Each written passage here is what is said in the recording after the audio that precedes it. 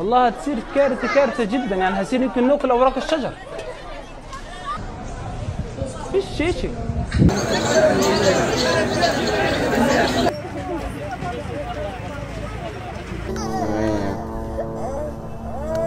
ايش بدك؟ يا عم قصة يا خال، هنا قاعدين عندك والله نشرب. الله لا يجيب نص مليون. Starving to death has officially started in Gaza. All of this long line starting all the way there till here for a simple 10 kilograms of flour to feed their babies and to make some bread.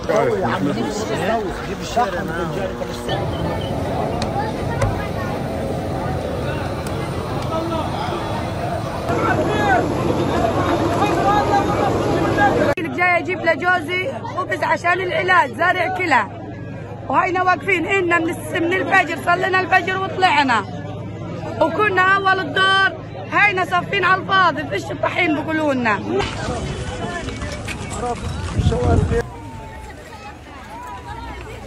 When a city is capable of having a maximum capacity of 500,000 people and you add a whole million other people to it, this is what you get.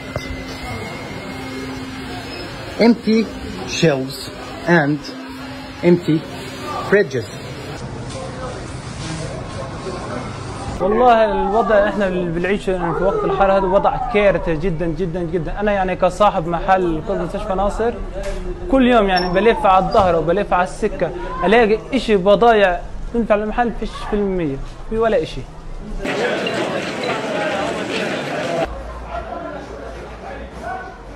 عندنا هنا بنعمل كمان صاج برضه على النار عايدينا وكله شغلنا على النار عشان فيش غاز فيش غاز.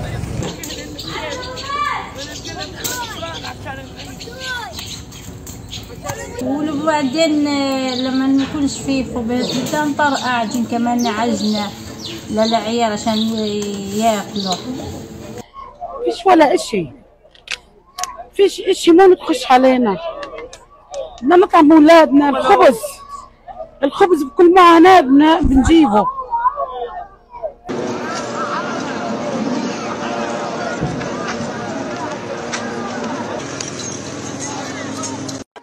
The people of Gaza are starving to death. They are literally starving to death. People are fighting over food and water, and there's limited food and water in Gaza. Like, it's so heartbreaking.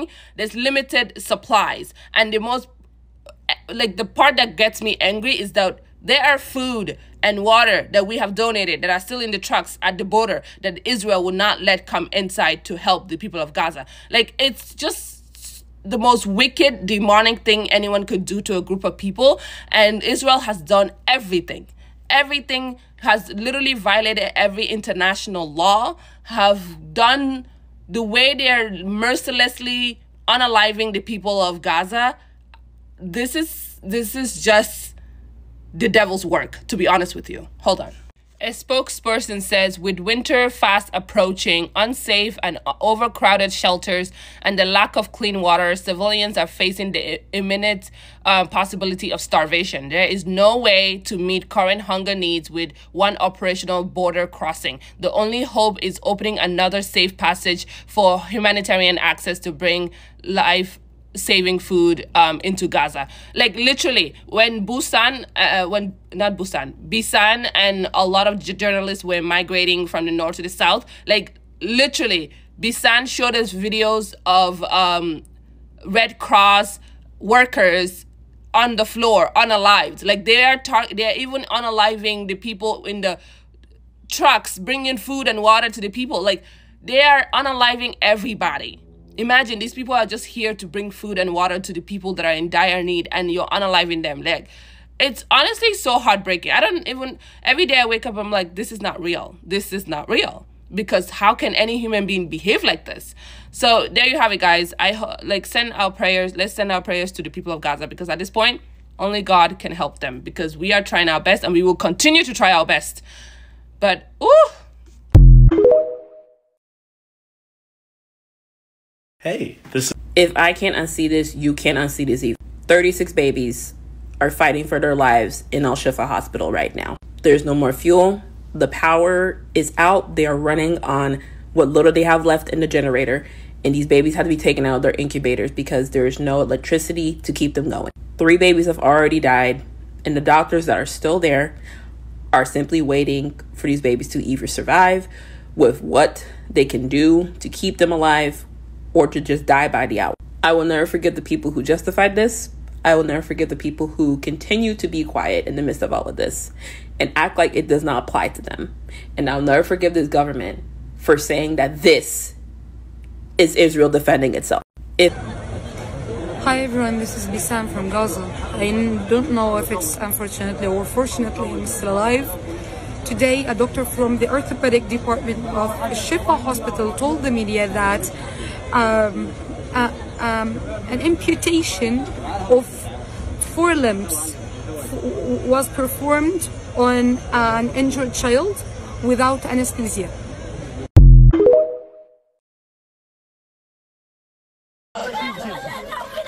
شوفي يا عمو ايش ما بيقول لنا النهارده بدي احكي الخطر عليهم خلينا نطلع بدي يدعوا فينا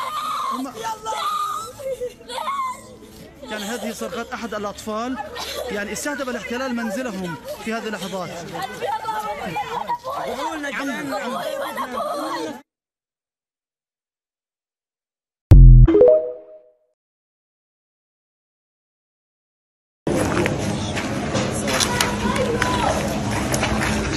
صاحبي غزة الآن يضرب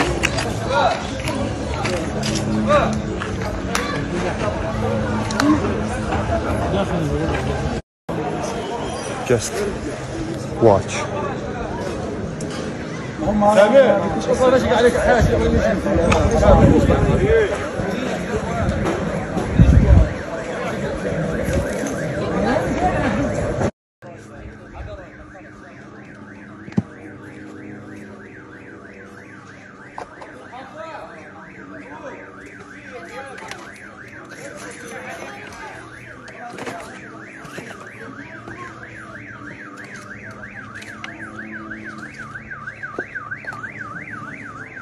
Walking through the rubbles.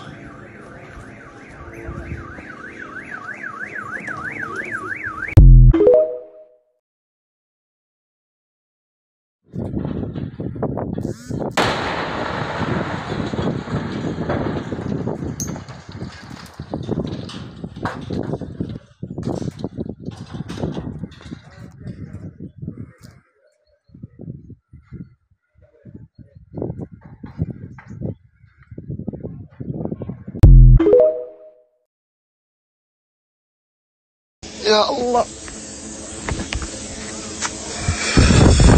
حسبي الله ونعم الوكيل. وايش اللفات ايش فقع يا الله.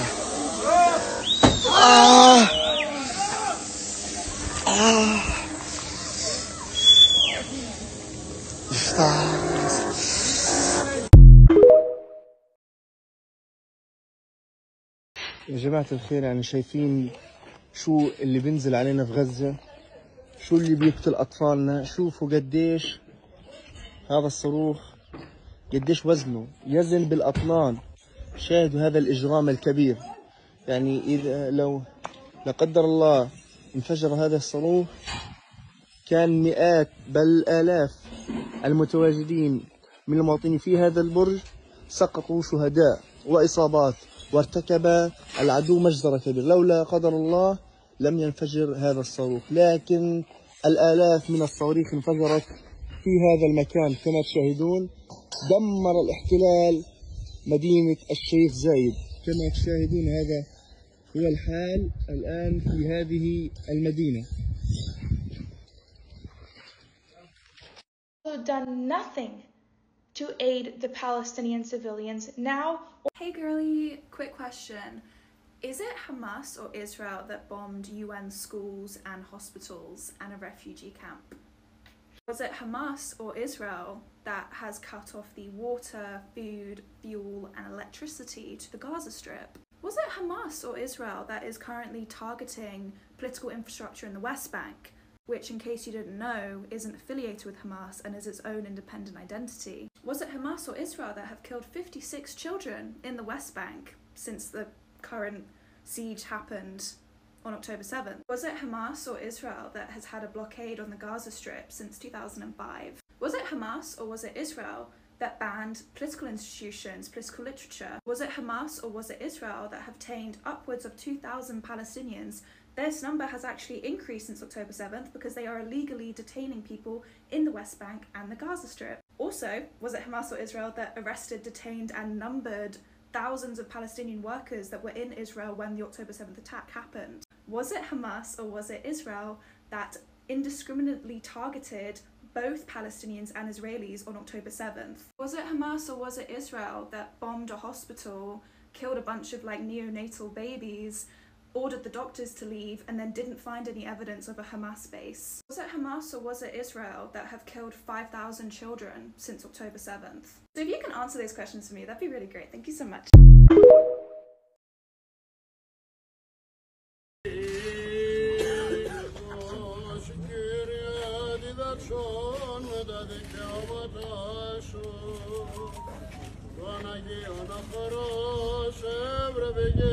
مش أول جريمة، هذه جرائم متكررة، هذه جرائم بمارسها هذا الاحتلال بحق الأبرياء، بحق المدنيين. تعتبوش على حدا، اعتبوا على هذا الاحتلال اللي لا يحترم لا كنايس ولا مقدسات ولا بيحترم أماكن. اهدوا، بدو صلي.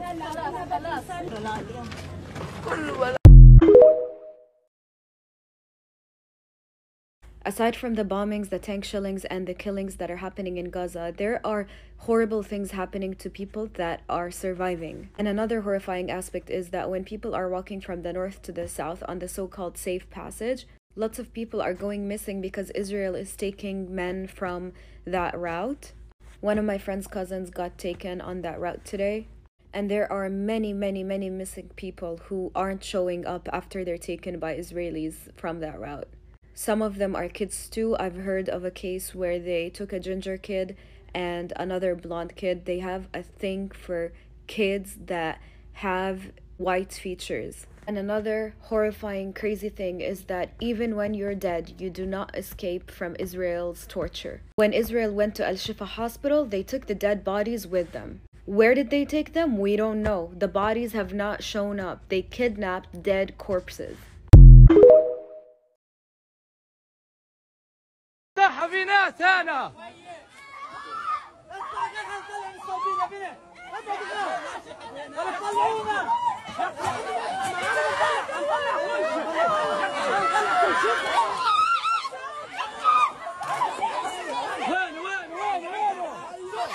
وين ابنك؟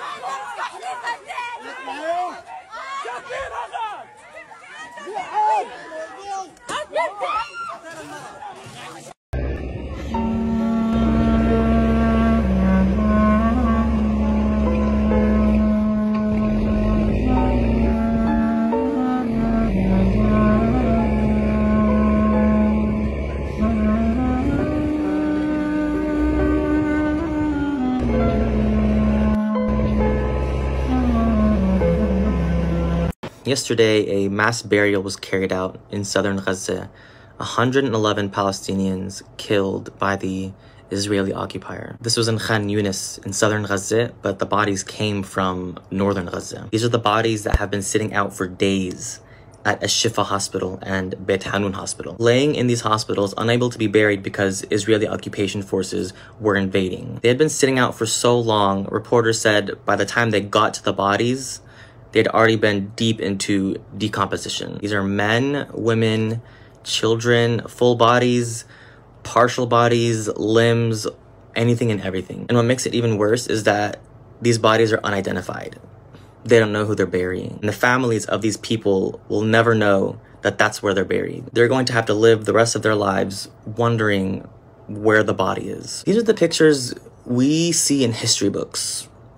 Just like piles of bodies.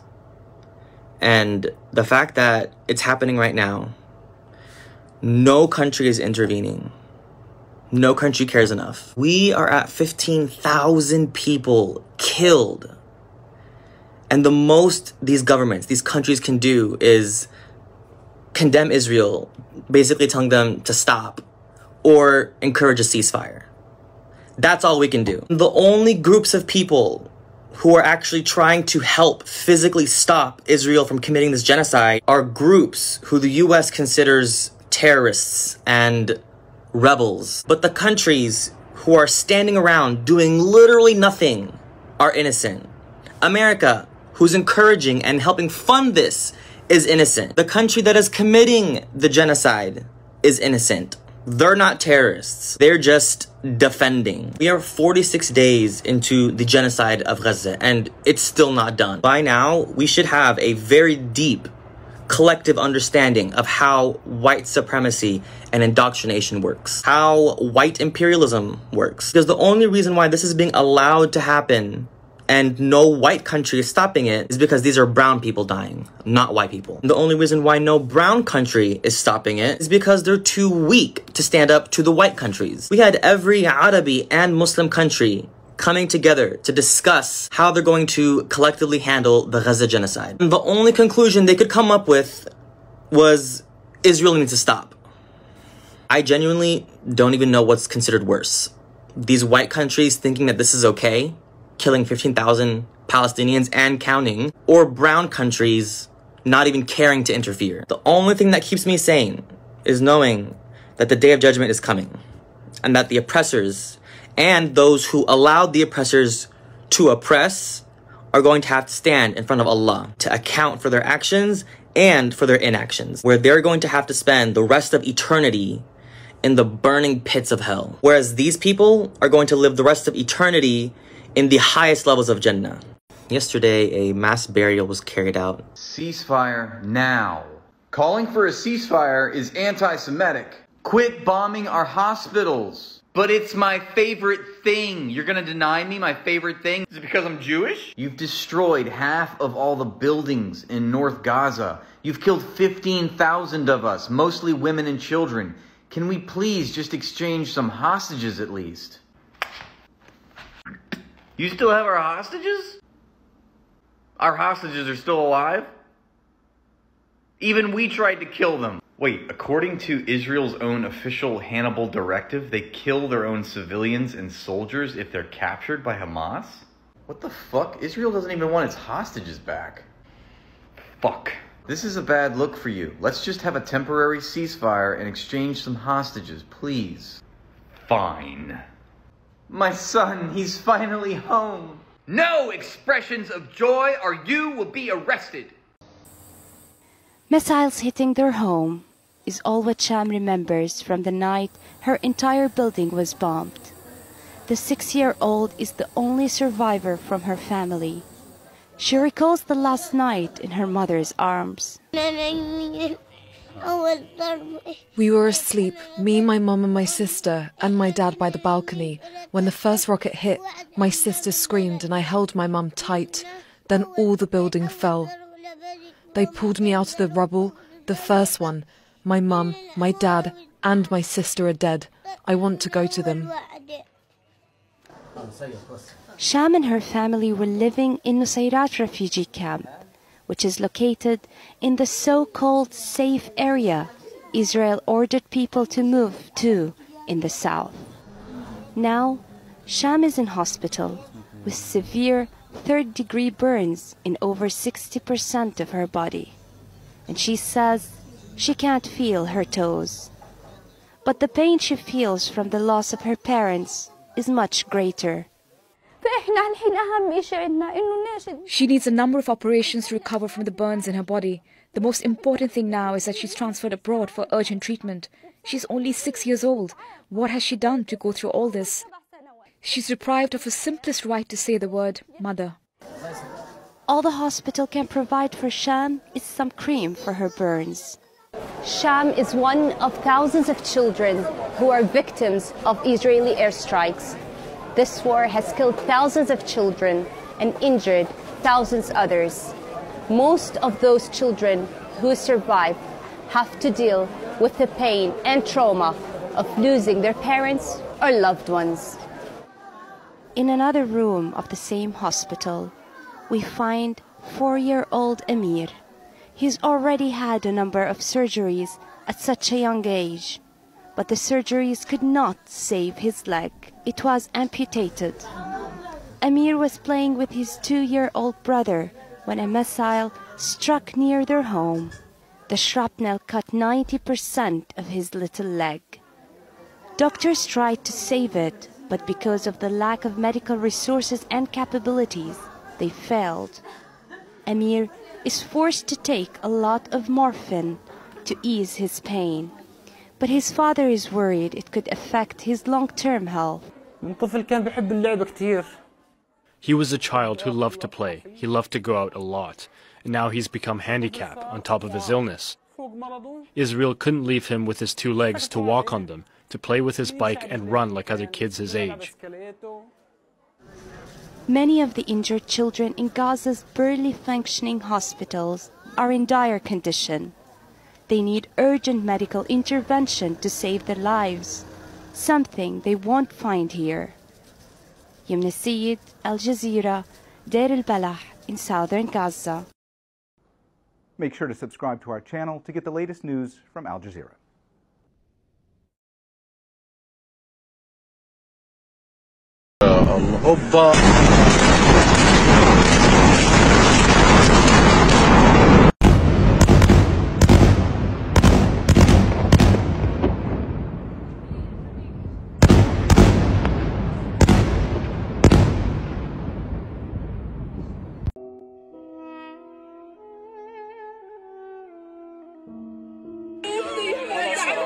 يابا بدي اعمل لك عيد ميلاد، والله يابا بدي اعمل لك عيد ميلاد، عمرك 5 سنين بدي كيكة صافية، والله غير يما اعمل لك كيكة صافية يما، يا يما،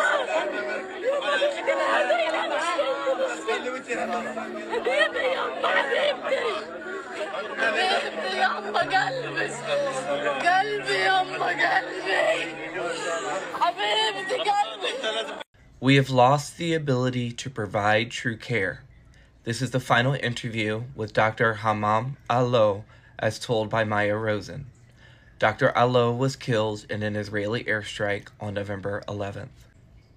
Yesterday, I had to stop resuscitation of a patient because if she had made it back to life, we had no ventilator to offer her.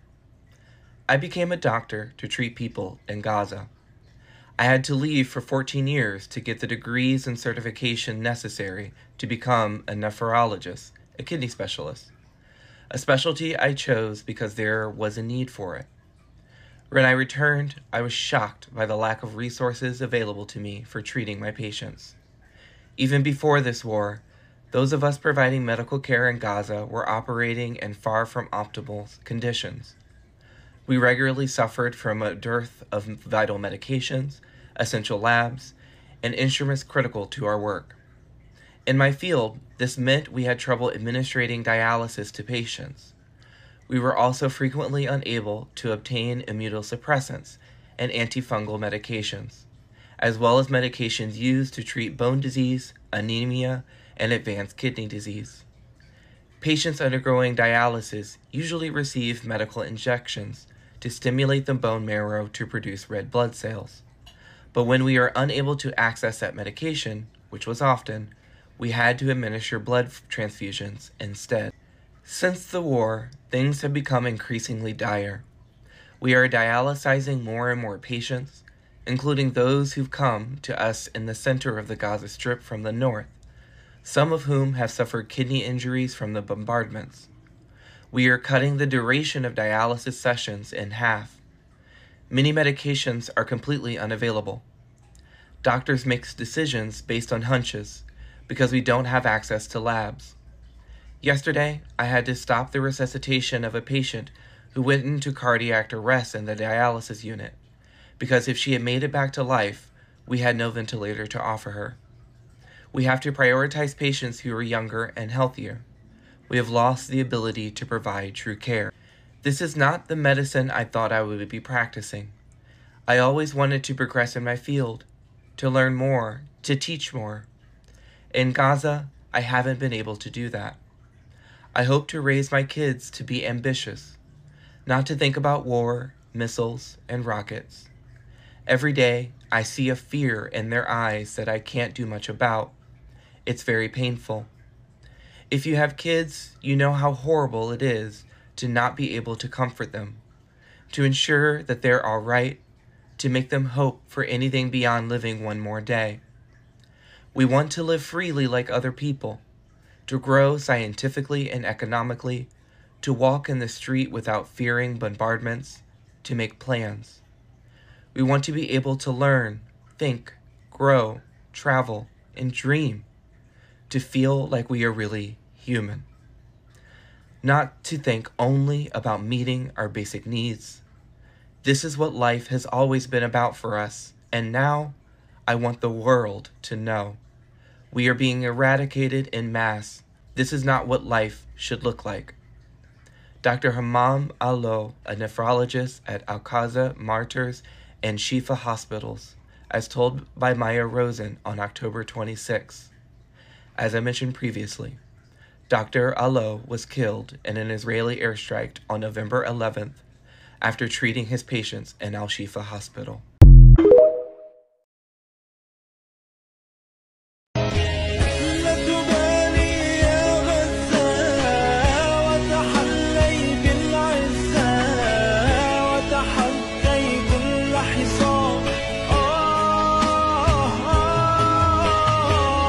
Our fears and the peoples who lost their homes became reality. Look at us. It's winter. It's officially winter.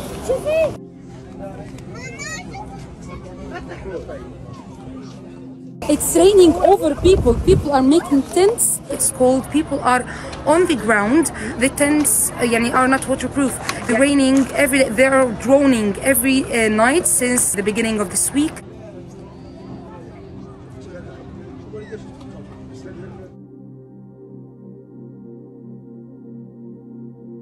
This is Bisan.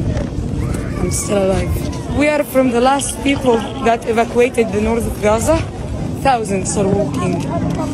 Many places are bombed. Even the road around us is being bombed. The people behind me and around me are people who evacuated their homes, walked for hours to reach here. كم واحد طلع معك حوالي كل المكان؟ أنا ولا المكان هي كل الحارة اللي انضربت كلها طلعت. هي كلهم أقل دار أخذت 5 كذايف. أقل دار. هيهم استلموا الشمال. So it's not safe for people. It's terrifying. It's exhausting. And by the way, it's a bombing just minutes ago. More, can you zoom to know?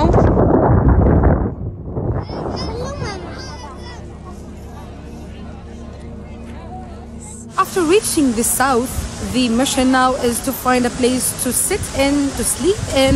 People are trying to make the tents as much as they can ready for the winter. There is no enough water for drinking. It's salty water. There is no hygiene. There is no bathrooms for all these people, unfortunately. And of course, there's no enough food. So people here are eating day yes and day no.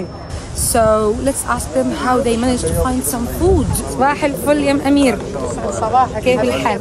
الله يسعدك. احكي لي لمين بتخبزي صاج؟ هو من ناحية صعب انه نجيب طحين، الطحين مش متوفر وانت شايفة كيف كله مقفل، احنا محصرين بجد. الطحين اللي كان عنده في بيته طحين قبل الحرب هو اللي كسبها، الحين عايشين عليه على بواقي، مش متوفر حاجة.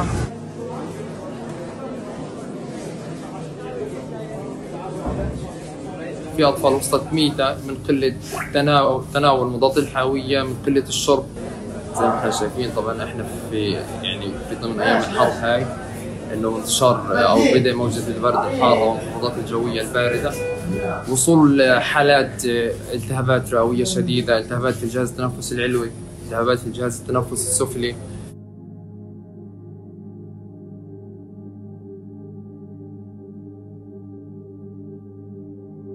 I'm asking you, do you have any empathy with the Palestinian position? I have zero empathy to people that time after time refuse to recognize the right of the Jewish state to their homeland, Jewish people in their homeland. I have zero sympathy because I want to live in a world where we can live together. How can you live together? But they deny my right to exist. If you have zero empathy, in your own words, with those people. No, it's not what I said. I said I have zero sympathy to the fact that they lost their land. They didn't lose their land. They committed the crime of attacking the small state of Israel after the UN decision. So do you have any empathy with the Palestinian people? Absolutely. I think that... What is your empathy? I think my empathy to the Palestinian people, that we could have had a flourishing region, having the best high-tech, the best life. No, that's an argument. No. I'm asking you to share their pain for a moment. So I'll just give you an example, okay? The best flourishing economic areas are in Judea and Samaria, where you have factories that have Palestinians and Israelis working together.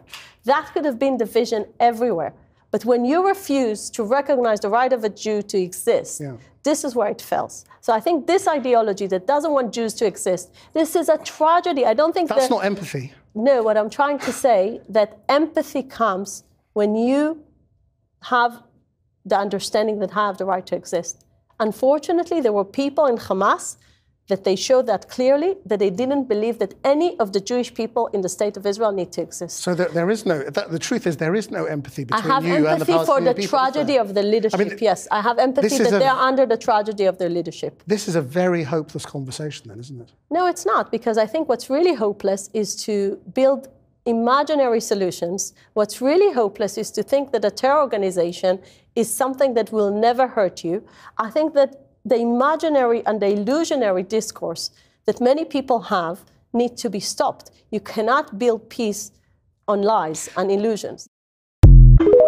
Okay, hopefully this video will be brief, but I want to bring y'all up to speed on what Greater Israel is. This comment is exactly correct. Their plan is to control the entire Levant. First, I'm going to show you all this video by Maryam Awada. I hope I'm pronouncing her name right. Please correct me if I'm wrong. I do edit this a few days ago, but just wanted to bring y'all up to speed. And also, if you're not following her, please follow her. But yeah. First, let me show you this recent video of an IOF soldier.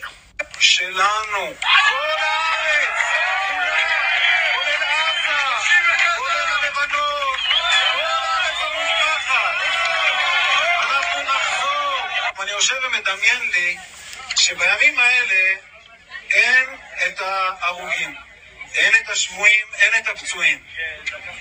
וברגע שאני מזיז אותם מהמסך, אני נשאר עם אולי החודש הכי משמח בחיים. אני אסביר לכם למה זה החודש הכי משמח בחיים מאז שאני נולדתי כבר יותר מ-40 שנה. כי הגענו לשלב, הגענו לנקודה שעם ישראל עולה קומה, עולה כיתה. Now, this was always a part of the plan. The plan was never going to stop at Palestine. They were going to continue throughout the Levant region and surrounding countries as well. It's a part of what they call Greater Israel. Basically, they believe by religious right that all of these lands belong to them. And see, it's not a part of the plan to live among the people that are from that region. No. For them, it means either forcibly removing the people from those regions or genociding them, like they are currently doing right now in Palestine. But that's their plan. That's why Lebanon is being attacked as well, because it's a part of something much bigger to Zionists. Now I'm going to show you a map of what Greater Israel is. Really take it in.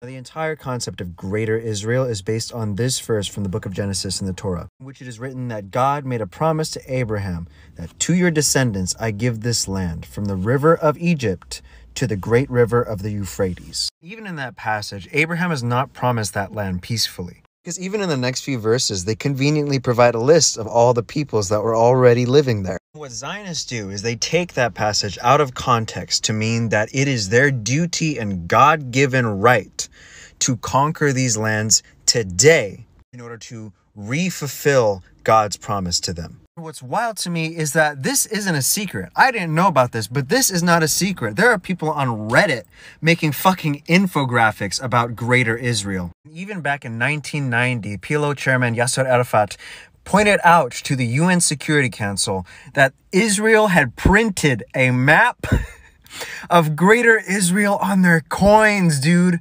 On their fucking coins. It's brushed off as a conspiracy theory, but look, that's obviously fucking Palestine, and this is the rest of the Levant. Like, Like even earlier this year, I believe this was in May, the Israeli finance minister came under fire for giving a speech in Paris in which he featured a map that included the country of Jordan and the occupied West Bank as part of Israel, and then claiming that Palestinian people are an invention. So when you see the news of Israel picking fights with all of the neighboring countries surrounding it, you see that they're right now shelling southern Lebanon and Syria. When you hear them talking shit about Iraq, way over here, doesn't even share a border, understand that this is the goal. This is the end goal. Israel wants to manufacture justification for the invasion of these countries with the West's backing. And even if the only nation that supports them is the United States, the heart of the empire, they could still accomplish this with our backing. This was never about Gaza. It was never about Hamas. This was always the goal. Peace was never an option, and as long as Israel stands, it will never be an option. Always and forever, free Palestine. You said Al-Shifa Hospital has been proven Hamas headquarters. What independent reference, what source, what investigation has proven that? Who has proven that it's an Al-Shifa hospital since it's been a proven fact? Who proved it? So now we're going to get into this basic like Holocaust denying idea that evidence that Israel has shown is not valid. I mean, is that what you're doing? Do you deny that people were raped?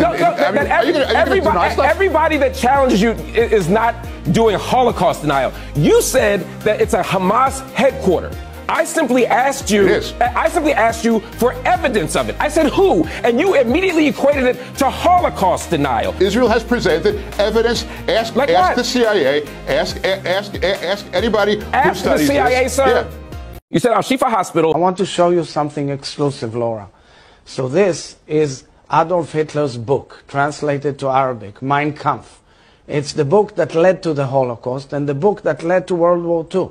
This is the book that led to his victory in elections in Germany, which led to the worst atrocity of humankind, which the British fought against. Well, this book was found just a few days ago in northern Gaza in a children's living room, which was turned into a military operation base of Hamas, on the body of one of the terrorists and murderers of Hamas, and he even marked. He wrote notes, he marked and learned again and again Adolf Hitler's ideology of hating the Jews, of killing the Jews, of burning the Jews, of slaughtering the Jews. This is the real warrior act. So all those who demonstrated yesterday, I'm not saying that all of them support Hitler, but all I'm saying is by omitting to understand what Hamas ideology is all about, they're basically supporting this ideology. The president of Israel really got in front of a camera with a brand new copy of Mein Kampf, Hitler's book, and said that they found it in a child's room that Hamas converted into a base. I guess looking for a justification for why they're killing so many children. And I just want to know, can we stop calling it propaganda at this point? Because it's just blatant lies, bro. It's just a joke, and I feel embarrassed. Like, Israeli National Security Leader Giora Eiland just published an article in favor of genocide, arguing that Palestinian healthcare administrators, doctors, and other civilians should be considered valid military targets because they support Hamas. So Israel's not even trying to deny that they're bombing ambulances and hospitals anymore, they're just trying to justify it. Eiland even said that if there was a severe health epidemic in Gaza, he would cheer it on. That would be a good thing, because it would wipe out some of the Palestinian civilians who he sees as deserving of death, even though about 50% of them are kids. The article was published in Hebrew and it was titled, "Let's Not Be Intimidated by the World," arguing that Israel should ignore the people who are disgusted by the fact that they've killed over 4,000 children and 11,000 people in the last 5 weeks and that they've been indiscriminately targeting civilian areas, refugee camps, hospitals, and other healthcare facilities. He's arguing that Israel shouldn't be intimidated into stopping their genocide. And this is a real Israeli government official, by the way, and he's pretty high up. These are the kind of people running the Israeli government. The kind of people who cheer on healthcare epidemics and explicitly argue in favor of genocide. If you have an Israeli flag in your bio, this is what you're cheering on. The former prime minister for Israel just exposed his own government. He made it clear that Israel knows about the tunnels because they helped build them decades ago. This contradicts everything that the Israelis have been feeding everybody, that the Israelis didn't know about these tunnels. But now you got this former prime minister for Israel talking about, yes, you guys knew because we helped build them. I mean, don't take them from me. Let's watch together. It's already known for many years that they have in the bunkers that originally was built by Israeli constructors underneath Shifa, were used as a command post of the Hamas and a kind of a junction of several tunnels, part of the system. I don't know to say to what extent it is a major. It's probably not the only kind of command post. Several others are under other hospitals or in other. Can I just start by asking you what is your view of whether your government, your military, has done a good enough job of proving their claim that there was a major command center and bunker under Al-Shifa?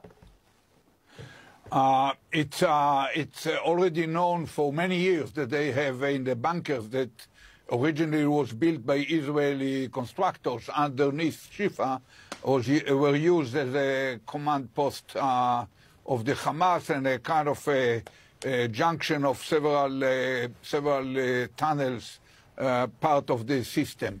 I don't know to say to what extent it is a major. It's probably not the only kind of command post. Several others are under other hospitals or in other sensitive places, but it's for sure had been used by Hamas even during this conflict. Well, when you say it was built by Israeli engineers, did you misspeak? No, decades ago we were running the place. So we held them. It was many decades ago, probably 4 decades ago, that we helped them to build these bunkers in order to enable more space for the operation of the hospital within the very limited size of this compound. Okay, all right. Well, that's sort of thrown me a little bit. So these were there for a long, long time, but you're claiming, or they're claiming, that they're used as a major command center. Anyway, the fact of the matter is that as yet, they have not shown conclusive proof of that. So may I ask you what you would... Christian, wait a minute. It's not easy. We take... Every piece of news that comes out makes me so angry, and it leaves me so heartbroken. Israel's foreign minister, Eli Cohen, did an interview, and in that interview, he said that Israel plans to occupy Gaza indefinitely. He went on to say that there will be Israeli security control from the Jordan River to the Mediterranean Sea at all times. This is clearly a jab at the Palestinian resistance chant, from the river to the sea, Palestine will be free. He then went on to reject any notion that Palestinian Authority would play a role in Gaza's future governance. And this just solidifies what they have already said in the past, that they would have full control over Gaza, including 24/7 military presence. They still continue to say that they vow to eradicate the Hamas government and its members from the Gaza Strip before ending its current bombardment. 12,300 people have been killed by Israeli terrorist forces, including more than 5,000 children and 3,300 women. This is not eradicating Hamas. This is just a full-blown fucking genocide against the Palestinian people. We've already heard the IOF soldiers in their fucking videos talking about taking Gaza, taking the occupied West Bank, taking Lebanon, taking other surrounding countries. We know that this is a part of a bigger plan, And that's why it has to be stopped now. We cannot allow them to continue this shit and to cover it up with the excuse of terrorists, when in fact, they are the fucking terrorists. They came to the Middle East and they created chaos. They ravaged the fucking land. They kill the people. They displace the people. They abuse the people. And guess who fucking pays for it? America. It is fucking shameful. We cannot allow their plan to go forward. Absolutely fucking not. The liberation of Palestinian people is a liberation for all. We don't stop. They feel so confident going into interviews saying shit like this because they know that America's not going to hold them accountable. They know no governments are going to hold them accountable. Fucking psychopaths. I don't know, guys. I don't know if telling the entire world that the leaders of Hamas that you claim to be pursuing inside of Gaza, which is necessitating the carpet bombing of the entire city because they are lurking below hospitals, schools, in these headquarters. I don't know if coming out and letting the whole world know that they're not even in Gaza, but actually in Qatar, was a really good idea. I also don't know if providing evidence of direct threats of use of force in another country which would require you violating the territorial integrity and sovereignty of another nation is a good idea either. I also don't know if it makes a whole lot of sense to come out and just explicitly say and acknowledge and admit that you are not going to distinguish between combatants and non-combatants, which are explicitly defined and distinguished under international humanitarian law. I mean, surely the implication here isn't that you think anyone who has given any type of orders to any combatant at any time is a open, legitimate target for assassination. I mean, that's like coming out and saying that this guy who gives orders to this guy who gives orders to combatants, or even when this guy actually gives orders to combatants, that makes him a legitimate target for assassination as well. But hey, you guys want to keep bragging about all the gross violations of international humanitarian and human rights law and coming out and letting people know you're about to do the same? More power to you. I just wanted to make you aware of the fact that whatever you thought you were accomplishing here was probably not going to be achieved. Every single person needs to watch this. אנחנו באים לעזה, אנחנו באים ללבנון, אנחנו נבוא לאיראן, אנחנו נבוא לכל מקום. תביאו בחשבון כמה אנחנו הולכים להרוג מכם וכמה אנחנו הולכים לבצע בכם על כל אחד מ-1,300 האנשים שרצחתם, שדדתם. לא ראיתם מספרים כאלה בדברי ימי האומה הערבית. אני מעדכן אתכם שזה בא. למקרה שאתם מבולבלים, אני מעדכן אתכם שזה בא. מספרים שלא דמיינתם שאפשר בכלל להגיע אליהם. ואנחנו מוכנים להיכנס לבידוד בינלאומי, ומוכנים לריב עם ארצות הברית, ומוכנים לריב עם כל העולם ואחותו. כמה שנצטרך עד שכולכם, כולל כל התומכים שלכם, תעלו לפגוש את אללה, אנחנו נהרוג. שיהיה ברור, שיהיה ברור, זה המצב בישראל, זה הסנטימנט. אז תחגגו ברשתות החברתיות, תעשו פרי פלסטיין, תעשו את כל המסכנות שלכם, ואנחנו נבוא להשמיד אתכם. להשמיד. תעבירו את זה, תריצו את הסרטון הזה, שיראו כל החברים שלכם, מה אנחנו עומדים לעשות לכם. Did he just call for the genocide of everyone that supports the Palestinian people? I want to tell you something that might shock the audience, which is that Israel not only imprisons Palestinians who are alive, they are also imprisoning dead people, martyrs. 398 Palestinians who have already died in Israeli jails or because they were shot by Israeli army are kept in jail. Those who die in Israeli prisons because of a sickness or because of torture have to stay in prison in refrigerators to complete their sentence. Yeah. Which how could does be Israel 100 justify years. that, Budur? How does Israel justify keeping the bodies of Palestinian prisoners or people who've died under their watch? No justification. 142 of the Palestinians who were killed recently, and mostly young people, a lot of them are children, are kept in refrigerators, refusing to release them as a form of psychological torture against their families, as a form of collective punishment against their families. Right. And 256 are kept in what they call numbered cemeteries, where there is a number for each one, and they are just there. Some of them have been there for more than 40 years. Right. So it's an awful kind of practice that, of course, none of that would happen to an Israeli Jewish person. A shocking practice that you described there, Mr. On the same page here, you're saying that once Hamas leaves, you'll grant the Gazan people food, shelter, fuel, electricity, hospitals, schooling. And if they don't, and if Hamas doesn't leave, then they'll continue to starve and die in hospitals. You are defining for the international community right now collective punishment. You're saying until Hamas acts differently, the 2 million people in Gaza are going to be treated this way. And once Hamas acts differently, these 2 million people in Gaza will be treated better. That is exactly what collective punishment is. You're holding them accountable for the actions of others. That is the definition, the textbook definition of collective punishment, sir. Now, you may accept that that's what you want to do, but this is absolutely a contravention of international law.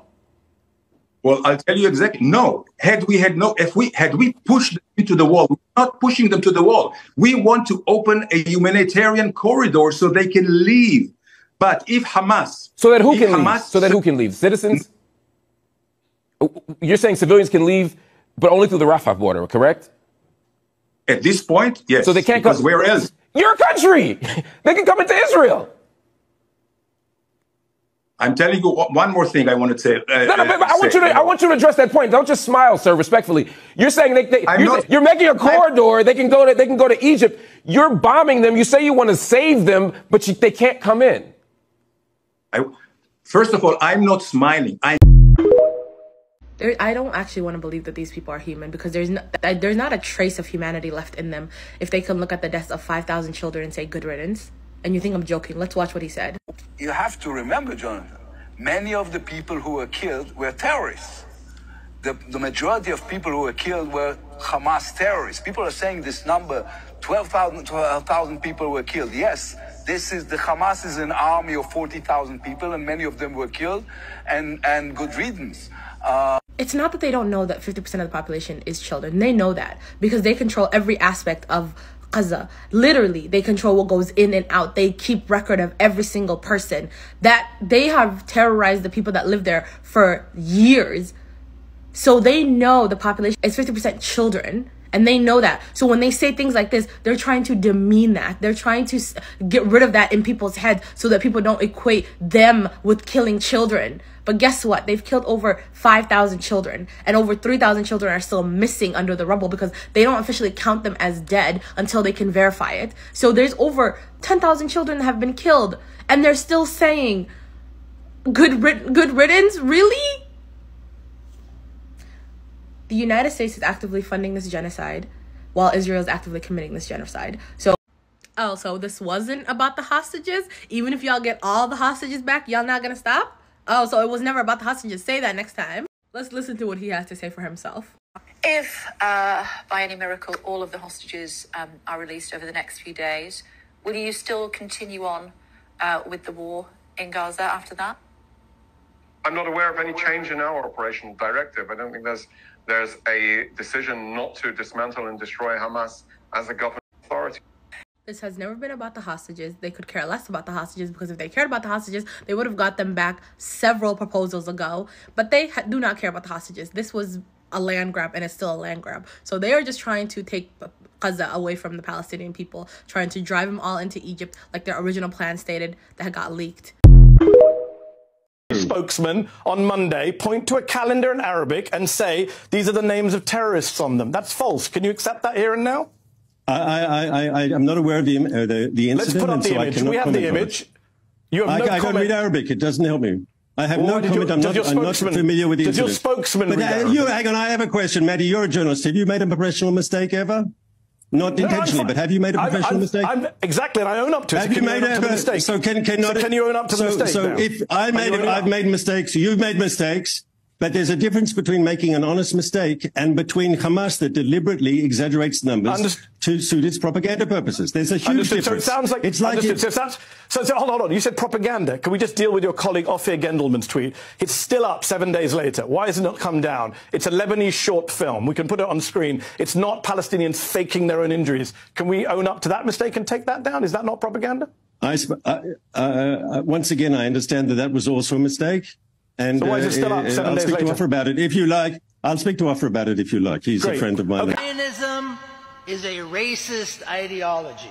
Straight from the horse's mouth. The state of Israel is founded on a racist ideology. Israel is an apartheid, racist, violent regime that has taken over Palestine. Period. That is how we need to talk about it. Exactly. I didn't learn about Zionism in a college course. I didn't learn about Zionism from a book. My grandfather signed the Israeli Declaration of Independence. I grew up in Zionism. I know what Zionism is. And I reject it completely. There you go. You have to reject Zionism if you have a conscience. Exactly. To be proud of being a Zionist? What else is he proud of? Being a pedophile? I mean, what is next? That part. Stop. מי שרוצה להזדהות עם עזה, מוזמן, אני אעלה אותו לאוטובוסים עכשיו שמפנים לשם, עכשיו לחימה.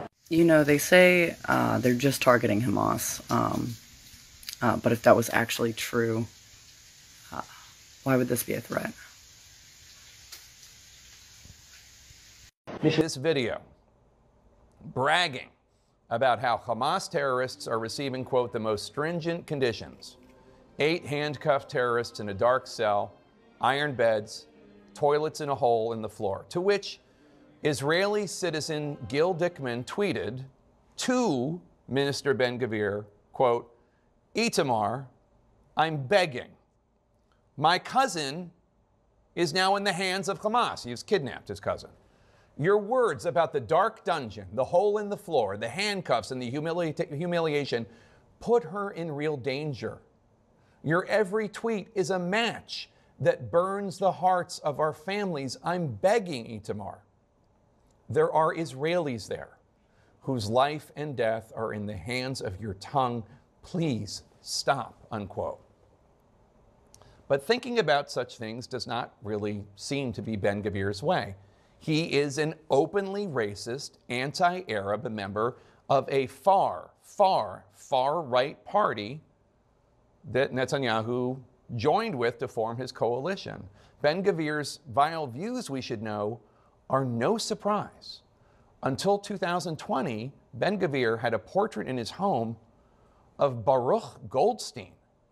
Baruch Goldstein is a Jewish terrorist who murdered 29 Palestinian worshippers in the 1994 Cave of the Patriarchs massacre.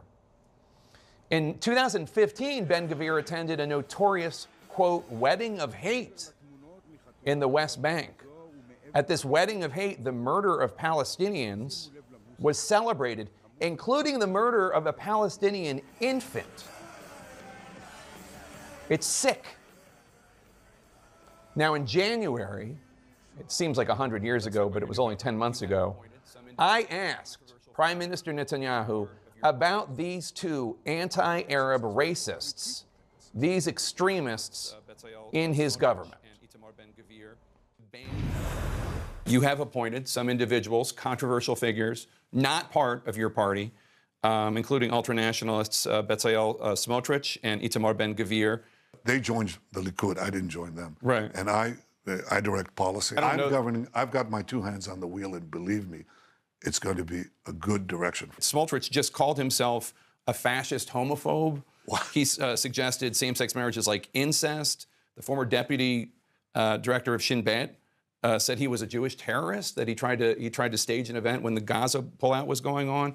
And the other day he was saying that he was putting out these horrible conspiracy theories, you must have seen this, about the Shin Bet and the assassination of Rabin. I mean, these seem like rather extreme individuals. Yeah, well, a lot of people say a lot of things when they're not in power, and they sort of temper themselves when they get into power, and that's certainly the case here. Look, I'm controlling the government, and I'm responsible for its policies, and the policies are sensible, and they're responsible, and they'll continue to be that. They didn't temper themselves once they got into power. They didn't. And if Netanyahu's hands are on the wheel, the question for Netanyahu is, does he stand by the extremism of these two cabinet ministers? Because it's not just the presence of Smotrich and Ben-Gvir in the Israeli government, It is the policies that they are enforcing in the West Bank and in Israel that are clearly inconsistent with the image Israel is portraying to the Western world at this crucial moment in Israel's existence that needs to be challenged. If on this day, Saturday, November 18th, you were like, today's the day that I'm going to decide if I'm standing with Israel or not, let this video be the catalyst for your decisiveness. And as you have seen in the last couple of weeks, the fighting is very surgical. It is slow. It is very methodical. Surgical? What are we playing? Operation? We are trying not to reach any of the non-combatant population in the Gaza Strip. And I think that there is no way that we can eradicate the Hamas without dealing with most of its forces that have fled to the south. So just so we're clear, now this is a former Israeli intelligence chief who's speaking on behalf of the Israeli government. And he's saying that the reality is that they're going to have to keep bombing everybody because, well, Hamas is now all in the south. The people of Gaza were told that they have to leave the north and go to the south when they dropped the little leaflets from the sky. And as they went to the south and they were supposed to be safe, they were consistently bombarded on the way there. So now all of a sudden, Hamas is all in the south and now we got to bomb the south? Now, again, one little note, the non-combatant population in the Gaza Strip is really a non-existent term because all of the Gazans have voted for the Hamas. And as we have seen on the 7th of October, most of the population in the Gaza Strip are Hamas. This is egregiously false for a number of reasons, but one is very, very basic. Hamas was elected in 2006, and they didn't even win the majority of the vote. There were a number of people running, and they just got the most votes. They got 46% of the vote. That was the last time there was an election. Okay, so that means that you would have to be 34 now to have voted in that election. Y'all, over 65% of Palestinians are under 34. Yeah. So the previous majority didn't vote for Hamas, and the current majority didn't vote for Hamas. So to say this is like wildly, aggressively incorrect and misleading. And it's also just flat out evil. So if you were still wondering, like, do I support the Israeli government or not? Nonetheless, we are treating them as non-combatant. We are treating them as regular civilians, and they are spared from the fighting.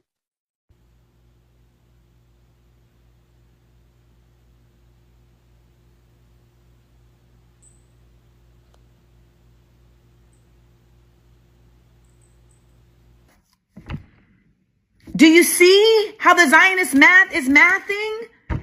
Like, I really want y'all to see it. If on this day, Saturday... There is a place in Gaza called the Muassi. The Muassi is the place where they all can have shelters. Together with international organizations, we created shelters for the Palestinian people. So you cannot say Israel is not, facilitating that. Together with humanitarian... So according to Hotobelli, in Al-Muassi, Gazans will be safe from bombs. They'll have access to shelters and humanitarian aid. Very, very humanitarian. Unfortunately for Hotobelli, Sky obtained footage of Muassi. This is where she's talking about. A desolate wasteland of sand dunes next to the Mediterranean Sea. There is no aid in Al-Muassi. There are no aid agency tents. There are no food kitchens. There is no help here. Ash, 2 million people live in Gaza. According to Sipi Hotobelli, they should all go hang out on what looks like a kind of abandoned junkyard, essentially. It's critical, I think, for us to realize that when you're dealing with, an Israeli diplomat like Sipi Hotobelli, you're not dealing with a kind of international statesman who is, you know, very sober and very measured in the things that they say, and they're worried about preserving a sort of diplomatic balance. What you're dealing with is a propagandist who has absolutely no regard for the truth if that truth doesn't serve their state's interests. This is the chief of Shin Bet, which is the equivalent to the FBI in Israel. And he pretty much made an announcement saying that they're going to hunt for Hamas leaders in Qatar and Turkey. Basically saying these countries are not sovereign and they're going to go and commit crimes in their country. Clearly, Israel has no respect for borders or other nations' sovereignty and is willing to take their war crimes into other countries.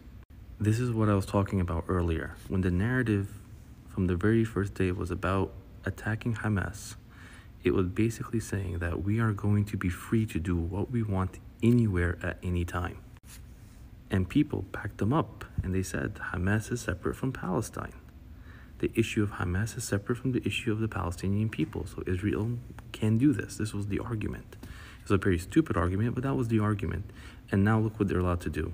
Pretty much turning the world into the Wild West. No accountabilities, no rules, no laws, no respect. But what do you expect? It's Israel. Israel controls what goes into Gaza and what comes out of Gaza. Israel controls the population registry. Israel controls the flow of people and the flow of money. Israel controls Gaza by land, air, and sea. Is anything that I just said untrue?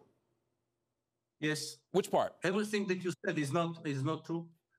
Palestinians Israel does not control the population registry of Gaza? No. Israel doesn't control the flow of goods in and out of Gaza?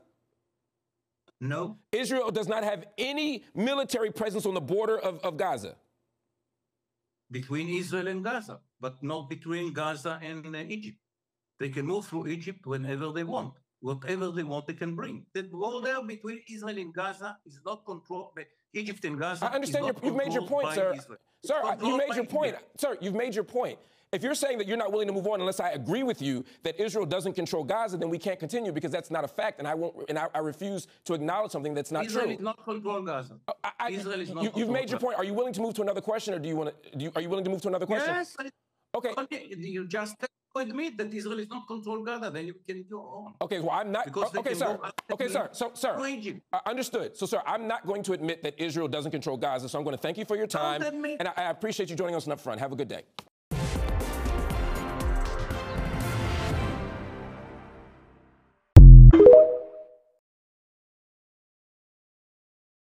He won't stop. After the war in Gaza stops or ends or whatever, we know that the ceasefire is done and they're going to continue hammering away. We saw him establishing a new settlement inside Gaza. Orphan, I believe the name was one of my posts in the past. And now, Israel plans to hunt down Hamas leaders globally. Like, they're going on a worldwide manhunt.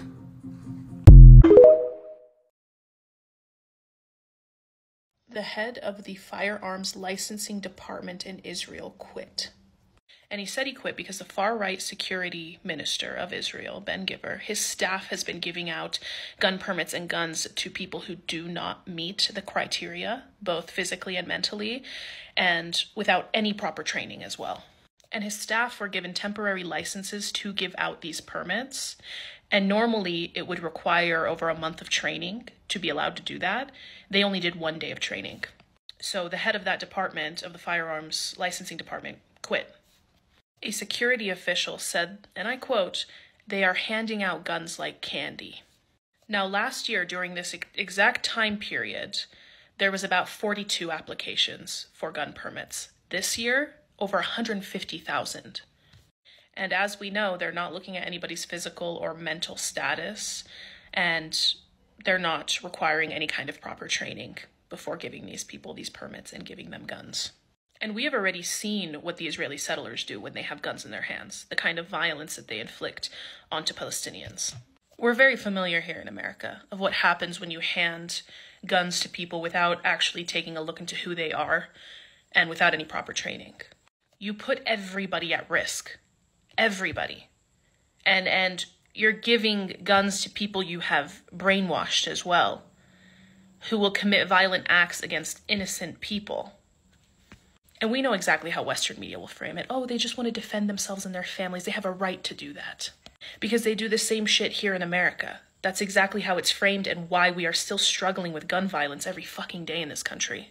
I survived an active shooter situation here in America in a shopping center. This guy came in with an AK-47 and he started shooting. First, he started shooting all of the cars in the parking lot. He shot 2 cops and then he started shooting at the stores. At the stores while people were inside of these stores. Mind you, I was inside working. Israel could very well be putting guns in the hands of people like that.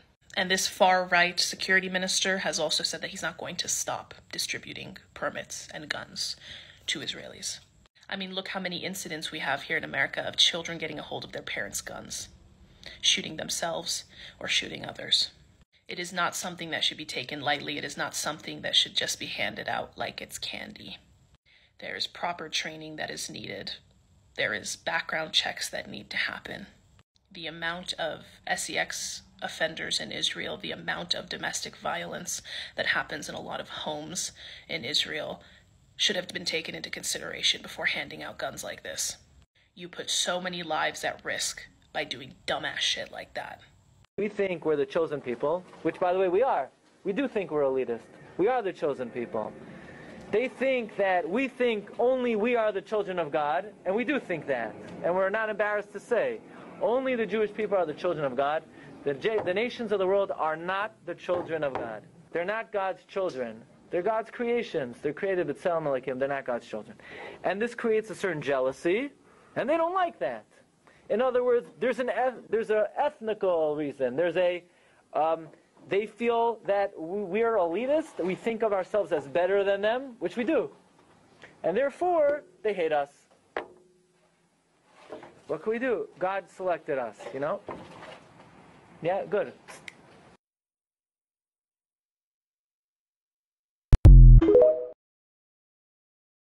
What is the State of Israel's plan for the Palestinian people? How does it see them? Here is Israel's former Minister of the Interior, Ayelet Shaked, in a new interview. There is a consensus in Israel that the war has to continue. You just said that. I've seen that in all the polling I've seen. There's a question of what comes after. People say Hamas must be destroyed. Yes, right? It must. But then, okay, well then what? There's some who said maybe the Palestinian Authority can be the governing entity. No, they can't. Okay, so I know that you repost. They can't because they're educated for hate. You know, but they're not, while they are educated, Hamas, right? They are not Hamas, but they are educated for hate. But then who? And they are paid for slay, so they can't. Who? Okay, so what we want to do first is to eliminate Hamas. And then to have a buffer zone, you know, in order to keep our villages safe. And then there should be like maybe international allies from, you know, countries like Egypt, like the UAE, that will come and manage their lives there for a few years. We need to do, you know, denazification in order to... What does that mean? Denazification? Yeah, denazification, yeah. Because right now, their children from the age... Since they're born, from the age of 2 or 3, we saw it in the kindergartens, we saw it in the school. They are being educated to slaughtered Jews. Okay. This is how they are being educated.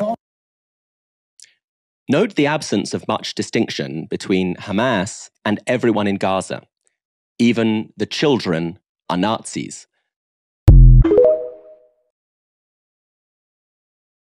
You know that there are 2 agencies of the UN that are in charge of refugees. There is one entity that dealt with all the refugees all around the world, and there is UNRWA that dealt with the Palestinian refugees. The only entity that keeps refugees until now for 75 years and never finds a solution for them is UNRWA. The other refugees from 75 years ago are already settled in other places. So in Gaza, the majority of the population are refugees. according to their own definition, according to UNRWA definition. So if there are refugees in Gaza, not outside of Gaza, in Gaza there are refugees, I think we should solve the problem of the refugees in Gaza the same way the world, please don't stop me in the middle of the sentence, please don't stop me in the middle of the sentence. The same way you can have a monologue for the next 10 minutes if you want, but that's not going to be an interview. No, I'm trying to finish. Sorry. I'm interested in that word voluntary emigration. You basically want Palestinians out of Gaza, right? You call it voluntary, but when people are leaving under shell fire and under bombing with many thousands already dead, that's not voluntary. You just want them out. I am saying that since the majority of the population in Gaza are refugees according to their own definition and UNRWA definition, I think the world and the UN entities that deals with refugees need to take care of them the same way and not continue the situation of refugees living for 75 years without a solution. I don't think anyone in his right mind should support it. And I think any refugee from Gaza who wants a solution shouldn't be held there by UNRWA for political reasons in order to hurt the state of Israel. See, and that's the case. מי שיחרים אותנו מוחרם בעצמו. בשנים האחרונות קידמנו בארצות הברית, ויש כבר ברוב המדינות שם, חוקים שמי שמחרים את ישראל נענש בעצמו. אז זה לא יעזור להם, אנחנו לא מתרגשים מזה, ואנחנו נלחמים בזה. You know he said some backwards ass crap when the war page for Israel is agreeing with him, but let's listen. People can say what they want on the sidewalk, and we respect that. That's what the First Amendment's about. But this word genocide is getting thrown around in a pretty inappropriate way by lots of different folks. What Hamas wants, make no mistake about it, is genocide. They want to wipe Israel off the map. They've said so publicly, more than one occasion. In fact, just recently. And they've said that they're not going to stop. What happened on the 7th of October is going to happen again and again and again. And what happened on the 7th of October? Murder, slaughter of innocent people in their homes or at a music festival. That's genocidal intentions. Yes, there are too many civilian casualties in Gaza. Yes, the numbers are too high. Yes, too many families are grieving. And yes, we continue to urge the Israelis to be as careful and cautious as possible. That's not going to stop, from the president right on down. But Israel is not trying to wipe the Palestinian people off the map. Israel's not trying to wipe Gaza off the map. It's trying to defend itself against a genocidal terrorist threat. So when we're going to start, if we're going to start using that word, fine, let's use it appropriately. 13,000 people murdered.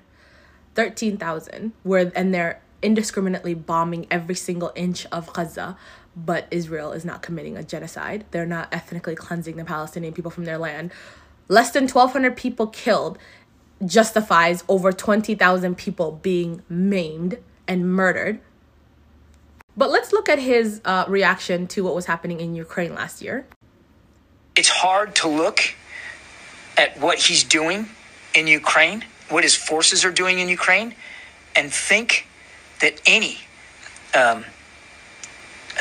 ethical, moral individual could justify that. It's difficult to look at the... Bravo. Give him an Oscar, please. Sorry. Oscar it's difficult worthy. to look at some of the images and imagine that any well-thinking, serious, mature leader would do that. So... Okay. 5,000 children killed, and he didn't shed one tear so far. He can look at the images coming out from Gaza and not have any ounce in any feeling in his heart. So what does that say about him? Because honestly, we all knew it. Black and brown people, we all knew what the administration felt towards black and brown bodies. We know how America feels about black and brown bodies. But like this contrast is jarring to look at. Felt emotions for Ukrainian people because they are closer to skin shade and religion to him, but doesn't feel anything about the Palestinians. But okay. But this word genocide is getting thrown around in a pretty inappropriate way by lots of different folks. What Hamas wants, make no mistake about it, is genocide. They want to wipe Israel off the map. They've said so publicly, more than one occasion. And what happened on the 7th of October? Murder, slaughter of innocent people in their homes or at a music festival. That's genocidal intentions. Yes, there are too many civilian casualties in Gaza. Yes, the numbers are too high. Yes, too many families are grieving. And yes, we continue to urge the Israelis to be as careful and cautious as possible. But Israel is not trying to wipe the Palestinian people off the map. Israel's not trying to wipe Gaza off the map. Israel's trying to defend itself against a genocidal terrorist threat. So when we're going to start, if we're going to start using that word, fine, let's use it appropriately.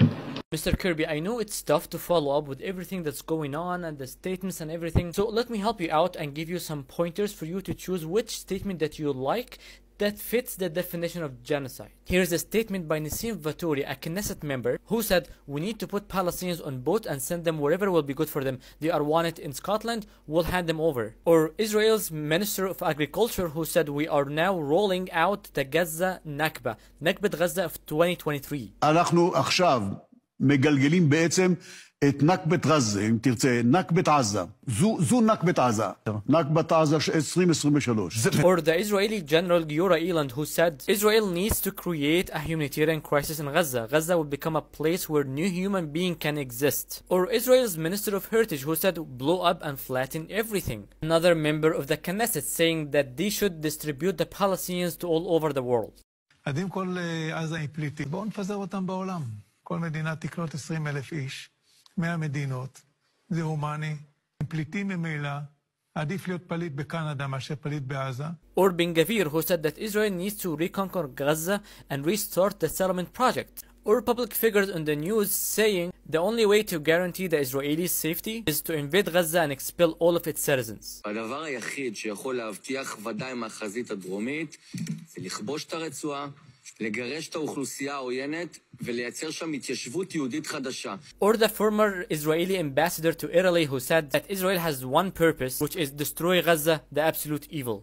Che anche ho sentito qua, per noi c'è uno scopo, distruggere Gaza, distruggere questo male assoluto, assoluto.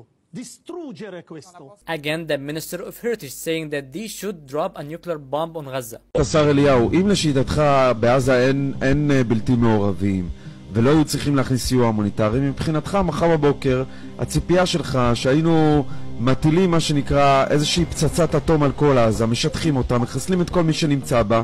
Or another Israeli figure saying that they are going to Gaza, Lebanon, Iran to end everyone. Or the Israeli president that said there are no innocent civilians in Gaza. Or Israel's finance minister who said that Israel's objective is to make Gaza uninhabitable and to create a new Nakba to force Palestinians to leave.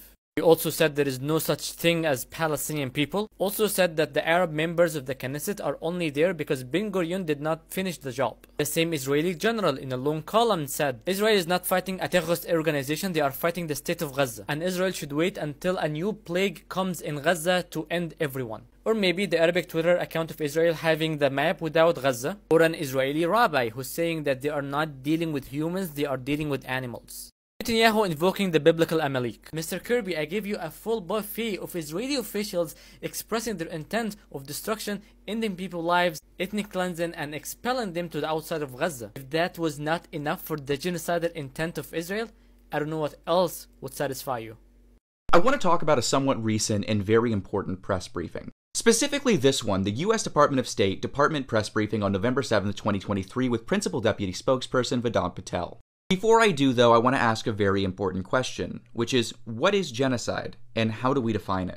Academically, there's maybe different ways of answering that question, but to simplify things in regards to international law, we can really look at the UN Genocide Convention. Article 2 of that convention defines genocide as meaning any of the following acts committed with intent to destroy in whole or in part a national, ethnic, racial, or religious group. Those acts include killing members of a group, causing serious bodily or mental harm to members of the group, deliberately inflicting on the group conditions of life calculated to bring about its physical destruction in whole or in part, imposing measures intended to prevent births within the group, or forcibly transferring children of the group to another group. Now you might read through that criteria and say, damn, it really seems like there's something going on right now that meets that criteria. And if you were talking about what Israel is doing in the Gaza Strip right now, you'd be right. However, it's more complicated than that.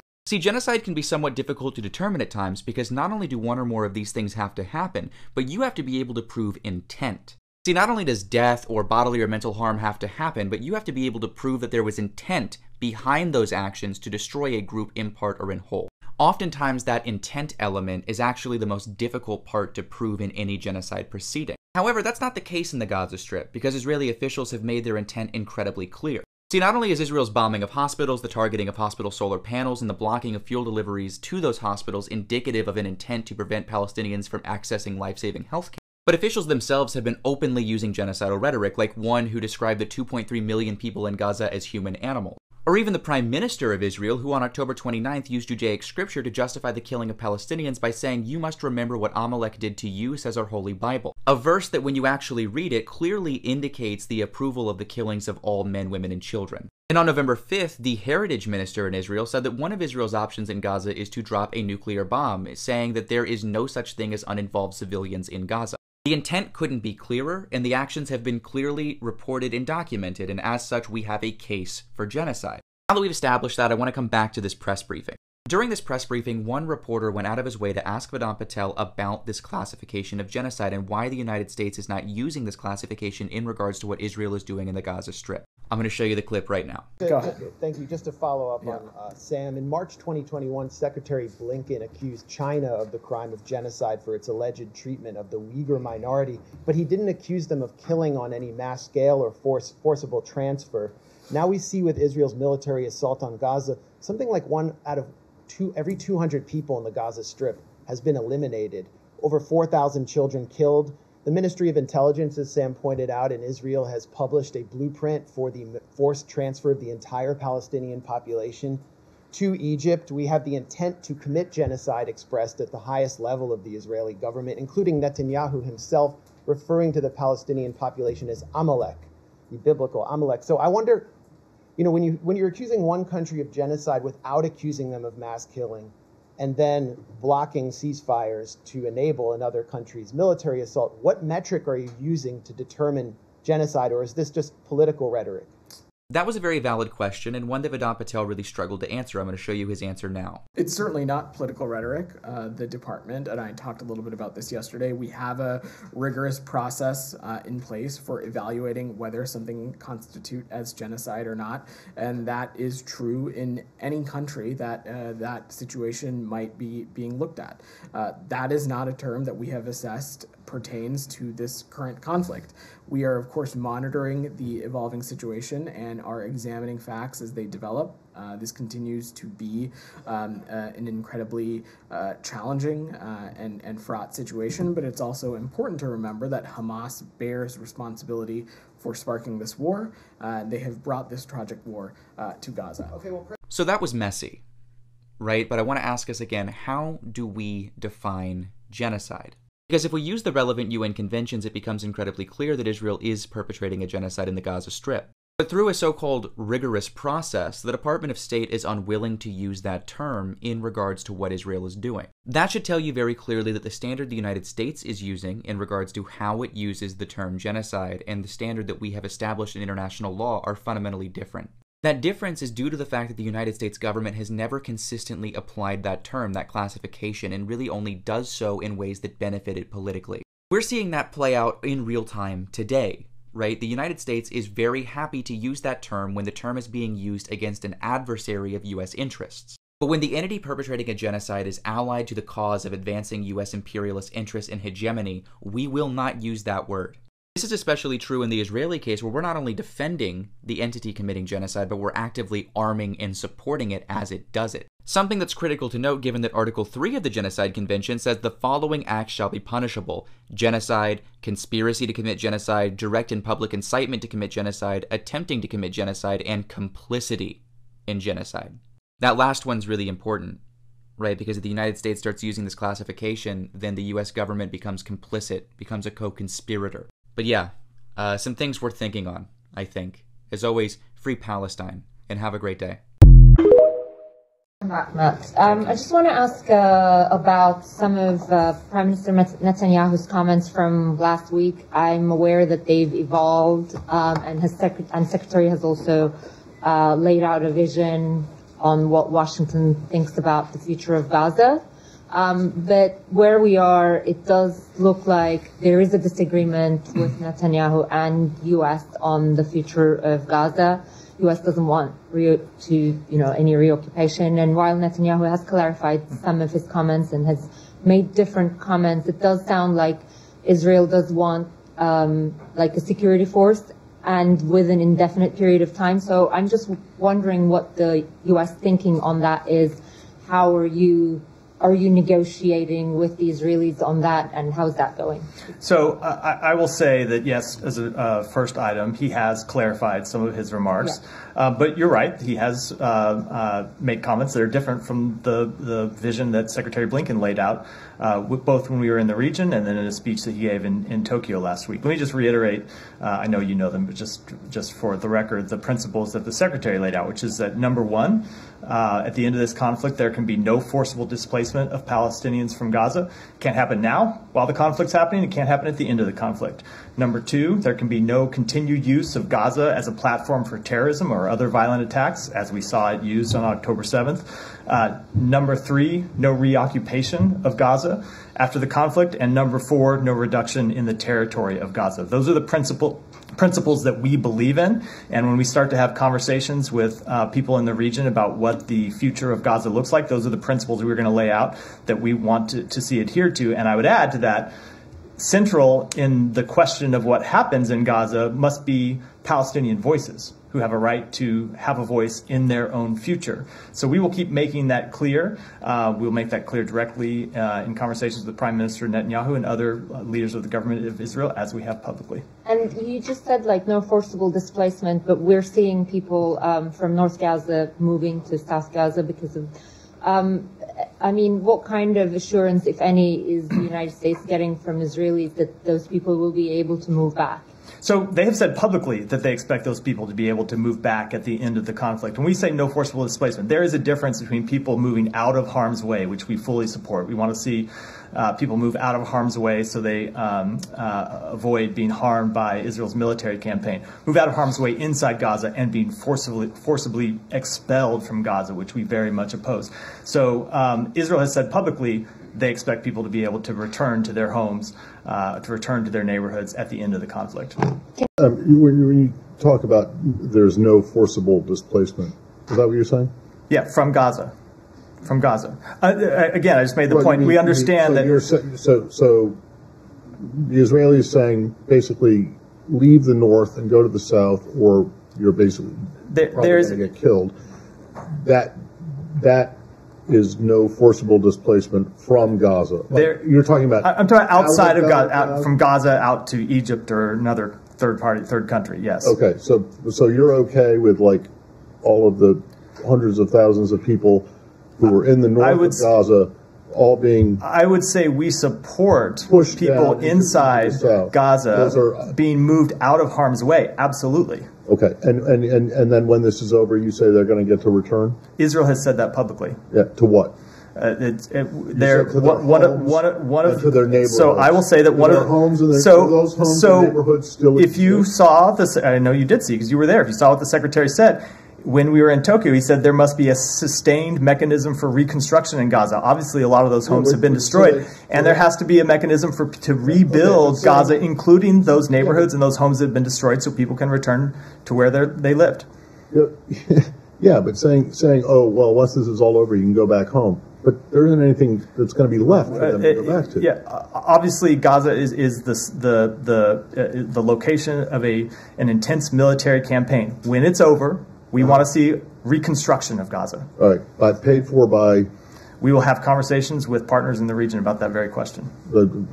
I think it's a little too early to say. We're in the middle of the conflict right now. We're just having to start having conversations. But it is not just as easy as. The IDF spokesman posted a video in the basement of Rantisi Children's Hospital pointing to a random calendar, and he said that this is evidence of hostage keepers and terrorist names, and it was debunked and showed that it was like a regular calendar. More of these are being spread, like a nurse being said that she was in the hospital, and it was later debunked to be like an Israeli actress. Does this administration examine misinformation widely spread especially from the Israeli part, because we heard here on this podium repeatedly you saying that the number of killed was 1,400 when it was 1,200. Do you ask that? Do you ask and look into these information and evidence, or do you believe them blindly? We look at a number of different claims. I don't know if that information about the counter has been debunked. I read in a prominent American newspaper today that in fact it showed on that calendar used the name for October 7th that Hamas uses. I have no way to hold on. Let me just it's an Arabic date. Let me just finish. Monday, I have let me make my point. I have no way of either verifying or debunking that information, and it goes to the point. Please, I did not interrupt you when you're asking a question. There's plenty of time for people to ask questions. It goes to the point I was making yesterday that in the fog of war, from thousands of miles away at the podium, I have no way to independently adjudicate the various claims that are being made.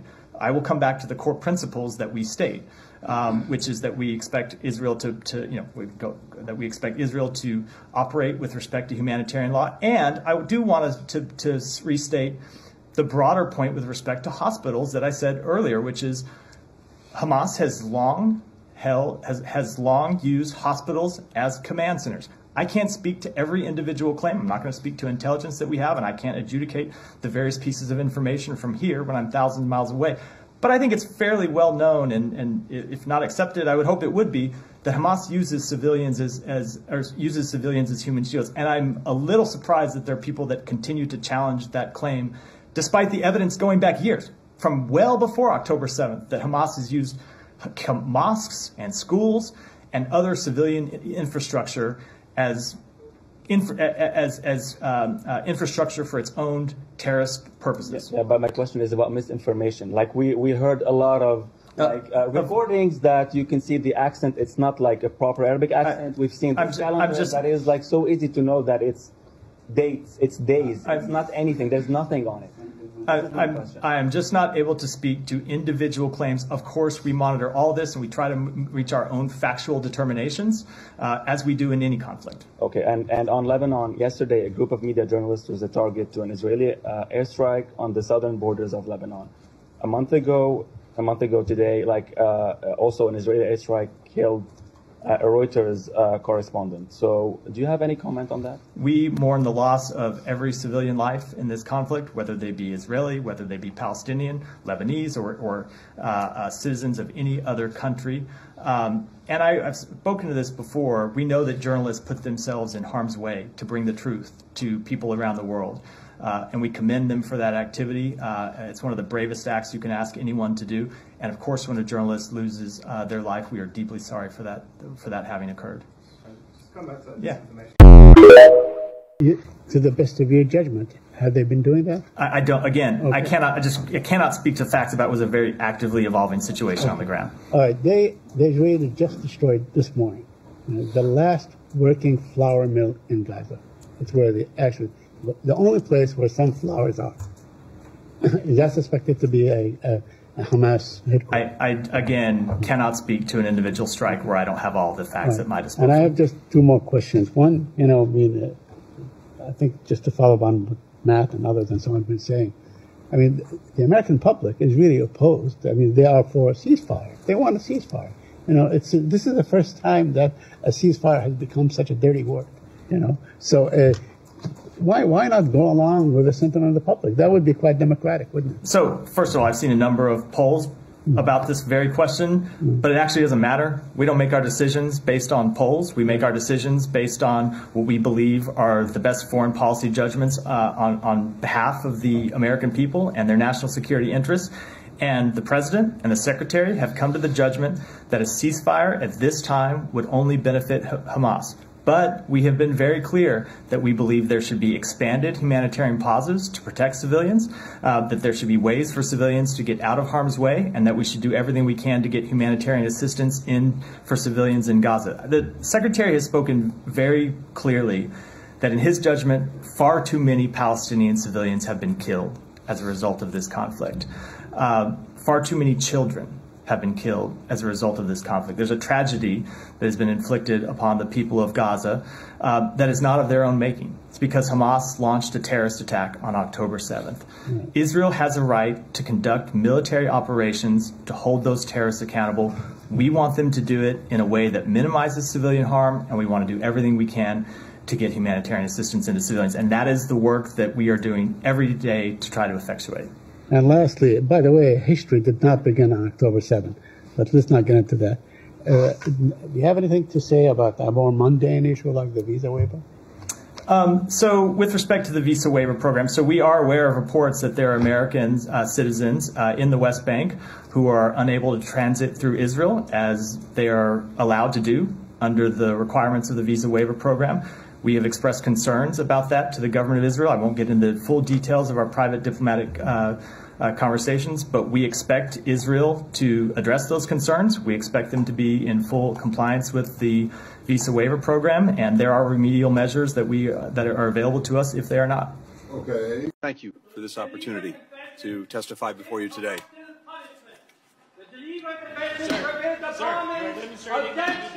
Populated areas. Stop supporting the genocide and ethnic cleansing of the people of Gaza. Cease fire now. Save the children of Gaza. We're standing up for our interests and values, not shrinking back. Not in the face of Russia's aggression against Ukraine. Not in the face of an intensifying strategic competition in the Indo-Pacific and around the world. If the witness will suspend, and I ask that everyone again respect this hearing, we will suspend until the room is cleared. Is calling for a ceasefire. Shame on you all. Our diplomacy, our development must work hand in hand. I say no more. Committee will suspend, and again, I appreciate that people feel passionately about these issues. I would ask that you respect our witnesses and our committee members and allow the American people to hear their testimony. Come on, I'm an Army colonel, I'm a former diplomat, I resigned on that war in Iraq that you talked about. That was a terrible thing, and what we're doing right now in supporting Israel's genocide of Gaza is a terrible thing too. The Palestinians have to go! All the walls have to go! The Palestinians have to go!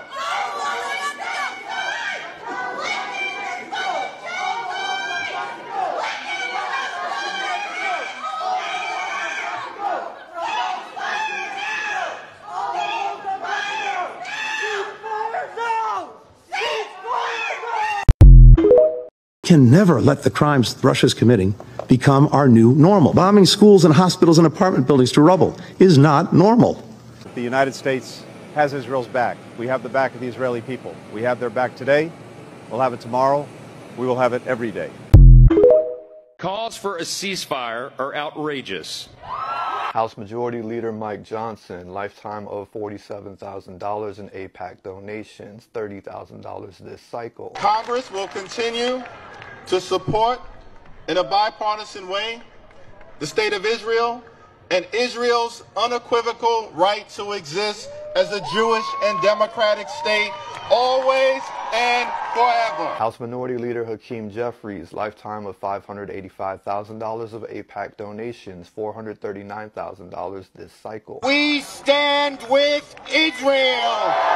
Senate Majority Leader Chuck Schumer, lifetime of $1.7 million in AIPAC donations, $546,000 this cycle. I am here as an American to defend one of our greatest American values, the U.S.-Israel relationship. House Democrat Richie Torres, lifetime of $342,000 of AIPAC donations, $291,000 this cycle. Oh, and former Speaker of the House Nancy Pelosi over there in the corner, lifetime of $608,000 of AIPAC donations, $51,000 this cycle. The Jewish people are an incredible people who have historically been persecuted and have suffered tremendous losses, the most recent of which is a scar that has not even begun to heal yet. Anti-Semitism is an evil that absolutely must be stamped out. Genocide is not going to stamp it out.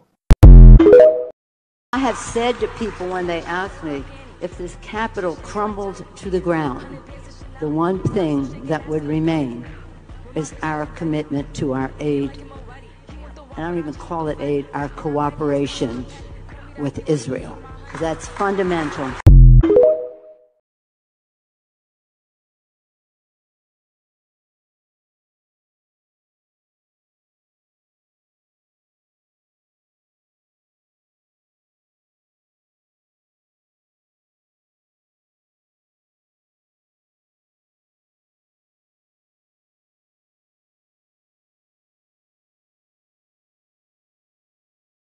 So the United States sent Israel data on where aid groups were located in Gaza with the intention of trying to prevent strikes on them. But you'll never guess what Israel did with that information.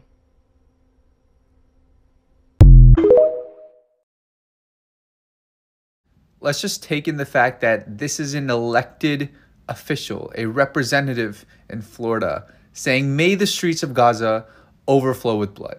An elected official. I am from Florida, telling you, boycott the shit out of Florida. No more vacationing in Miami.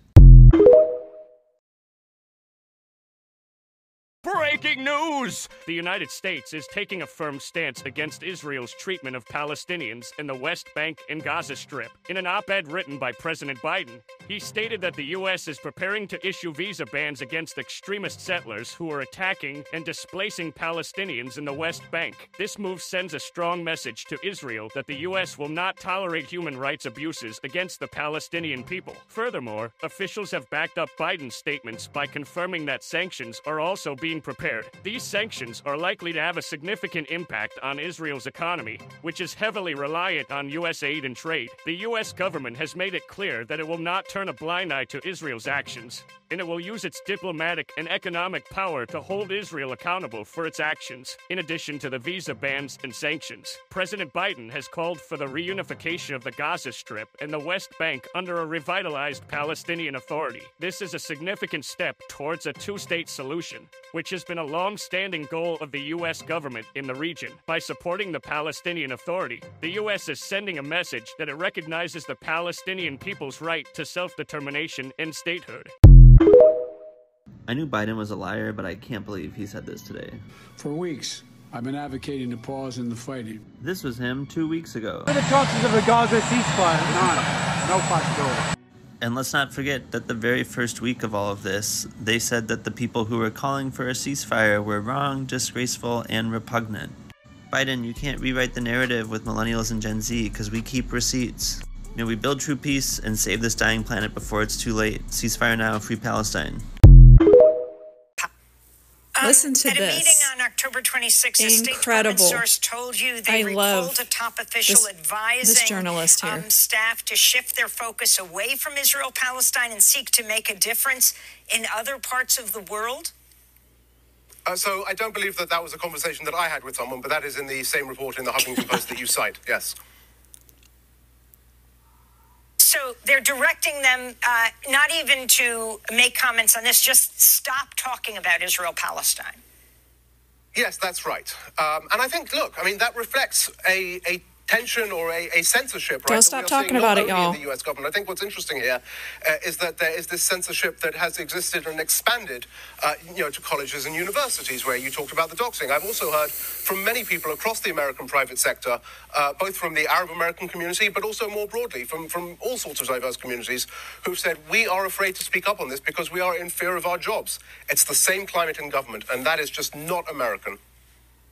So I wanted to ask you about this in these Times report that the White House has requested an unprecedented loophole in arms spending to allow it to be able to conduct arms deals with Israel in complete secrecy without oversight from Congress or the public. What is happening? Yes, so we provide the U.S. Israel government with $3.3 billion a year in foreign military financing, which We're is in the State bed Department and with US Israel. government's primary mechanism for funding the sale of arms to other countries. Of note, we typically provide, setting aside Ukraine, about $6 billion a year in foreign military financing around the world. So Israel already gets more than half of that.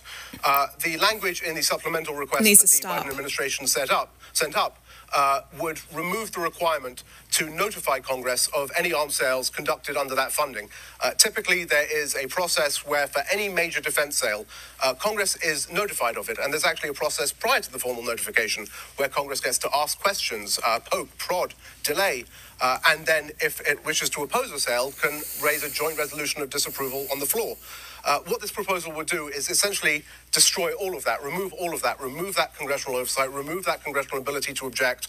It is unprecedented. I've never seen anything like it. And I cannot imagine that the committees of jurisdiction are viewing it very favorably, because it is just, such a damaging approach that also sets horrible precedent for other countries with whom, future administrations may decide they don't want Congress to be involved. Incredible. We are evil. So Congress was buying up defense stocks ahead of the October 7th Hamas attack on Israel. So they had prior knowledge of the attack, and they used that prior knowledge to not do anything to mitigate the attack, but to go and buy defense stocks, because they knew the attack would lead to a wider regional war where demand for weapons would skyrocket. And so it's a very easy bet for people in Congress to make: just buy up defense stocks. This is sickening. Members of Congress should not be allowed to trade stocks on prior knowledge, because they have insider knowledge. And if you know anything about finance, you cannot trade on insider knowledge. Hold on, guys. I know that we're going through a war and everything, but my administration just announced a proposed rule that would ban early termination fees for cable and satellite TV. Companies shouldn't lock you into services you don't want large fees. It's unfair, raises costs, and stifles competition. We're doing something about it. How about you do something about my taxes funding a genocide? That'd be neat. In other news about capitalizing on genocide, U.S. President Joe Biden's Energy Security Advisor is visiting Israel to discuss potential economic revitalization plans for Gaza centered around underdeveloped offshore natural gas fields. It's a lot easier to go for those billions of dollars in gas fields if there aren't those pesky Palestinians living in Gaza and it's just Israel's territory now. This has been going on for weeks. This is another article where Israel hands out gas concessions to BP E&I as Gaza war drags on. Israel is determined to project a business-as-usual stance despite the conflict, with Hamas claiming the lives of thousands of Israelis and Palestinians. This is all about money, resources, gas, fuel. The United States and these companies do not give a single fuck about any of these people. Profit, oil, growth, military-industrial complex, all those fucking things. Fuck that, free Palestine.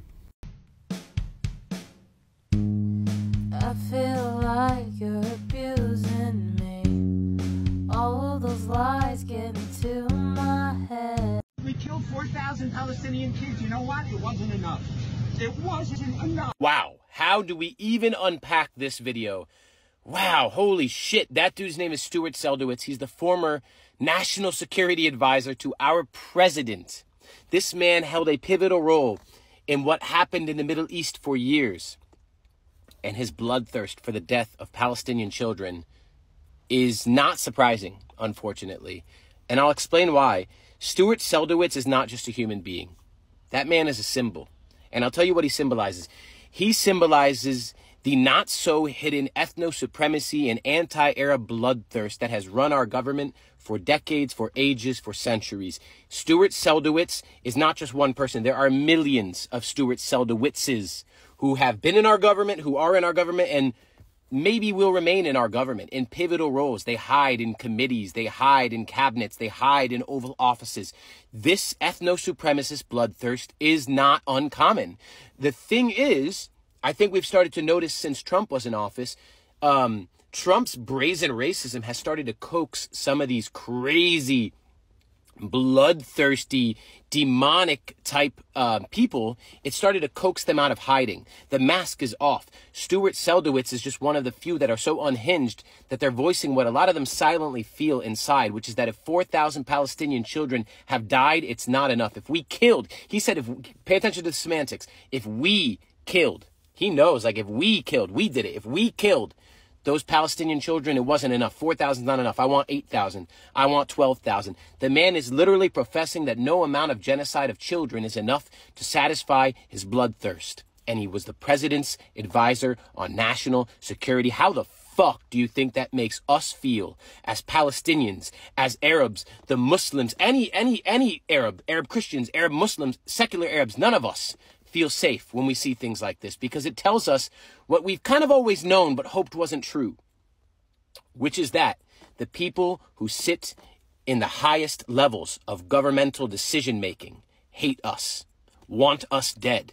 How are we supposed to feel safe? If I wear this kufiya in public, how do I know there won't be a Stuart Seldowitz to harass me for several days at a time, as he has harassed this very peaceful street cart food vendor? How are we supposed to feel?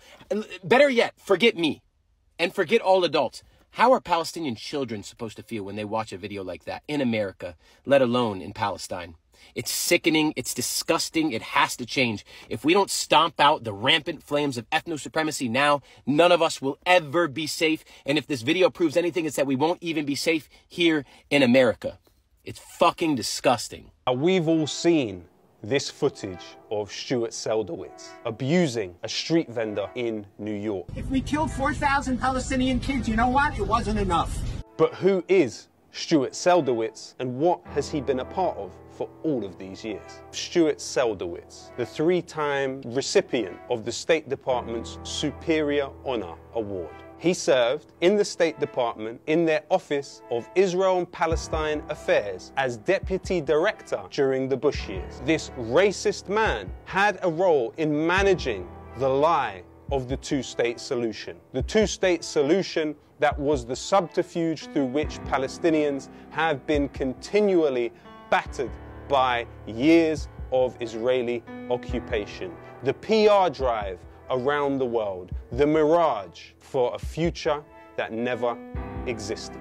Stuart Seldowitz also was a national security advisor to President Obama, the same President Obama who led the NATO intervention of Libya, which saw the country bombed 7,000 times in a 6-month period, that led to Libyans trying to escape and drowning in the Mediterranean. His words are not just frivolous sentences coming out of the mouth of a racist, they are actual policy. Somewhere in Egypt will get your parents. Go. Does your father like his fingernails? They'll take them out one by one. When he speaks so easily of fingernails being removed by pro-Israel and pro-US dictators, he is not simply using poetic flair. He means people have their fingernails removed by those who are merely satraps of the US empire. What we heard on the streets of New York was an articulation of what has been effectively US policy towards the region throughout the time that that gentleman has been employed by the US State Department. But beyond the outrage and the immediate association of Stuart Seldowitz with the US government, Obama and Bush, and bipartisan necropolitics of US empire, let's also look at the place that listed him as an employee at the time of his harassment of this man on the streets of New York. Stuart Seldowitz was listed as an employee of Gotham Government Relations. This is a lobby group for hire that has very close connection to the Israeli government. Shai Franklin, a key figure at Gotham Government Relations, was simultaneously employed by the Israel-Kosovo Chamber of Commerce and has gone to great lengths to state his support for Israel throughout this horrendous war on Gaza, even helping to organize pro-Israel demonstrations that were attended by Seldowitz himself. In addition to that, you have the case of Gary Ackerman, a US congressman registered as an employee of Gotham Government Relations. Now, when Gary Ackerman was in US Congress, his relationship with AIPAC was so close and so well known that he even intervened and assisted in the release of an Israeli prisoner of war. You also have Gotham government relations on record attending a celebration for Israel's 70th anniversary at the United Nations alongside Danny Danon, Israel's ambassador to the United Nations. You also have Gotham government relations working for Donald Trump in his first presidential campaign. And during that time, it was alleged that Gotham government relations paid actors $50 each to be part of a cheering crowd for Donald Trump, the president-to-be. Stuart Seldowitz is not an aberration. He is part of a wider push across these last decades that have seen genocidal wars visited upon people of Western Asia, the Middle East, and further afield. It has seen people of Afghanistan eviscerated by NATO's occupation. It's seen people of Iraq bombed with depleted uranium, which would ensure that future generations were likely to be born in horrific circumstances, and an increase of cancer which was even larger than that left in Hiroshima. The wars that Stuart Seldowitz and his government exacted upon the rest of the world caused unspeakable human suffering. And so the ideas that we hear and revile at when he spoke them to a street vendor in New York were not merely poetic flair, they were actual policy. Alternatives like Double Down News, who engage directly in a critical way with the issues of the day and are unafraid to investigate the powerful, must be supported. So please, do what you can to support Double Down News on Patreon now. So Elon Musk recently went to Israel to hang out with Bibi Netanyahu and gobble up every piece of propaganda he spouts out. And I don't know, maybe this is because Elon made most of his money from an emerald mine in apartheid South Africa. So now he wants to support the only existing apartheid state in the world today. But anyways, apparently after this visit, he said the propaganda against Israel must stop, which makes me think he's gonna start censoring Twitter and critics of Israel, which Zionists are begging him for. They're begging him to start censoring advocates for Palestine, because the Zionists are losing the information war because the truth isn't on their side. Israel is an apartheid state that's actively massacring thousands of children, and the world is finding out about it because of the internet and social media. So now the Zionists are desperate to get a hold of the social media narrative through censorship. And this is why I never believed a capitalist would protect our freedom of speech. The only thing they're going to protect is their bottom line, their profits, their surplus value. Elon Musk has just been forced into making what I consider to be essentially a devil's bargain. So a lot of us saw that Elon was in Israel today doing the rounds with Prime Minister Netanyahu, learning about the so-called truth of October the 7th. By the way, this vest, it's gotta be way too small, right? I think this is the IDF's way of getting back at him for the reason why he had to be there at all in the first place, which is to rehabilitate his image, because last week he endorsed a seemingly anti-Semitic post on X by calling it the absolute truth. And then shortly thereafter, major advertisers were like, peace, we out of here, including Apple, the most valuable company in the world. But there's something weird going on, because this is entirely out of character for Elon.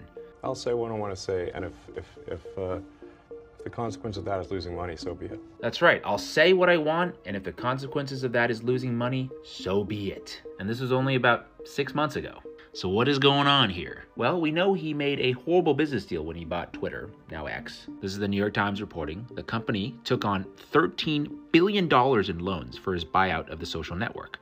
The interest payments for that debt totals more than $1 billion annually. That's right, $1 billion with a B in interest payments just to keep the lights on. Just for a little bit of context, Twitter only generated $4.4 billion in revenue in 2022, which is the last year they were public. So Elon, despite his branding of X as the bastion of free speech, he can't afford to let any of these advertisers leave, let alone the likes of Apple. Now, Bibi, why does he want to get involved in this? Why does he want to help Elon rehabilitate his image? Well, he gets something too. You see, Israel has Gaza under a strict blockade, which includes controlling their access to power, water, and food, and the ability to turn their communications on and off, which they've done before. The only thing Gazans can rely on to circumvent this blockade is access to Starlink, which is also run by Elon Musk. And guess what Bibi got Elon to agree to? Yep, no Starlink for Gaza. This is the Israeli Minister of Communications. Elon Musk, I congratulate you for reaching a principal understanding with the Ministry of Communications under my leadership. As a result of this significant agreement, Starlink satellite units can only be operated in Israel with the approval of the Israeli Ministry of Communications, including the Gaza Strip. And that's how one man, in order to save himself and his company, has sacrificed the livelihoods of 2.2 million people. Meaning,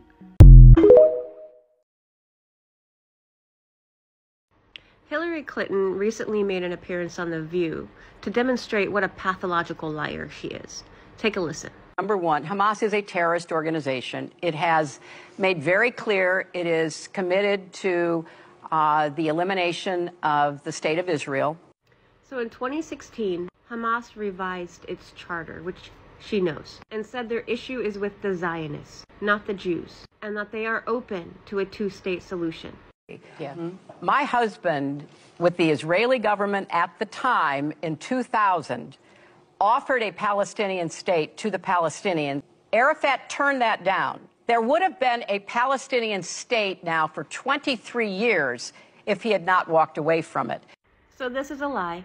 At no point during the Oslo Accords or the Camp David summit that followed did Israel ever offer Palestine a state. All these agreements, the famous photo op, were promises to work on it in the future. Israel left Gaza in 2005. So let's say you get divorced. Your husband decides to give you the house and he moves out. But then he puts a wall all around your house, on your roof, and prevents you from ever leaving. Any deliveries or groceries that you want to get, they're restricted. So you don't have enough water because he controls the plumbing. And you don't have enough food. And you can't make an income because he controls what goes out of your house too. That's what Israel calls disengaging from Gaza. They left all of their infrastructure. They had a big infrastructure of greenhouses where they were supplying fruits, vegetables. Hamas came in and basically destroyed all of that. Sorry, that's a lie. The settlers destroyed over 50% of the greenhouses because they didn't want the Palestinians to have them. And this idea that they were going to make this amazing income for themselves, farming, fell apart because of Israel, which blocked the borders and did not allow them to export their crops. It's estimated they lost around 15 million. So yeah, that's a fucking lie. Sadat went to Israel and made peace with the then current Israeli government. Yeah. Yep. Well, she's correct here. Sadat did make a peace treaty with Israel in 1979. Why? Because Israel agreed to a full withdrawal from the Sinai Peninsula. This is exactly what Hamas has been asking for. Jordan and Israel made a peace agreement. I was there. She's correct here again. Jordan and Israel made a peace treaty in 1994. Why? Because Israel withdrew from Jordan's territory. She's bringing up these two examples because, see, it can happen. As though Hamas are like some fucking monsters that just want to kill people for a living. And not what their charter states. They want complete sovereignty. They want a removal, 1000% removal of the occupation. They want their own state. And the fact that Hillary Clinton is getting on The View and lying to our faces and just want us to hate Hamas rather than understand why Hamas exists.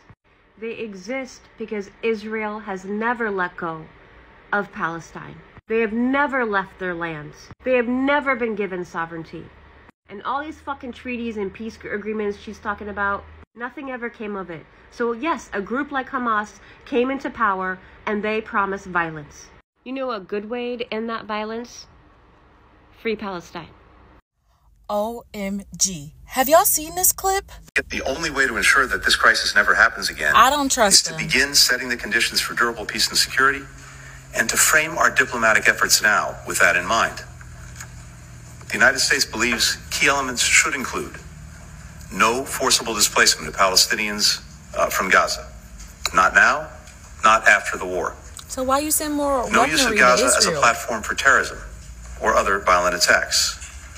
No reoccupation of Gaza after the conflict ends. No attempt to blockade or besiege Gaza. No reduction in the territory of Gaza. We must also ensure no terrorist threats emanate from the West Bank. We must also work on the affirmative elements to get to a sustained peace. These must include the Palestinian people's voices and aspirations at the center of post-crisis governance in Gaza. It must include Palestinian-led governance and Gaza unified with the West Bank under the Palestinian Authority. Notice how he's saying Gaza And it must and West include a Bank and not sustained all of mechanism for Palestine. reconstruction in Gaza, and a pathway to Israelis and Palestinians living side by side in states of their own I with told equal you, I don't measures believe him. of security, freedom, opportunity. We don't want to see any civilians killed in this. What have you done to really minimize that? Remember, Washington, Gaza is the size of Washington, D.C. When you tell people to move, like now, and they have nowhere to go, they're striking in Khan Yunis. They're saying, actually, we're hitting every place in Gaza, you know? So where should people go? People What should go. be the end? Said, let's take it one question at a time. Before you asked a question, let me answer it. Sure. People should go to the UN designated sites. Okay, but we know that they bombed UN facilities and so on. Let me ask you a couple of other questions. You said that Hamas committed atrocities, right? Okay. Do you call the killing of 20,000 Palestinians an atrocity? Does that befit the term atrocity? Said, I was speaking to the intentional murdering of civilians. And you don't think that Israel intentionally kills civilians? We think far when too you many bomb people. I have not seen evidence that they are intentionally killing civilians. Be so for real. Like, be so effing for real. I am so sick of these people. Like, I'm actually sick of these people. What do you mean? Name another country that is doing more to alleviate the pain and suffering of the people in Gaza than the United States. Are you not the same country that is blocking the ceasefire? Are you not the same country that is giving them military weapons? Are you not the same country who's still unequivocally standing behind them when they are murdering the Palestinian people? 20,000 plus people have been murdered. You're doing... Let's watch the video. Name me one more nation, any other nation, that's doing as much as the United States to alleviate the pain and suffering of the people of Gaza. You can't. You just can't. The United States, through President Biden, is leading the effort to get trucks, food, water, medicine, and fuel into the people of Gaza. The reason Israel is listening to you is because you are the one who is supporting them. You're not only giving them weapons, you're giving them money. You're giving them your unequivocal support after they killed 20,000 Palestinians. And the only time they listen to anybody is you, because you are the one who's supplying this. Name another nation that's doing as more than the United States to get hostages out or to get people, foreign nationals, out of Gaza. The fact that they want to take credit for getting some of the hostages out is actually ridiculous. Indonesia negotiated with Hamas and got their hostages out early. Only one American has been released so far. Russia made a deal with Hamas and got their hostages out. American Palestinians are still stuck at the border, and the United States has yet to let them out, but they sent commercial jets and they sent cruise ships to get the Israeli people that wanted to run away from their promised land back to America. They took them in droves, but the Palestinians are still stuck there. You have gotten one of your hostages, one American hostage out, and you think that's something to brag about. And you did not negotiate any of this.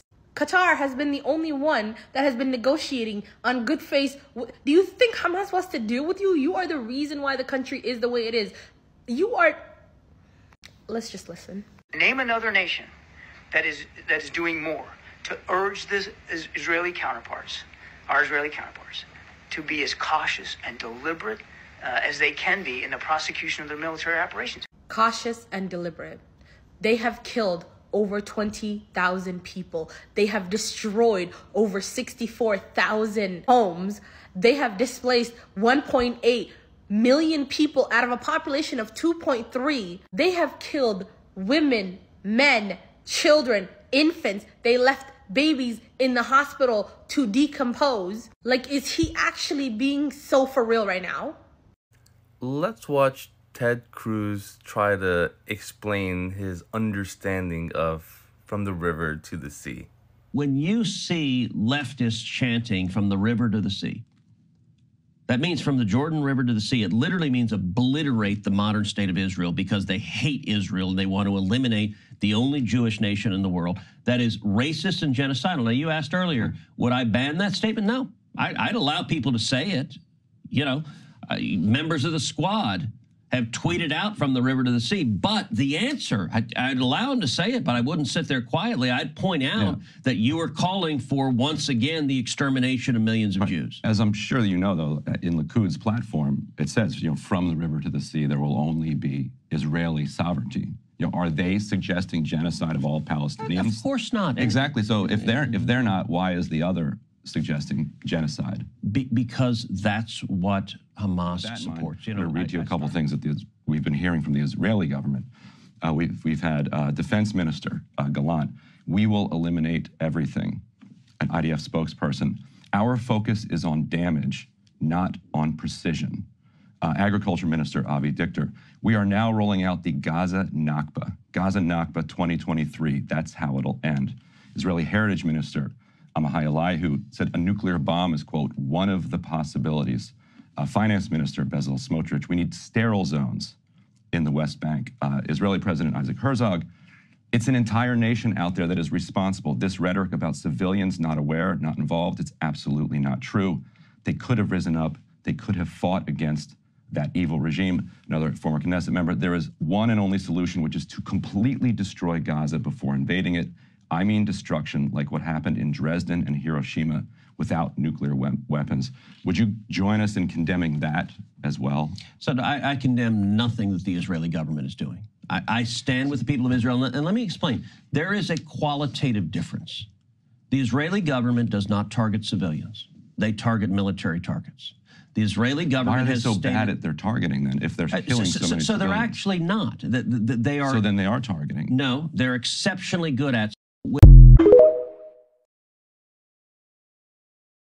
Anybody else not surprised that the day after the United States Secretary of State goes to Israel, Israel no longer wants to participate with a truce? They decided, oh, we still have the backing of the United States. You know, there was a little moment where they were trying to buckle under pressure, but they are on our side so we can continue to indiscriminately bomb. Because here's the thing, they have not tried to find the hostages for 53 days while they were indiscriminately bombing. The only time they were able to get their hostages back is when they negotiated with Hamas and they got their hostages back. So now they're going back to indiscriminately bombing. And the people that have been let go have literally said that they were hearing the bombs, that Hamas was protecting them and moving them around so that they were not going to get bombed. They've killed 50 hostages already, and they plan on killing more because this was never about the hostages. And I don't know why he's saying that they're going to try to limit the casualties of Palestinian civilians. They've killed over 100 Palestinian civilians within the past 12 hours. And he's saying, I emphasize that Israel has to take every measure. They've literally been bombing civilians.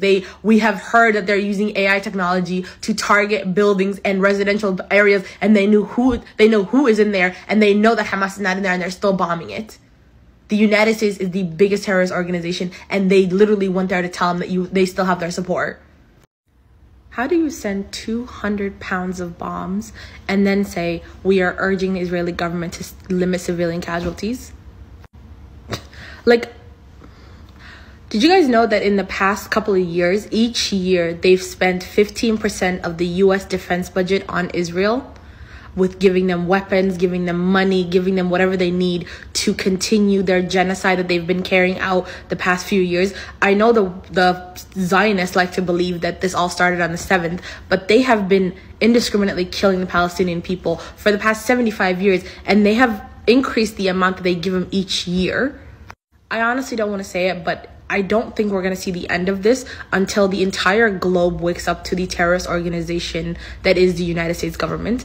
Not only are they committing mass genocides currently, we just watched a man who committed one of the worst atrocities in most of Asian countries in South America live to be 100 years old without seeing the inside of a prison cell and actually be celebrated for the destruction that he caused. They invaded Iraq and Afghanistan with promises that there's weapons of mass destruction and that they were searching for terrorist organizations without having eradicated those terrorist organizations or finding those weapons of mass destruction, but killing millions in its path. We're never going to see the end of this until the entire globe wakes up to the terrorist organization that is the United States.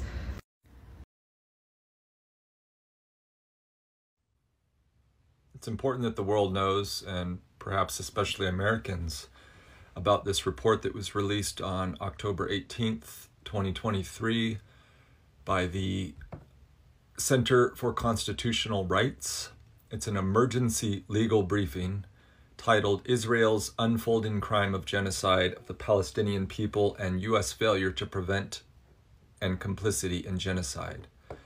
One section in particular I just want to read out for those in the back to hear.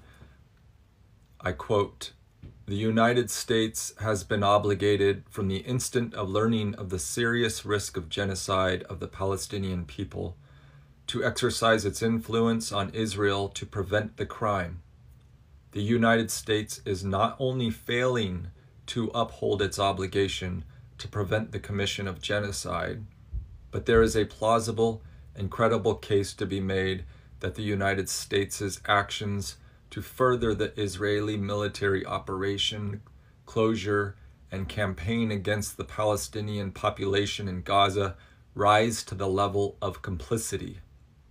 The United States and U.S. citizens, including and up to the President, can be responsible for their role in furthering genocide." End of quote. Free Palestine. Ladies and gentlemen, the Arab and Muslim countries have come together to have a discussion. It was all for show. Nothing was achieved, not a single thing. It was all for them to just come together and be like, wait, we condemn Israel. We condemn Israel's actions. Nothing, no action plan. But they did talk about something. Saudi Arabia is going to normalize relations with Israel, and they're not going to use the one thing that they have control over, the one thing to help Gaza, the one thing. These Muslim countries are a disgrace to every Muslim ummah that has come before them. They are a disgrace to the Prophet's name. They are a disgrace to the Muslim ummah of the entire world. A disgrace. Our protests are working, guys. Our sharing of information is working because all of these governments in France, Britain, America, everybody's scrambling for their lives. They're trying to make damage control and it's not working. So this man right here, he's the Prime Minister of Britain, and he just fired his home security, which is this woman, this Monday. Literally fired her this Monday, replaced her with this guy. But let's go back to her. So she is a problem. She is a huge problem, okay? She was the one that was against, she went head to head with the police of London that they shouldn't allow the pro-Palestinian protesting. Imagine, people want to peacefully protest. She didn't want that and criticize the police. Huge mistake for her career. What led to her being fired is that she said some really damaging things towards the migrants, protesters, the police, and even homeless people in London. And basically saying that the homeless people, them being homeless is a lifestyle. They chose that lifestyle for themselves. Are you kidding me? With all the money that Britain is stealing from Africa and all around the world, and also the taxes that their own people are paying within Britain, you guys don't have the money to make sure that people are well taken care of and there's no homelessness in Britain? Are you kidding me? You are stealing people's money and not taking care of your citizens, and they're homeless, and you're telling that that's a lifestyle they chose? Are you mad? Are you? Good for her. She got fired. The guy that they replaced her, I don't know much about that guy. He used to be the Prime Minister, I think, from 2010 to 16 or something. If you guys know anything about him, put it in the comment section if he's also a good match or not. But what we are doing is working, guys. That's the message here, is that these people hear us loud and clear, and we're applying pressure, and they don't know what to do. Let's keep going. Well, Miss Suella, Cruella, Deville. What do we have here? I'm not saying that I'm happy about this. This woman has a family that she has to care for. But also, if you play with God's children, God gonna humble you. He gonna show you what's really good. Look at your face. Yes, not you being fired by the very same people that you were shucking and jiving for. Not them showing you who really has the balls and who really runs the show. When I tell you this woman was loud and proud, she was extremely loud. And once they figured out, okay, since they just not buying it, they sacked her. Tossed her out. As you can see, you were a prop piece. Yeah, what we've been trying to tell you the whole time, that they don't actually like you. That they were using you. They were using you to fulfill a category. You know how they like to go around telling us that the only reason why we got hired is due to affirmative action? How does it feel to realize that you were the personality hire? That they never valued your opinion from the start? Oh, you got sacked. Watch her most controversial moment. UK Interior Minister Suella Braverman fired after she's accused London police of political bias.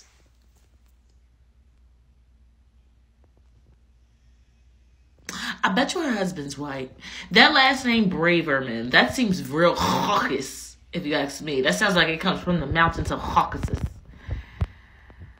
Are you okay, girl? Are you good? Because, you know, we're all just like one paycheck away from being homeless. Are you good? Are you okay? Are you going to recover from this? Because you know it's not safe in these streets for you right now, right? You better watch your back in them London streets before they go top boil on you. I'm sorry, I had to say it. I had to. It's just, yes.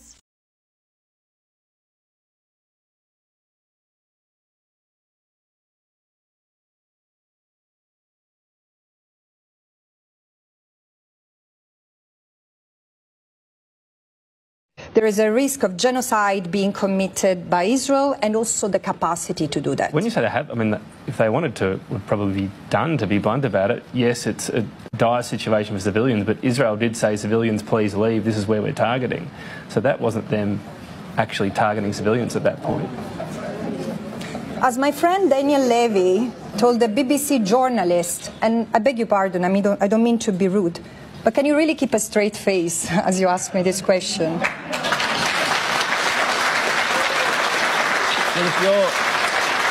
I will answer.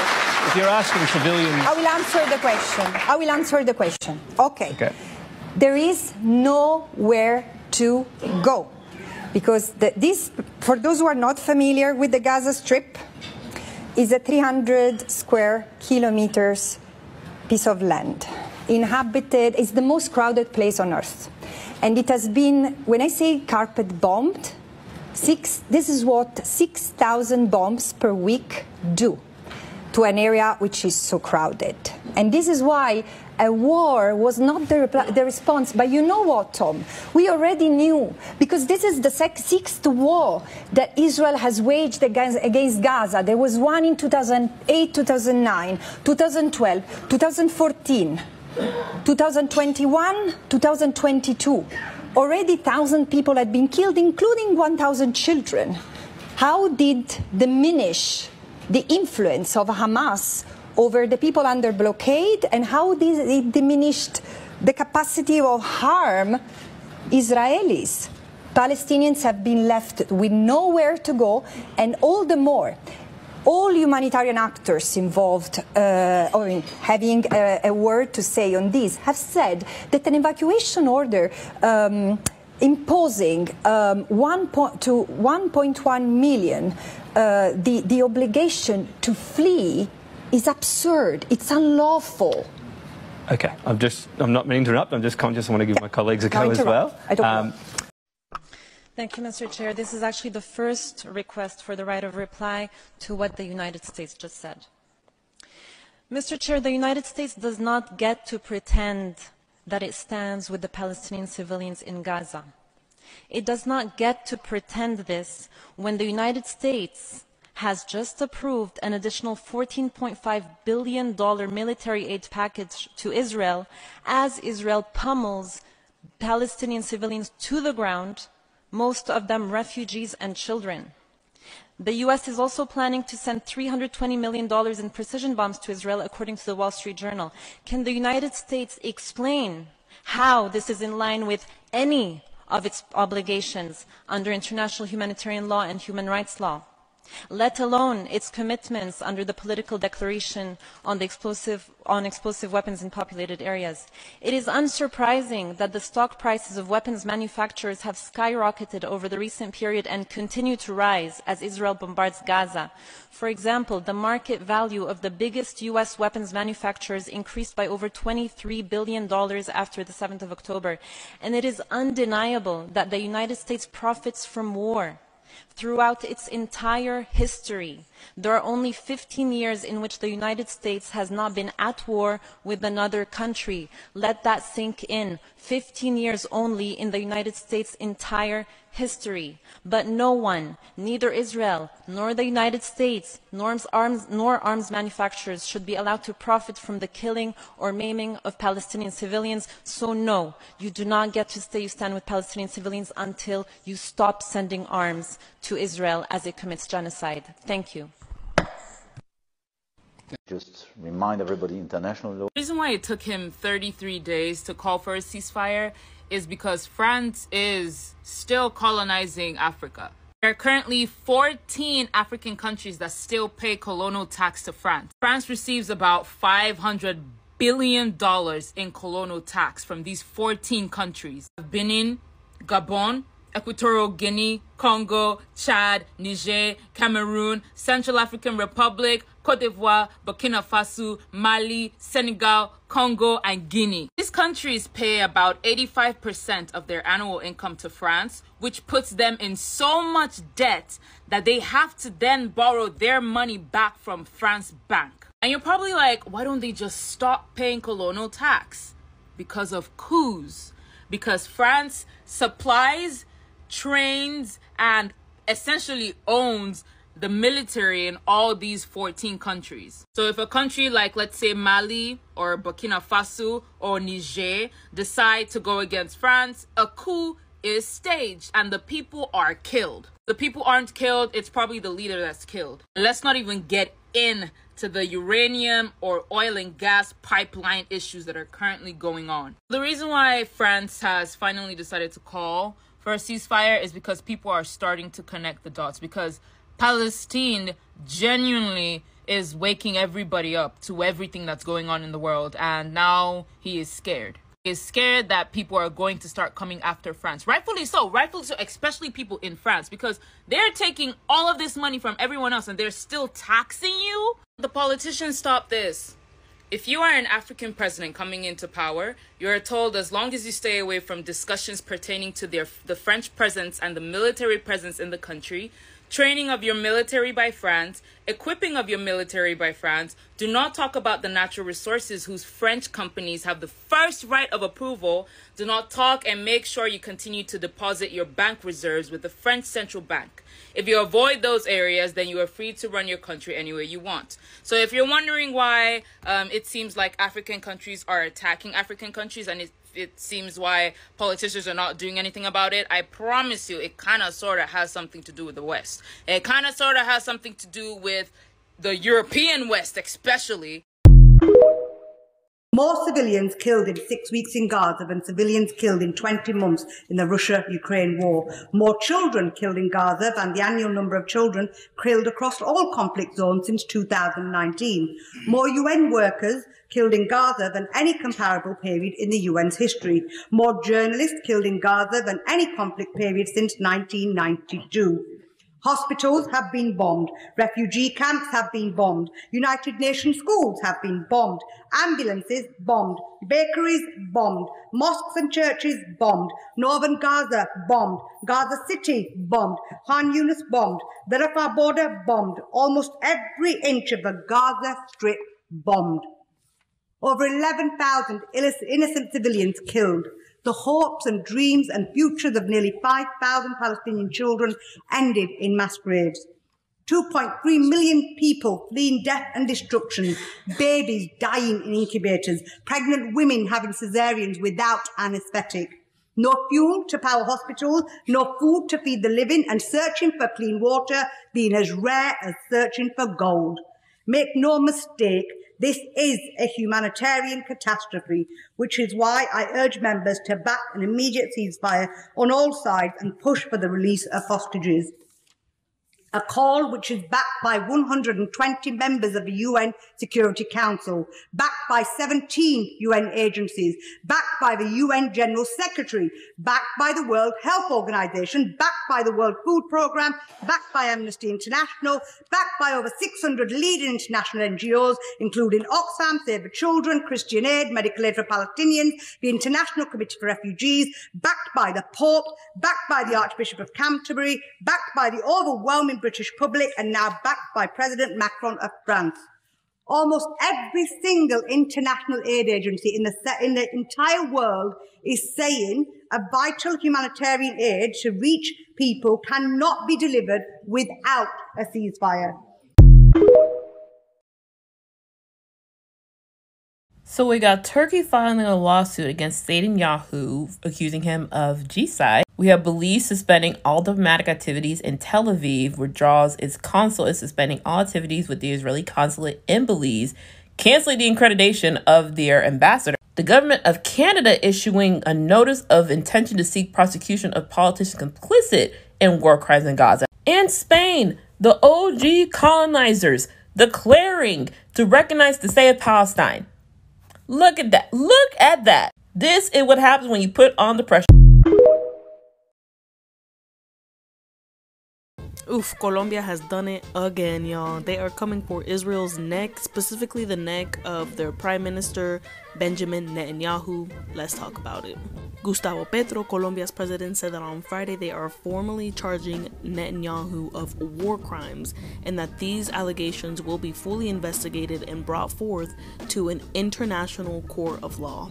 And Colombia is going to be partnering with Algeria to bring forth these claims. Listen to this. The Republic of Colombia will contribute to the complaint by the Republic of Algeria filed before the International Criminal Court for war crimes against Mr. Benjamin Netanyahu in light of the massacre of children and civilians of the Palestinian people that he has caused.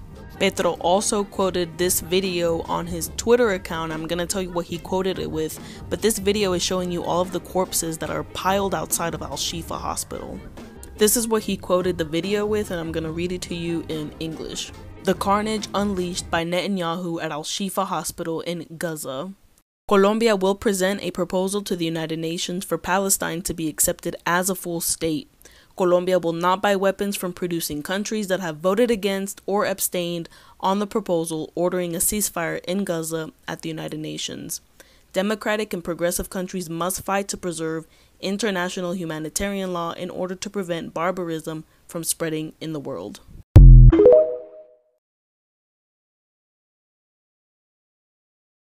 So the World Health Organization recently tweeted saying 1 child dies every 10 minutes. Shortages of food and water, homes, schools, and hospitals under bombardment. Children in Gaza are paying the highest price for conflict. They need safety, services, and peace. And you know, I think this is a good tweet. I think it really highlights the suffering that children are enduring in the Gaza Strip as a result of the genocide that's being perpetrated by the Israeli government. But that tweet did manage to piss off at least one entity, a genocide perpetrator and a chronically online one at that, the Israeli Defense Forces. The IDF decided, for whatever reason, to quote it and say all children need safety, services, and peace. Yes, even Israeli children. Israeli children were kidnapped to Gaza, abused, and murdered. Some will grow up as orphans because their entire family was slaughtered by Hamas terrorists. Gazan children also deserve medical care in hospitals not controlled by terrorists, but we'll leave that conversation for another day. And I'm just kind of at a loss because this is a military actively beefing with the World Health Organization on Twitter over children being killed. Something that's just so genuinely unhinged that you don't expect to see it, and it's especially horrific when you consider that Israeli occupational forces have killed more than 5,800 children so far in the Gaza Strip since October 7th. The Gaza Strip, mind you, being an area that has a population of over 2 million people and a median age of 18, meaning that about half of the people living there are under the age of 18. Like, contextually, I just think that's a little wild, but I think it's also important to note that the Israeli occupational forces saw a tweet about the suffering of Palestinian children and looked at that as a threat. Like, all the WHO is saying here is that Palestinian children are suffering and being slaughtered, and that needs to stop. And Israeli occupational forces looked at that tweet and said, but consider. Like, no. What the fuck are you talking about? Like, what do you mean? And then, you know, having the audacity to say that Gazan children deserve medical care in hospitals not controlled by terrorists after they've spent over a month now bombing hospitals and literally invading them with ground forces. Like, just shut the fuck up. It's so easy just to shut the fuck up, just to not say anything, but they just have this fucking audacity. It's just crazy to me. It's crazy to me that they're comfortable enough to tweet that, but it's also just crazy to me that they're that fucking outwardly horrible. But yeah, just something worth thinking about, I guess. As always, free Palestine, and have a great day. We have an update from yesterday's video, and it's a big fucking deal. The first of my predictions came true in the biggest way. For the first time in global history, Saudi Arabia and China will trade oil directly without involvement of the US dollar. The petrodollar is a major foundation of the US economy, so this is sure to cause an immediate hit. But perhaps even more important than the economic repercussions is that this is one of the most significant acts of global solidarity against the United States that has ever happened. It really sets the framework for no longer allowing the United States and Israel to get away with violence with impunity. So if you saw more politicians than ever calling for a ceasefire today, it's because a ceasefire is about to become a very popular opinion. Some of you in my comment section are always like, oh, Saudi is doing everything that they can to help the Palestinian people. Saudi is not the bad guy. Saudi. Read that. Saudi Arabia detains worshippers praying for Gaza in holy site. People can't even pray for the people of Gaza in Saudi without being detained. A British man, this article is based on a British man who went to, who was there for pilgrimage, and he had the keffiyeh on him, and they basically detained him and put him in this place, and he was like, he thought he did like a crime, but it was just because he was wearing the Palestinian keffiyeh, showing solidarity for the people of Gaza. Hold on. The man goes on to say, I was stopped by 4 soldiers for wearing a white keffiyeh around my head and a Palestinian-colored tasbih around my wrist. So, yeah, they detained him, and also when they put him in a location which was for criminals or anyone that has done an offense, they interrogated him some more. And he thought he made a huge crime. He has no idea what's going on until he realized that they were speaking in Arabic, but they would continue talking about, you know, the Palestinian flag, Palestine, and pointing at his keffiyeh, which then he realized that this is about him showing solidarity for the Palestinians. And this is a foreigner. Imagine what they're doing to their own people who are even praying for the Palestinians in Mecca and Medina. So get out of my comment section saying that Saudi is for the people of Palestine. No, they're not. They are not. Okay? They are for Israel. They support Israel. So get it together. About 30 or so international legal experts at the UN have issued a new written statement about what's taking place in Gaza. I'll display it shortly, and I want to talk about it. The statement represents their consensus as to the need to prevent genocide in Gaza, as well as the need for a ceasefire, an immediate ceasefire. They write that grave violations committed by Israel against Palestinians point to a genocide in the making. Many of us already raised the alarm about the risk of genocide. We are deeply disturbed by the failure of governments to heed our call and to achieve an immediate ceasefire. We are also profoundly concerned about the support of certain governments for Israel's strategy of warfare against the besieged population of Gaza and the failure of the international system to mobilize to prevent genocide. The egregious violations against Gaza cannot be justified in the name of self-defense. Israel remains the occupying power in the occupied Palestinian territory, which also includes the Gaza Strip, and therefore cannot wage a war against the population under its belligerent occupation. In order to be legitimate, Israel's response must be strictly within the framework of international humanitarian law. These experts are calling for an immediate ceasefire, the delivery of humanitarian aid, the release of hostages held by Hamas, and the release of Palestinians arbitrarily detained by Israel. In addition to all that, these experts are also calling for the presence of peacekeepers, international peacekeepers in the region, cooperation with the ICC and other international mechanisms to investigate war crimes, an arms embargo on all warring parties, and addressing the underlying causes of the conflict by ending the occupation.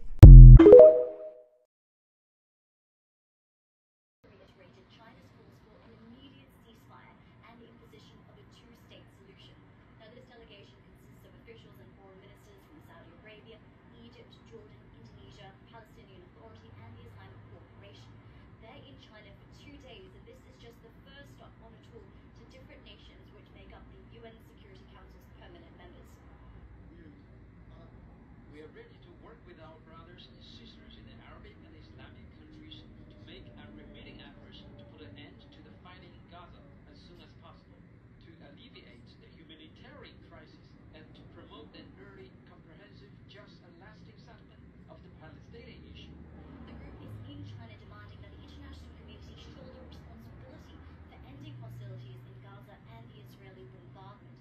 also calling attention to what they say are barbaric crimes against the Palestinian people. And they say what they want to see is a genuine political peace process there. They're hoping that the support of China and others on this tour will increase pressure on Western nations, particularly those who support Israel, into calling for a ceasefire. Katrina Yu, Al Jazeera, Beijing. إن لم تستح فافعل ما شئت، عليك أن تحمل حقائبك وتخرج من هذه القاعة بعد أن رأيت ردة الفعل من كل البرلمانات الشريفة بالعالم. اخرج الآن من القاعة إن كان لديك ذرة من الكرامة. يا محتل، يا قتلة الأطفال.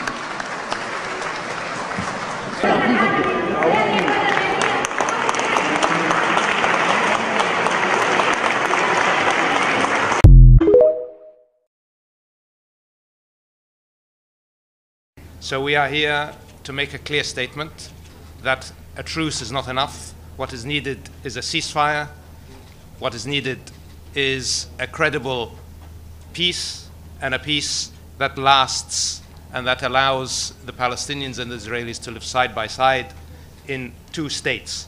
Anything else will result in continuing crisis in the region. The Palestinians do not want to leave their land, and we are not going to encourage them or force them to leave their land, and we're not going to work with anyone who has that agenda. The Palestinians have a right to their land, and they have a right to live in safety and security and dignity on their land. And that is what we will push for, and that is what we will work towards. What you're seeing and hearing behind me right now is Guernica, Spain, site of one of the worst massacres in all of World War II. The last time these sirens were blaring in Guernica, Hitler and Franco's forces were on their way to carpet bomb the small town, which killed or injured about a third of their population. And this week, the people of Guernica once again played these sirens to warn the world about Israel's genocide that they're committing against the Palestinians. An incredible show of solidarity showing that they stood against genocide then, and they still do now. If anybody knows how to identify a genocide, it's these people who were victimized by one. Solidarity with the people of Guernica, stand against Israel's genocide. Free Palestine. Frankly, I'm one of the people who thinks you should be expelled from this country. And what you have done, the killings of innocent people in Gaza, the seizure of Palestinian land and so on, but the ordinary Palestinians rose up because you denied them basic rights. I lived there. It was apartheid. It was racism. It was endemic. It was rotten. Absolutely, I was shocked within weeks of living there to see how you treated Palestinian people. And isn't it the fact that the law of return, which is the basic law of the Israeli state, is a racist apartheid law because it confers rights on Jews that it denies to Palestinians. It allows, for example, if I was Jewish and had never stepped foot in Israel, I could claim citizenship there tomorrow, but 6 million people whose origins are in what you now call Israel, who were forced out in 1947 or 48, do not have that right. Isn't that part of the reason why the Palestinians are in dispute with Israelis? Because you deny them the right to return to their homes and to their land and to their villages, and that they have a legitimate claim, even under international law, to return, but you deny them that right. Why do you deny them that right? And why do you give that right to other people who have no connection whatsoever with the land, whether you call it Israel or whether you call it Palestine? Why do you continue to seize land? Why do you continue to seize land if you're serious about a two-state solution? Why do you continue to seize land which under that agreement is land designated to be Palestinian land? 500,000 people. You allow that to happen. Why do you allow it to happen? If you're serious about giving this land to the Palestinians, are you not just taking us, Ambassador, for idiots? That you can say with a straight face, we're serious about peace, but while we're serious about peace, we're going to seize Palestinian land. Now, you know what the Palestinian people have been asking for. Far less even than some people would ask for, because I believe the whole apartheid system should be dismantled. But what they've asked for is to lift the siege of Gaza. Just to lift the siege of Gaza. Let them not be dictated to by a government for whom they do not vote as to what can go in and out of their territories, whether they will have power, whether they will have clean water, whether they will have medicine. What makes you think you're allowed to have nuclear weapons and the fourth biggest army in the world and visit destruction on the people of Gaza, but they have no right to defend themselves? They have no territorial sovereignty over that land. Lastly, Ambassador, describe your state as a apartheid state with different laws for people depending on their race or religion.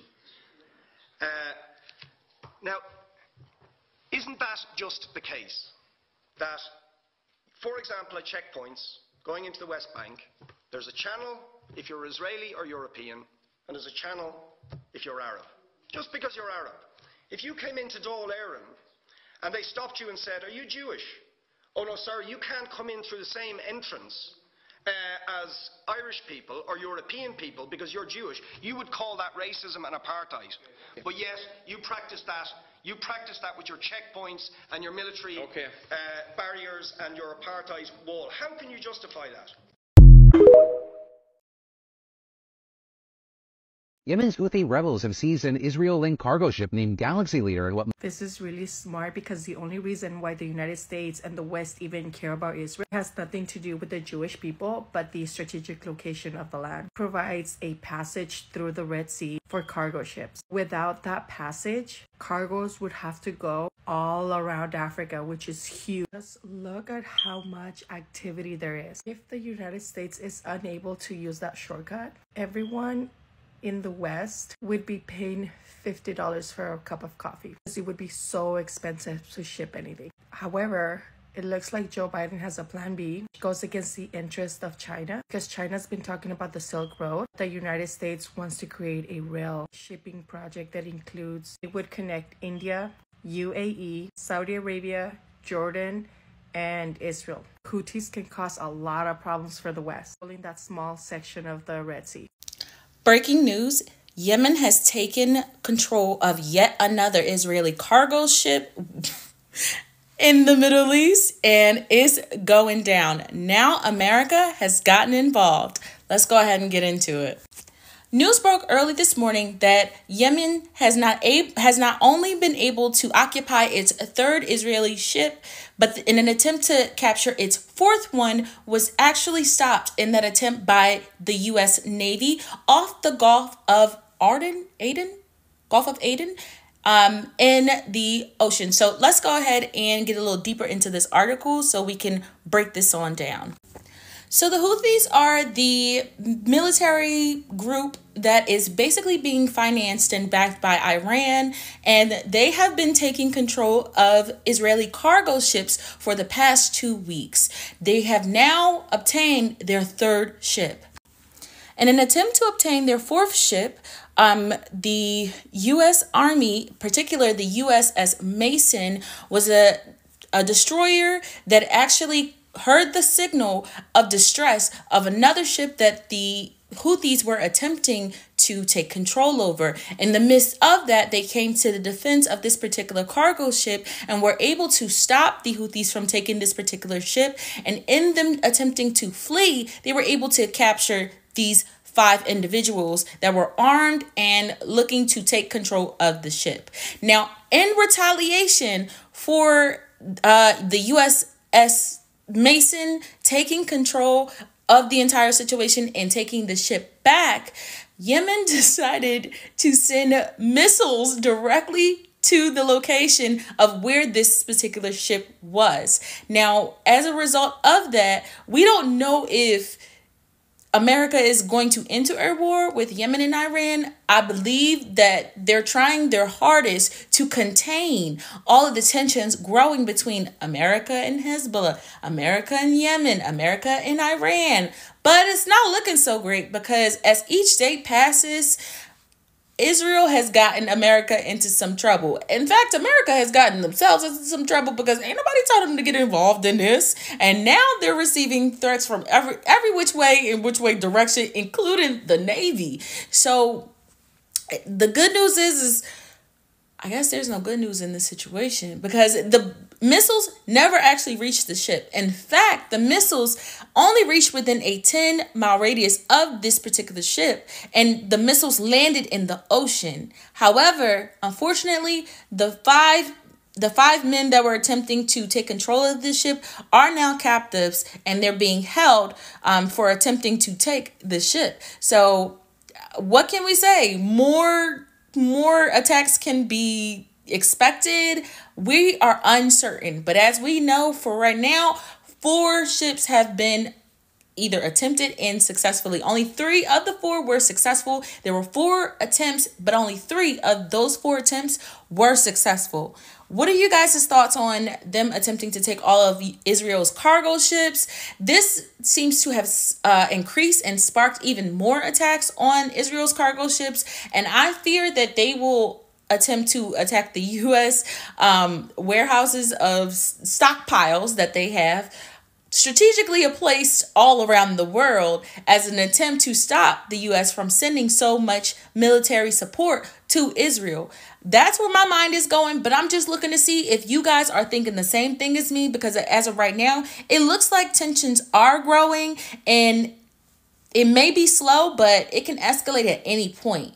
Let me know what you guys think in the comments below. I'll be keeping my eyes closely watching this situation, because Yemen has made it perfectly clear that not only are they not listening to what Joe Biden said, since Joe Biden said, we don't want smoke with y'all, Yemen is basically saying, okay, but we finna argue with you. We want the smoke with you. We don't care what you talking about. We're getting involved. Since you think you finna jump in, baby, I'm gonna jump in too. And not only am I jumping in, but my big homie Iran, one of the Gemini twins, got my back financially and got my back emotionally and morally. So let me know what it is, because we're not gonna stop. That's kind of the tone that I was getting from Yemen. But y'all let me know what y'all feeling, because it look like tensions are growing and it ain't showing no signs of stopping no time soon.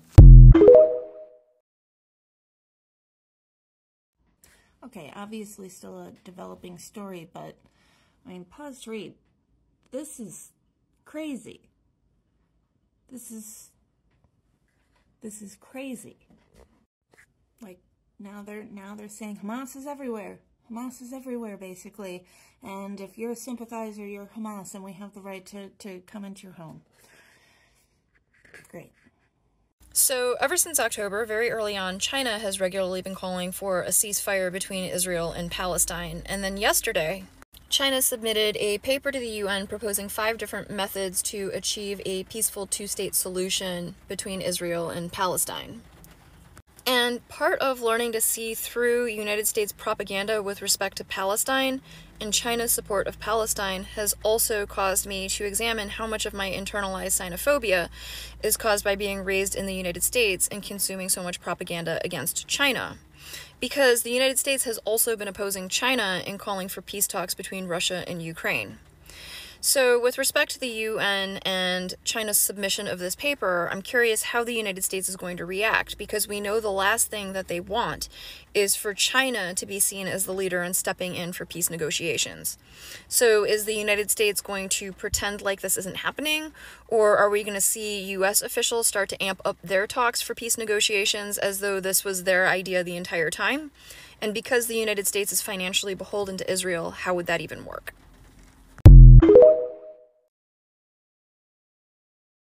So as if the drones weren't enough, the UK Ministry of Defense is sending out spy planes over Gaza to assist Israel.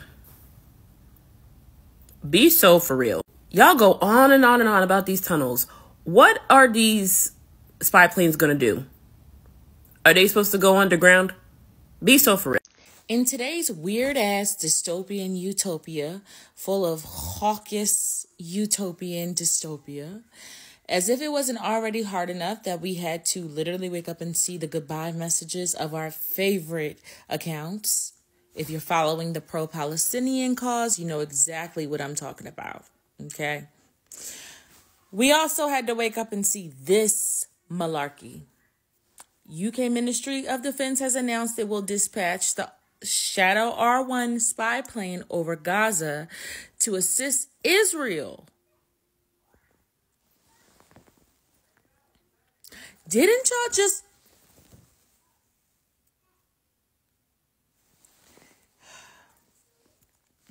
claiming it will gather information about Israeli war prisoners. We are literally watching the great human race to that natural gas. That's exactly what we're watching. Everyone's trying to sneakily find a way to get their hands on that stuff.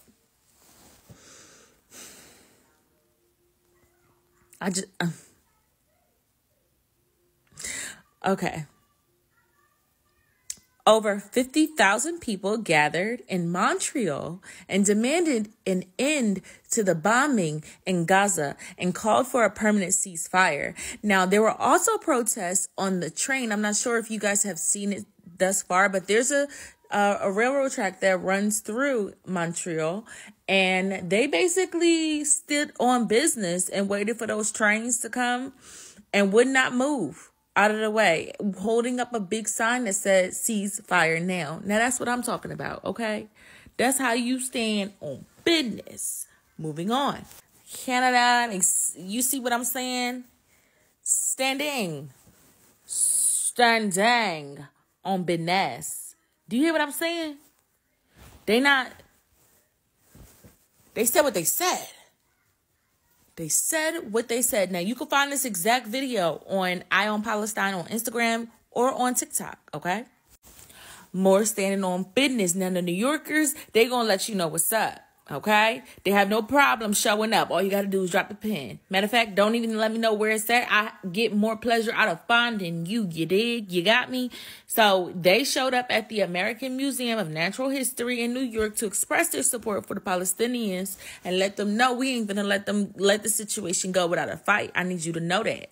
I need you to know we see what y'all doing. And regardless as to what goes down, we're not going nowhere because we got to live here. And y'all doing this with our funds. Now, if anybody going to stand on business, it's definitely going to be New York. You heard?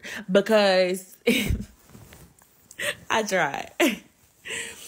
Because they feel how they feel and they're going to say how they feel. And they don't care who feels what way. Like these folks be fighting the cops like on a regular day. Like they don't care, okay? They don't care. Jordan has canceled all Christmas celebrations and festivities in the light of the Gazan war. Last but certainly not least, can't forget about the drones flying into civilians to tell them, don't go nowhere. If you go somewhere, we're going to kill you. If you stay here, we're going to kill you. I don't know what you gonna do, but just, baby, I need you to be out of sight, out of mind. Do you understand what I'm saying? Don't exist, is what these drones just told these folks. Don't exist right now. Because if you do, I'm gonna kill you. And guess where these drones is coming from? Bitch, you guessed it, Israel. Guess who just got back from Israel and is known to be a billionaire tech giant? Elon Musk. Exactly. Yup. Yup. Guess who's been quiet this entire time but secretly funding this entire thing and known to be a billionaire tech giant? Bill Gates and his skates. Yes. The New Balance sneakers. Pull them up to the front of the line, Bill. We see you in them Jordache jeans. Stop playing around with us, okay? You got some splaining to do. We're not even finna have a conversation with Elon because he play all day. We're going to let God deal with him since he has a weird God complex. But Bill, get your ass to the front. We need to know because this got your name written all over it. You had your hands in this some way, somehow. I don't know, but my spirit never lies. My intuition never lies. I know you got something to do with this. Like I said, weird, Caucasian, dystopian, utopia, okay? It's dystopia for us. But it's a utopia for them. Every day I think it just cannot get worse than the last, and each day it just does. People in Gaza are starving. They've been cut off of food for weeks, while being indiscriminately bombed, displaced, terrorized. And instead of providing food, they're providing toys that look like food. The United Nations Security Council met again today to try and pass a resolution for a ceasefire in Gaza. Now, this meeting comes after Secretary General Antonio Guterres invoked Article 99 for the first time since he took office. And if you're not sure what Article 99 is or why it is so rarely invoked and so incredibly important, please see one of my previous videos. It's titled Article 99 and it goes more in depth on what this is. Now, the votes for passing this resolution were 13 in favor, 1 not in favor, 1 abstained. The UK is the one who abstained, and the US, of course, is the one who voted against this resolution. And now the reason why it's important to know that it's the United States that voted no is because the Security Council technically has 15 members, but 5 of them are permanent members with veto power. The 5 are China, France, the Russian Federation, the United Kingdom of Great Britain and Northern Ireland, and United States of America. There are 10 non-permanent members, 5 of which are elected each year by the General Assembly. And then for those who need a visual representation, this is a map showing the members of the United Nations Security Council as of 2023. The permanent members are in blue and then the non-permanent members are in green. Now, the reason why it is so important whenever the 5 permanent members vote is because they have something called veto powers. And this means that if even one of the 5 permanent members with veto powers vote no, it means the resolution will not pass. And so that again means that even though 13 of the 15 Security Council members voted in favor, 1 abstained, because 1 of the permanent 5 voted no, the resolution does not pass. Which continues to remind me why I hate the US. And no offense, but the fact that the Security Council has 15 members and 1 can vote no and stop it doesn't make any sense. It should not be that only 5 countries have the ability to say no. Do you guys remember on October 31st, the Israeli government and Netanyahu were proposing to pay off Egypt's national debt in order to take the Palestinian refugees from Gaza? How they pushed them down from North Gaza, Gaza City, Khan Yunis, and now from Khan Yunis they're telling them to go to Rafah, and the next thing is the Rafah border. So they're literally pushing people down, and they were trying to get Egypt to take it, and Egypt has not budged on this and saying that we're not going to take any of these people because they know when they take them, they're never going to be able to go back, and Israel is going to win. Would you look at that? Yesterday it was announced that U.S. lawmakers, senior U.S. lawmakers on both sides of the aisle, Democrats and Republicans, were proposing to tie the aid that they give to Egypt, Iraq, Yemen, and Turkey to taking Gazan refugees. They literally are going to make it a part of the condition to receive aid. The United States is working with Israel to eradicate the Palestinian people from their land. They have been actively committing the genocide along with them, and now they're trying to help them with ethnic cleansing. To get a German citizenship, you gotta agree that Israel has a right to exist. They actually did it. They actually did it. In one of the states in Germany, you actually now have to pledge your allegiance to Israel to become a citizen of Germany. Didn't y'all get into trouble the first time you pledge allegiance to somebody? Because this is giving very much the same thing. You're pledging allegiance to a country that's committing genocide. How many genocides are you going to be a part of? So Pope Francis today was making a speech, and he said that the genocide that's happening in Gaza is not a war, it's terrorism, and that we should pray for the Palestinian people. I just want to know how long it's going to be before the Israeli government comes out and starts calling him anti-Semitic. House passes a resolution saying Israel isn't a racist or apartheid state.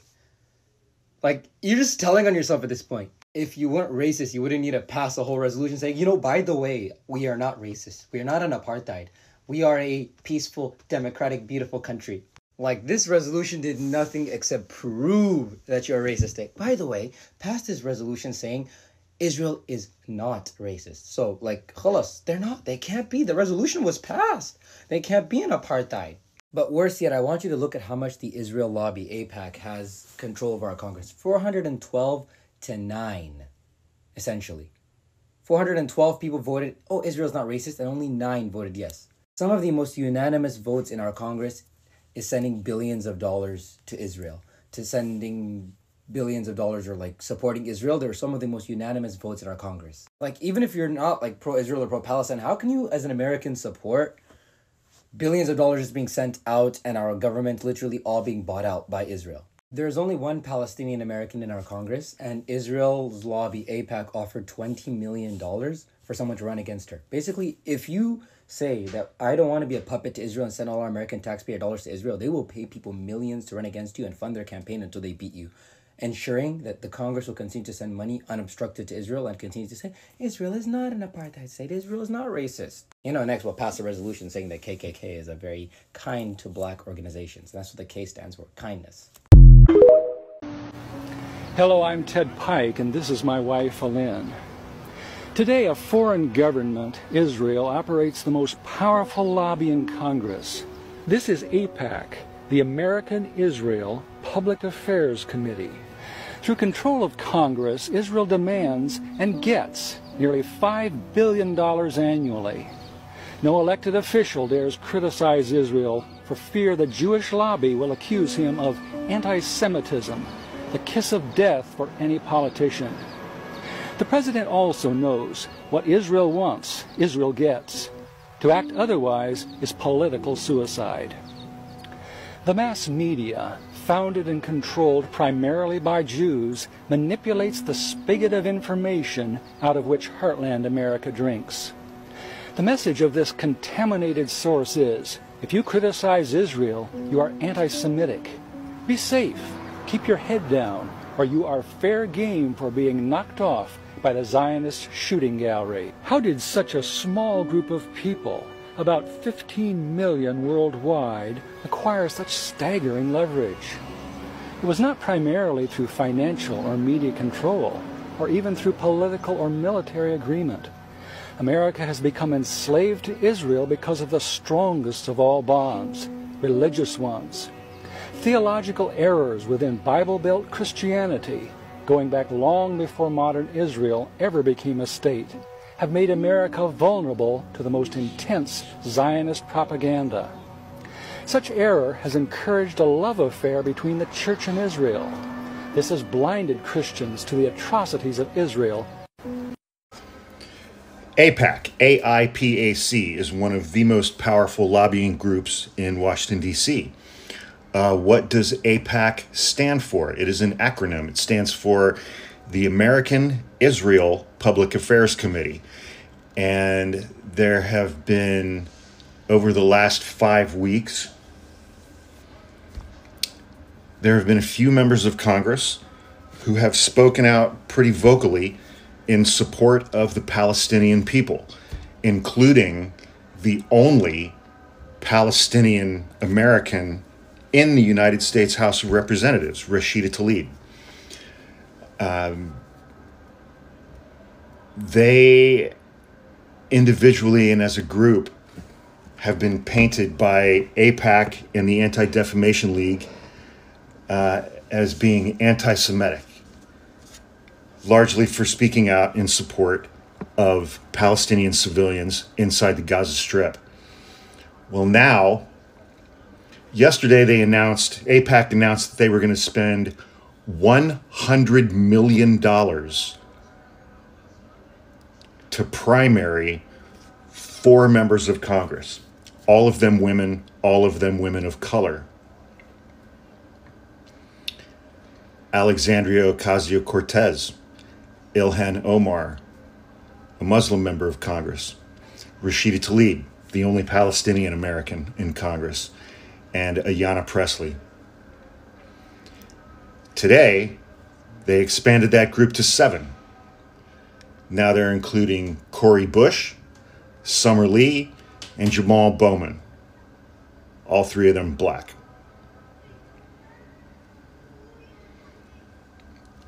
Seven members of Congress.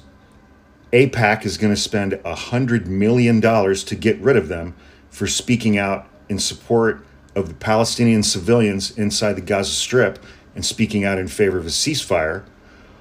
6 of the 7 are women. All of them are people of color. One of them's Muslim. One of them is the only Palestinian American in Congress today. So AIPAC, just like the ADL, just like the Israeli government,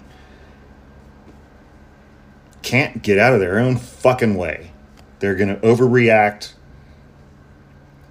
I mean, they're going to spend $100 million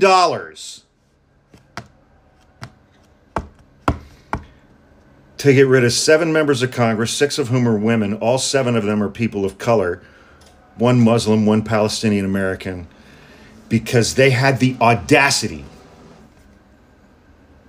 the dogs are home, to speak out in support of Palestinian civilians inside the Gaza Strip who are being, guys, Tanner,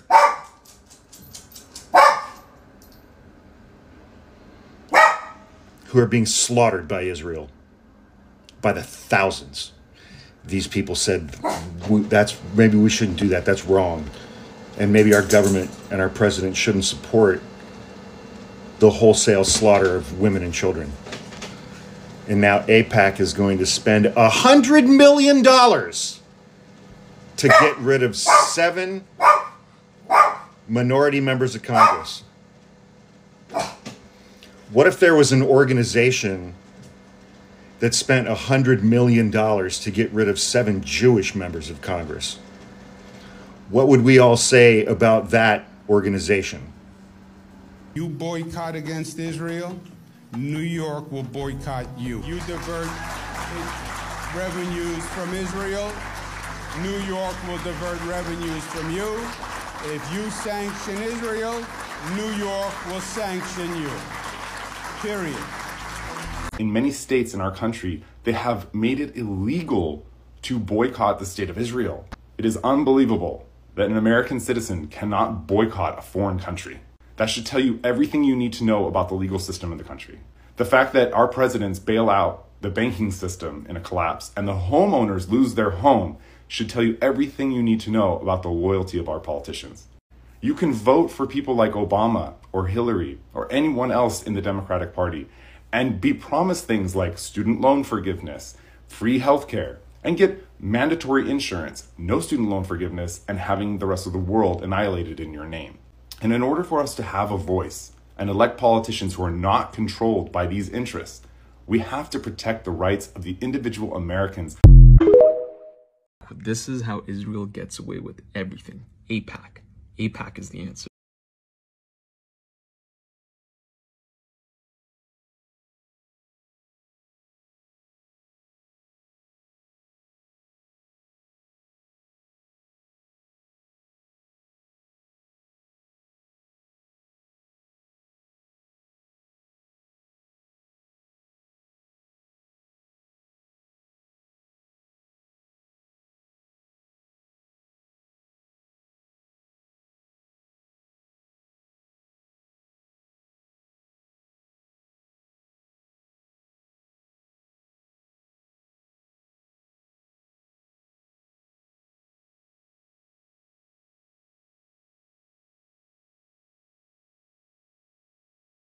Y'all just got exposed. Israel is standing on its last legs. I'm telling you, when this information starts going out, next election cycles, we're gonna let the House representatives know that we don't stand for genocide. We don't stand for apartheid. And if you're gonna take this foreign money, we don't want it to go support to bomb kids.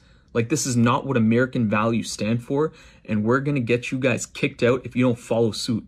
So spread this information, share this information, and let's take these bad boys out of here. Let's get them out. Can we begin to discuss how AIPAC is assuredly threatening members of our government at this point, allegedly? Now, it's one thing to be bought and paid for by, like, some members of the Israeli government, it would seem. Wait, first, let's go into the amount of money that AIPAC is donating to our government. This is, what, $13 million, right? This is in 2022, and then you can see these other figures here. They're guapping the girls off in every single party. I think there, from my calculation, my understanding, there's 4 members that do not have support from AIPAC. Even the 4 is questionable. I think it only might be 2. So this support finance makes it obvious enough why people are taking the actions they're taking, but some of these people are not even up for re-election next year. Some of these people might have integrity and they might think, hey, maybe I might be in danger when I leave office, yet they're still willing to vote this way. They also went as far as to embarrass themselves with this. Like, you set up a measure saying, no, Israel's not racist. No, we said it out loud, so it means it's not true. First of all, you don't decide what's racist. Like, you just telling us something's not racist doesn't mean it's not. So why did you waste your time? Anyway, like I said, beyond these financial contributions, I actually talked about Nancy Pelosi running again. And I think that she is allegedly, again, part of a crime syndicate, a global crime syndicate, which is why she has to keep running. Because if you want to retrain an operative that's stuck inside the U.S. government, you're going to need about 10 years on that to get them where you need to be. But you have Nancy, and I feel like Joe Biden is the same kind of a principle. Why is he not retiring? He's falling apart. And also, like, does he have no dignity himself? I think he has a little bit. I feel like he's just genuinely being threatened and he can't leave. And it's giving me the same feeling with all these people in the government. Because again, it wouldn't be me. Even if I had taken money from you, you'd have to threaten me with physical violence for me to like vote the way that these people are voting. One person voted no on that resolution, the last one I showed you, saying that no, Israel is not racist. So is that some kind of like weird scammy language? Because maybe they're not racist, but they're certainly against other religions, it would seem. But yeah, I'm going to venture a guess. You know when Donald Trump was having that moment where everyone was like, the Russia's going to release his P-tapes, the compromat they had allegedly. This is a very common practice amongst international spies. Jeffrey Epstein had an Israeli passport, and I believe he was an asset of them. Mossad? That's my belief personally. You can believe what you want. But if it were me, and I were AIPAC, to assure that you will fall in line, I will assuredly have something on you that you don't want everyone to see. I actually thought it was funny with the Trump thing. If a bunch of people, if I was running for the presidency and they were like, we have a bunch of videos of escorts peeing on you, I'd be like, okay, show them. I don't care. Let's go.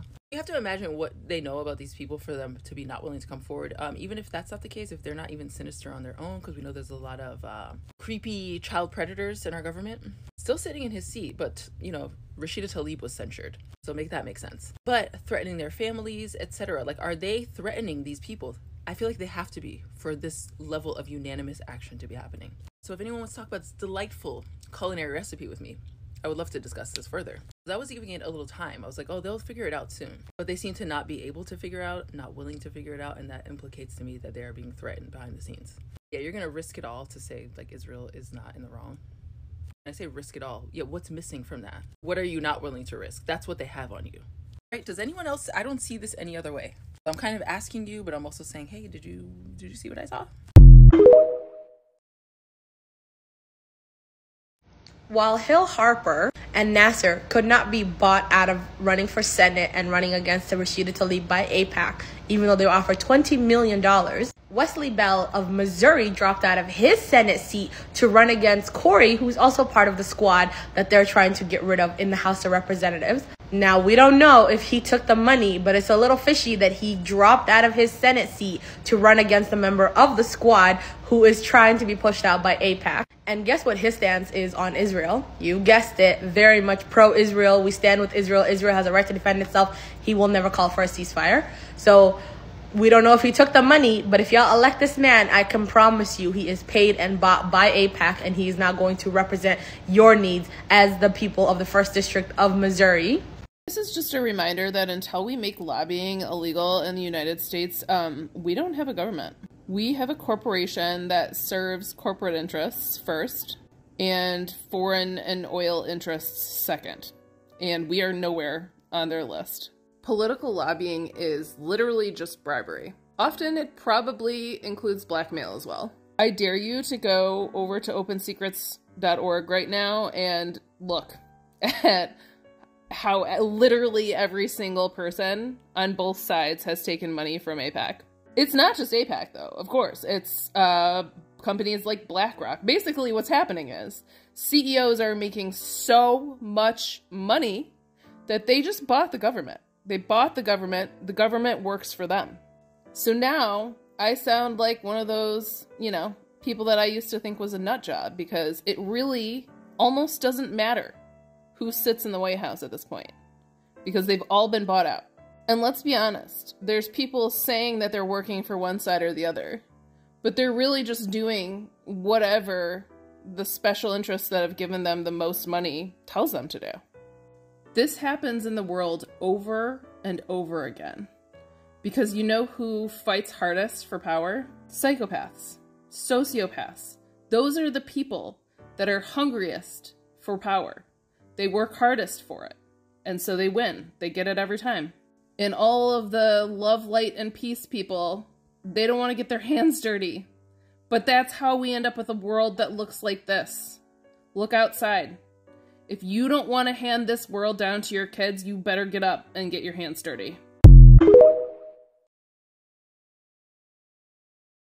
I am shocked that MSNBC let this air with Ali Velshi. It's an outstanding piece. It's a must-watch. Please watch until the end, and I'll come back to you. The American Israel Public Affairs Committee. It was incorporated in 1963. For 10 years prior to that, it was known as the American Zionist Committee for Public Affairs. AIPAC calls itself America's pro-Israel lobby, and according to its website, it has over 3 million members across the country in regional chapters working to, quote, expand and strengthen the U.S.-Israel relationship, end quote. You may know AIPAC as being one of the biggest and most recognizable donors to many of the members of Congress in your state. But contributing to campaigns is a relatively new function of the organization. Before 2021, AIPAC did not endorse candidates nor give political contributions. Its focus was on lobbying elected officials, not actually electing officials. But in a dramatic shift in policy, AIPAC began directly funding candidates and spending big on races in 2021. AIPAC Political Action Committee, AIPAC-PAC, filed something called a Statement of Organization with the FEC just in time for the 2022 election cycle, where it spent $50 million, including both direct contributions to candidates and outside spending, like TV advertisements. According to AIPAC, it donated money to 365 candidates from both parties, including every single member of both Democratic and Republican leadership in Congress. 109 Republicans who voted against the certification of the 2020 presidential election in America received campaign contributions from AIPAC. All in all, AIPAC gave money to 342 members of the 118th Congress. The 2022 elections were the most expensive midterms in American history, with a total cost of $8.9 billion spent. Last year, AIPAC ranked 15th in total expenditure by a political action committee, according to data collected by Open Secrets. But take a look at the other funders that AIPAC is competing against for that title. Act Blue and Win Red. They are Democratic and Republican Party machines. Save America is Donald Trump's money-raising operation. The Conservative Club for Growth, Emily's List, focuses on electing Democratic women to office. All of the PACs on this list are massively domestic-focused ideological machines. AIPAC is the only organization in the top 20 whose interests are focused entirely on America's relationship to a foreign government. Now, let's take a look at who benefits from AIPAC's largesse. Here are the top 20 recipients in Congress, the House and the Senate, of AIPAC money in the 2022 midterm cycle, according to Open Secrets. They're members of both parties. They come from every corner of the country with varying levels of experience in Congress. The Democrat Glenn Ivey of Maryland tops the list. He beat out fellow Democrat Donna Edwards in Maryland's House primary after AIPAC poured millions into pro-Ivey advertisements and mailers. Edwards was running for a second stint in Congress after serving during the Obama administration, where she voted present, not even a no, on a number of pro-Israel resolutions. So the money poured in against her. Not even an endorsement from Nancy Pelosi could save her. Michigan Democrat Haley Stevens unseated Democratic Representative Andy Levin. Here's what Levin had to say about that. I'm really Jewish, but AIPAC can't stand the idea that I am the clearest, strongest Jewish voice in Congress, standing for a simple proposition that there's no way to have a secure democratic homeland for the Jewish people unless we achieve the political and human rights of the Palestinian people. AIPAC spent $4 million against Levin. He lost by 20 points. When Michigan Congresswoman Rashida Tlaib, the only Palestinian American in Congress, was censured by the House in early November over what some lawmakers called her rhetoric around the Israeli-Hamas war, 22 Democrats joined Republicans in that censure vote. 18 of those Democrats received campaign funds from AIPAC in 2022, totaling more than $1.1 million. By the way, for these 6 of them, AIPAC was their top contributor. A growing list of progressive lawmakers who are vocal in their criticism of the government of Israel and its policies and their support for Palestinian self-determination have inspired AIPAC to spend even more. As progressive lawmakers began calling for an immediate ceasefire in Gaza, Slate reported that insiders expect AIPAC's 2024 spending to hit $100 million. In fact, United Democracy Project, which is a pro-Israel super PAC affiliated with AIPAC, is already spending money on attack ads. Representatives Jamal Bowman of New York and Summer Lee of Pennsylvania. Lee has already got a primary challenger, as do Cori Bush and Ilhan Omar. Pro-Israel donors have already signaled that they're eager to primary Rashida Tlaib and Alexandria Ocasio-Cortez. Congresswoman Lee already overcame AIPAC's financial influence against her once. She tweeted criticisms of Israel's treatment of Palestinians in 2021, but as a candidate, she affirmed Israel's right to exist. But that's not good enough. AIPAC spent nearly $3 million in the primary alone to defeat Lee, and they almost did. She beat Stephen Irwin, who is third on the list of money given to candidates by AIPAC in 2022, by less than 1,000 votes. Let's talk about AIPAC, the American... So if you follow me, you already know that AIPAC met with Netanyahu's government in Jerusalem just recently. And I would have loved to be a fly on that wall. What do you think they talked about? Did Netanyahu give them their marching orders? Did they talk about their high priority candidates that must be ousted because of their pro-Palestinian and humanitarian advocacy? I'm going to have another interesting video about AIPAC, so follow me, and I'll be back with you soon. For the past week and a half, at almost a manic level, I have read every archived document on AIPAC between the years 1957 to 1969. The fact that AIPAC escaped registering as a foreign agent after Kennedy's administration collapsed has led to the demise of our democracy, alienation of Arabs, and exported violence to America. This is one of the declassified documents from the 1992 JFK Act. Israel's #1 priority in 1963 was the U.S. presidential election of 1964. This was a memo written during the Department of Justice meeting on May 2nd of 1963. The American Zionist Council, who later became AIPAC in the most corrupt ways, were very displeased with John F. Kennedy's administration. The principles of Zionism could not understand how our administration could do such harm to the Zionist movement and impair the effectiveness of the council by insistence of our registration. They're basically saying how upset they are with JFK's administration on forcing them to register as a foreign agent. IsraelLobby.org has all of the archives. Despite their name, they're not actually connected to Israel at all. They're part of the Institute for Research Middle Eastern Policy. The archive collects and publishes declassified documents about the Israeli lobby, mostly obtained through the Freedom of Information Act filings with law enforcement officials and U.S. intelligence agencies. The fact that Israel has been able to convince the majority of Republicans that it has America's best interests in mind is the most successful form of manipulation I've ever heard of. I consider myself a true American patriot, and I'll tell you this much: we're nearing the day when Republicans will realize their biggest ally is a backstabber. I won't tolerate people weaponizing anti-Semitism on me. I just want a free America where U.S. politicians and policymakers are free to praise or criticize Israel's actions without the fear of losing their jobs or being buried in a chorus of political motivated smears. Free America. Oh, sweet baby Jesus. I just found a rabbit hole. The Israeli Lobby Archives.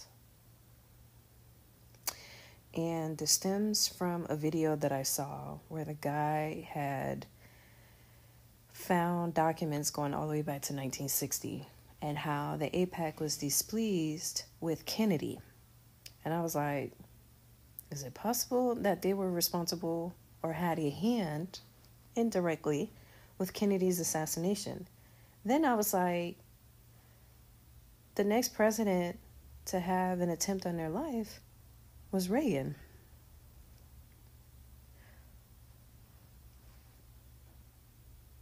That explains so fucking... Oh my fucking God.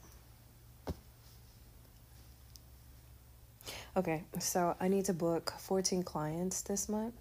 And that way I can pay my bills. And as much as I really want to go down this rabbit hole and make content, this app does not pay me enough to pay my rent. So Sweet baby Jesus. The AIPAC is really deep in our government. It is 100% influencing our government in a way that I feel like I am living in a real world episode of Scandal.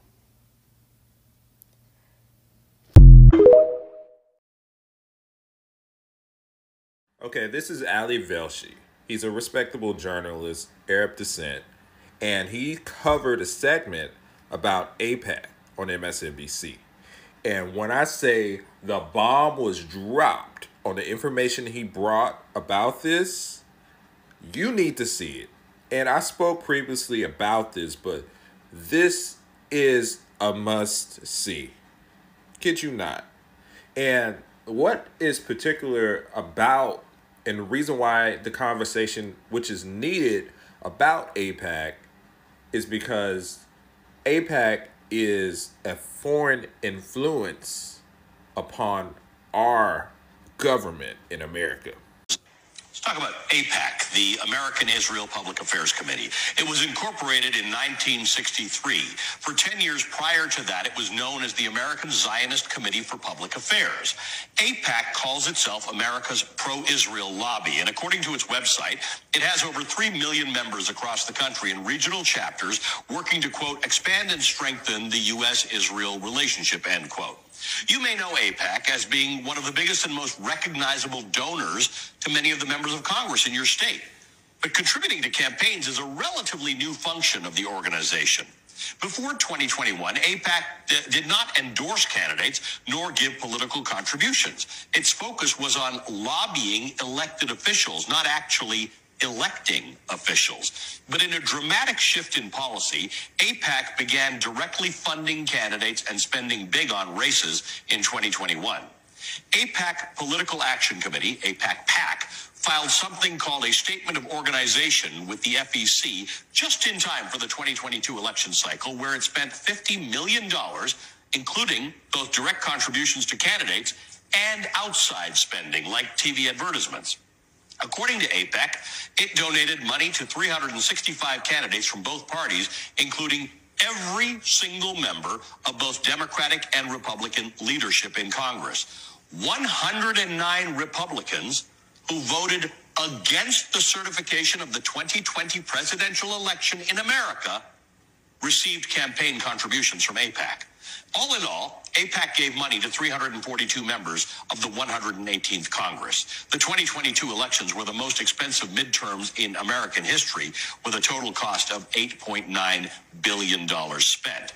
Now, last year, AIPAC ranked 15th in total expenditure by a political action committee, according to data collected by Open Secrets. But take a look at the other funders that AIPAC is competing against for that title. Act Blue and Win Red. They are Democratic and Republican Party machines. Save America is Donald Trump's money-raising operation. The Conservative Club for Growth, Emily's List, focuses on electing Democratic women to office. All of the PACs on this list are massively domestic-focused ideological machines. AIPAC is the only organization in the top 20 whose interests are focused entirely on America's relationship to a foreign government. Now, let's take a look at who benefits from AIPAC's largesse. Here are the top 20 recipients in Congress, the House and the Senate, of AIPAC money in the 2022 midterm cycle, according to Open Secrets. They're members of both parties. They come from every corner of the country with varying levels of experience in Congress. The Democrat Glenn Ivey of Maryland tops the list. He beat out fellow Democrat Donna Edwards in Maryland's House primary after AIPAC poured millions into pro-Ivey advertisements and mailers. Edwards was running for a second stint in Congress after serving during the Obama administration, where she voted present, not even a no, on a number of pro-Israel resolutions. So the money poured in against her. Not even an endorsement from Nancy Pelosi could save her. Michigan Democrat Haley Stevens, unseated Democratic Representative Andy Levin. AIPAC spent $4 million against Levin. He lost by 20 points. When Michigan Congresswoman Rashida Tlaib, the only Palestinian American in Congress, was censured by the House in early November over what some lawmakers called her rhetoric around the Israeli-Hamas war, 22 Democrats joined Republicans in that censure vote. 18 of those Democrats received campaign funds from AIPAC in 2022, totaling more than $1.1 million. By the way, for these 6 of them, AIPAC was their top contributor.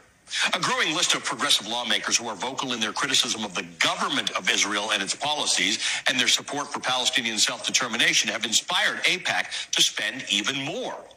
As progressive lawmakers began calling for an immediate ceasefire in Gaza, Slate reported that insiders expect AIPAC's 2024 spending to hit $100 million. In fact, United Democracy Project, which is a pro-Israel super PAC affiliated with AIPAC, is already spending money on attack ads against Democratic Representatives Jamal Bowman of New York and Summer Lee of Pennsylvania. Lee has already got a primary challenger, as do Cori Bush and Ilhan Omar. Pro-Israel donors have already signaled that they are eager to primary Rashida Tlaib and Alexandria Ocasio-Cortez. Congresswoman Lee already overcame AIPAC's financial influence against her once. She tweeted criticisms of Israel's treatment of Palestinians in 2021, but as a candidate, she affirmed Israel's right to exist. But that's not good enough. AIPAC spent nearly $3 million in the primary alone to defeat Lee, and they almost did. She beat Stephen Irwin, who is 3rd on the list of money given to candidates by AIPAC in 2022, by less than 1,000 votes.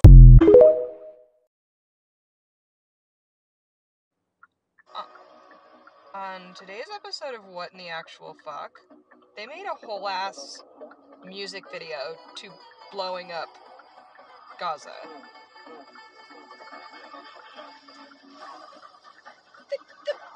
What?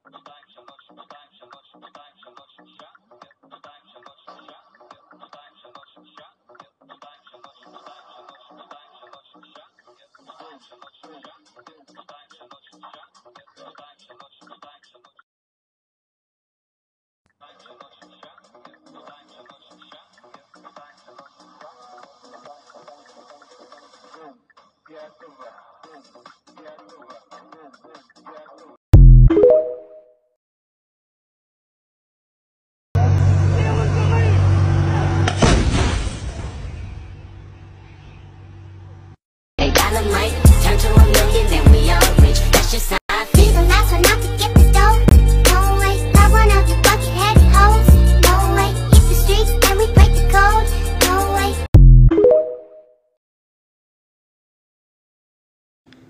Please like and share this video so the word can get out, because it is just too comedically timed. Israel reported 15 good, honest soldiers were killed. Pay attention to these 2 right here, because coincidentally, someone had a video with them that they just didn't post yet. Uh-oh. Uh-oh. He's saying that he deletes all civilians and he wished more children got deleted. But these were all good, innocent people. But they didn't know this video was out there yet. That pretty much sums up everything.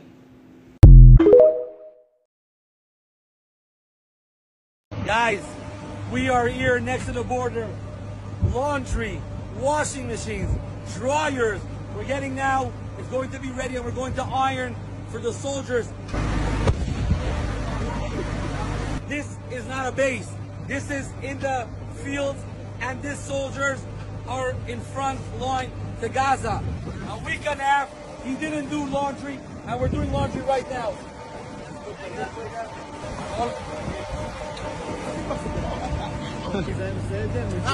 Wow, what a smell.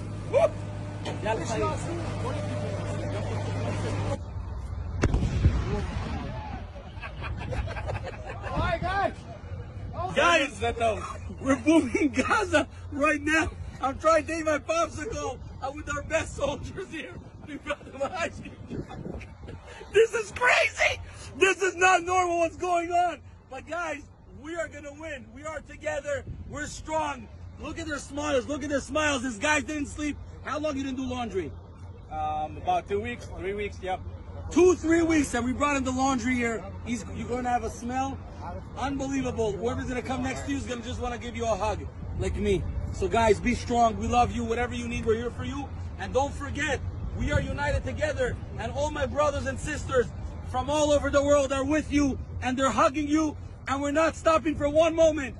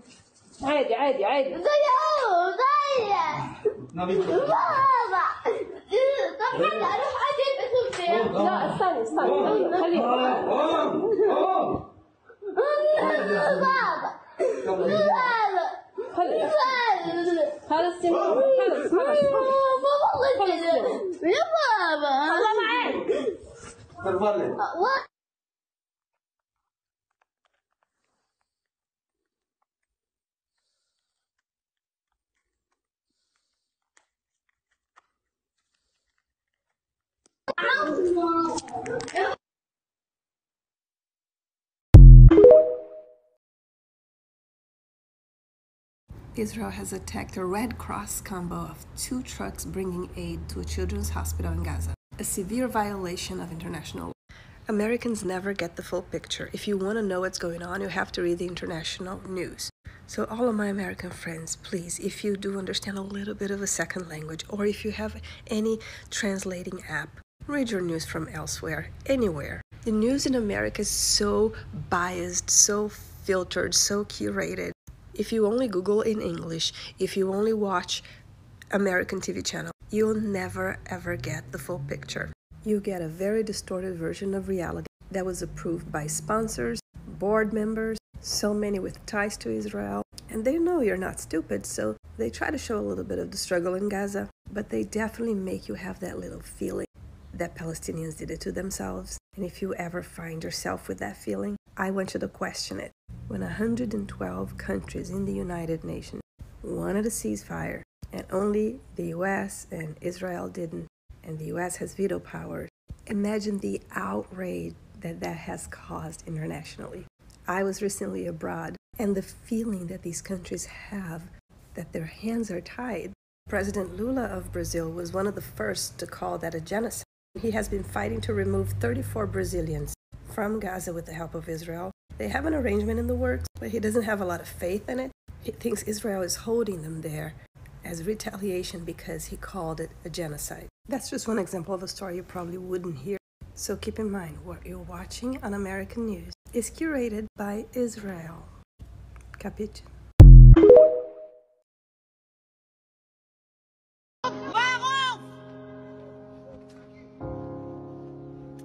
No!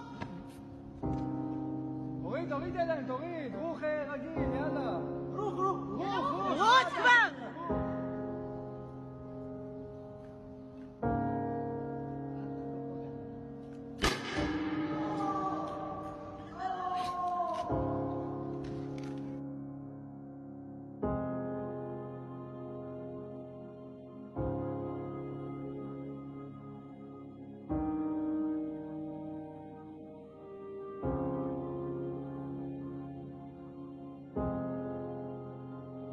זה היום של התושבים הפלסטינים בחברון. הם כל הזמן מורכבים, ועל מה? זאת אומרת, על מה?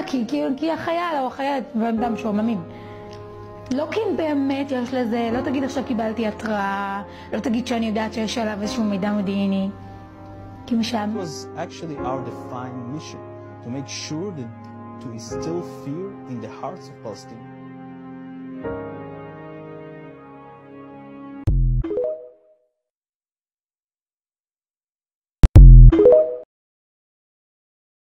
The occupation army even killed the street vendor. The elderly Masoud al-Khattadi, in his 60s, known by the nickname Abu Shadi, used to sell sweets at nearly half price in his shop in the Zaytun neighborhood in the east of Gaza City. He was beloved by everyone and not just a vendor. He had strong relationships with his neighbors and customers. He never refused his assorted sweets to those who couldn't afford them. Al-Khattadi, with the slogan, "Let the poor eat," started his work in a small stall in 1971. From the proceeds of this small stall, all of his children were able to receive education in various university fields. The occupation army had pursued him since he was young, by preventing him from working and burning his cart during the first Intifada. Throughout the ongoing war on Gaza, he stood as a protector of the poor and refused to leave his home and street until the occupation exacted its revenge by bombing and killing him. Let's talk about the etiquette and mannerism of the Israeli forces. Although they're at war with the Gazan people, look how they care for this elderly Gazan man to help him get out of the conflict zone. You see him, you think, Grandpa, you know, so you treat him with such proper manners. They even help him go to sleep. No.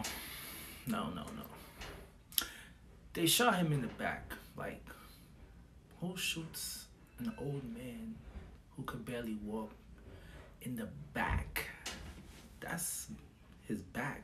In the back? In the back.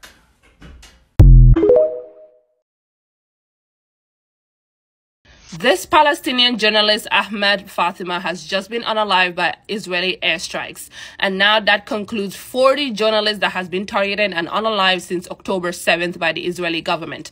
And this is just, it gets more and more outrageous. The fact that Israel is getting away with all of these atrocities. They've targeted journalists, children, men, women, pregnant women, babies in incubators, babies that are in that are fighting for their lives, doctors, nurses. They are bombing around hospitals. They have actually bombed hospitals, refugee camps. They have violated every international law and no one is holding them accountable.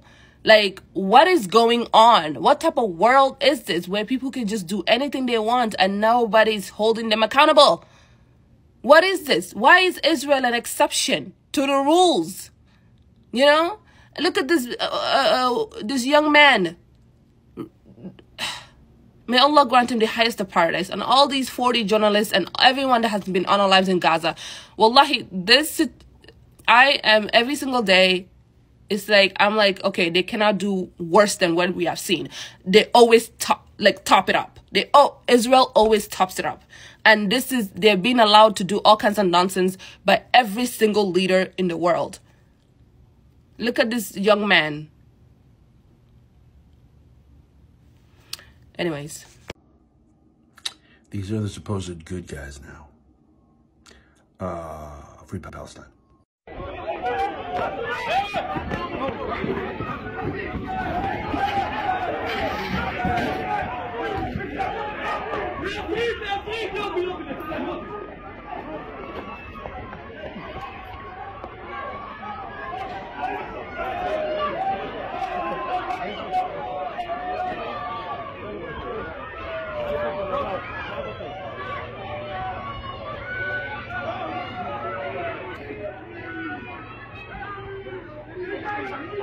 מי?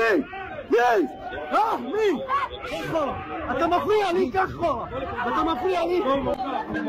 We identify with the PLO because just like ourselves, they are fighting for the right of self-determination.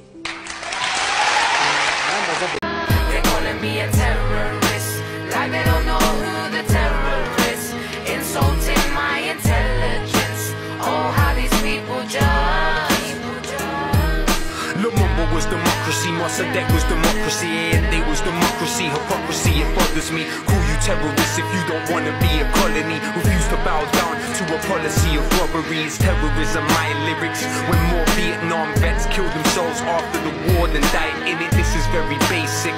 One nation in the world has over 1,000 military bases. They say it's religion, when clearly it isn't. It's not just Muslims that oppose your imperialism. It's Hugo Chavez a Muslim? Nah, I didn't think so. Is Castro a Muslim? Nah, I didn't think so. It's like the definition didn't never exist.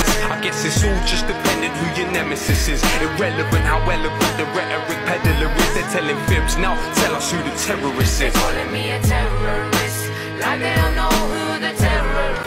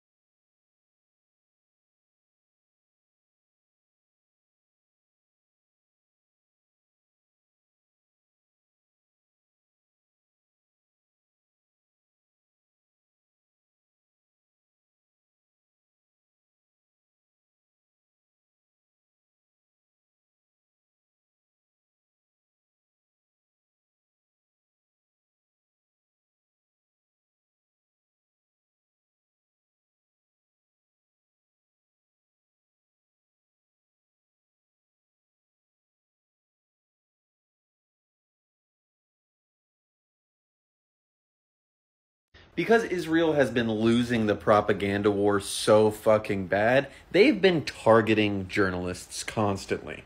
The Center to Protect Journalists has been following this very closely and has documented that at least 53 journalists have been killed so far. Unsurprisingly, 90% of them are Palestinian. And although their losses are absolutely tragic, it's important to remember that we are winning this war.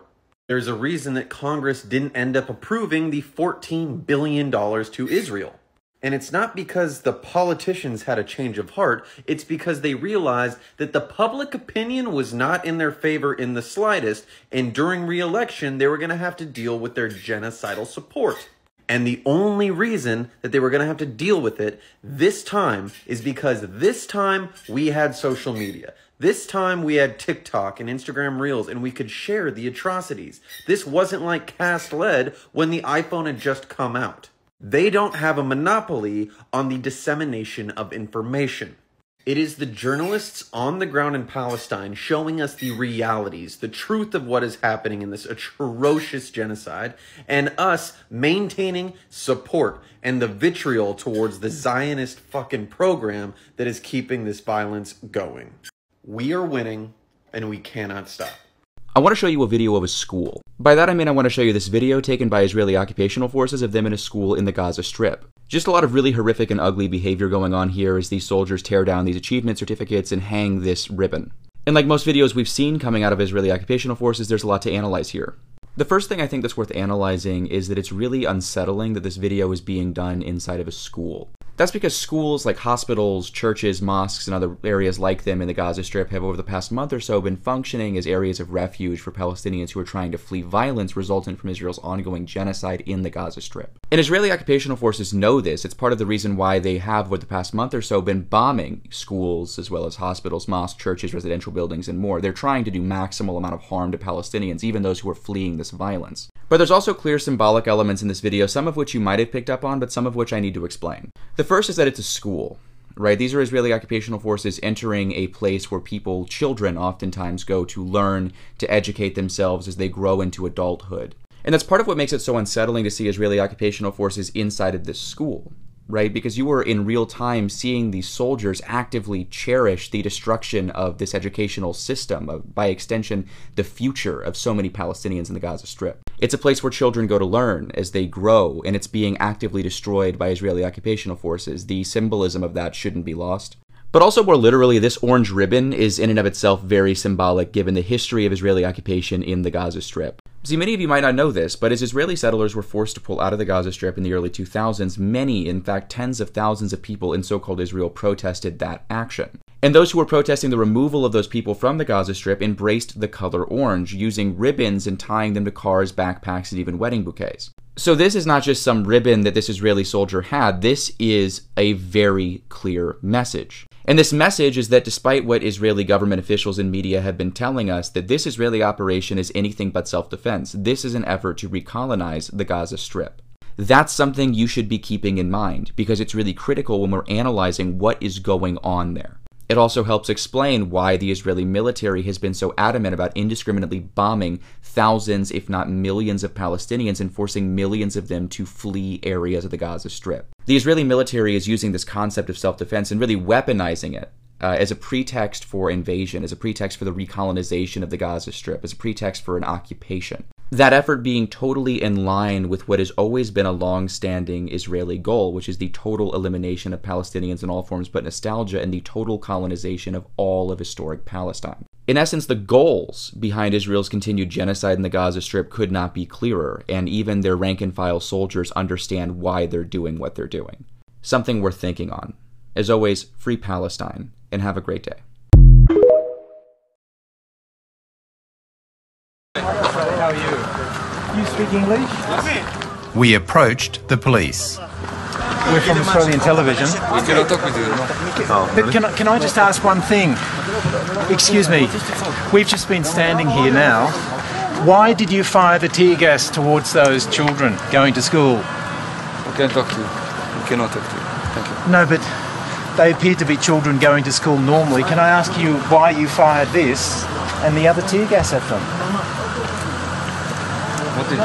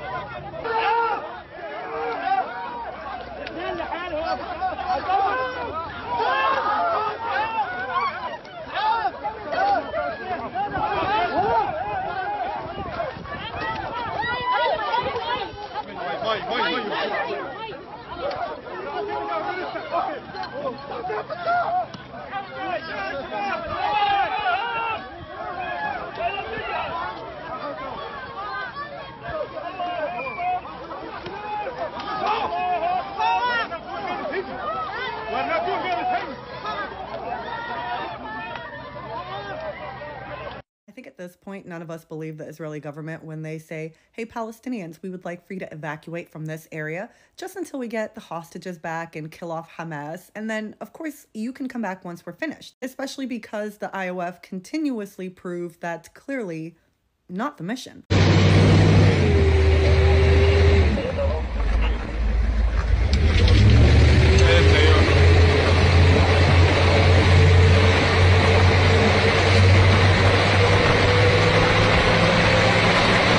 Again, remember, they want you to believe their mission is to find the hostages and bring them back alive, yet this American-Israeli soldier is giving the most embarrassing speech of his entire existence, talking about how they want to drop bombs on wherever Hamas is hiding. Because, you know, wherever Hamas is hiding is where the hostages are. I will burn their city to the ground. I will find every rat hole that they hide in. And I will drop down enough explosives to scare God Almighty.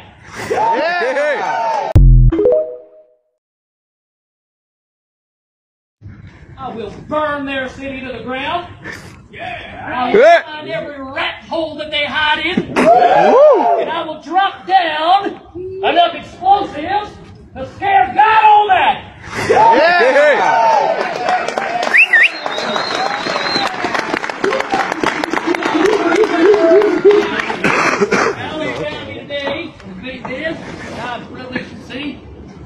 I do not see men. I do not see soldiers. I see lions. I see a pride of hungry lions.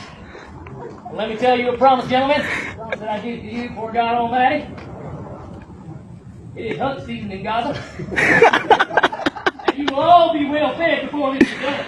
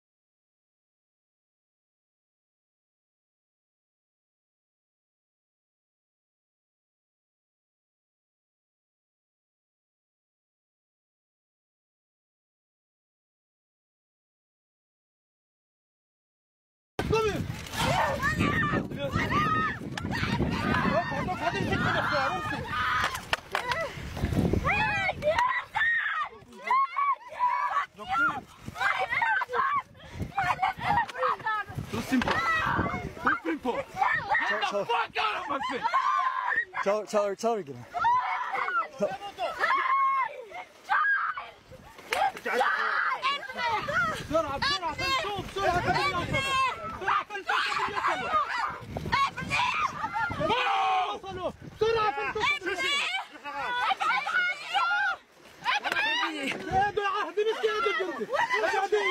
Very careful. Be very careful. Stop it. He's got a gun.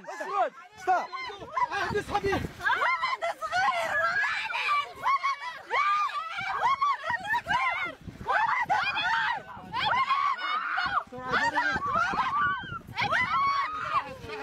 Stop.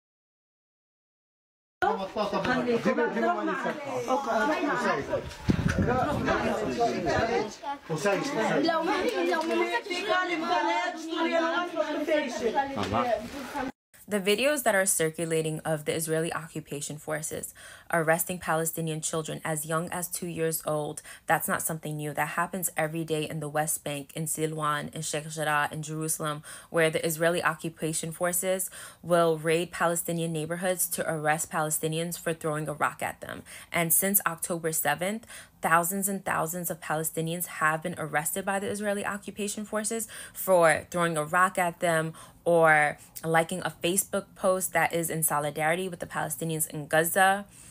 And they are facing psychological and physical torture. Men, women, and children. Women are being threatened with rape. Children are being threatened that they were going to be burned alive. So when Israelis say free the hostages, bring them back home, I think that we should also be saying free the Palestinian hostages in Israeli prisons. Free the thousands and thousands of Palestinian men, women, and children that are facing psychological and physical torture in Israeli prisons. The ones that are being held hostage, bring them back home. I want to know where the world's outrage is for the 237 Palestinians that were killed in the West Bank where there's no Hamas. Hamas doesn't govern the West Bank. 237 people in the past 50 days, just in the past 50 days, have been killed by Israel, and 52 of them were children. Where's the outrage? Where's the outcry? Where is the support for the people in the West Bank? Bro straight up asked his buddy to record him while he morning prayers, just because.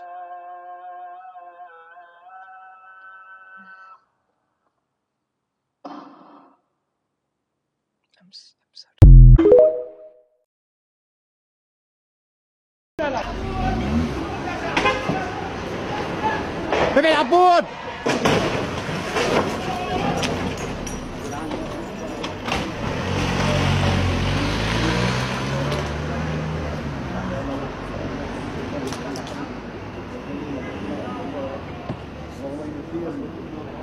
This image is a perfect encapsulation of the way that Israel and Zionism are inherently and deeply anti-Semitic. So for context, these are IOF soldiers, this is a Torah scroll, and they are using a combat knife to read it. A couple of things you need to know if you're not Jewish. Torah scrolls are handwritten, typically on parchment. They are extremely fragile documents. So fragile, in fact, that when you take one out of the ark at a synagogue, you have a couple of people spotting the Torah, because if you drop it, it will tear. The other is you are forbidden to touch the scroll with human hands because it is so fragile. So we use a yad, or a little pointer, to read the Torah. To read a Torah with a yad is a mitzvah. It is something that brings you closer to God. They are using a combat knife. Torah scrolls are labors of love. They are so sacred and important that we blow them kisses during prayer. Jews have risked their lives to save Torah scrolls. In Soviet Russia, Simchat Torah became about dancing in the streets with your Torah scrolls and loudly proclaiming your Judaism, even though dancing with the Torah, you risked destroying it. And they are using an instrument of death and war and destruction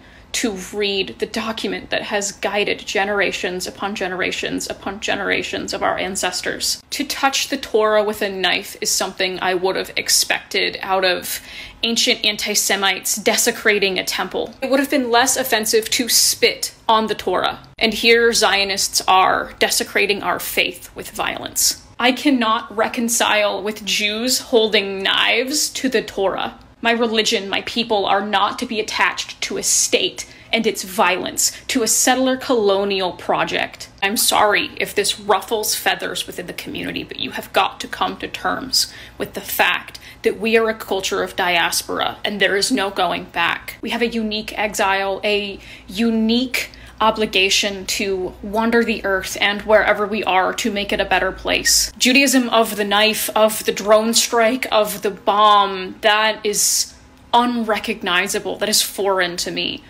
That is not tikkun olam. Holding a knife to our most sacred document and then charging into battle and slaughtering people you have kept in an open-air prison for generations is not defense, and it's not defensible. Zionism is nothing more than a capitalist colonial project propped up by the very same world powers that didn't even want us. They sure do want the oil and the power that comes with having something to prop up in the Middle East. And Israel, as much as it would like for you to believe as much, will not keep you safe from anti-Semitism.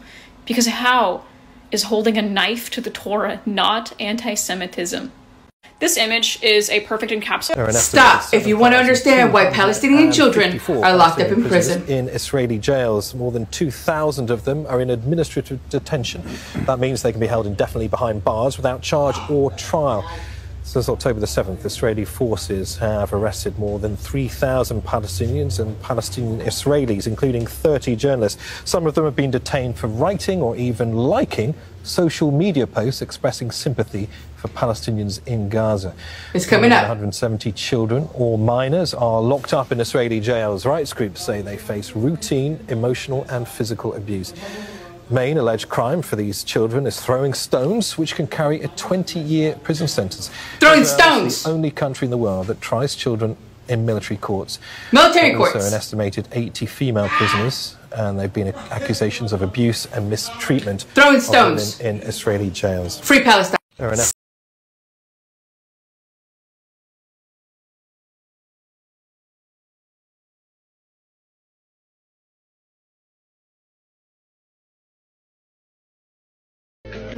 תכין לי עוד ערכה, הפעם ב5,000. אם לא נשכח תמיד להיות מאוחדים. ונורא מנגינה, 250 שקלים. אוקיי, חדש מחוסה, שוקי, אצלי רק שוקי. פה מזכרת לילד, 740. הכל סטוק. 3 מחוסה כזה, נורא פרפר לילד, גם לבית ספר, גם לא לבית ספר.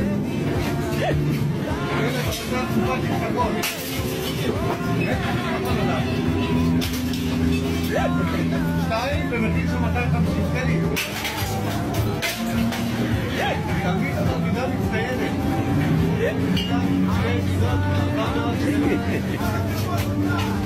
פה, כל המומות, כל המלאפ הלכת. הכל 3 ב-1,000. תמיד גזרתי לקטנות, 3 יחידות ב1,000 שקל. ראש, 4,500. בבית ספר. מגברות, 10 ב1,000. התלמידה המצטיינת, התחברנו 250 שקלים. עד כה בכל בג'בליה.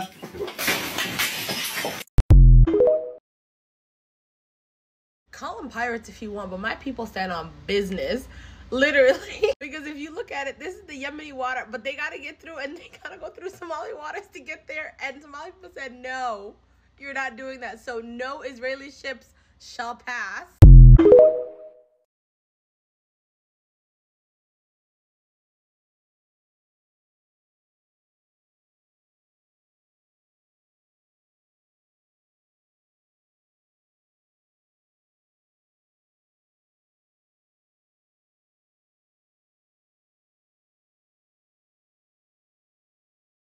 Some more news on white supremacy out of Israel.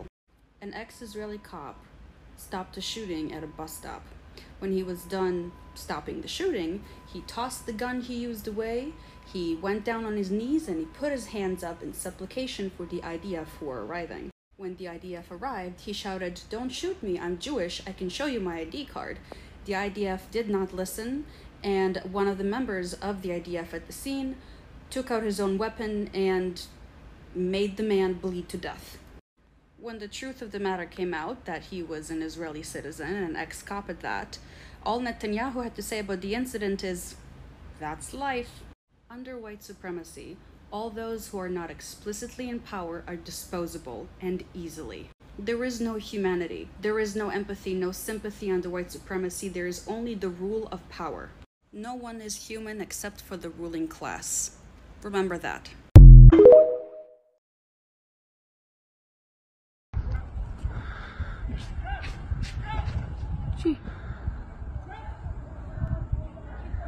Fuck.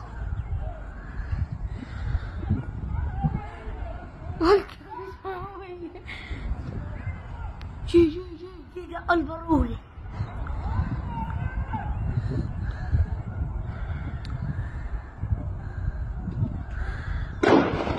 جي ضخ جي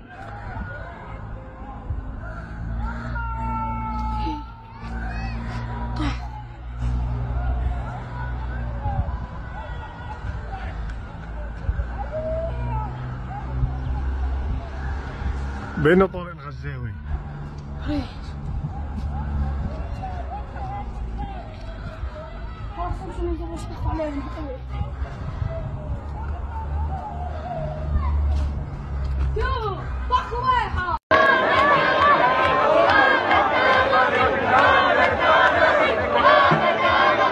النكبة الثانية عن طريق هبدأ تكون النكبة الثانية מחנה פליטים תקום انت ودينك مسخرة ومسخرة ערבי טוב ערבי בקבר כמה חסמים שלנו ערבי זה בן זונה יהודי זה נשמה ערבי זה בן זונה ערבי ערבי ערבי Bitch, you want some tea? Cause I got it for you. Crisis. We've asked people to. There's no humanitarian crisis right now in Gaza. There's no humanitarian crisis right now in Gaza. Correct. Can you explain what you mean? I'm saying there's no humanitarian crisis. We've asked people to move. There's water and there's electricity. Where? All the doctors that we've spoken to, that we're seeing on the news constantly, are saying they've never witnessed scenes like this. Bodies being brought in one after another. There's no water coming out of the taps. The fuel is about to run out. How can we not say that's a humanitarian crisis? Right now, I'm focused on what happened to the Israelis. You're running immediately to Gaza. We had a national catastrophe here. They started this. They came in with ISIL flags and slaughtered pregnant women. When? Killed babies and killed families. Where's the That's proof? not what we do.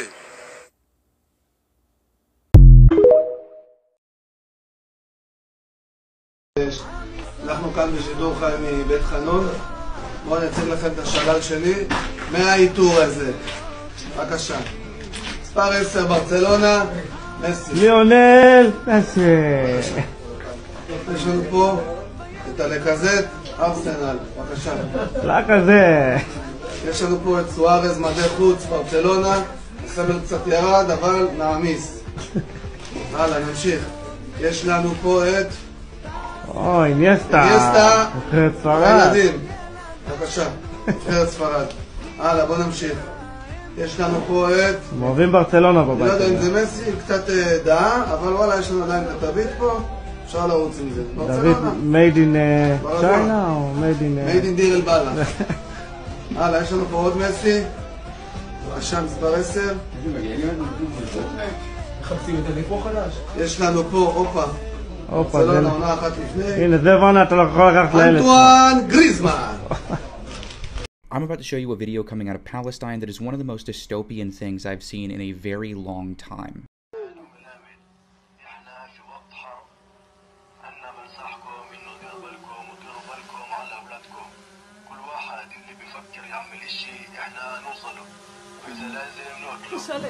ولا بنسوي شيء ولا بنسوي بشيء، احنا قاعدين بدورنا مكيفين حل عنا. انا بنصحكم انه ديروا بالكم وديروا بالكم على اولادكم.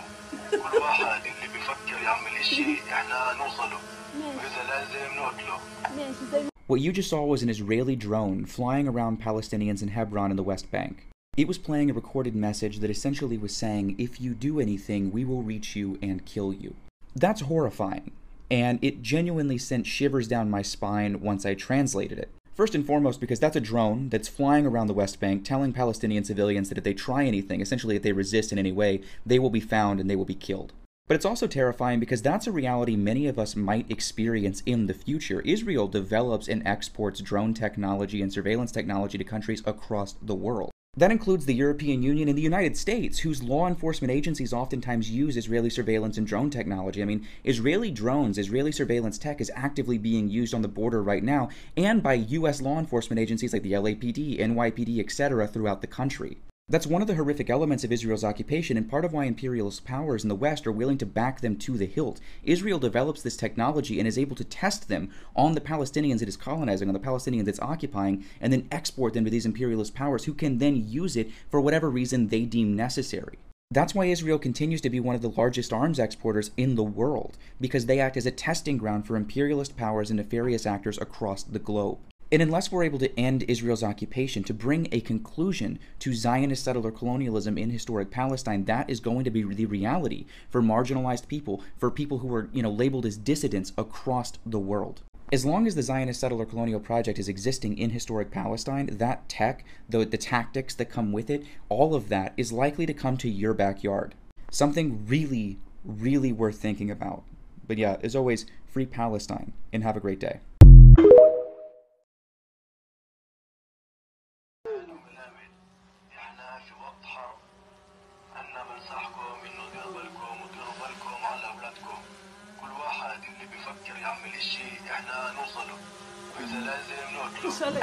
ولا بنسوي شيء ولا بنسوي بشيء، احنا قاعدين بدورنا مكيفين حل عنا. انا بنصحكم انه ديروا بالكم وديروا بالكم على اولادكم. كل واحد اللي بفكر يعمل شيء احنا نوصله، واذا لازم نقتله.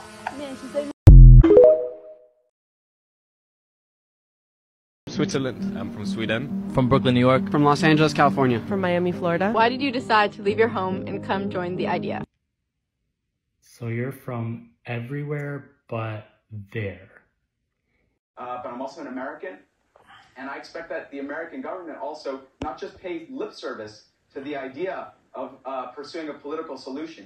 Settlements are expanding at an incredible rate. Settlers are illegally taking over land, not even according to international law, according to Israeli law. They're going out and they're shooting at Palestinian civilians, and there's no, with impunity, there's no real enforcement against them. And so I think our international partners and allies need to take a stance on the side of the Israelis who are demanding a political solution and are demanding differentiation, and that our government makes sure not to harm and kill innocent civilians.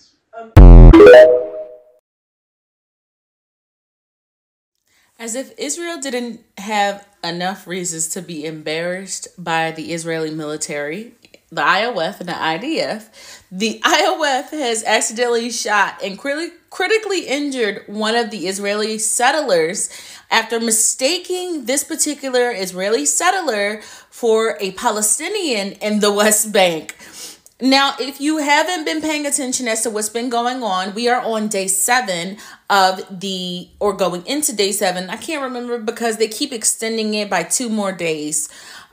So we're in day 7 of the truce, quote unquote truce between Hamas and Israel.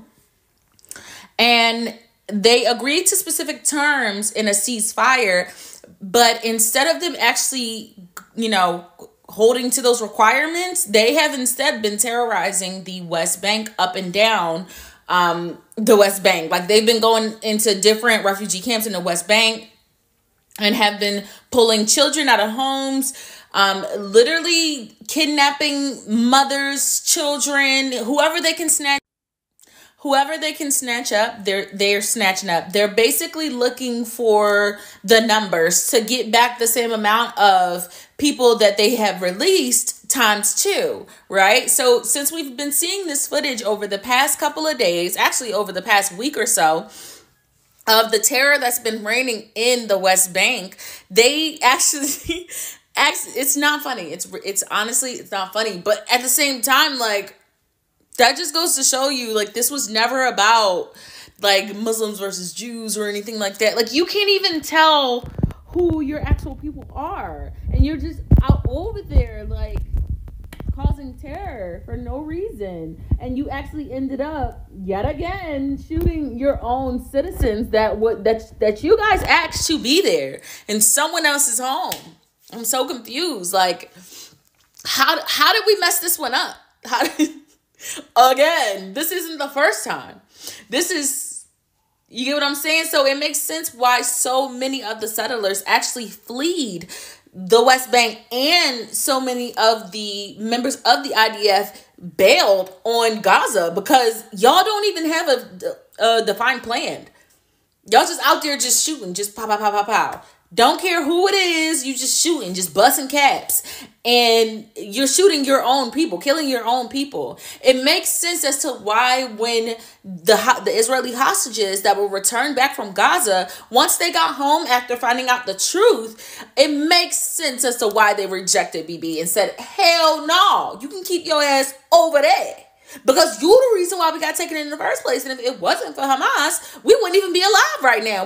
Technically, we're supposed to die that day. Because let's remember, hundreds of concert goers, hundreds of those concert goers were injured by Israel.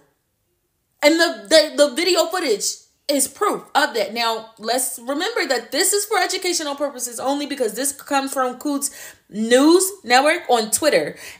Go ahead and, follow them on Twitter. But this is what's going on currently in the West Bank amongst other terror. Like, they're literally going through and just pew-pewing all up and down, stealing children, stealing women. It's getting real in the field. Let me know what y'all think about this. I literally got a chuckle out of it. I don't condone violence of any kind, but this gave me a good chuckle, because it's like, I don't know who's in charge, but it's time to hit the whiteboard again. It's time to hit the drawing board again. It's time to come up with another plan. It's time to let somebody else have let somebody else have a turn in the facilitator role.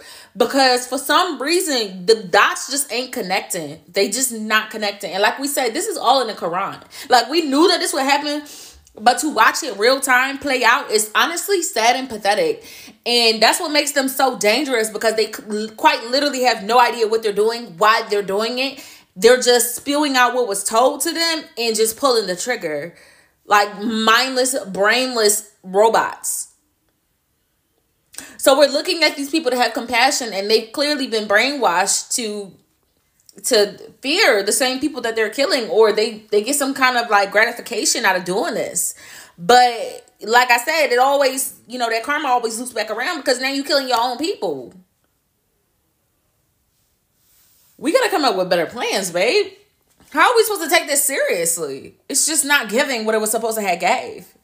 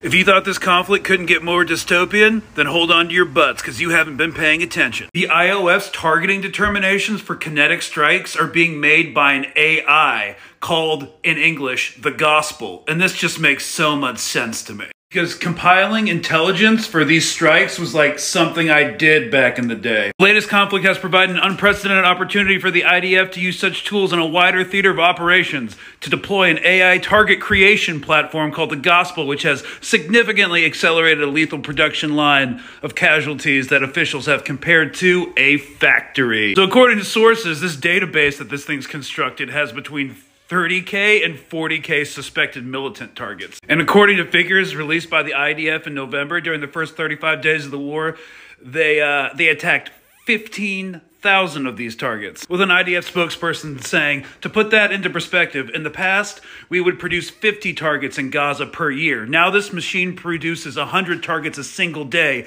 50% of them being attacked. So I actually trust like 50 per year is a pretty reasonable number, because what you need is multi-source reporting. So like image intelligence, signal intelligence, human intelligence, like atmospherics, everything like that. And you need to like cross-reference everything so you can know who you're hitting, what you're hitting, and why you're hitting them. And of course, it's hard to collect that, especially when Hamas leadership doesn't really use cell phones in the Strip. They have runners and hardline communications in the tunnels, and cell phones are like generally the easiest way to target somebody. So we don't know what algorithm this thing is using to make target recommendations. We don't know how it was designed or who designed it, but it's clearly a bloodthirsty war machine. Like, we don't know what data is being put in there, but the fact that they call this machine the Gospel is horrible. But like, I'm also not even surprised anymore.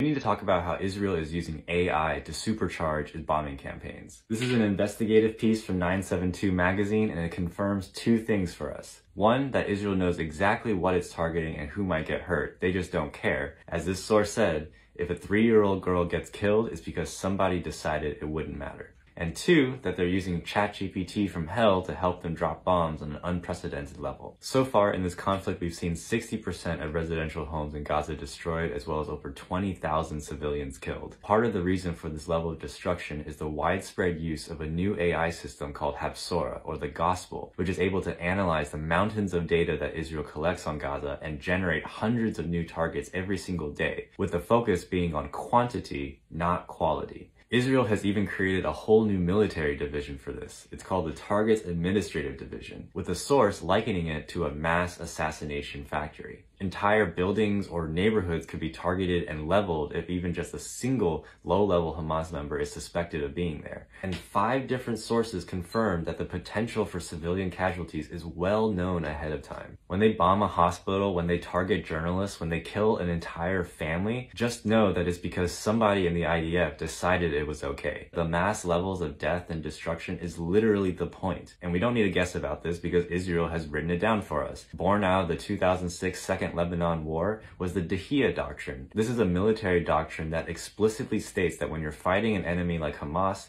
Israel must use disproportionate and overwhelming force on civilian and government targets in order to turn the civilians against Hamas, which is literally the strategy of terrorist organizations, by the way. And the problem with using AI to generate targets like this is obvious, right? Like, when you use AI, when you use a machine to decide who you're going to bomb, you're removing any sense of human morals from an already immoral situation. When you reduce people dying to a literal collateral damage metric, it makes it that much easier to pull the trigger. And this is just superpowering an already out of control killing machine that honestly isn't even that effective at taking out Hamas commanders. Now that the ceasefire has expired and the bombs have started dropping again, this is a reminder that Israel always has choices, and they consistently choose the most destructive and bloody path every time. And now it's more important than ever that we do not take our eyes off of what's happening in Gaza and the West Bank. We need to stay engaged, we need to keep pushing for a permanent ceasefire, and we can't stop until Palestine is free.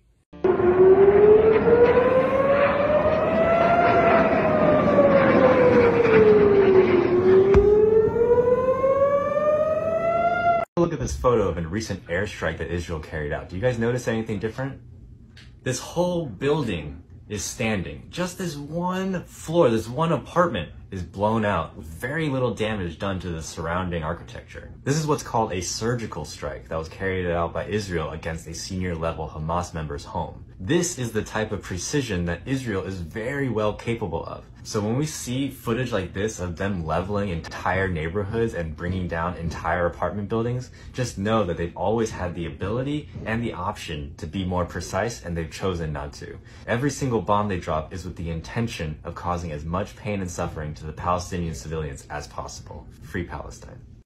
So the border surveillance from the October 7th attack has been magically deleted. If you didn't hear, yesterday, all over international news, this went viral. Border surveillance footage from 7th of October disappears, says Israeli officers.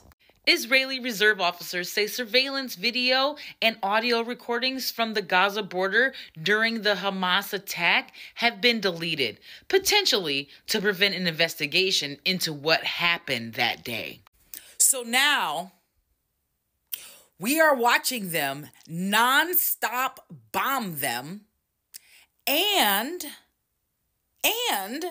they've deleted the footage that proves there's a reason for them to non-stop bomb them. You have to be an ultra level of insanity in order to believe anything these people have to say anymore. If you support this, you're just a murderer.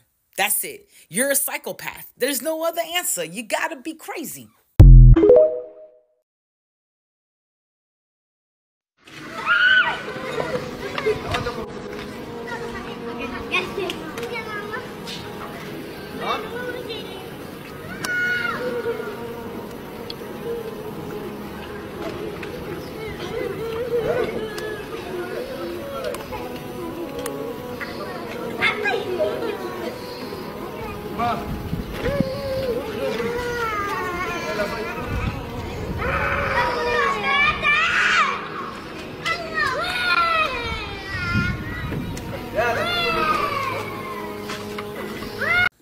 Michael Rappaport is Islamophobic. Michael Rappaport is Islamophobic. He has been, him alongside Amy Schumer and several other people have been so vocal about their hatred towards Arabs. And I have proof of this. Now, we have let him do his thing with his videos and all the nasty, toxic stuff he's been saying online. But this takes the motherfucking cake. What you see is a picture stolen from Motaz's account. The same Motaz that we all know and love. This photo, in this photo is a bunch of Palestinians that the Israeli military has stripped naked, paraded around the streets of Palestine and Gaza, and loaded up into a truck. Now, what does this look like? This look like what went on in the Holocaust, but a million times worse because it's present day. And guess who decided to post about it? Wishing a happy Hanukkah. Excited about this. About this barbaric, savage, uncivilized behavior, which comes as no surprise. Because this man is so disgusting. If you've seen any of his videos, I'm sure you have. I'm sure you have. The second things jumped off on October the 7th, this man could not wait to get on the internet and tell everybody how he hates black and brown people because we don't like him as a comedian. You're not funny. You're not funny. Your career is funny, though. How horribly it tanked. It was funny that you thought that you was actually going to get somewhere in this world thinking that you're actually funny when you're not. You doing shit like this, posting it on your Instagram, you doing stuff like this and thinking that it's funny is disgusting. It's Islamophobic.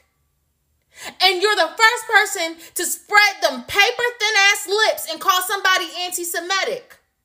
When you yourself are committing crimes against the Semites. Did you not know that Arabs are also Semites? I'm confused. Help me understand if you're not racist. and you're not Islamophobic, then what the hell is this? What the hell are those videos, those lives of you calling people the N-word? Yes, we have proof. Yes, we have proof. Yes, we have proof. And this was the cherry on top. This is some disgusting bullcrap of you to do. Now, if y'all want to, y'all can go find Michael Rappaport's page and go flood it with olives and Christmas trees. Go flood it with olives, watermelons. Go flood his Instagram and his TikTok with olives and watermelons. Because since you wanted a stage and you wanted to be front and center, since you're looking for attention, baby, you're going to get the attention you are looking for. You are an Islamophobic, a racist, a nasty racist, celebrating this crap. You're disgusting, and you should be ashamed of yourself. I would be embarrassed to be related to you. The fact that you thought that this was okay. This is the world that we live in, where they're not only saying the quiet parts out loud, but they're celebrating it on their made-up holidays. Disgusting.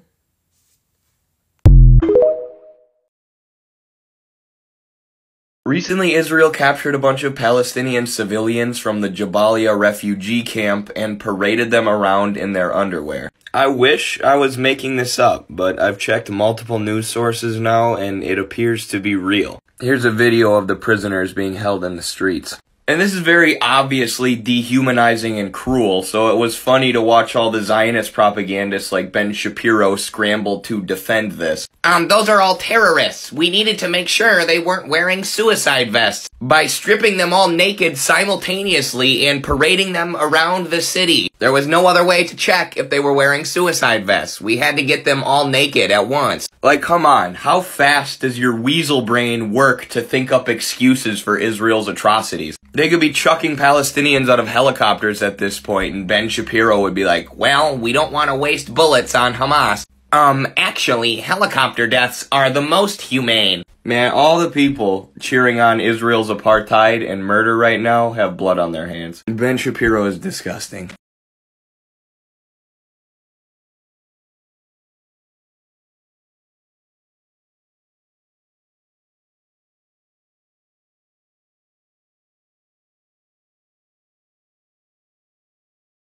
I just posted a news story about a northern city in Gaza called Beit Lahia, where IOF illegally kidnapped hundreds of Palestinian civilian men.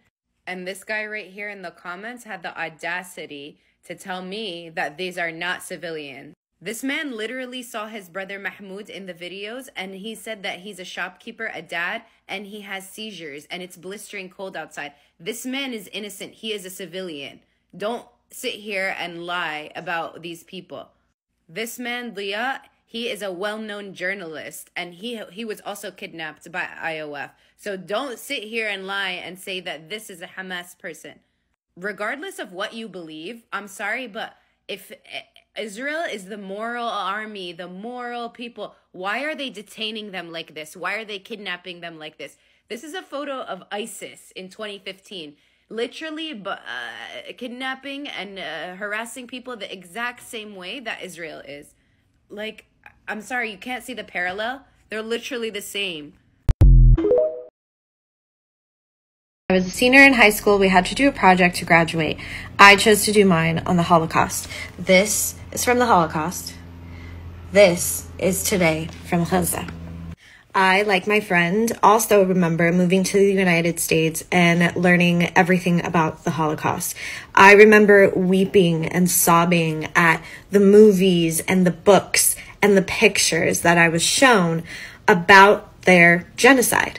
I also remember being taught that one of the reasons that this torture was allowed to happen in Germany in the 1930s and 40s was because of state-sponsored propaganda that dehumanized an entire people. And it is explicitly because I have that level of education and knowledge of what propaganda can do.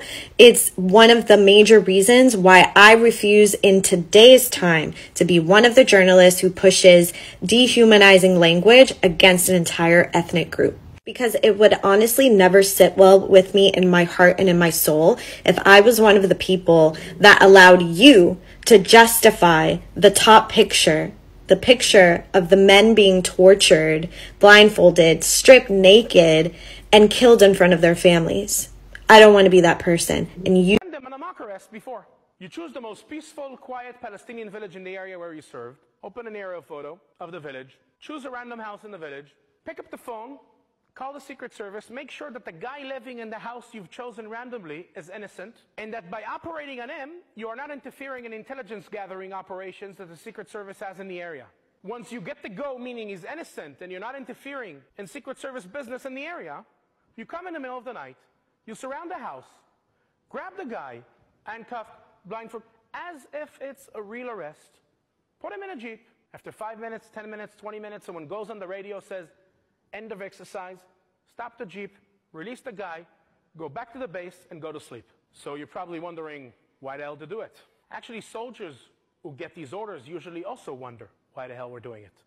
We know the guy's innocent, so why we're doing it? And they ask their commanders, and you know what many soldiers heard back? Mainly two reasons. One is training. As close training can be to reality, better. So if you can do it on a real Palestinian village, on a real Palestinian house, on a real Palestinian man, better. But the second reason is even more interesting. Think of it. A mock arrest is just another advanced way of making your presence felt. You go in the middle of the night to the village, surround the house, some noise, some movement, lights, shouting, military movement in the village, people wake up, they know you're here. They see you arresting a person that they know he's innocent. They're not stupid. Yeah, people in the village usually know. So they start to ask questions. Why the hell are you arresting him? He's innocent. But then they see that you released him. So what the hell is going on here? Arrest, released. Is he a collaborator? Yes, no. And they don't find the answers, so they're even more scared. When you know what's waiting behind a corner, you can calculate. When you have no idea what's waiting around the corner, that's when you're really terrified, right? Because when the goal is intimidation, the lack of logic is the perfect logic. Prevention is a reality of constant intimidation of everyone, everywhere, all the time. There is nothing a Palestinian can do in order not to be intimidated.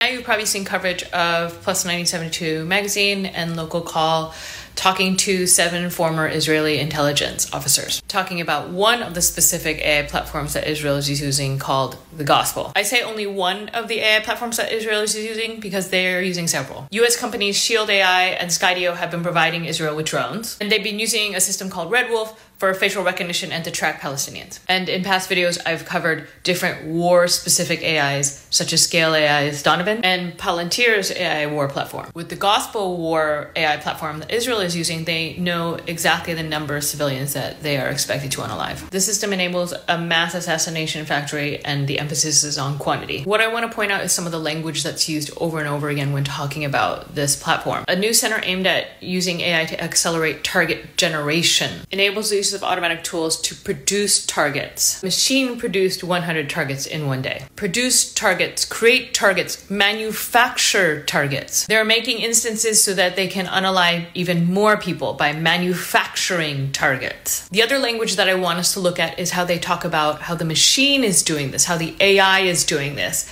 And that's not true. Something to remember is all of those platforms are human assisted. On top of that, they are human authored. They're also human data fed. There are always multiple points along the line where a human is making an intentional decision. It is never that AI is solely responsible without human decision involved. And this goes for whether or not you're doing a Google search that turns out biased, or applying for a mortgage loan that is racist, or using war-driven AI platforms. The sole goal of these AI platforms used by the Imperial Core is to unalive as many people as possible. It is an intentional tool being used by humans to commit genocide. We must remember that these tools being marketed as defense are defense of the empire at the expense of the lives of everyone else. And the US and Israel are sharing weapons, forces, platforms, technology. In my opinion, governments should not be able to use war and defense surveillance technology at all. By now, you've probably seen coverage.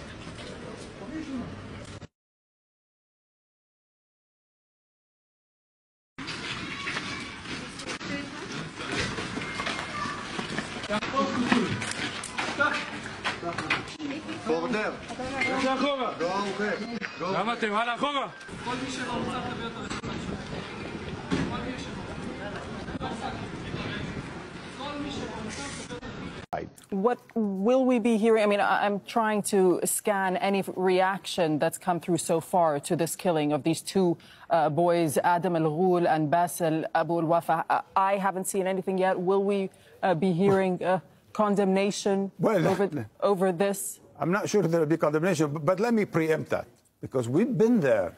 We've done that, been there, done that so many times.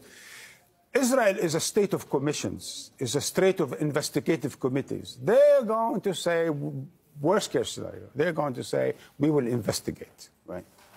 And God knows what does that mean, because they're always investigating, because there's always murder and killing and terrorism and so on. So they will investigate. But that will not do anything. That will not bring answers, you see. Even if they condemn, even if they investigate, that's not the answer. Because the soldier carrying the sadistic killing is not the only one responsible. He's only pulling the trigger.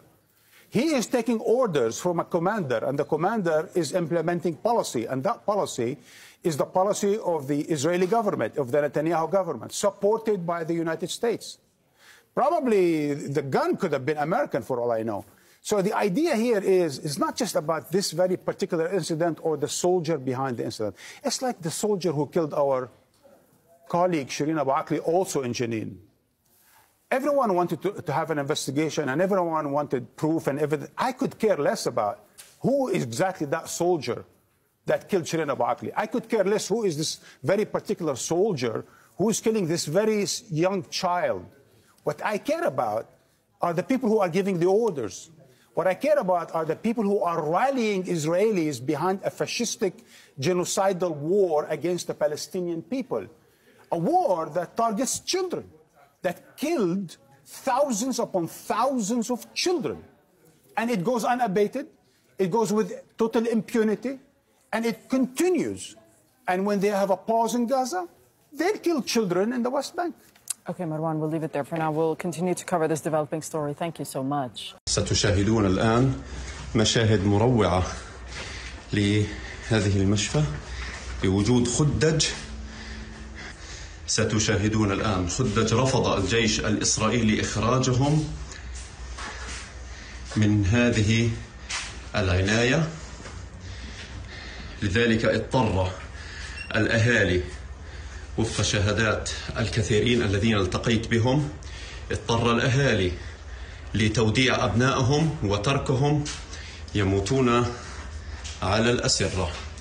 هذه هي الصورة من داخل العناية المركزة لمستشفى النصر للأطفال، حيث كما تحدثنا رفض الجيش الإسرائيلي إخراج هؤلاء الأطفال وعمل على منع أي أحد إخراجهم من المشفى. Is reporting that an Israeli army helicopter may have fired on partygoers at the dance festival that was attacked by Hamas fighters on October the 7th. More than 360 people were killed at the festival in southern Israel. Haaretz is quoting an unnamed police source citing an investigation. Well, according to the paper, a combat helicopter arriving at the scene fired on Hamas fighters and apparently also hit some festival participants. The paper also says Hamas did not plan the attack on the Nova Music Festival, but chose to do it spontaneously. Let's speak now to Hamda Salhout. She's in occupied East Jerusalem for us. So pretty extraordinary revelations, Hamda. Talk to us about this investigation that's being reported.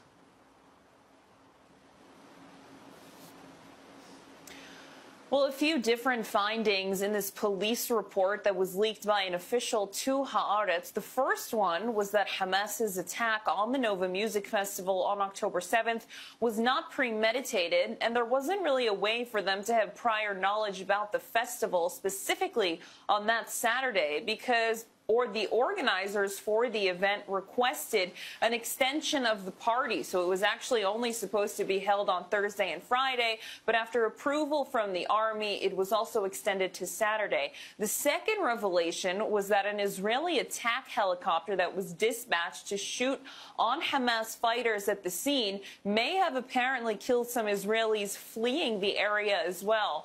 And the third thing that it mentions, the security officials are now sure in their assertion, according to the sources in the Haaretz piece, that there were around 4,400 festival goers, and that the party actually ended once the red alert sirens and interceptions were heard overhead, and that the gunfire happened 30 minutes later. So in the beginning stages, when the rocket fire was happening, that's actually when most of the people began to flee, and then 30 minutes after is when the exchanges of fire started to happen. And also, Hamda, what's the latest we've been hearing there from the Israeli Prime Minister Benjamin Netanyahu?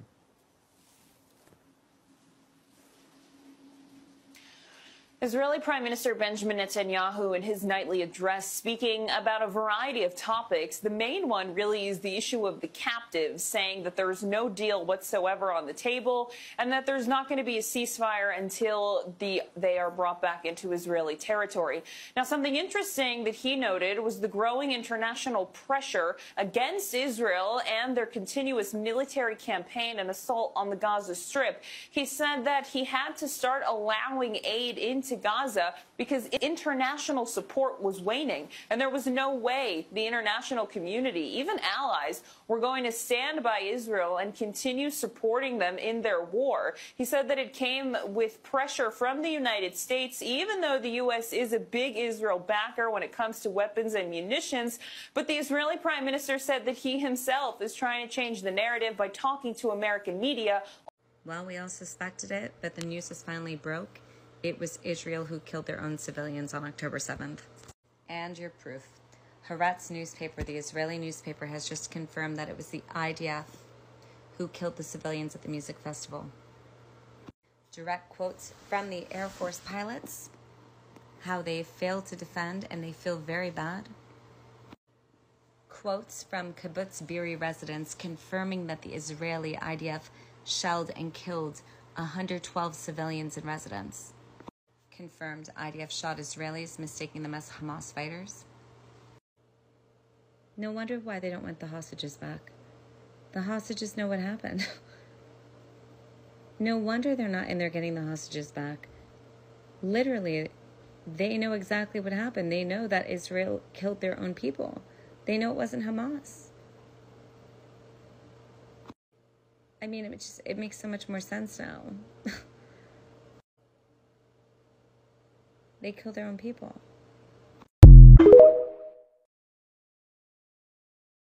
So this is a pretty insane article that was just released an hour ago, and I'm going to stress this. I need people to go read this article for themselves, post about this article for themselves, share this article, because this is so important to what is happening right now.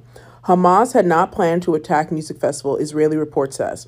First police investigation of Supernova Festival also found Israeli forces responsible for some unaliving. This Saturday, Israeli newspaper Haaretz reported that the growing assessment in Israel's security establishment based on the police investigation and on interrogations of captured Hamas members is that the group had not planned to target the event. While police found maps of targets' locations on the bodies of unalived Hamas members, none was of the festival location. An additional finding supporting the assessment, according to Haaretz, was that Hamas militants did not approach the festival from the direction of the border, but from a nearby highway. In addition, the event had originally been scheduled to take place on Thursday and Friday, with Saturday added to the program only on Tuesday that week. The report also found that most of the festival goers had managed to leave the event by the time Hamas showed up and began. The large majority of people who were at the event managed to flee following the decision to disperse the event made 4 minutes after the rocket attack, according to a senior police source quoted by Haaretz.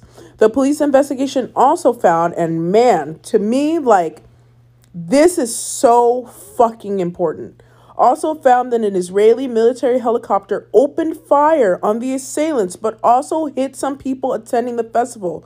No further details were provided, Haaretz reported. Once again, if you do not know what Haaretz is, it is the oldest newspaper in Israel. If this is also coming from them, this is an independent investigation. This is insane. For weeks now, for over a month now, Israel has stated that it was entirely Hamas's doing. They did not also state that they had added a date, that a day had been added to the festival. So when this all took place, this was not the target. Not to say that that makes it honestly any better. That was still innocent lives that Hamas was attempting to take.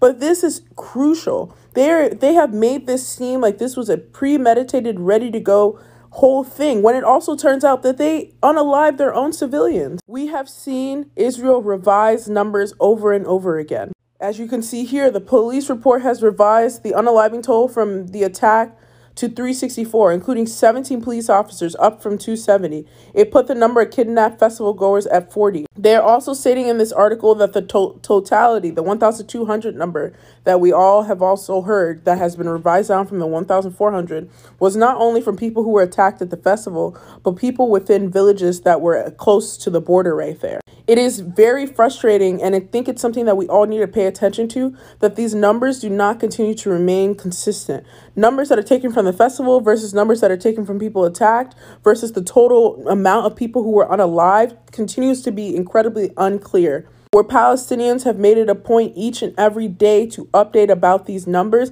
Israel, even a month out, is still correcting numbers. Please, once again, make videos about this, share this. This is important. We need to continue to apply pressure and force the Israeli government to tell the truth about what happened on that day. Well, there you have it, folks. Israel finally admitted to what we've been saying since the 7th of October, that they are the ones responsible for the massacre of their own citizens on the 7th of October. This Israeli news website posted yesterday this article that they conducted an interview with some IDF soldiers and commanders regarding the events of the 7th of October. They quoted the IDF commanders saying that there was 28 helicopters that emptied all their ammunition on that fighting day. They said that the pilots realized that there was tremendous difficulty in distinguishing within the occupied outposts and settlements who was a terrorist and who was a soldier or civilian. The rate of fire against the thousands of terrorists was tremendous at first, and only at a certain point did the pilots begin to slow down the attacks and carefully select the targets. I mean, this explains why all of the houses in kibbutz look like this. Do you want to tell me that a guy with a machine gun can cause all this damage? I mean, look at the cars of the victims. Does this look like the damage of a rifle? I also found this interview with a survivor of the music festival called Yasmin Porat.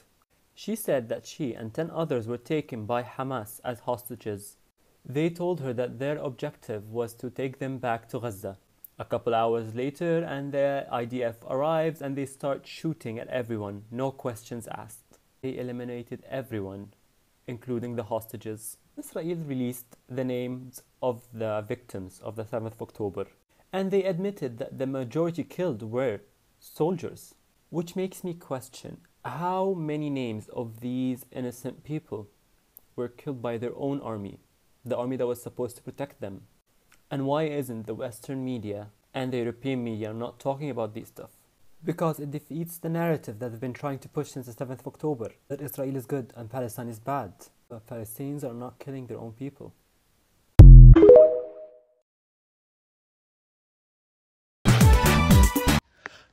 Breaking news. So, the IDF just confirmed that they killed over 112 concert goers at that festival on October 7th because they mistake them for Hamas. So an internal investigation went down, right? And I just filmed a video about it. And we didn't have the schematics on exactly how many people they may have martyred. Was it done on purpose, intentionally, or was it done on accident? Guys, our efforts have been working, okay? They are scared shitless. Do you understand me?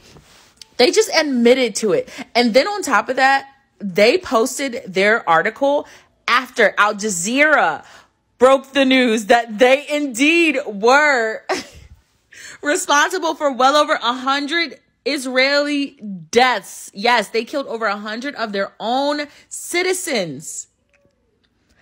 The IDF killed over 100 of their citizens. Now, we've known that they also had a part in the festival on October 7th. We knew that they were antagonizing Big H.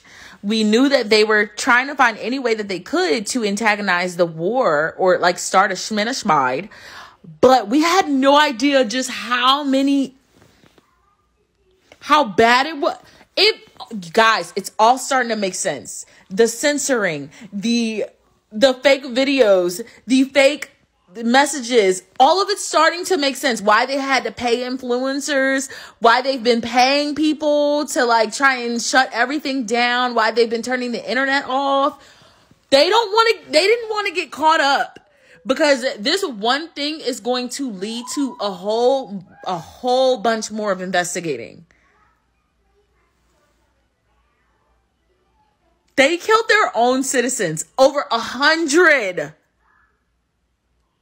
You guys remember not too long ago, I think it was about like the last week in October, some protests broke out in Israel and they opened fire. The IDF or IOF, one of those, they opened fire into the crowd of their own citizens because they were protesting outside of, I think it was like a dome or something like that. They were all protesting and a bunch of them were actually Jewish, and they were saying how they did not support the war and they did not support what was going on in Palestine. They did not support the Genocide. They didn't support any of that.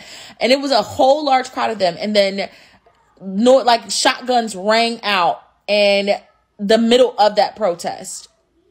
And then I remember Bibi actually getting online and saying, like, if we catch you protesting, you'll be shipped over to Gaza and you can be over there with them. It all is starting to make sense. Like, the puzzle pieces are coming together. And the more we find out, wow. I mean, we've always known. But to get to the actual details and the facts. And then on top of that, we've been censored like crazy. Oh, this is about to get real ugly. And then if you've looked at some of the media sources, their reporting has been eerie. Like, they flipped like overnight. They flipped sides overnight. They're no longer like targeting people of color, saying that they're not reporting the right information. They're no longer just blaming Hamas for everything. They're literally like they're trying to validate the information. They're fact checking long before they report it, which you were supposed to do that in the first place. Like, that was always your job. I'm not sure why you didn't do that to start with. I mean, we get who the owner of your station is, but now you want to fact check? Now you guys grew a pair? Girly pop. Anyways, tonight's more than likely going to be a hard night, and I'm not smiling about that. I am actually very scared. But, I mean, we have proof. And I'm still shocked. I'm still in shock. Over 100? I thought they may have did like a good 10. You know, these are human lives, okay? So it's not insensitive, and it's nothing that we should take lightly. But over 100 is crazy. And that's just what they found so far. It's not looking too good for my girl Israel. Breaking news. Since my videos are being shadow banned, I'm just going to report the news exactly as Israel says it. 1,500 civilians were lost. Nope, they changed it. 1,400 civilians were lost. Okay, they're changing it again. It says some of those were soldiers. Okay, they've revised it again. 1,200 civilians were lost, some of which were soldiers. Nope, they're changing it again. Most of those were soldiers. So we're down to 1,200, most of which were soldiers. Okay. It looks like there's an ongoing investigation because Israel attacked their own citizens with helicopters. So we're at 1,200, most of which were soldiers. Some of the civilians Israel may have taken out themselves. Okay? Oh, how much worse could it get? We did. We attacked first. Israel, the IDF, and Jewish settlers who are there illegally attacked Palestine and the West Bank on the 6th. So the whole Israel has a right to defend itself. Now they attacked first, so it's Palestine has the right to defend itself. Well, how is this not in the news? The music festival was supposed to stop on the 6th. Egypt warned Israel of the incoming attack, and the Israeli government agreed to let the festival go on to the 7th when it was supposed to end the 6th. They had to apply for security clearance to let the festival go another day. Israel had already been warned about the incoming attack, and they just let it go. This has been confirmed by the U.S. Okay? Egypt showed the receipts that they warned Israel. The United States even said, yeah, they warned you, Israel, and you gave security clearance for the festival to continue anyways when you knew you were going to be attacked, putting your civilians in harm's way, not to mention you went after your own civilians with a helicopter. מי שלא ראה שדה קרב שיראה אותו עכשיו. בוא. בוא אחי.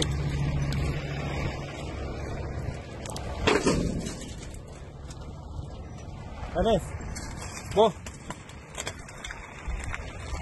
שמאלה, שמאלה, שמאלה. סע, ישר, ישר. ישר. ישר. סע, סע, סע, סע. סע, סע. עברת. היית יוצא מפה. ימינה. קח ימינה, תעקוף. זה שדה קרב. זה שדה קרב. אין לי מה לה... This was an unprovoked attack.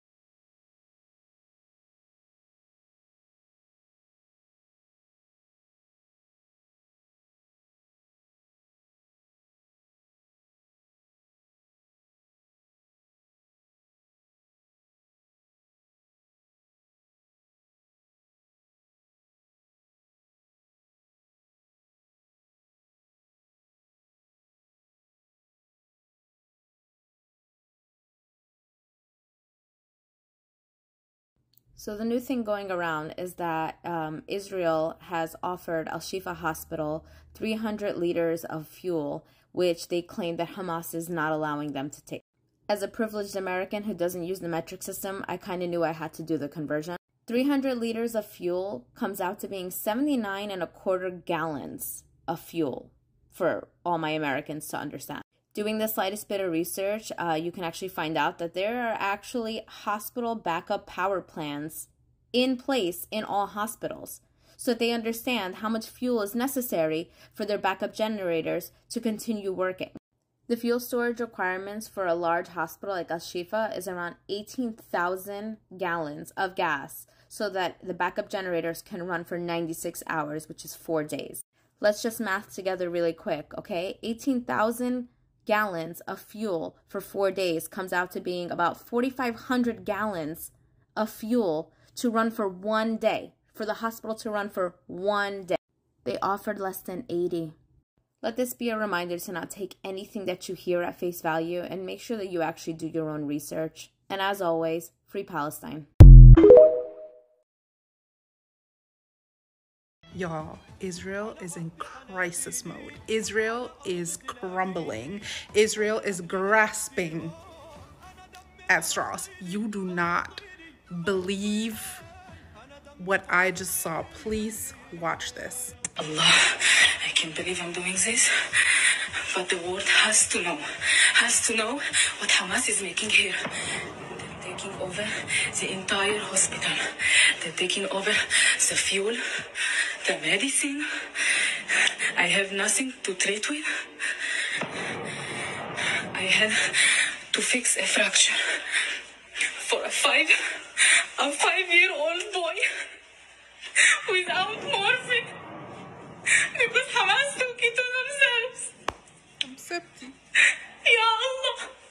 Bardo. Please, if you hear me, please leave.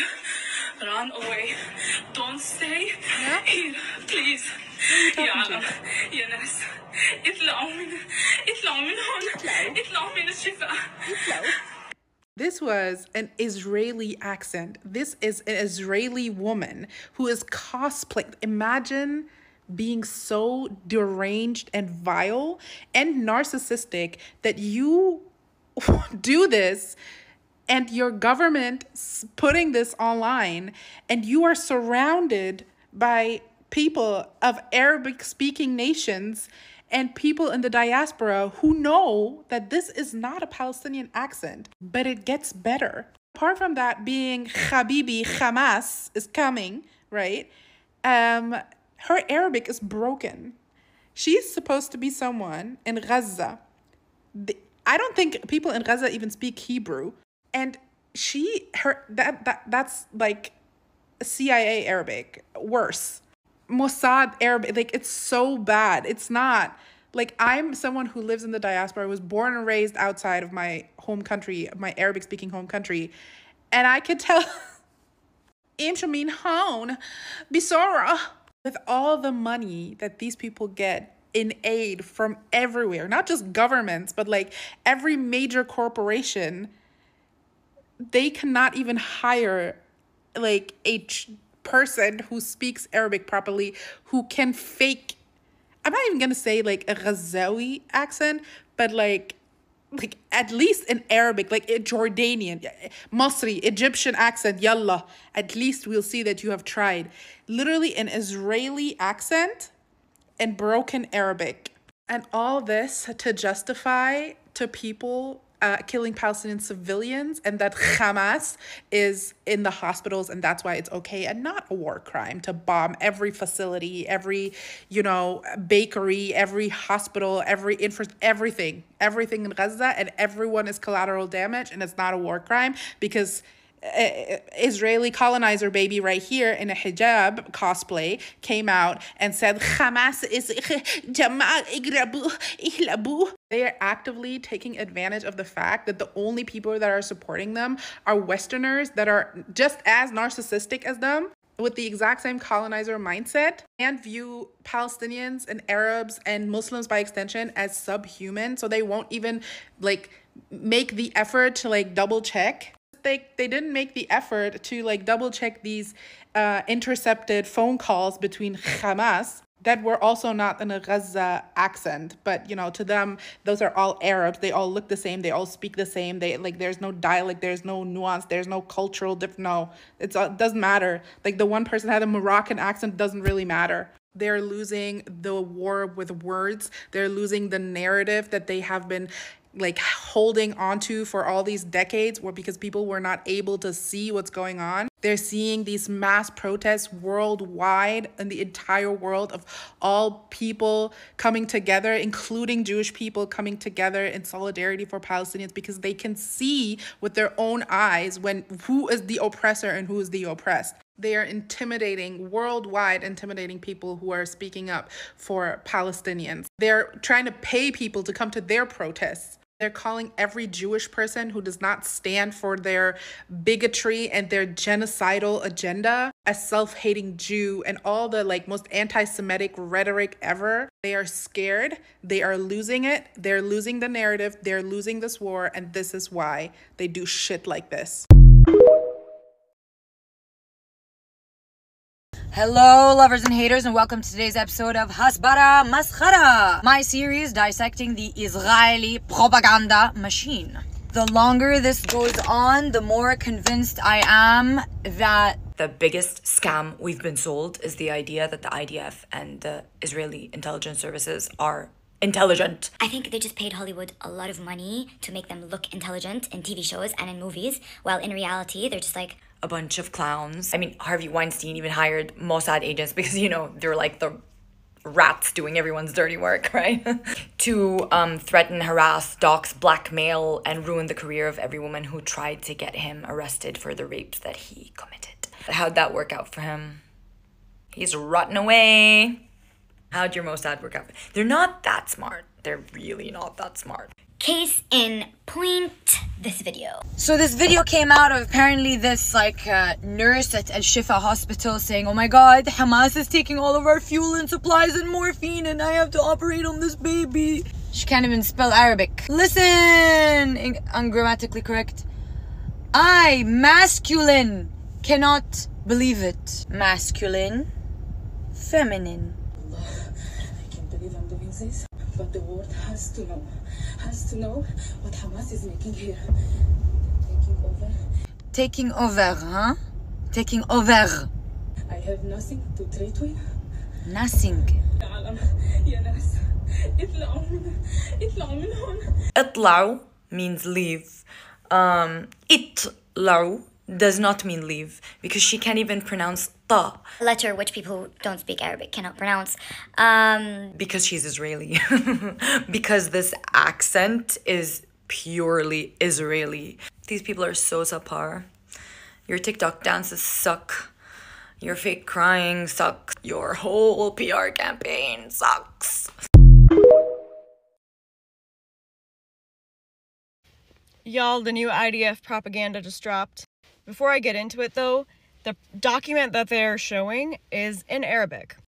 Now they know that this can be fact-checked, yet they're sharing it anyway. Now the reason that they're still showing this is because for decades they have been counting on the bigotry, the racism against Arabs, the inherent Western belief that people who are brown are just prone to violence, are just born with hatred in their hearts, that historically tactics like this have worked. Keyword there is historically, not no more. So let's get into it.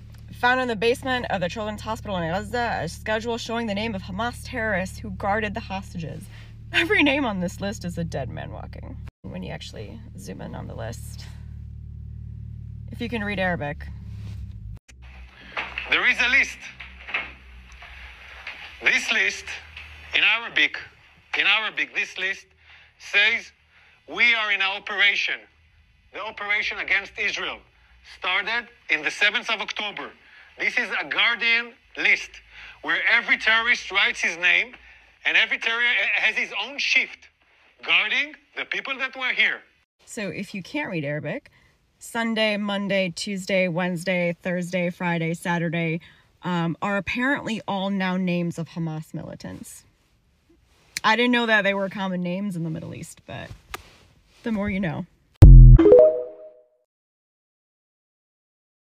Side of Gaza has proven, one, how idiotic, unintelligent, and desperate the Israeli occupation forces are, and two, how racist Western media outlets are, proving that we genuinely cannot trust anything that they say. This is the spokesperson for the Israeli occupation forces, taking the press on a tour through the Children's Rentisi Hospital in Gaza, trying so hard to prove to the world that Hamas uses hospitals as bases. And the most damning evidence he's able to come up with is a supposed terrorist guardian calendar. In Arabic, this list says we are in an operation.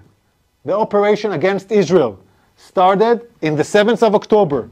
This is a Guardian list where every terrorist writes his name and every terrorist has his own shift guarding the people that were here. Dumb enough to think that actual Arabic speakers won't see this. It's a calendar, y'all. It's literally the days of the week. First terrorist name on the list, As-Sabt, Saturday, followed by Al-Ahad, Sunday. While we're here, we might as well just learn the days of the week in Arabic. Sunday, Al-Ahad, Monday, Al-Ithnain, Tuesday, Al-Thulatha, Wednesday, Al-Arbi'a, Thursday, Al-Khamis, Friday, Al-Jum'ah, or Jum'ah, depending on your accent. And finally, back to As-Sabt, Saturday. He says that the title reads the operation against Israel, when it literally just says the name of the operation on October 7th, Tufan al-Aqsa, and then the date. And he's such an imbecile. When he was pointing, making it seem like he was reading it left to right. Arabic is right to left.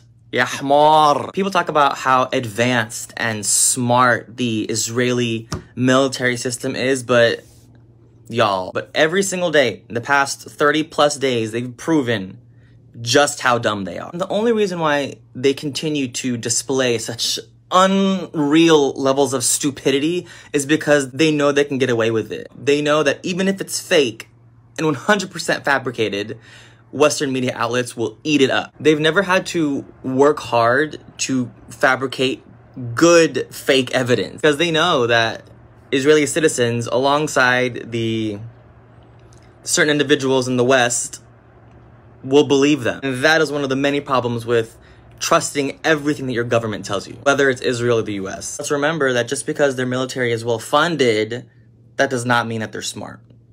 You can't buy intelligence. Money can't buy intelligence. All it can buy is AI-generated footage trying to prove that Palestinians are the bad people. And this takes us to the carelessness of Western media. This is CNN blasting this footage, these lies for millions of viewers to see. And if they had a track record of sharing baseless information, like, okay, that would make sense. The reality is they don't fact check anything when it comes to pro-Israeli narrative like this. If an Israeli says something, if a white person says something, it's fact. There's no doubting it. There's no questioning it. But when it comes to Palestinian narrative, we have to question the number of actual casualties. We have to question whether or not Israel actually bombed the hospitals or actually bombed the refugee camps. It is a glaring racist double standard. Despite all the footage and proof that we have from people in Gaza, that's still not enough. It will still cast doubt because it's coming from an Arab, a Muslim, a brown person. But Israelis can say that Palestinians are chopping off baby heads, setting bodies on fire, doing the most disgusting things with zero proof, y'all. Zero. Western media will run with it. They'll take that information and blast it to the world. The white supremacy, y'all. It's loud. They're just working overtime to manufacture consent and justify killing, massacring Palestinians. So the lesson learned, especially for those of y'all who are still on the fence, Israeli government is not to be trusted, and US Western media outlets are not to be trusted as well. Do you know anything about that? What can you report at this stage? All right.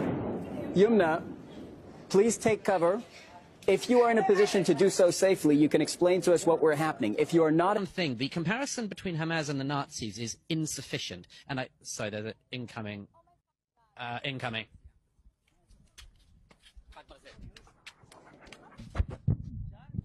It came from the other direction, so... Okay, anyhow, we're okay. Are you okay?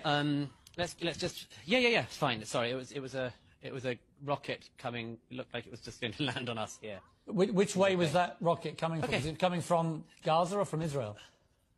Yes, it seemed to be coming from Gaza, so... Yeah, it's fine.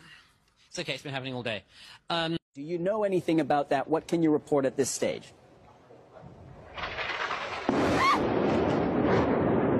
All right.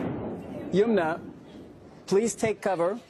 If you are in a position to do so safely, you can explain to us what we're happening. If you are not... The comparison between Hamas and the Nazis is insufficient. And sorry, there's an incoming.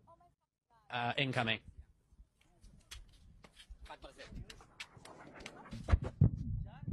It came from the other direction, so...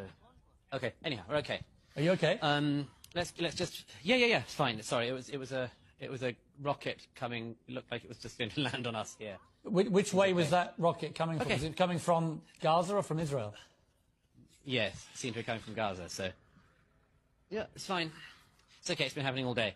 Do you know anything about that? What can you report at this stage? All right. Yumna, please take cover. If you are in a position to do so safely, you can explain to us what we're happening. If you are not... The comparison between Hamas and the Nazis is insufficient. And sorry, there's an incoming. Incoming. It came from the other direction, so... Okay, anyhow, we're okay. Are you okay? Let's just... Yeah, fine. Sorry, it was a rocket coming, looked like it was just going to land on us here. Which way was that rocket coming from? Is it coming from Gaza or from Israel? Yes, it seemed to be coming from Gaza, so... Yeah, it's fine. It's okay, it's been happening all day. Do you know anything about that? What can you report at this stage? All right. Yumna, please take cover. If you are in a position to do so safely, you can explain to us what we're happening. If you are not... The comparison between Hamas and the Nazis is insufficient. And sorry, there's an incoming. Incoming.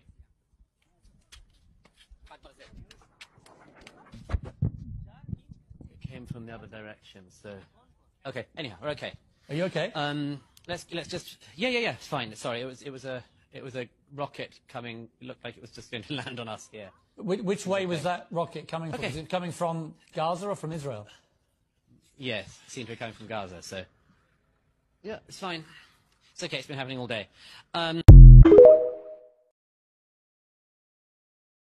The IOF posted all over their social media accounts an image of one of their soldiers helping an elderly Palestinian man. They used this for propaganda, but what they didn't show is what they did after the photo was taken. Here is the photo that they used on their social media. This is the, I'm not even gonna call him a fucking soldier, this is a fucking murderer right here, and so are his little buddies over there, and fucking behind him as well. And then the elderly Palestinian man that they were supposedly helping. But here's what they did after the photo was taken.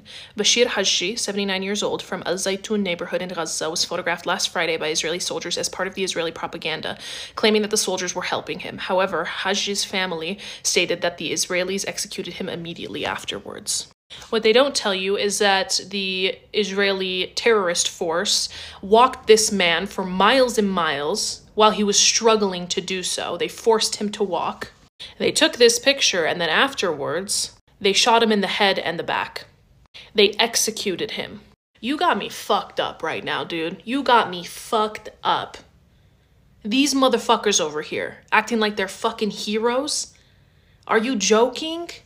And then so many of you want to act like, oh, they don't want to be there. They don't want to do what they're doing. Oh, fuck off. Fuck off.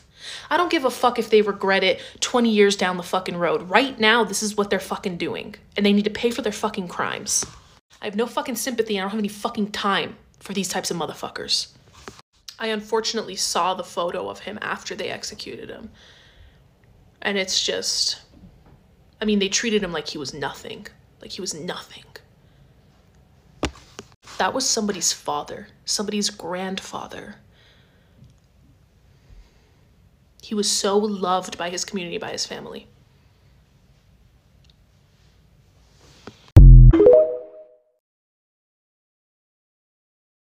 I'm sorry, but this is enough. This is enough. So this is from their official Twitter page. You can see the check mark there. The IDF is currently transferring incubators from a hospital in Israel to the Shifa hospital in Gaza. Source IDF. So their source is their self. And then I'll move out of the way so you can see this picture here. I've literally just screenshotted this from their Twitter page. You can go and see it for yourself. They are, well, they say they are transferring incubators. They already have incubators.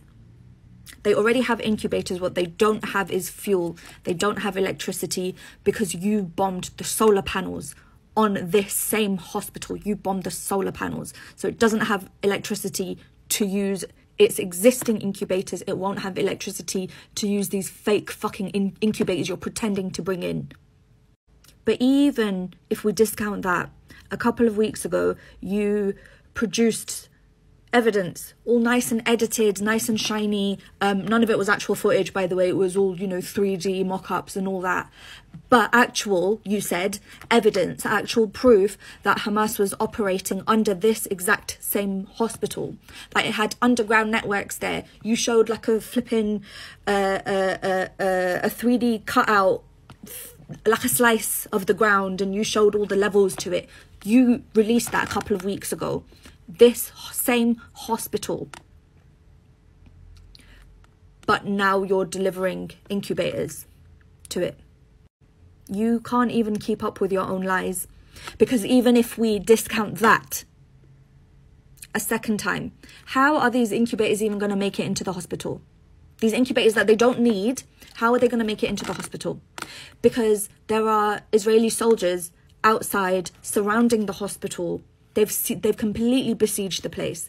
They are sniping people who go in, people who go out. They are even sniping people from within the hospital. Medical staff have been shot at after they've been seen moving within the hospital. but you know, you're so desperate because you've seen the photos, the clips. I just watched a clip about 30 minutes ago of those babies, those premature babies crying and crying and crying. There's nothing the staff can do. They have 650 other patients. There's nothing they can do. Those babies are crying. But you've seen that clip, and you've seen the pictures of those babies wrapped up in a couple of blankets because there's nothing else for them. You've seen how that is causing outrage everywhere, how that is causing anyone who even has an ounce of a heart to realize how barbaric, how abhorrent that is. You've seen that. So therefore, you've decided to put together all these lies and package it up in this nice PR image. Let's have a look at this godforsaken image again. So it's all against a nice fluffy pink background. Okay, not fluffy, it's just on the ground, but a nice pink background because, you know, oh, look how liberal and progressive we are, right? And let's make sure that the whole world can see this woman's fat ass. Every single one of their PR campaigns is, oh my God, do you know what it reminds me of? It reminds me of, you know, when you're streaming anime or you're on one of those like free4umovies.com, whatever, the sites, and you're streaming something and you get those like naughty pop-ups or those naughty ads in the bottom. Yeah, and you have one that's like, it's supposed to be like this 3D mobile game, or like this like PC game where it's like, oh, defend your kingdom, defend your castle, whatever. And the characters are always these, you know, like Amazonian women with huge breasts bigger than their heads, and they're wearing like, you know, 2-inch square clothes. That's what every single one of their fucking tweets reminds me of. Every single one of them. Every single one. Long story short, this is deplorable. This is disgusting. To use the pain of those babies and the pain of parents around the world who have had babies in incubators, to use their pain and turn it into a PR post where none of this makes sense. They don't have electricity. So the IDF came out with pictures and videos of them providing incubators to the Shifa hospital for the little babies, providing them water, because pretending to care for these people and like helping them and all of that. Well, the head of the department, emergency department of Gaza, spoke up to actually tell us what they really did to these people. And hold on. Well, he says, we have not seen anything off the back of these Israeli claims of them bringing in milk or incubators for the babies. There are no clashes inside the hospital, only gunfire coming from the Israeli army. He described the situation as terrifying as dead bodies begin to decay as people have been unable to bury them.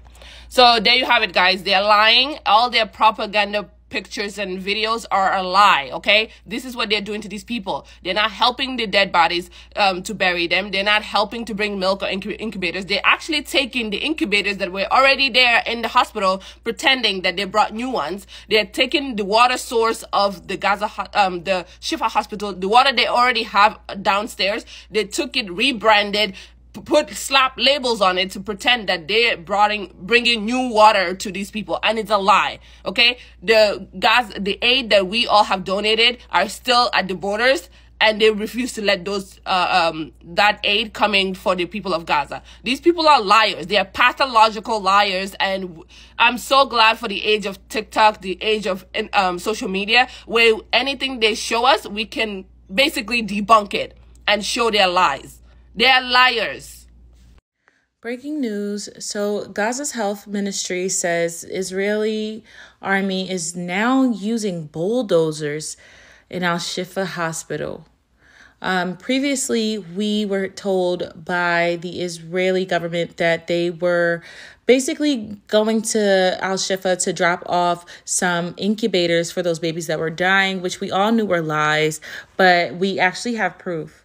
So as you can see, this is the IOF Israeli army members. They are carrying incubator equipment, right? That has been wrapped up, except it's not coming off of the truck. It's going on the truck. They are actually carrying the incubator equipment from the hospital to, there's the top of the hospital right there. There's the top of the hospital. And if they were carrying it to the hospital, then why are their backs facing the hospital? And why are they walking away with the actual equipment in their hands? It's because they're bulldozing Al-Shifa Hospital so that nobody else can go back there. No one can return there to take shelter in there, receive any kind of treatment. According to the AFP, and this was on Al Jazeera's website, guys. You can find it on Al Jazeera. And this was posted about 18 minutes ago, Mountain Time.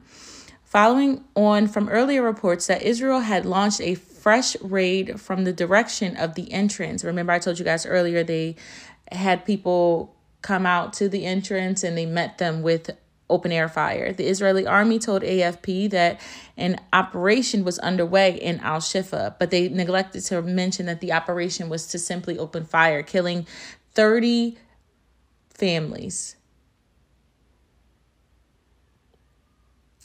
Yeah. So actively, as we wait to see what these leaders are doing, and we continue to protest and we continue to let them know like what's going to happen if this continues on, they're bulldozing Al-Shifa Hospital. Now, I'm not as upset as I want to be because I know that we can rebuild. Like, I know Allah has a greater plan for all this. I know God has a greater plan.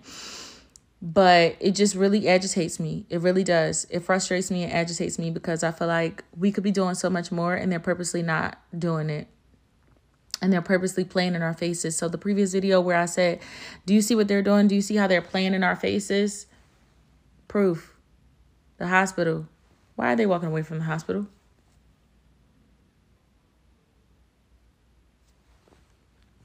This is insanity. And then to top it all off, if you haven't watched the press conference, the Pentagon press conference today, a couple of us did pop in to catch that. And they said that they have nothing to do with what's going on in Israel and they have no ties to what's going on with the IOF, but then confirmed that there are actually tunnels underneath Al-Shifa. How would you know about that if you don't have any ties? How would you be able to confirm that? Israel hasn't even confirmed that. As you can see, I said that, right, because Israel hasn't even confirmed it yet. They said that they believe Hamas had been hiding under there, but they didn't know for certain.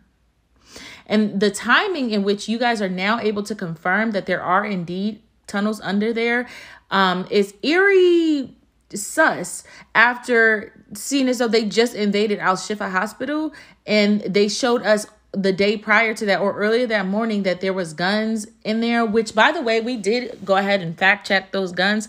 Those are not the guns that Hamas uses. If you have seen any of the updated pictures of Hamas, the military rifles that they're using, it looks like it's Iran, Iraq, or Russian grade. I want to say Iran or Iraq. They may have gotten it from there. Because, you know, they usually had like the older ones with the brown on it. But the majority of these are all black. Which means they've been upgraded and they're more than likely from the previous, you know, this, I don't want to say century, this decade. Either this decade or late last decade. It's definitely more recent. That's artillery that was given to them. And if you look at the artillery that's been given out to the citizens of Israel, the rifles that was given to them, I want you to tell me if those look exactly the same as the ones that the Hamas are currently using. Now, you may find some old pictures of Hamas using the ones with the brown grip on it, right? These are the rifles. But if you look at the most recent pictures of the artillery that Israel has been giving out to their citizens, when Biden told them, hey, you can't do that. Like, don't do that. You're going to get me in trouble. Stop giving it out to your citizens. And he proceeded to do it. They had it laying down on a white table and they were handing it out to people who volunteered in Israel for the West Bank. If you look at that, and I can't post it. I want to post it to show y'all. Okay, I want to post it so bad, but I know they're going to take it down and I know they're going to ban my account because now I have 2 strikes, y'all. I literally came on yesterday and it was like my page was glitching and I had 12 different pings and strikes on, or not strikes, but disqualifications, all this, mind you, all of it's for educational purposes. None of it was false. And now they just got me again. They said the video with DJ Khaled was the reason. So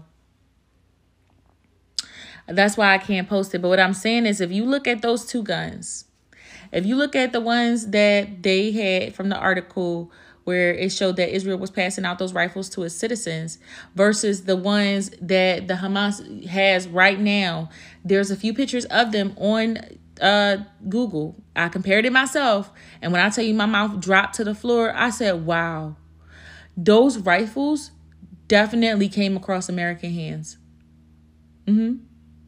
They were either taken from another country or they were purchased. But those definitely came across American hands.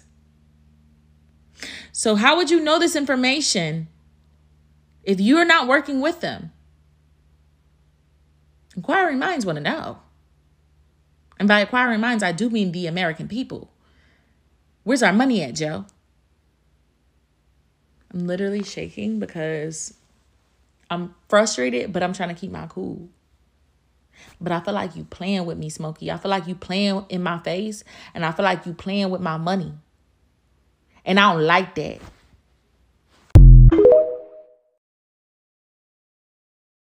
So this video has been making the rounds on TikTok. This is an Uber Zionist who is claiming that this person in the back, this Palestinian woman, is talking about how the Hamas are keeping them in Gaza and they want to leave, but Hamas is not allowing them. And some Hasbra, because I'm sure she didn't translate it, she doesn't look like the type to be bilingual, but some Hasbra freak probably translated this to claim this is what the woman is saying in Arabic. With lies. Well, here's your proof.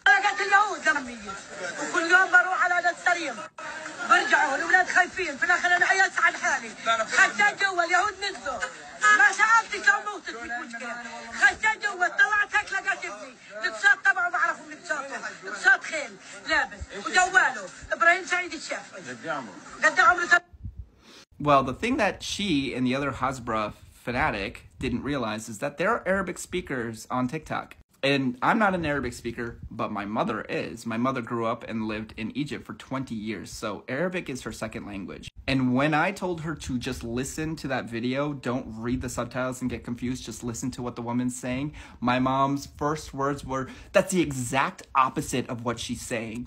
Everything in those subtitles is the opposite of what this woman is saying. This woman is saying it's the IDF, it's the Israelis. She's not saying what those subtitles are claiming. But I mean, what else is new? This is basically typical behavior of Zionists and Hasbro propaganda. Their only way to convince you that Zionism is good and the fascist government of Israel should be supported is through deception. Because just as the former president said, if the news reported the Israel-Palestinian conflict objectively, that would serve Hamas. Because the only way to ever support this fascist state of Israel is if you believe their lies and you're completely brainwashed in their ideology. So the once great news publication, The Economist, is just living in complicity and has now become, over the course of this conflict, apologists for both Genocide and e-cleansing.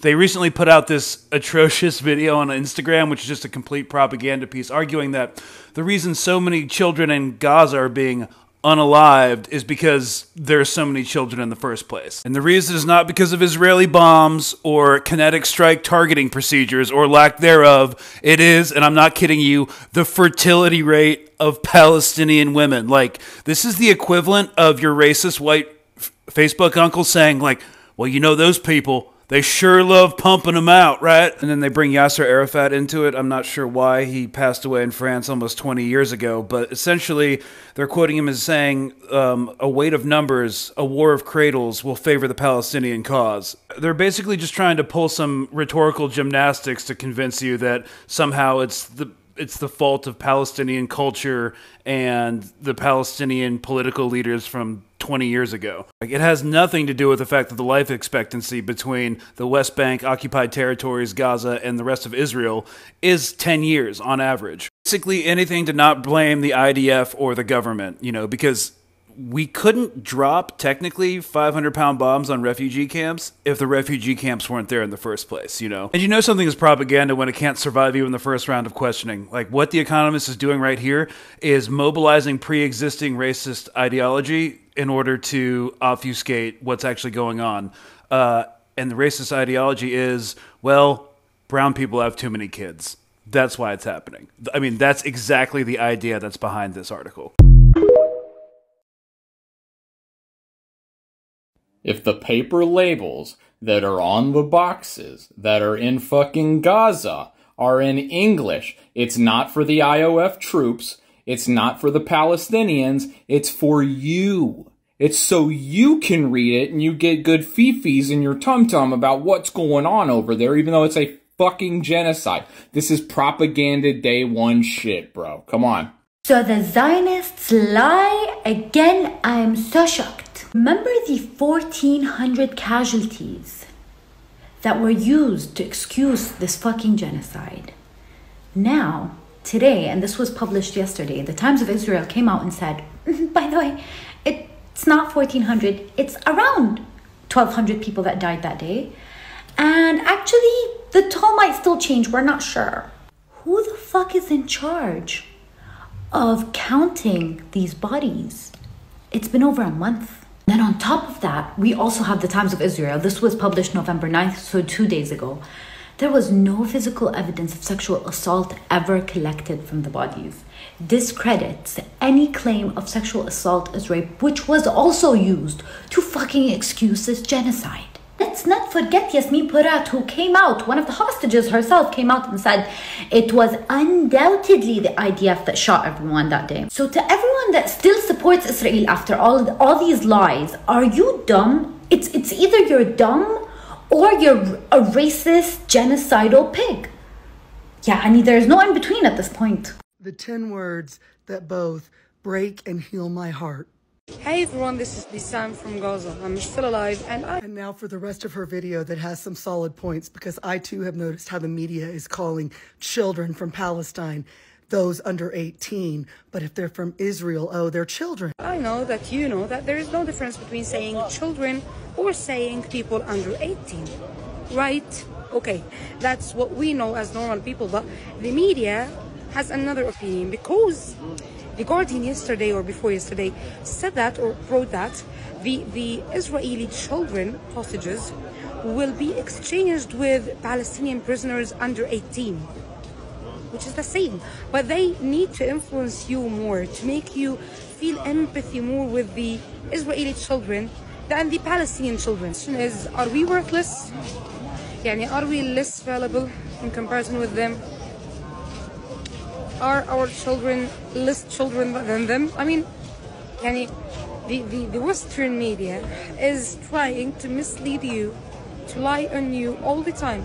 They're trying to shape your opinions. Remember the tunnel they found under the Shifa hospital? Well, that was a lie. It was staged. It was 2 videos stitched together. Let's watch together.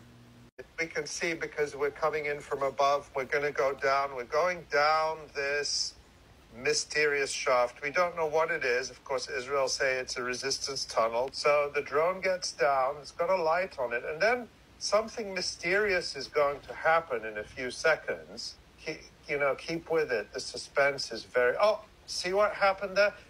Tamara, can you go back a few seconds? Yeah, watch this. Observe. So, oh, the video was edited. The video quality is now very different. It's a sort of a little grainier. But look, suddenly this drone that we saw flying in has grown legs, because you can clearly see that this is now a handheld camera. And you can see that as the video runs, it's moving from side. This is clearly a drone. We can see because we're coming in from above. We're going to go down. We're going down this mysterious shaft. We don't know what it is. Of course, Israel say it's a resistance tunnel. So the drone gets down. It's got a light on it. And then something mysterious is going to happen in a few seconds. Keep with it. The suspense is very... Oh, see what happened there? Tamara, can you go back a few seconds? Yeah, watch this. Observe. Oh, the video was edited. The video quality is now very different. It's a sort of a little grainier, but look, suddenly this drone that we saw flying in has grown legs, because you can clearly see that this is now a handheld camera, and you can see that as the video runs, it's moving from side to side as this drone magically grew legs and started walking through this tunnel.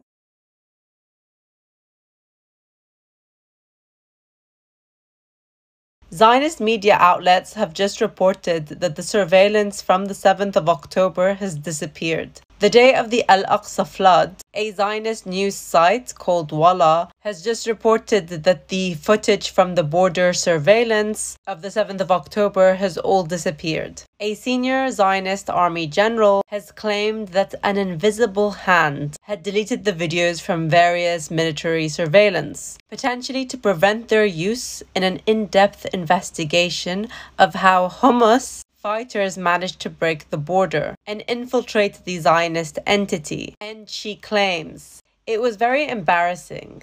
Suspicion arose as to why someone would do that, and then the excuses started. Audio communications have also been removed. Some of the recordings have disappeared, or we just are unable to hear them. Someone decided to transfer and delete them, so no one will ever hear them. I really wonder why the Zionist entity is trying to hide evidence of the supposed Hamas attack. What exactly are they hiding? Maybe they just don't want anyone to see that their right to defend themselves has no footing or grounding. I really hope they get exposed.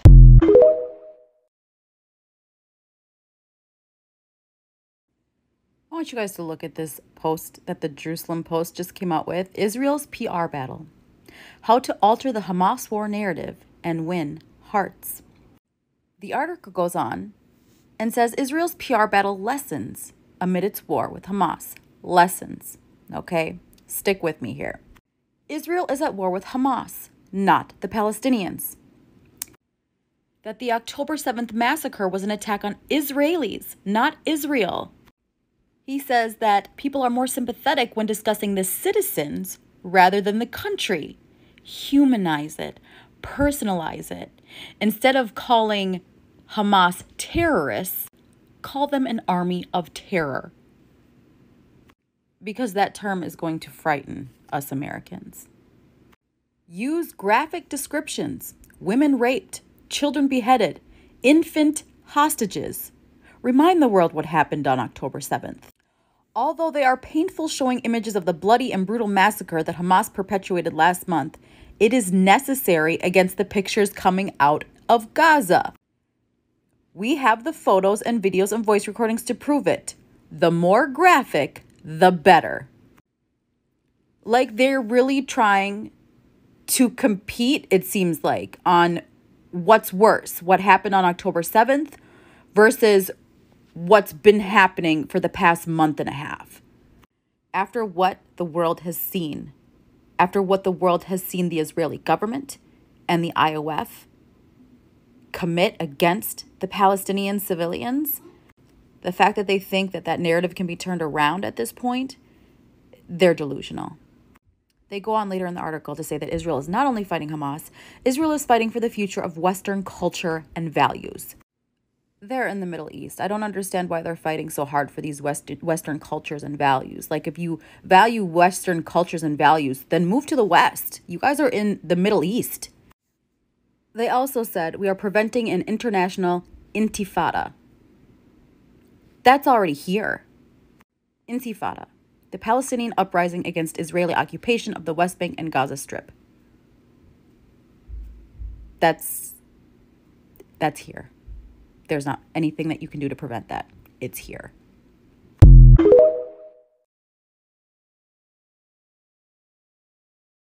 Not us getting anti-Palestinian ads on Adult Swim. What is, like, the app Adult Swim? Yeah, it's the Adult Swim app.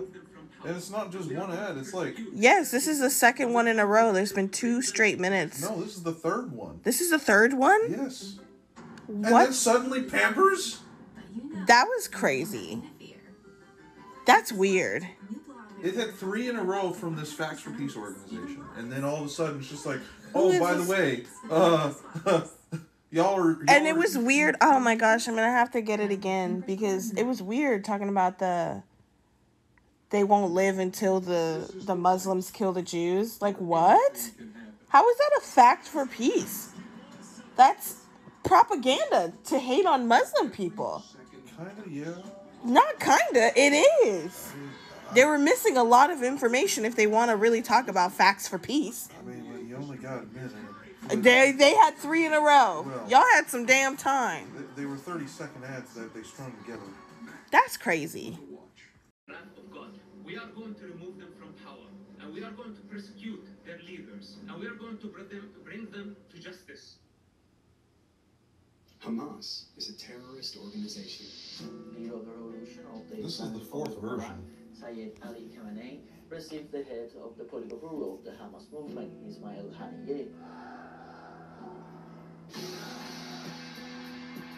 These are the words in the Hamas charter. The day of judgment will not come about until Muslims fight Jews and kill them. Hamas is a terrorist organization.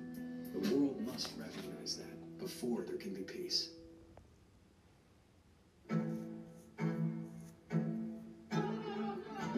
This is so weird. لا نريد أن نراكم فوق هذه الأرض. هذه الأرض لنا والقدس لنا والكل لنا.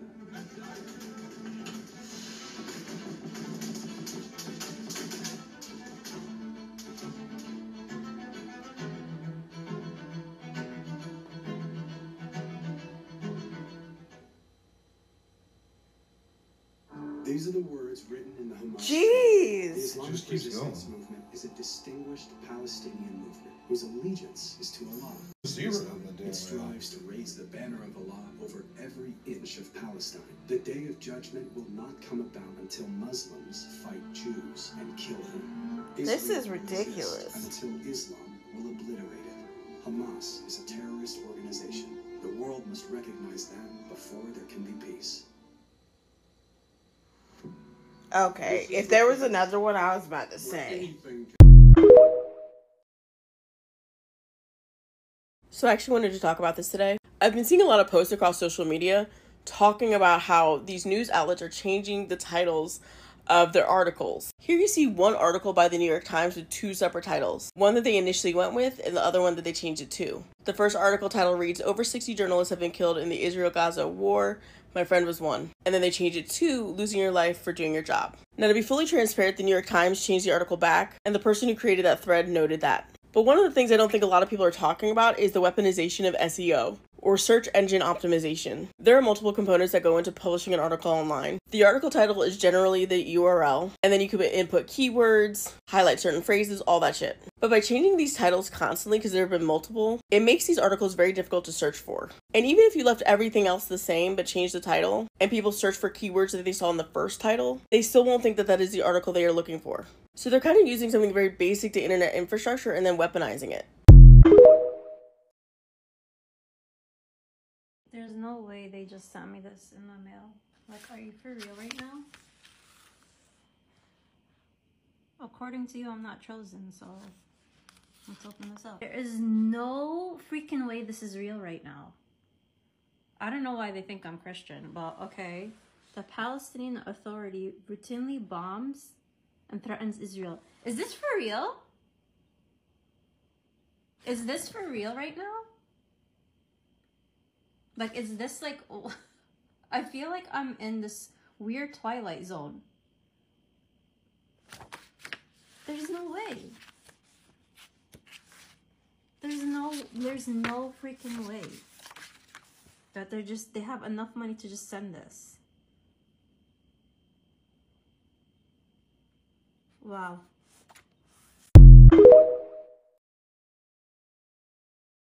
So just in case you're wondering why we haven't heard much about the casualties on the Israeli side, it's on purpose. Check this out. Well, the information suppression is alive and well. Here's the latest from the casualties on the Israeli side. Israeli families have stated that just over 3,000 IDF soldiers have been killed and more than 11,000 wounded, and several hundred military vehicles have been destroyed since the ground invasion of Gaza. And that's pretty amazing, right? We haven't heard any of that. So it must be that these H group fighters are pretty damn good. Now, I don't know the numbers of their losses, but you know, the bottom line is it's pretty hard to fight these guerrilla fighters when they're popping in and out of these tunnels. And I think that probably has the Israeli military pretty pissed off. So there's a news update for you. This cartoon was in the New York Times this week. Now, the artist is Michael Ramirez. The website's right there. Also, this is from Ramirez Tunes on Twitter. But yeah, basically, they just want to show, like, we never fucked with black people in the first place, so you're not our side. We're just going to completely just use your cause as literal, like, hate speech through art. Like, and the fact that New York Times put this out, it's like, okay, this is who you choose to platform. Like, we already knew y'all were racist, but now you're just not afraid to show it. Like, y'all realize when this is all over, when Palestine's free, we're going to come back and get your ass, right? Anyway, if y'all want to go to either website or account, there it is right there. Palestinian protesters targeted an Israeli Jewish business in Philadelphia. It is so hilarious when these people try to spread disinformation when the answer is literally one Google search away. Goldie's is a restaurant in Philadelphia owned by chef Michael Solomonov. He is from Israel, and yes, he is Jewish. But the protesters aren't there because the man is Jewish. They're there because he actively raises money to send to Israel because he's in support of genocide. This is Michael Solomonov, the older of Goldie's, Instagram. As you can see, he's raised over $100,000 to send to this organization here called United Hatzalah. This is United Hatzalah's page. If you go to their website, they are very much obviously pro-Israel, but all of their donations go to providing medical support for all of the soldiers or the IOF out there. And as we know, the IOF actively withholds and, you know, unalives people in ambulances and withholds medical aid and destroys hospitals in Gaza. So listen, if you're going to come for protesters and you're going to try to make them out to be the bad guy, be for real and do some research, because I know our people are out there doing good work. And so if you're going to try to disparage them, at least have your facts straight. We really need to have a long, hard conversation about the depravity of the Zionist movement, because this post by the Jerusalem Post yesterday was absolutely disgusting, and all of Zionist Twitter was making this claim. Now, in the post, Jerusalem Post claimed that Al Jazeera had posted a photo of a blurred doll, claiming it to be a dead Palestinian baby. They even had the audacity to post the photo of the dead baby, claiming that it was a doll. However, they have now deleted this tweet, and also they've deleted the article. You can literally search this, and when you click on the Jerusalem Post link, it won't bring you to an article because they lied. This level of depravity really needs to be talked about, and the free willingness of these institutions to just make up outright lies is so damning for the Zionist project. Yesterday, over 180 Palestinians were killed, and since October the 7th, over 6,000 children have been killed. Yet Zionists are sat here pretending that Palestinians are making their suffering up, whilst their genocidal settler colony absolutely decimates the Gaza Strip. They sit here and pretend that there is no actual Palestinian suffering. The level of dehumanization and the depravity of this behavior is unbelievable. It is unparalleled, and it doesn't even even bear thinking about. If you are to even discuss what happened on October the 7th and say, actually, there are some Israeli institutions that are reporting something slightly different to the Israeli narrative, you are denying what happened, even if you said that Hamas committed war crimes, like Owen Jones did. All week, he has been harassed for his behavior, yet the Jerusalem Post and all of the Zionists who advance this lie will never once apologize for their behavior, and they will never once recce with the fact that they have enabled the genocide of the Palestinian people by sharing propaganda like this that dehumanizes Palestinians and pretends that all of their suffering is manufactured and a performance for Western audiences, when the reality of the matter is that the millions of people who live inside the Gaza Strip have been suffering for decades now, and it is only getting worse. Question. Why is there marketing campaigns for war? My friend told me the other day that she was in Arizona, just driving down the interstate. There's billboards saying, this couple was kidnapped by Hamas. Why are they putting money into marketing campaigns, like literally billboard campaigns? Billboard, if you know anything about marketing, billboards are like, basically you're trying to reinforce a brand image in someone's mind, because no one's going to make a decision from a billboard. In very rare occasions, billboards are for reinforcing ideas. So why is Israel paying for marketing on advertisements like billboards, on commercials? Why are they paying the girl who's in Wonder Woman to do a propaganda video? Why are they paying for marketing if this is such a cut and clear situation? I mean, cut and dry. I'm the worst with metaphors. Or whatever that would be. Why are they having to pay money to get us to get more people to be on their thing? Notice Palestine does not have any advertisements because they're being brutally attacked, right? But they actually have the most powerful marketing force in the world. Look at all the protests. Look at the people during the Macy's Day Parade on Thanksgiving that interrupted it, that my parents said the TV didn't show. So I sent them the videos because I was like, look at what happened. Of course the TV didn't show it. Look at the millions of people around the world who are protesting for free. No one's paying them.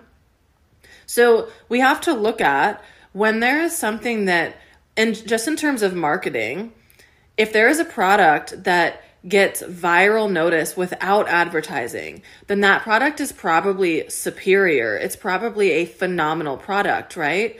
But like all companies would want that. But you can also advertise and spend millions of dollars, which is what marketers, their entire job is. This is what my old job was, getting people to believe certain things about a product. And you pay tons of money for advertising to reinforce ideas like billboards or like football commercials where there's major attention on certain things.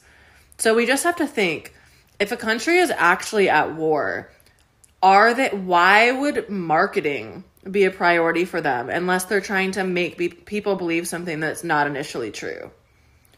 Questions to ponder and maybe to bring to your family.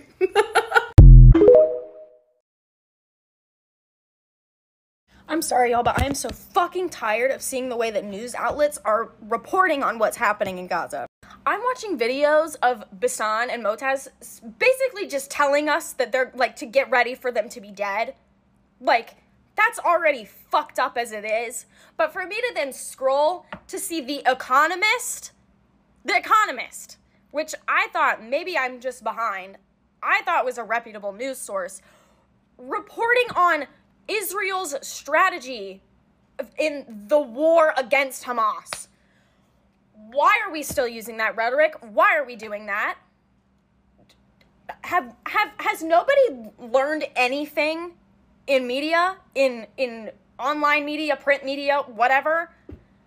Have you learned nothing? Have you seen nothing? Because you're not stupid. You're not. And if you are in journalism, you're seeing what's happening on the ground. If you have journalistic integrity, you're watching the actual journalists who are on the ground and seeing them lose friends and family left and right, almost losing their lives. Basan, right now, as we speak, is at a hospital that is having carpet bombing around it, okay? So it's just like El Shifa all over again.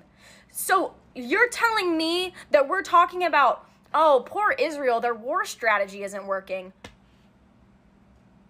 their war strategy isn't working, their genocide sure as fuck is. What the hell is wrong with you? We're not here to talk about war strategy like it's some little game of Monopoly with little pawns and pieces that we're playing with. These are people. These are people. And I can't take it anymore. I physically cannot take it anymore. I have spent so many waking fucking hours thinking about this, worrying about this, crying over this, and I'm not even there. I'm not even experiencing the torture and the torment and the anguish and the hurt and the like, I can't even begin to imagine how terrified these children are.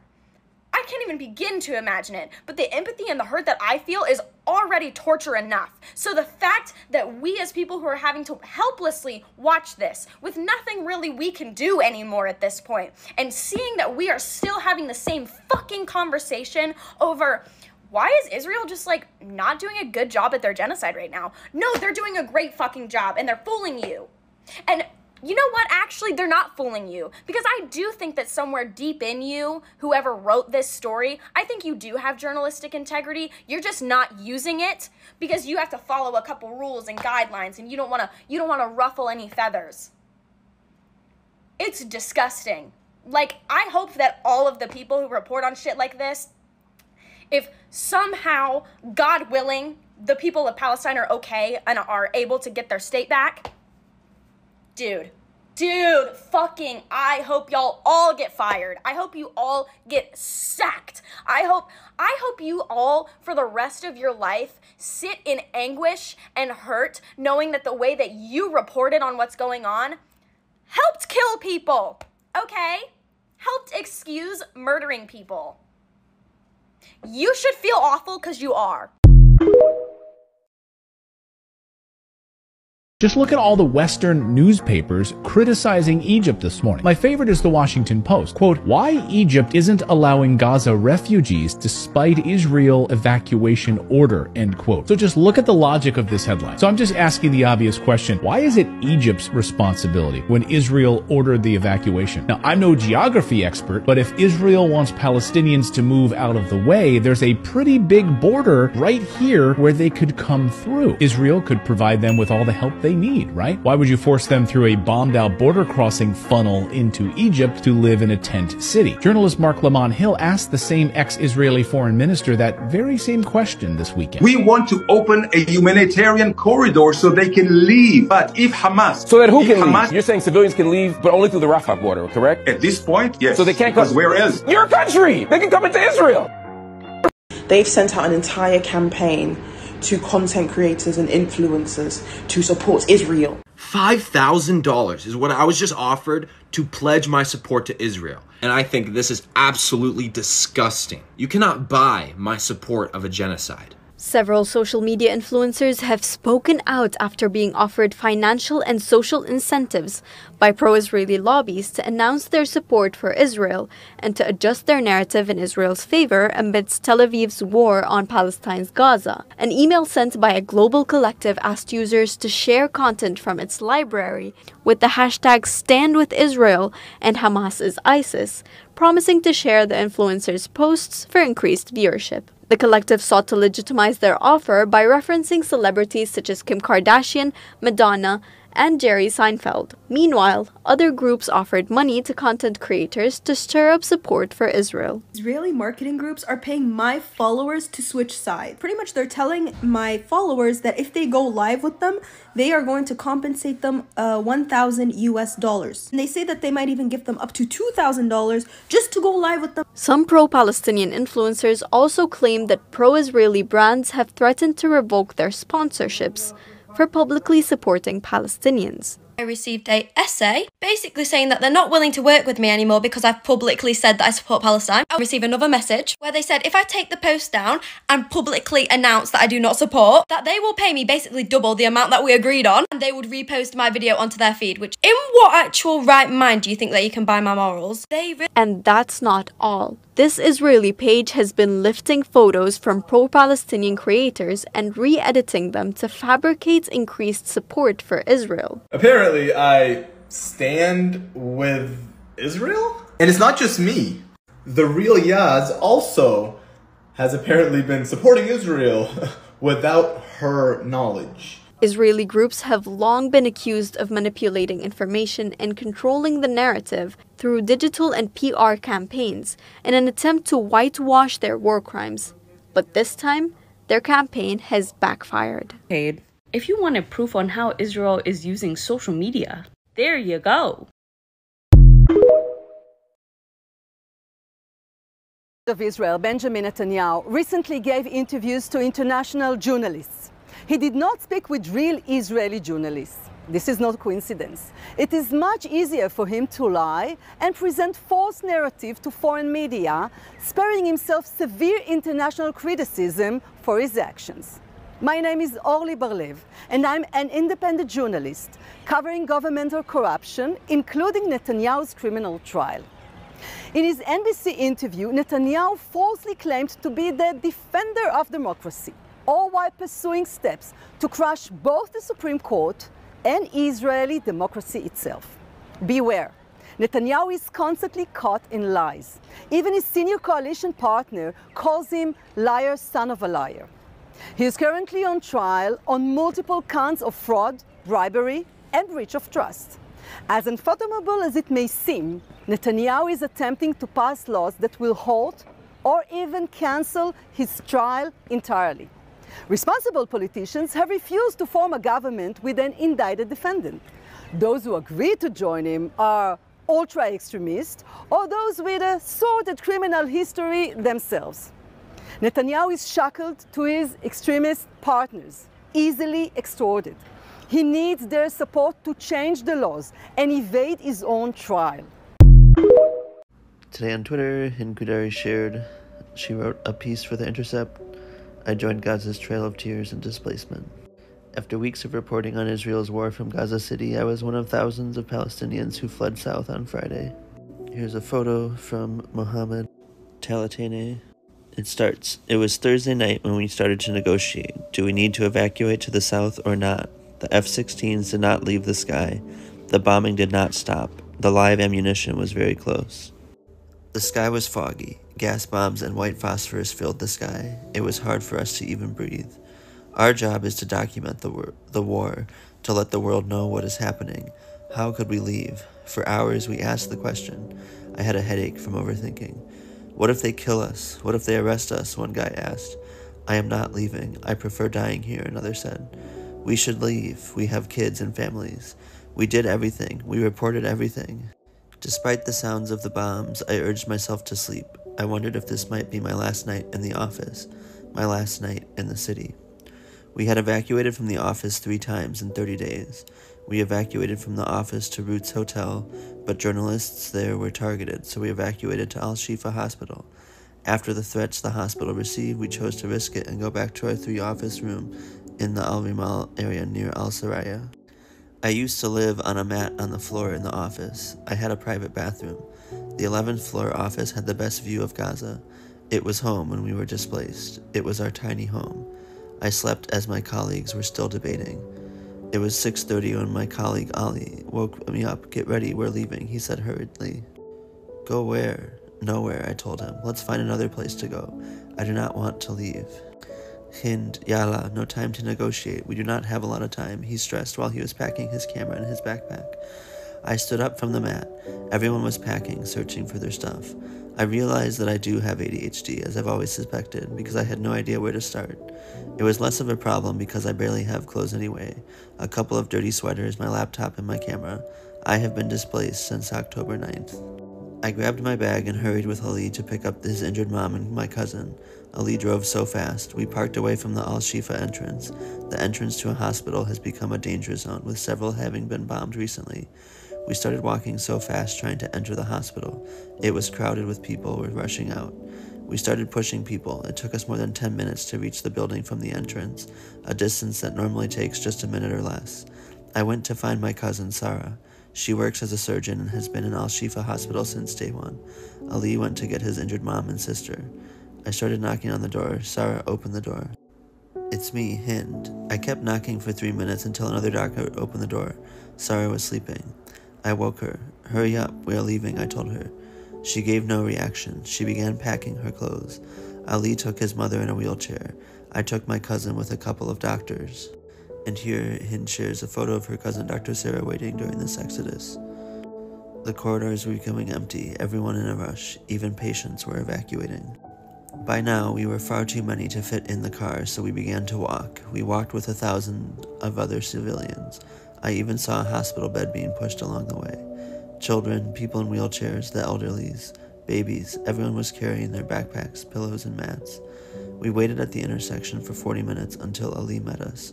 Together we walked. I studied the looks on people's faces. Terrified, they were holding white flags. A truck that normally carried cows was packed with people.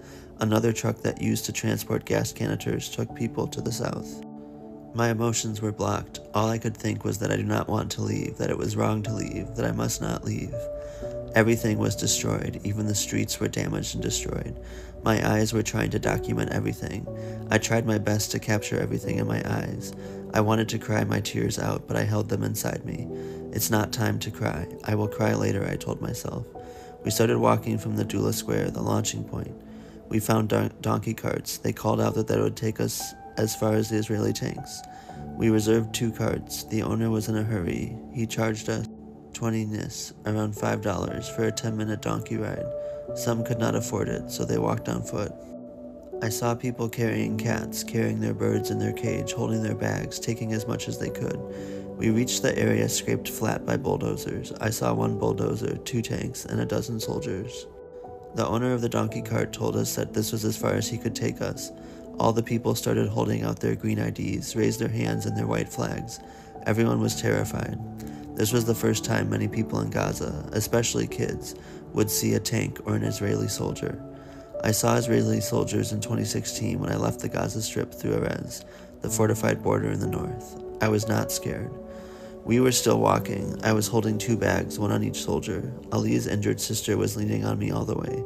She got shrapnel in her leg when the Israelis targeted the Al-Shifa hospital entrance.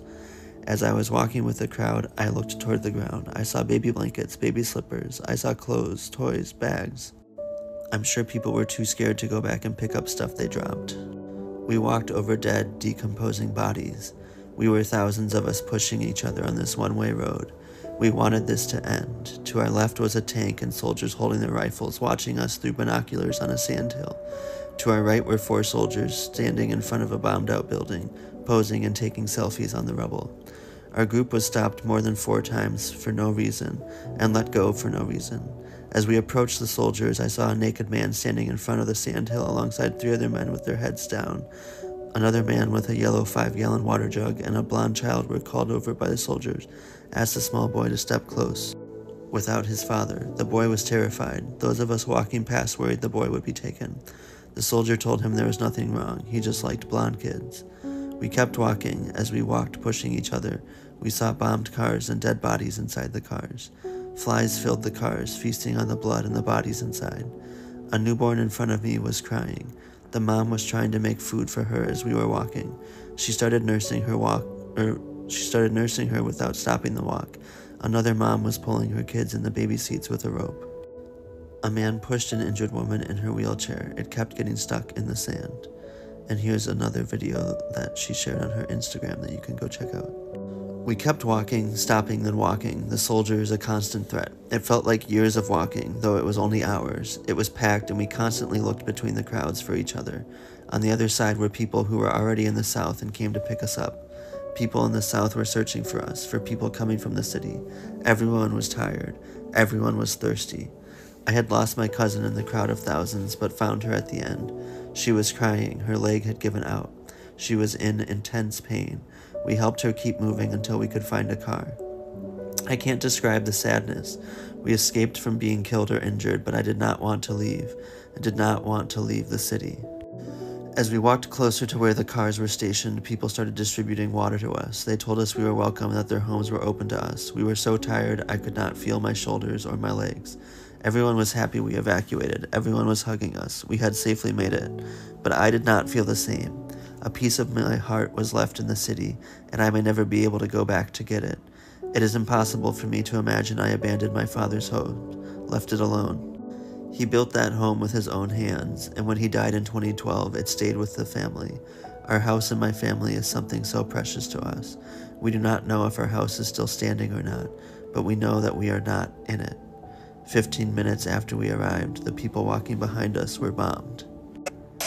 Here's a video from Motaz's Instagram from this weekend of him and Motaz and other folks who were evacuated.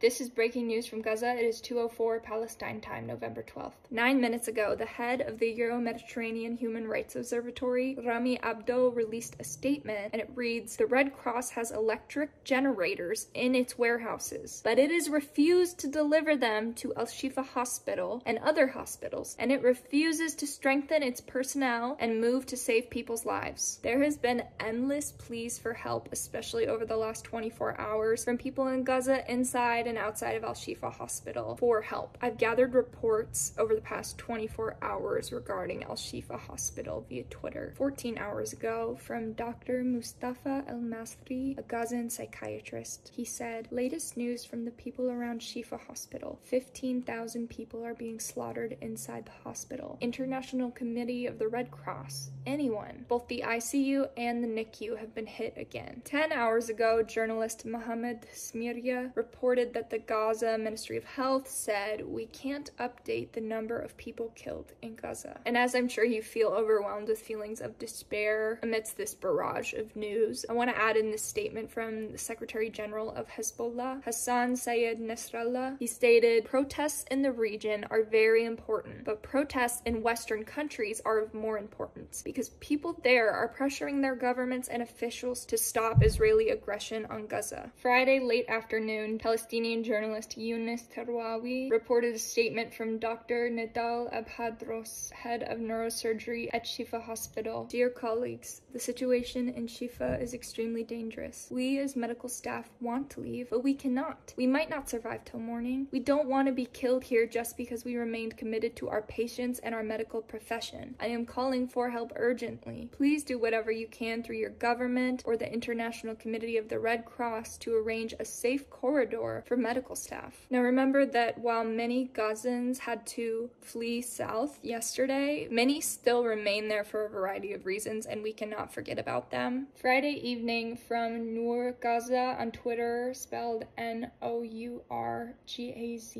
if you want to follow them. And they said, "Guys, if anyone has a voice that can reach the media, I hope he tells us that many people are lost in Gaza, in entire areas that remain. The occupation is benefiting from the narrative that civilians have been displaced to the south. That is, the massacres it will commit, neither with good media coverage nor in hospitals that save people." Shortly after, from Lama Mohammed Ghazali, translated from Arabic, "We are still in our homes. The whole neighborhood is there and they are not coming out, God willing."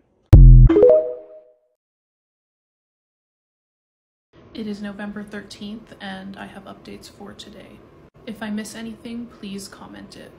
11,240 Palestinians have been killed in Gaza since October 7th, and that is just the ones that they could count. There are over 3,000 people still missing and buried underneath rubble. If the fuel shortage continues, this will cause a complete blackout of communications as well as internet. This complete blackout is projected to happen by Thursday. This is very, very worrisome because it becomes a major safety issue since nobody will be able to share what is happening there, which means that Israel could intensify their attacks and killings, and the genocide could reach more horrific heights than what we have already been seeing. There has been $181 million in direct agriculture losses, with 25% of agricultural farms destroyed in Gaza. The way that Israel is dropping bombs and the way that they are destroying the land itself is going to have a major environmental impact. With the types of bombs and the way that Israel is completely destroying the land, this is not just a humanitarian crisis, this is also an environmental crisis. Gaza is home to over 50,000 pregnant women. And just in the next month, 5,500 of those women are going to give birth. This is going to be incredibly difficult because of all of the attacks that have been intensifying on hospitals all across Gaza, the lack of medical supplies, the lack of fuel, the lack of water, clean water, food, basic necessities. Basic necessities are not accessible Al-Quds and Al-Shifa have both completely run out of fuel. Al-Ahli Hospital is now the only hospital in Gaza City. We don't know how long that will be for, though, because they have been attacked prior on October 17th, for example, and a lot of their facilities within the hospital were destroyed. And looking at the IOF's track record, it seems that they are attempting to destroy all hospitals, so it will only be a matter of time before Al-Ahli is next. It should be noted that Al-Quds Hospital is still under intense gunfire, and the people within the hospital are unable to leave, a lot of them having no access to food, water, or anything. The hospital is completely surrounded by Israeli military vehicles, and any kind of movement within or around these hospitals is met with that gunfire. With the upcoming rain about to hit in Gaza, there is going to be a major public health threat. No fuel means no pumping of sewage or waste removal. This is a serious threat to public health. Disease outbreak will become a reality. Gaza was already prone to flooding due to weak infrastructure. With rain expected tomorrow and in the next week, the idea that sewage can't be properly treated and pumped away from homes and makeshift shelters is terrifying. Israel is acting with the same depravity it condemns. We are already starting to see deaths contributed to illnesses, disease that are spreading because of the lack of clean water, because of the conditions in Gaza right now. And it is only going to get worse with the upcoming rain. And as more time passes without access to clean water, without access to basic necessities, we are going to see more and more taken by these types of illnesses and diseases. This is just another reason why a ceasefire is so incredibly vital right now. I also just want to remind you guys that the conditions in South Gaza are not any better than they are in North Gaza and even in Central Gaza. It is bad all over. There is nowhere that is safe. Nowhere. A lot of people were told to evacuate from the north to the south. A lot of people did. A lot of people went back because of how bad the conditions are in southern Gaza. Along with that, a lot of people are fearful of leaving their homes, are fearful of leaving their land because they are afraid they will not be able to return. And this is such an incredibly valid fear because of what Israel has been consistently doing for the past 75 years. Palestine deserves better. The Palestinian people deserve better. The land is being ravaged. It is being destroyed. Thousands and thousands and thousands of years of care went into so much of that land just for it to be completely destroyed by Israeli forces like it's nothing to them.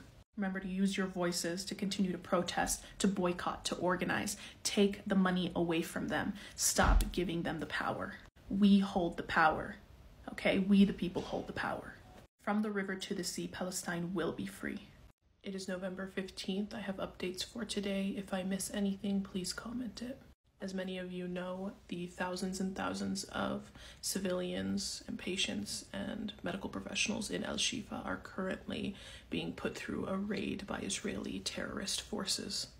The occupation forces blew up most of the hospital's gates and shrapnel scattered onto those present. Medical teams are struggling to save the wounded.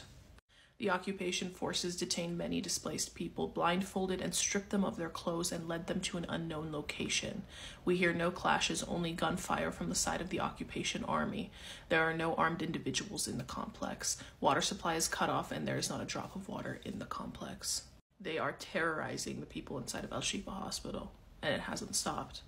The occupation army executed many families who tried to leave Al-Shifa Hospital, killing more than 30 martyrs. The situation in Al-Shifa Hospital is still the same. The occupation army interrogated the patients, companions, and medical staff for 10 hours. We hold the occupation fully responsible for the lives of patients and medical staff. The occupation expelled children and patients from Al-Shifa and Al-Rantisi hospitals. We demand that patients be evacuated to Egypt for treatment. And we demand that fuel be brought to all hospitals urgently. Health officials are pleading for patients to be evacuated to other hospitals. The problem is that no evacuation has been safe, and there has been no help provided in regards to transferring patients. You can't just take them out into the street. They need a safe route to get to another hospital, but unfortunately the other hospitals are also being surrounded by Israeli forces. There are 650 patients that would need to be transported. 22 are in intensive care. There are also 36 premature babies, and there are people who are hooked up to ventilators. You can't just move these people just wherever the fuck you want, however the fuck you want. It doesn't work like that.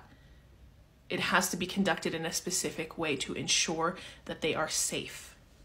On top of raiding the hospital, they are also invading the surrounding areas of Al-Shifa. People are unable to even walk out of their houses because they get shot at if they do.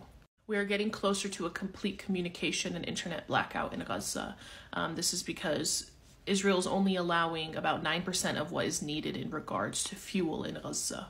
On top of the lack of fuel and clean water and food and other basic necessities and resources, Israeli forces are still constantly bombarding those who are in South Gaza. And on top of that, there's also heavy rainfall. Infectious diseases are on the rise in Gaza because of these conditions that I've been describing. There's chickenpox, upper respiratory infections, skin rashes, diarrhea, scabies, and lice. And we can only imagine now with the added cold that this is only going to further the type of illnesses that are going to happen in Gaza. And without proper medication, without proper medical care, a lot of people will succumb to these illnesses. I know that what is primarily being covered right now is Al-Shifa Hospital, but let me fill you in on what is happening in the rest of Gaza as well. 3 people were killed in an attack at a refugee camp in central Gaza. An Israeli airstrike killed several people in Al-Qarara, which is north of Khan Yunis in southern Gaza.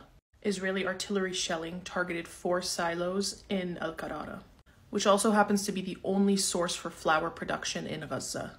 Al-Salam mill, the only wheat mill that is currently operating in Gaza right now, was targeted and bombed by Israeli forces.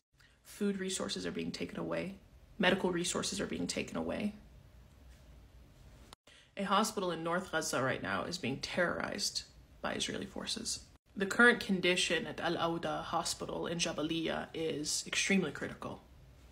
They are bombing around and incredibly close to the hospital, which we have seen this before. They did this with the other hospitals as well, and eventually they will end up surrounding the hospital. They've already damaged cars and ambulances that are outside of the hospital, which takes away even the slightest chance of an evacuation for anybody in the hospital, even though an evacuation, like I've said before, is incredibly difficult for a hospital. That right there just completely takes away even a small shot of just a few evacuating.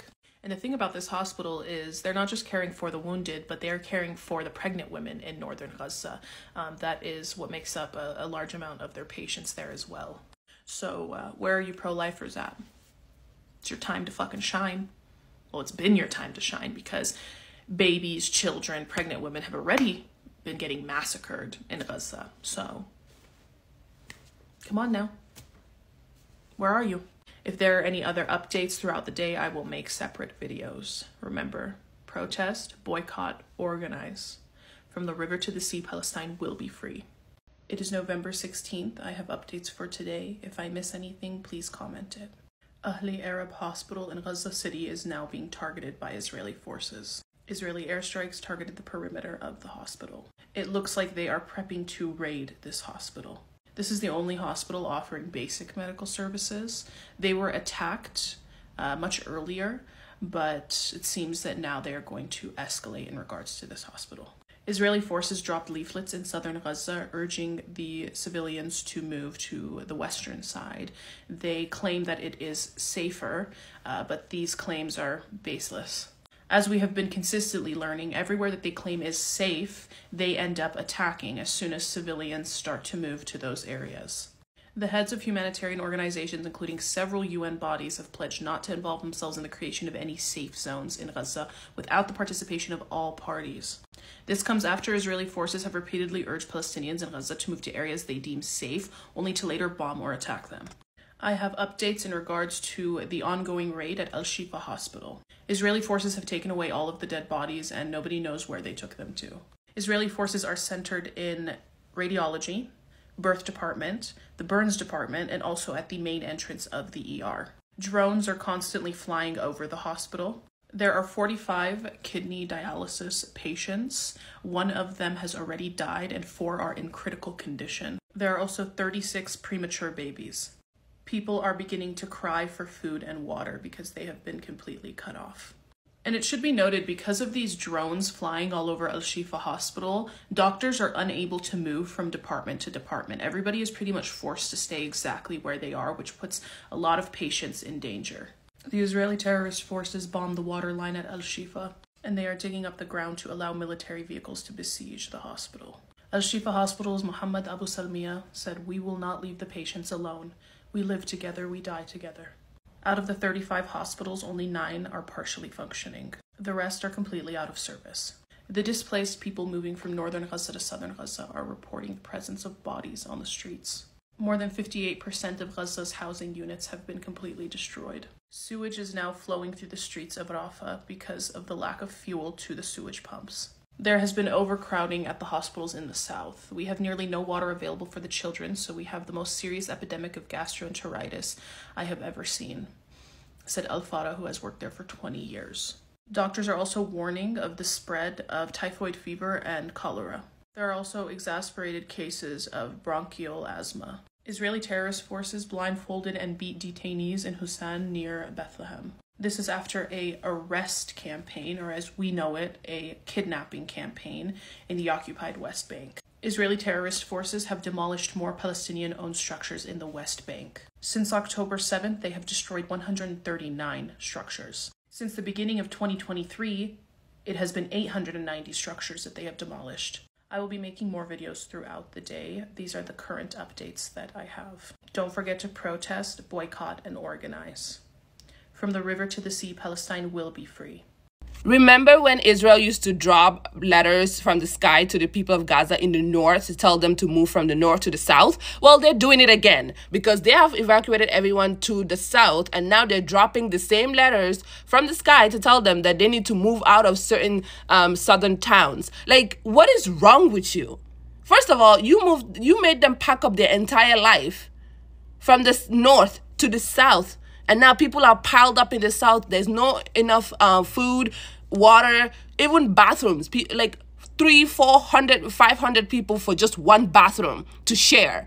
People are going through it. And now you're moving them out from the certain towns in the south. Before you know it, they're going to tell them to move out of the whole of the south. And go where? And go where? This is a genocide. Anybody that is questioning this is honestly blind. Because what is this? Isn't this the whole situation that we went through like a month and a half ago? And now you're dropping these flyers again, telling them to move out of the south? Are you absolutely insane? This is their intention, is to eradicate all these people. They want to make life difficult for them. Move from the north to the south. Now move from the south. And I don't know where they want them to go. And before you know it, they're going to start dropping airstrikes and like, oh, we told them to move out of the south and they didn't move. So now we're going to drop bombs on them. This is the problem. Look at this.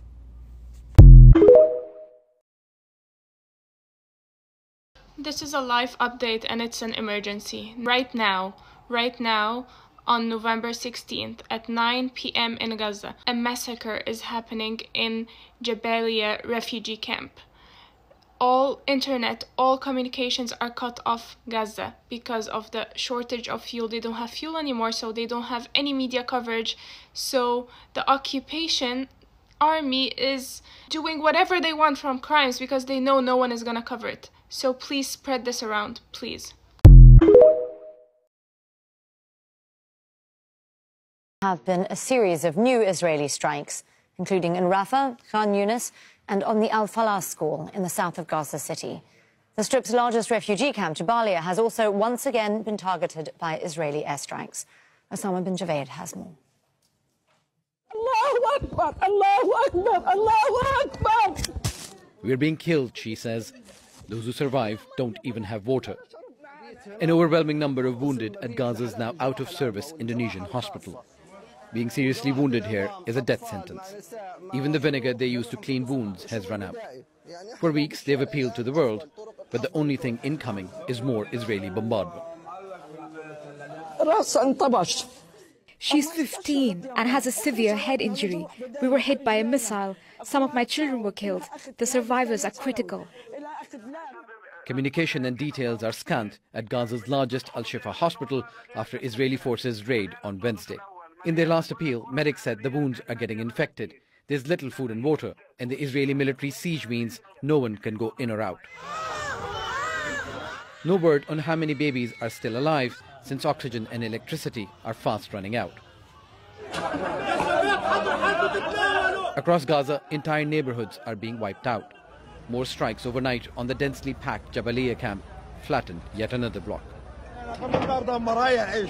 The rocket hit this building and killed the people in their sleep. This is what Netanyahu does. But I'd like to say this to Netanyahu. We will not surrender. There's no more fuel for rescue teams. The roads are destroyed and many rescuers have also been killed. The whole civil defense operations will cease. We cannot carry out search and rescue without fuel. It will be nothing but a horrifying catastrophe.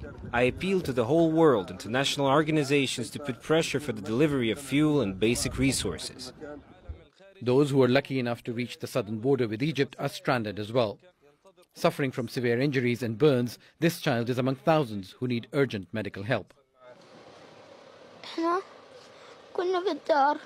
Our home was shelled by Israeli warplanes. My father, mother and all my brothers and sisters were killed. Even my uncles and cousins were killed in the airstrike. I am the only one who survived. I have been waiting in the ambulance for hours. We do not know when the Rafah gate will open. Nowhere is safe in Gaza, and there is no place to go. Where on earth are the Arab leaders? Where are the Muslims? Do any of you accept this to happen to your own child? Where is the humanity? Israeli snipers are targeting young children. Is this child a militant? Our blood is not only on the hands of the Israelis, but also on those Arab leaders standing and watching in silence. A few pieces of stale leftover bread is all that's available at the Indonesian hospital. It's already being called one of the world's worst man-made humanitarian disasters. But the sounds coming out of Gaza are very different, depending on which side of the bombing posts it on social media.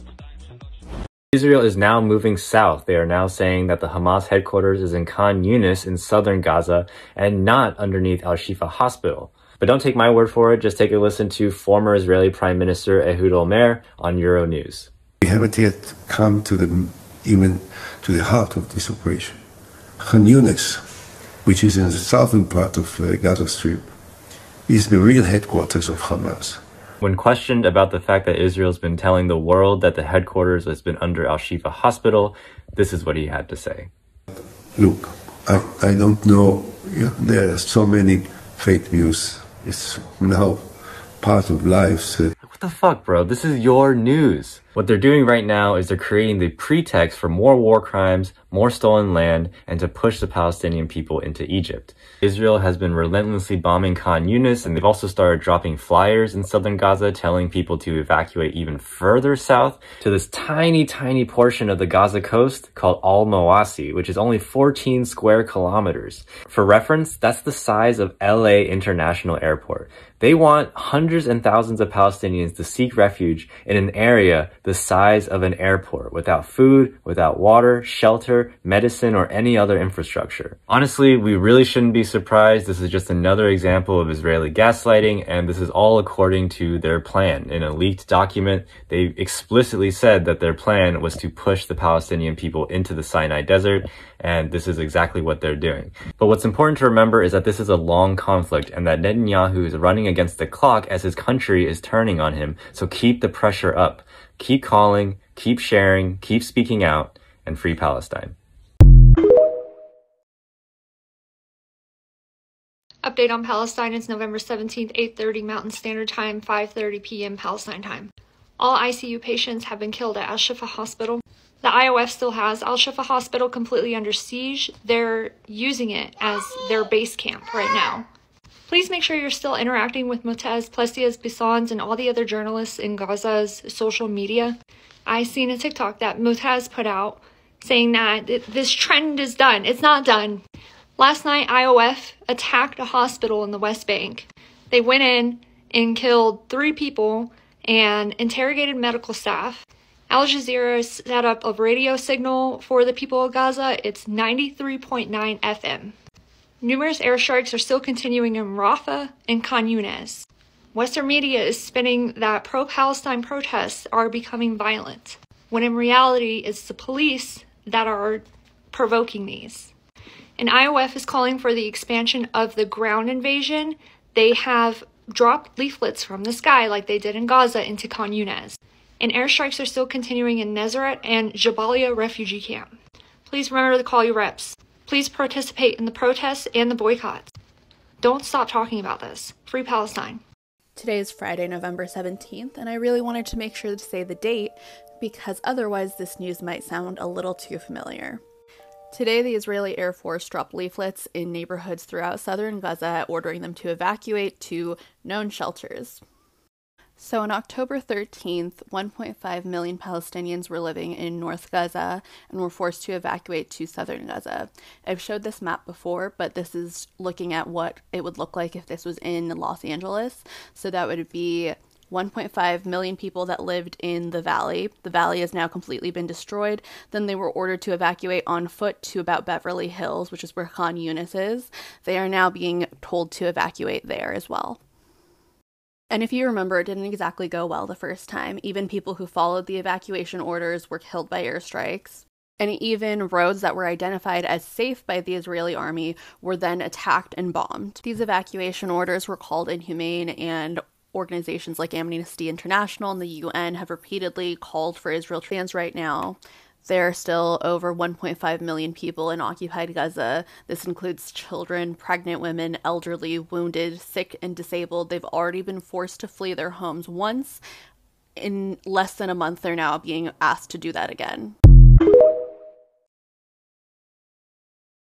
Another mass expulsion is underway in the Gaza Strip from the north to the south, this time with the patients and doctors of Al-Shifa, who are forced, some of them missing limbs, some of them needing to carry their family members, are being forced to walk from the north of Gaza to the south. About a half an hour ago, Dr. Munir Al-Barsh, the Director General of the Ministry of Health in Gaza, said they were about 2 kilometers into their journey now. He said that there are only 5 doctors for the 120 wounded who are still in Al-Shifa, many of whom are missing limbs. These were those that they were not able to evacuate because they needed to be carried and they couldn't carry them. And they were forced out quickly, essentially, he said, evicted from Al-Shifa. So the rest of the wounded, many of whom are missing limbs, are forced to evacuate south on foot. Dr. Al-Barsh said that they are pushing hospital beds. Al-Barsh said that the Israeli occupation forces refused any help for the evacuating patients and doctors from the Red Crescent ambulances. They were forced to walk on foot. The premature babies are still in the hospital, but they are dying one by one. He said that the 4th one died. It was the last death that he had handled before he was forced to leave, and that he buried the baby in the hospital courtyard between the complex because they're not able to leave the complex because they will be shot. Al-Barsh told Al Jazeera on Friday evening that the Israeli army stole yesterday 145 dead bodies from Al-Shifa and the mass grave in the courtyard and took them in trucks, and we don't know what they did to them. So there have been reports like this, not just this one, but around Al-Shifa complex all day yesterday, that the Israeli occupation forces, they're not just taking the bodies that the hospital staff didn't have the chance to bury yet because of the bombardment. They are exhuming mass graves of bodies and taking them away. And video from Al-Quds of the chaos that ensued after the IOF gave the evacuation notice that they would have to leave within an hour. There are people everywhere, there are bodies everywhere, there are people on the floor, on cardboard, on the bare floor, blood everywhere. Every mobile person is standing around trying to figure out what to do.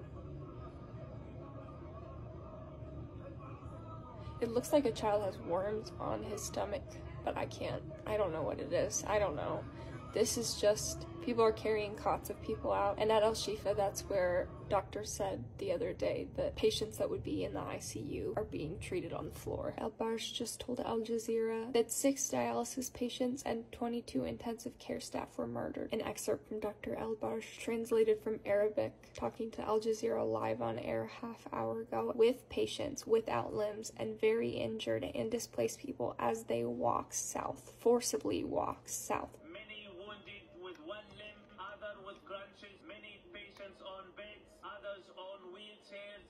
We are helping one another.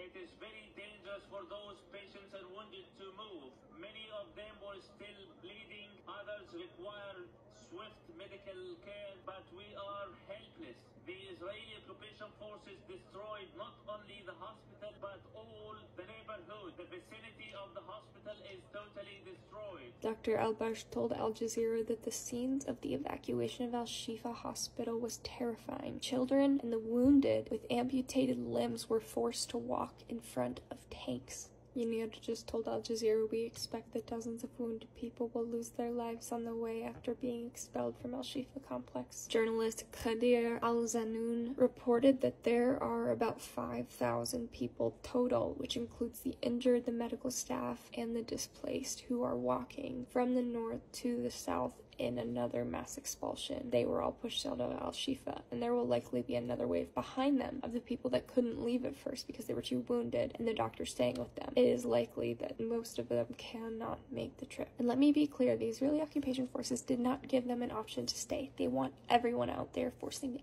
everyone out of the hospital. No exceptions. There has been some intense exchange of fire between Hezbollah and the Israeli terrorist forces at the border. Overnight, ITF strikes hit an aluminum factory in Nabatea, which is in southern Lebanon.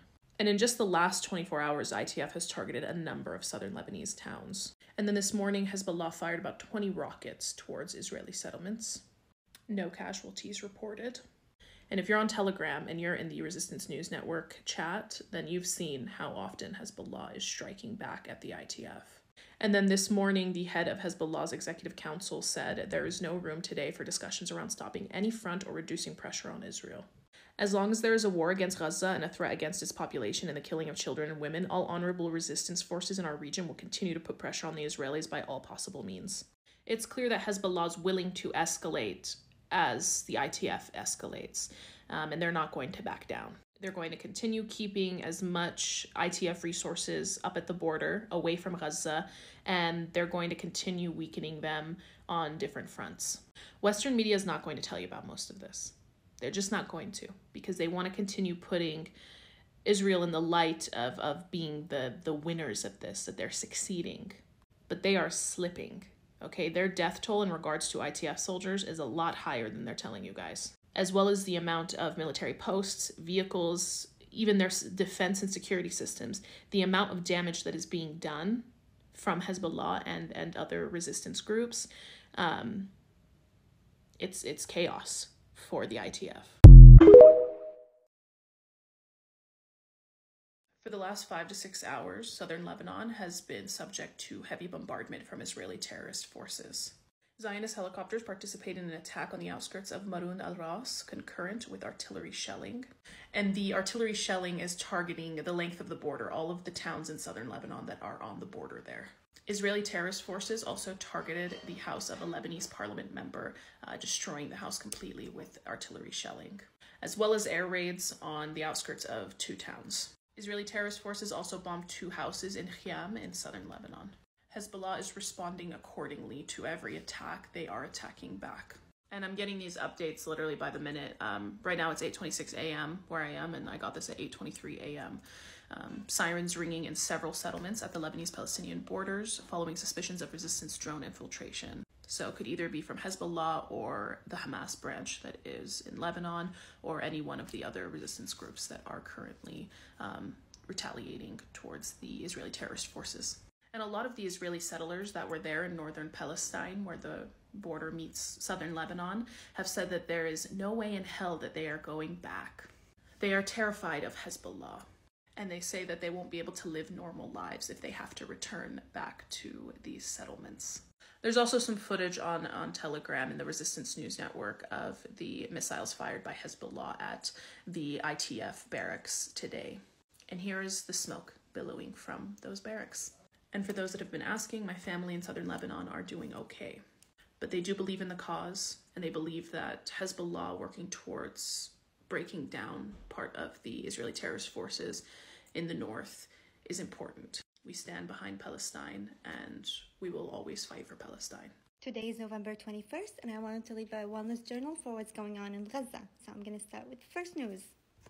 The first news belongs to this paper on the Times of Israel, in which the Knesset is planning to introduce a bill to start executing death penalty on Palestinians accused of taking the life of Israeli settlers. And this basically to prevent in the future hostage deals happening. And it's also indication to me that the common misconception that Israel is a state of democracy to me is ridiculous, because it's selective democracy. It doesn't apply to anyone, and they have classes in their own society on like citizenship status. The second piece of news is this. So Ehud Barak is an Israeli official. He said that Israel helped build some spaces beneath Shifa. This tells me that Israel knew all along that there were tunnels underneath Shifa. And if there are tunnels that were built by Israel underneath Shifa, then they're probably not Hamas tunnels like they are claiming, and that Israel all along knew how these tunnels are built. They could have easily stormed them instead of killing all these innocent civilians, including premature babies. So to me, that just feels very evil, and it's tragic to have taken the life of so many people at Shifa Hospital. Israel has murdered also another journalist, Ayat Khudra. She's a 27-year-old who was murdered by an Israeli airstrike. Before she was murdered, in her last video, she was like, if I become a martyr, my only wish is to be in one corpse, one body, rather than remains everywhere from the missiles and explosives that Israel has been using. After every missile, there have been horrific images of remains of people, limbs everywhere. You see like a piece of skull, a piece of jaw somewhere as a result of Israeli missiles. It's very sad that people at this point, if they die, they want to die in one piece. Another piece of news is an investigative piece by Haaretz, which has been going around, that says Israeli security shot their own civilians at the music festival, and Hamas likely did not have any knowledge of the music festival happening. So that's another interesting investigative piece that you can read on Haaretz, which is also an Israeli newspaper, not an Arab newspaper. There's no reportive bias here. One final note I wanted to make is that a war refers to an armed conflict between two armed individuals or two armed entities. What Israel is doing is 100% genocide, with how much they've killed and how much they've injured. They are targeting civilians who are unarmed. That makes it more of a genocide than war. As an Arab and Iraqi, I have grown so fond of Palestinians and their resilience. I have never seen such resilient nation, and all of them, they've grown so much in my eyes. Israeli violence, it's not new to the region. A lot of us anticipated that this is going to happen, and we are so tired of seeing our Palestinian brothers and sisters dying on their land. We are so tired of that, and I wish them all the best, because I love them all so much, and I've grown so much respect for them. Bye. Did anyone see this last night?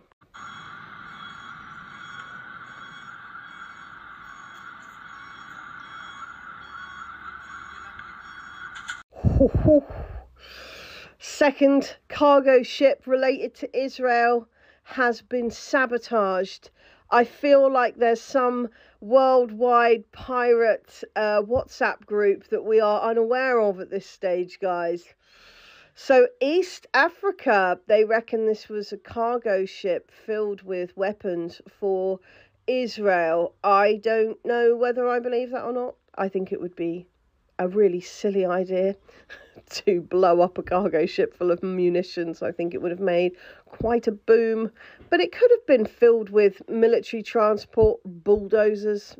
You know, we don't know, do we? Because if we speak to the Israelis, they'll tell us that it was absolutely chock-a-block full of chocolate buttons that they were going to bestow on the Palestinian children, and you know, now they won't be able to do that, so they might as well just keep bombing them. You know, that's the kind of vibe that you get from the IDF.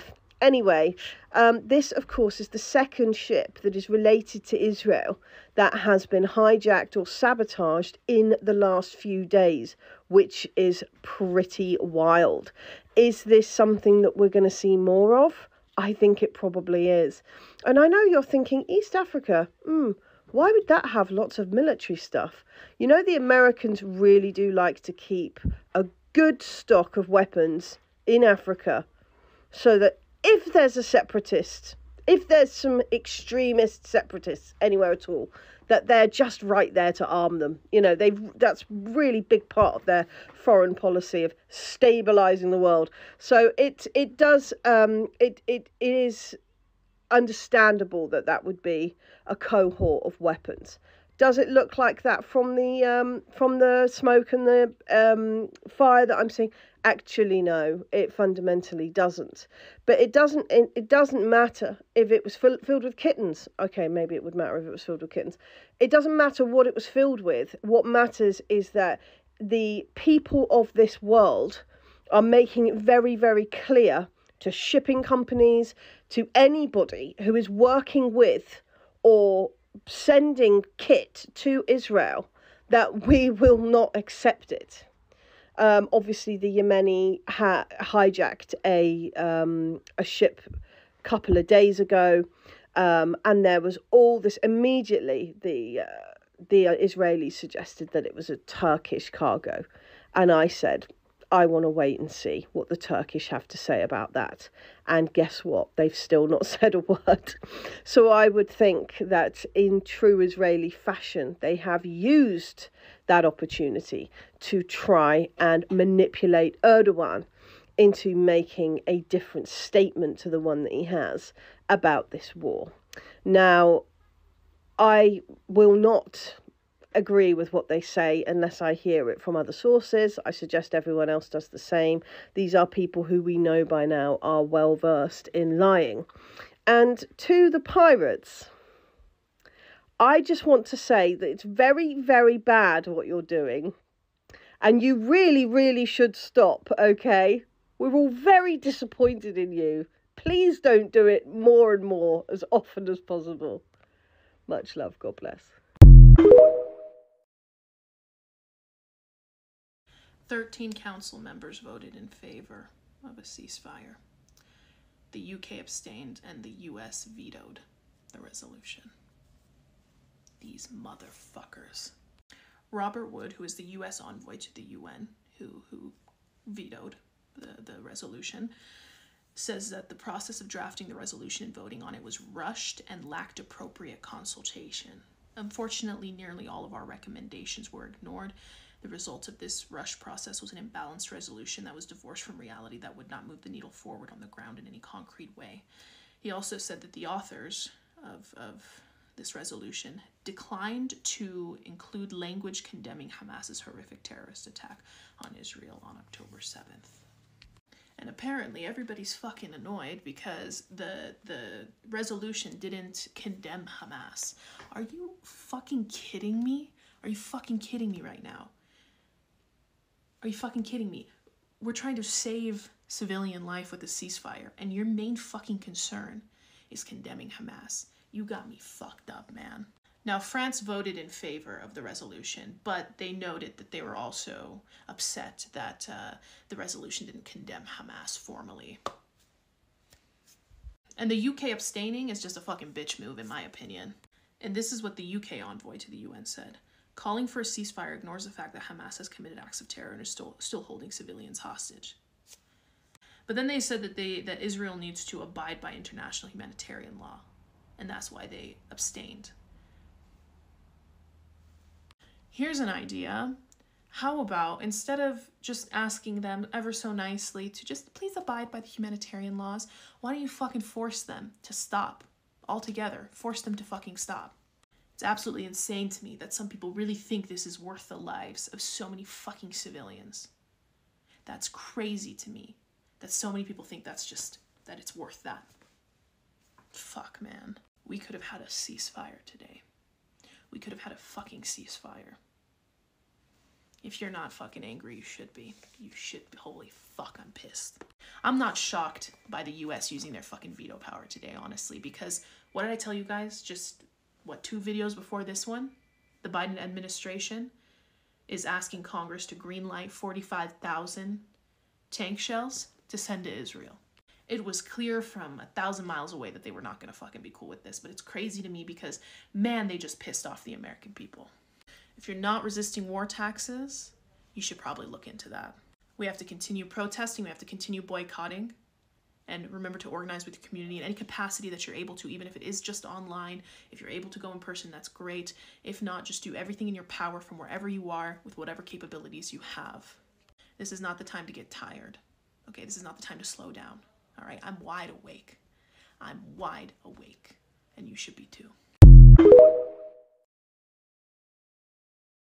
20,031. That's the number of martyrs in Gaza as of 3:15 a.m. Palestine time, November 25th. The Euro-Mediterranean Human Rights Monitor stated 3 hours ago, our team in the Gaza Strip has just completed an updated count of the victims, including those we managed to identify among the rubble, given the lack of chances for survivors. The number of martyrs has reached 20,031, including 8,176 children, and this number is likely to increase as more victims are recovered. This figure, along with the injured, represents 2.6% of the population in the Gaza Strip. In a statement from the Popular Front for the Liberation of Palestine's Deputy Secretary General Jamil Mesher via Resistance News Network on Telegram 2 hours ago. To the steadfast masses of our people in all places, our great people in Gaza, the land of dignity, heroism, sacrifice, and defiance. Gaza, the blood and soul of Palestine, the creator of miracles and conqueror of armies. Our heroic resistance, you, with your heroism, are laying the foundations of victory. Words fail to honor your worth or describe your sacrifices.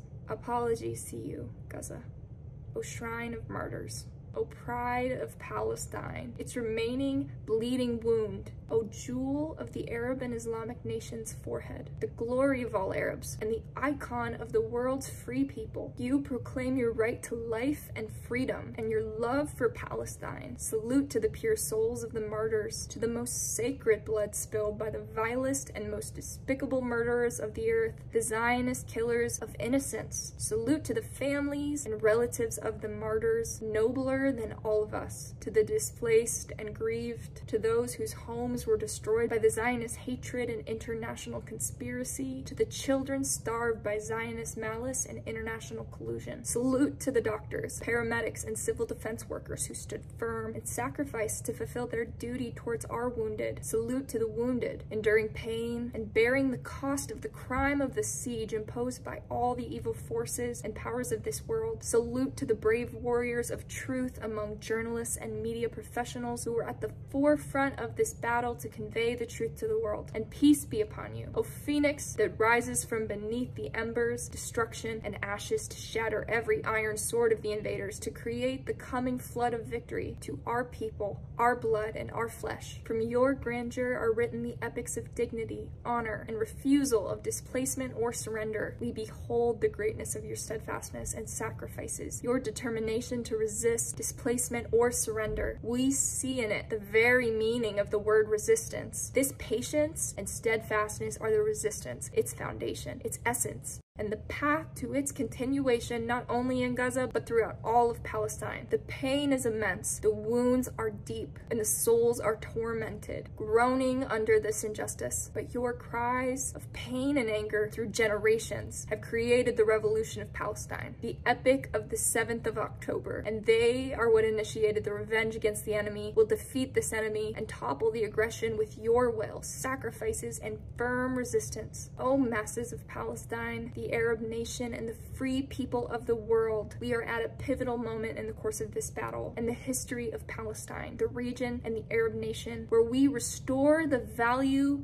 and dignity of the Arab human and topple the plans for the liquidation of the Palestinian cause and the genocide and displacement of the Palestinian people. In light of this legendary scene embodied by our people and its brave resistance, we affirm the following. 1. The genocidal war waged by the criminal Zionist enemy against our people targets all of Palestine and our entire people, and it did not begin on the 7th of October. Thus, we are called upon to adopt a united Palestinian national stance that adheres to the rights of our people and reflects their unity. From a position of national and historical responsibility, we call everyone to immediately begin forming a united national emergency leadership to confront this aggression and to manage the political and field battle resisting liquidation and displacement plans. 2. Everyone must bear responsibility and is demanded intended to contribute to overthrowing the aims of this aggression, rejecting the occupation and its supports plans to uproot the resistance or demonize any of its factions or accuse them of terrorism, and to confront the displacement projects. There is no way to bypass the legitimate rights of our people, even if all the powers of the earth were to unite against us. 3. Our people alone possess the right to determine their destiny and chart their future, and will not allow any force or entity in this world to impose its guardianship over them, neither in Gaza nor in any inch of Palestine. We will resist any involvement by any Arab or international state or party in the plans of the forces of aggression regarding the fate of our people. The enemy's prisoners will only be released by stopping the aggression, breaking the siege, and releasing all of our prisoners. The temporary truce imposed by the resistance on the occupation through its will does not substitute the necessity for an immediate halt to the aggression in all its forms, removing its effects and reconstruction. 4. The United States, along with all colonial governments, is primarily responsible for the continuation of this aggression and has supplied it with all means of bombing and destruction, making their forces and fleet a legitimate target for all honorable fighters to force them to stop the aggression. 5. The official Arab stance has not risen to the minimum level of duty required on any of its levels to end the aggression, and is still incapable of enforcing even the feeble decisions issued by the Arab League. Therefore, we call on the Arab masses, the peoples of the region, and the free people of the world to escalate their struggle against the forces and countries of aggression and to act against the interests of the parties involved in the aggression. 6. International institutions, foremost among them the United Nations, are complicit in the aggression and in covering up its crimes, in the genocidal war, the deadly siege, and targeting of hospitals. Hence, we call upon the global conscience and all the free people of the world to act to hold those responsible accountable and to prosecute them as accomplices in war crimes according to the degree of their involvement. 7. We salute the axis of resistance in Lebanon, particularly our brothers in Hezbollah, and in Yemen, Iraq, and Syria, who have taken the initiative since the onset of Al-Aqsa flood to engage in a real war of attrition against the Zionist enemy. Our great, steadfast people in Gaza, the West Bank, Al-Quds, the occupied territories, and in the refugee and diaspora camps. Despite the conspiracy of the whole world against you, your feats and sacrifices will remain eternal. From a position of responsibility, we will remain your shield and servants to you and your people, assured defending your rights. You must trust the resistance and its decisions, rally around it, and have faith in its capable and responsible management of this battle to repel this aggression, to inflict a new defeat on the criminal Netanyahu and his gang, where the resistance imposes its will, terms, and equations on the path to a decisive and inevitable victory over this criminal Zionist entity. For you and for Palestine, we will fight together, win together, and remain free together with our heads held high. Glory to the martyrs, victory to Palestine, freedom to the prisoners, healing to the wounded. 4 days ago, 3 prominent doctors in Gaza were kidnapped by the Israeli occupation forces. They are still holding them hostage. 40 minutes ago at 11:20 p.m. Palestine time, November 27th, the government media office in Gaza announced that the occupation extended the detention of the Director General of Al-Shifa Hospital, Dr. Mohammed Abu Salmiya, for 45 days. After this kidnapping on Thursday, the Euro-Mediterranean Human Rights Monitor in a statement said, "We are immensely concerned by the reports that the World Health Organization may have unwittingly or knowingly facilitated Israel's kidnapping of senior medical staff from Al-Shifa. The World Health Organization promised staff and patients a safe evacuation to the south, coordinated with Israel. Israeli soldiers stopped the convoy of patients and medical staff for over 7 hours, ill-treated them, and arrested some, including the director of Al-Shifa Hospital. 2 doctors at the Indonesian hospital were also kidnapped, Dr. Akram Hussein, head of surgery department, and Dr. Akram Abu Odeh, head of orthopedics department." Now, I've been sick and out of commission for the past few days, so I haven't been able to follow this as closely, but it seems that at least one other doctor was kidnapped during this, based on the statement 3 hours ago from the Palestinian Red Crescent. The PRCS, Palestinian Red Crescent, is seriously worried about the fate of Ani Katab, head of Khan Yunis Medical Center in Gaza, who was arrested by the Israeli occupation forces together with the head of Al-Shifa Hospital and 2 other medical staff during the WHO-led evacuation of the wounded and sick from Al-Shifa Hospital. The members of the medical team were taken at the checkpoint checkpoint which separates North and South Gaza on the 22nd of November, so 2 days before I thought. The Israeli occupation forces refused to provide any information about the whereabouts or the fate of the detainees despite the repeated calls by the WHO and the UN. 2 hours ago, the Red Crescent announced despite the large destruction caused by the occupation to infrastructure during the brutal assault on the Al-Shifa medical complex, the Ministry of Health managed to reactivate the kidney dialysis department through exceptional efforts. Accordingly, the Ministry of Health calls on all kidney dialysis patients in Gaza and North Gaza to go to Al-Shifa medical complex tomorrow to receive treatment. And 50 minutes ago, the Ministry of Health in Gaza announced that the UNRWA informed us that the occupation prevents it from delivering fuel to hospitals in the northern Gaza Strip. Remember, this is still during the humanitarian pause, which has been extended for 2 more days. If you aren't aware, Hamas has offered throughout most of this process that they will release all prisoners, including IOF soldiers, for all Palestinian prisoners held in occupation prisons, which is a lot, including women and children, many on absolutely no charges. And as I'm finishing this video, Al-Qassam Brigades has just published footage of their 4th handoff of Israeli hostages in Gaza. If you don't already, I suggest you follow me on Twitter. I am constantly posting all of this footage, things that I can't show on here, even stuff that might seem fine because it doesn't go against community guidelines. Things are getting heavily censored. People are getting banned. I would suggest if you are getting a lot of content strikes, do what I do and explain what you see. Don't show it. In my experience, showing it gets the most censorship. Direct people to other platforms for that to be safe, and just describe what you see and cite your sources. That's really important too. Also, on the Israeli occupation front, nothing has changed. They have said that even if they get all the hostages, they will continue the war in Gaza. So, and Genocide Joe, as the kids call him, not me, because I'm just reporting the news. So as the kids call him, Genocide Joe is of course taking credit for this hostage exchange, which is funny to some people.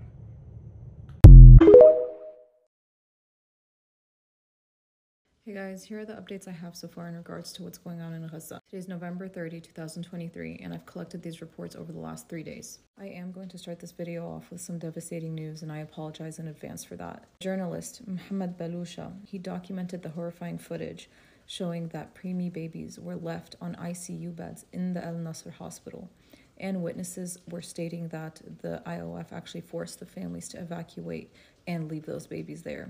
And with all the adults being forcefully evacuated and forced to leave them there, they didn't make it. I have the footage of the report and I'm going to attach that to my story. Now, in regards to the ceasefire, they did extend it an extra day, and this was actually decided almost 30 minutes before they met the deadline yesterday. And currently they're working on it being extended to Thursday as well. Israeli sources are stating that it's probably going to take all night until they determine an extension of Thursday, also being included in the temporary ceasefire. Now, I also want to note that even regardless that the temporary ceasefire has been in effect for the past, week now, they haven't been abiding by it as they should. Just earlier today, Israeli warships actually shelled the beaches on Khan Yunis and Deir el-Balah, which is the south of Gaza. And yesterday, they did target and kill 2 young boys, the age of 9 and age of 15, in the West Bank. Also, they do have their military aviations flying in the airspace of Khan Yunis, and this obviously goes against the ceasefire agreement. Another heartbreaking report, footage is showing from sources of the brutal attack of the Israeli settler. He stabbed a pregnant woman to death in front of her children in the occupied city of Lod. I do have that footage and I will attach it to my story. Another heartbreaking one, Adham Shuhaiber, 35 years old. He was shot and killed by Israeli military during their unwarranted house inspection in South Gaza. Also, a 14-year-old boy named Amro Ahmed Jamil Wahdan. He succumbed to his critical injuries in November 28, in which he sustained from live ammunitions being fired by Israeli soldiers in Tubas. In Jenin, they did storm the Jenin government hospitals and damage vehicles in its vicinity. They're also preventing doctors from dealing with or receiving any injured. They launched tear gas towards the civilians coming to welcome their freed prisoners in Baytunia, Ramallah. They've also extended the detainment of medical personnel that were taken from Al-Shifa hospital, including the director himself, to another 45 days. Another martyr, Yassin Abdullah al-Asmar, was killed when shot by Israeli bullets as he was awaiting to receive the liberated prisoners in Baytunia, west of Ramallah. Now, in my story, I did upload footage of Ramzi Abbasi. He's the freed prisoner and activist, and he's giving his testimony as to what happened in Israeli prisons. And I do want to report that he's been detained from April to August, and he was held without charge or trial until he was sentenced to 366 days during his detention. And during his detention, his mother passed away. He's also the father of what looks like to be a 1 or 2 year old girl. Her name is Kanz. I'll also upload footage of when she finally saw him when he was being taken out, and how the Israeli military didn't allow her to hug him, or didn't allow him to hug her, but yeah. Additionally, there is footage of hostages being released and the interaction is very cordial, very pleasant. It's like they're leaving summer camp, essentially. It has been circulating around TikTok. I'm actually surprised it hasn't been taken down, and on Instagram. So I'm not going to risk putting that in my story because I did get a strike when I tried once before, and I don't want this account to be banned. But I suggest you guys go look through the search engine to find it. It's there. And Israeli media has reported that Smotrich and Ben Gvir, don't know if I pronounced them right, but they're two big Israeli governmental officials. They threatened to dismantle the government and withdraw from it if a final ceasefire was reached in Gaza. And the news platform called The Cradle reported that Israeli has tightened their military censorship and has removed details from Israeli media that their helicopter and tank fired killed their own citizens on October 7. And Haaretz actually removed the admission from it, like in a November 18 article, in which they did state that Apache helicopters were actually the one that fired at their own people. And I have been hearing that there's allegations stating that the Red Cross members who've been facilitating like hostage exchanges were seen planting trackers on members of, but I actually don't know how legitimate that is because no other news channel has decided to cover or investigate that. In addition, today, a list of prisoners being exchanged tomorrow includes 8 females and 22 minors and children. That's if they agree to extend the ceasefire to tomorrow. Also, in regards to the hostages, there's actually another source stating that Israeli plans to expand the ground invasion to the south of Gaza because they're noticing a pattern in which the hostages are being released in the south of Gaza, close to Rafah border. Now, there has been outrage in regards to Netanyahu's son actually being in America during the start of all of this, and he wasn't called back like the other reservists to start this whole war, essentially. And this has been an issue that also accentuated the civil unrest in Israel by the Israeli civilians that don't condone what Netanyahu's doing. Well, he did finally return yesterday, and he volunteered to answer phone calls at the surreal ambulance. Makes your ovaries tingle, doesn't it? Now, to end this video, I will update the footage onto my story, so make sure that you guys check it out if you want to. I have noticed that my account has been suppressed. I don't think I'm reaching as much as I did before, but I am going to experiment with different hashtags to see how much reach I can get. If you guys don't mind letting me know if you saw this in the FYP or not. Stay safe, and God bless you guys.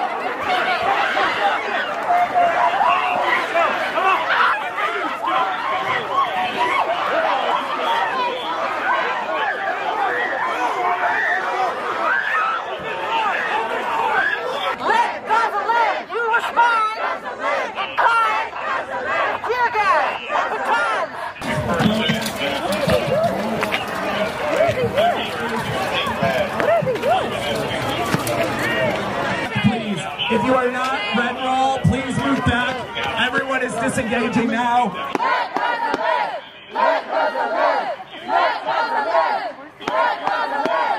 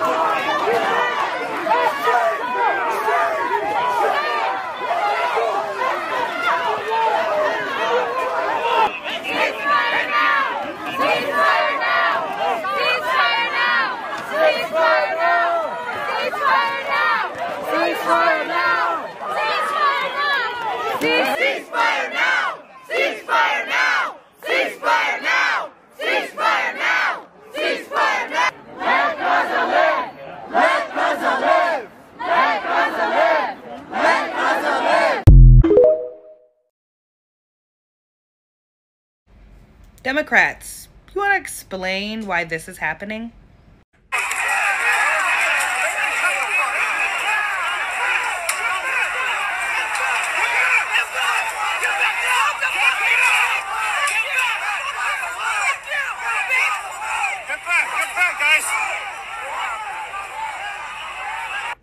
Videos like that are being uploaded about 20-30 minutes ago. So this is actively happening at the Democratic National Committee headquarters. So what you're seeing there are hundreds of people that went outside of the Democratic National Committee headquarters and actively are calling for a ceasefire and drawing attention to the genocide in Palestine and ending it. And instead of elected officials that are there going out, talking to people and hearing what their constituents and, people that they represent want, they instead made sure that the state were in numbers, brutalizing, assaulting, and arresting them. Democrats, what the actual hell? It's almost as if you don't recognize that all of the U.S. House of Representatives are up for re-election next year in 2024, or that a third of the U.S. Senate is also up for re-election. It's almost as like you don't give a fuck. Listen to what these people are telling you by their behavior. So it's a little calmer now. And what is your reflection about an hour and a half later? Look, I worked for this party. I worked to elect Joe Biden and Mark Kelly in Arizona in 2020 because I am terrified of Donald Trump and I'm terrified of the white nationalist movement he represents. And I thought that the alternative was that the Democratic Party is on the side of life and values human lives as equal. And all we were doing as a group of Jews and Palestinians and a multiracial, multi-faith movement was to say that we don't want more war and that Palestinian lives and Israeli lives are equally valuable and that no more people, no more children, no one should have to die, that we want to prevent a broader regional escalation right now. And all we want is a ceasefire, a de-escalation. We want the hostages returned, all of the hostages, everyone for everyone. And we need to address the root causes of occupation, apartheid, and siege that have led our loved ones in the region into this nightmare. And we just came to tell Democrats that 80% of their base, 80% of the Democratic base wants a ceasefire. And we came as that base, we came as the people who are normally vote for them. We helped elect them, I worked for them. And instead, we were greeted with tear gas. Cops were shoving people with their bicycles. They were trampling on the candles that we had brought for the vigil because we care about human life. Is this how the Democratic Party is treating its base? Is this how you are treating the people who espouse the democratic values of peace and justice and are calling for an end to war and to treat all lives as sacred? There are police here in riot gear. I just saw someone come over with a giant machine gun. There are around 70 cop cars here. This is your response? Is to meet our ask for peace, our demand for ceasefire, for safety and freedom for everyone with violence? Is that how you think you're gonna win in 2024? Because as someone who has worked for this party, I have news for you. We care about human life, and if you prove to us you don't, I don't know how I'm gonna mobilize tons of young people, tons of your base out for you when you refuse to call to end this horrific war before more lives are lost. So we ask you for the courage to call for a ceasefire now.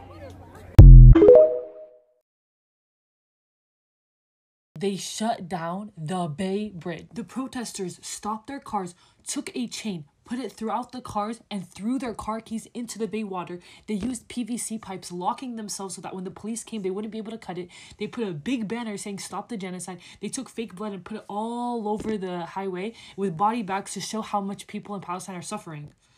But y'all focused on getting to work. Demonstration was one of the most disruptive. Yeah, that's what you get for people protesting for 40+ days and you did nothing about it. All over the world, all over the nation. But okay, now it's disruptive. Yeah, because you didn't listen in the first place. But where pro-Palestinian activists focused on trying to capture the attention of President Biden, Genocide Joe, they didn't say that, I said that. Mr. Biden addressed the AIPAC meeting Thursday, which, by the way, they did do a peaceful protest on Thursday night. And is there a ceasefire? No. Okay. For the people that's like, this is not how you do it. There are people dying, and I don't think that comprehension is going through people's heads. If you do not call for a ceasefire today, then tomorrow the deaths already happened.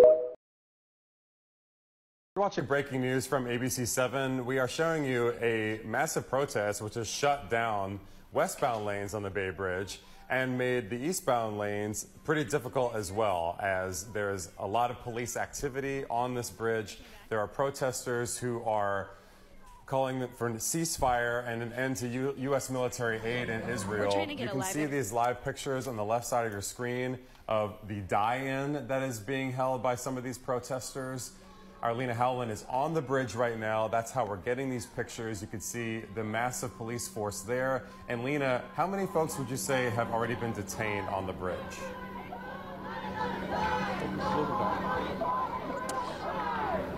I would say between possibly 6 to 8 so far. It appeared like they had their hands kind of tied behind their backs with zip ties, and they were just kind of standing or sitting on the ground together, yelling, asking for a ceasefire. And then once we got a little bit closer to this protest, what you are seeing right now is we are seeing several people lying down in the middle of the Bay Bridge on the upper deck. Some of them have white shirts over them. And everybody here is kind of surrounded by an entire circle of CHP officers that all have their tactical gear on and ready to go in the event that this escalates. Do you see anyone actively trying to get more vehicles off of the road, or are those vehicles now all gone?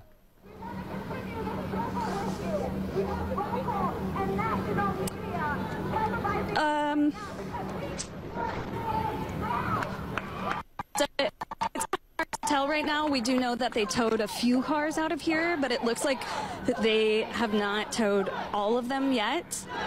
And if anything, they're kind of blocked by these people that are lying on the ground, covered by these white sheets.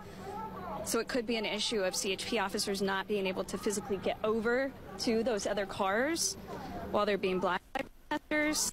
That part is not totally clear. And we're not totally clear of how many other cars still need to be towed and who is just here simply stuck in the traffic. If you're just joining us, we are going to bring you up to speed on what's happening right now. Around 7:45 this morning, there were initial reports of protesters on the Bay Bridge blocking all westbound traffic. And what you're seeing here on the left-hand side of the screen are live images from protesters on the Bay Bridge calling for a ceasefire and staging what they call a die-in, which is what you're seeing behind this woman with her hands up, that white sheet over a person. There are several people laying around on the ground with those white sheets that have placards on them that say 11,000 dead in reference to the lives lost in the conflict that is happening right now between Hamas and Israel. We have seen protests happen throughout the week. They really picked up yesterday, and now they have transitioned to this larger scale one. The group that's holding it says there are roughly 200 people there. They call themselves a multiracial group of Bay Area residents that are doing this demonstration right now and are wanting President Biden and Vice President Kamala Harris to outwardly call for a ceasefire. They are also standing in solidarity with the president of Indonesia, who called for a ceasefire during AIPAC. This is all because we have these world leaders here in San Francisco for AIPAC. And the biggest note for anyone that has not left your home today and you need to travel into San Francisco is that you can see this live picture off to the right-hand side of the screen showing that all westbound traffic is stopped on the Bay Bridge, and in the eastbound direction we are looking at speeds well under the limit, so it is best to avoid the bridge entirely.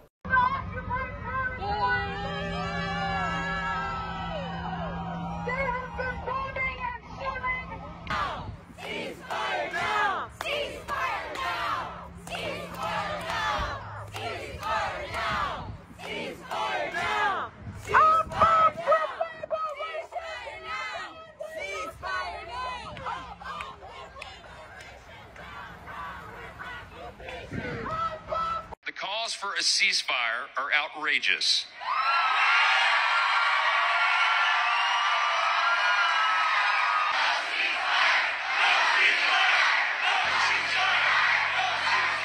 I've heard a lot of people talking about how peaceful the pro-Israel rally in DC was yesterday. And those people there do seem to be standing amongst each other physically in a very peaceful manner, which is good. I am pro-peace. However, I feel as though the physically peaceful nature of these pro-Israel rallies is being used to deflect the extremely non-peaceful actions of Israel itself. A peaceful gathering loses its morals and messaging when the entire purpose of the gathering is to support a nation whose current actions define non-peaceful. Even though supporters of a cause might be peaceful, that does not mean that the cause itself is a peaceful cause. It is not only possible, but extremely common for people to peacefully support violent things, which is what these people are doing while chanting no ceasefire within the 5th week of record-breaking civilian casualties in Gaza. Even though they may be chanting in a peaceful fashion, the thing they are chanting for is far from peaceful.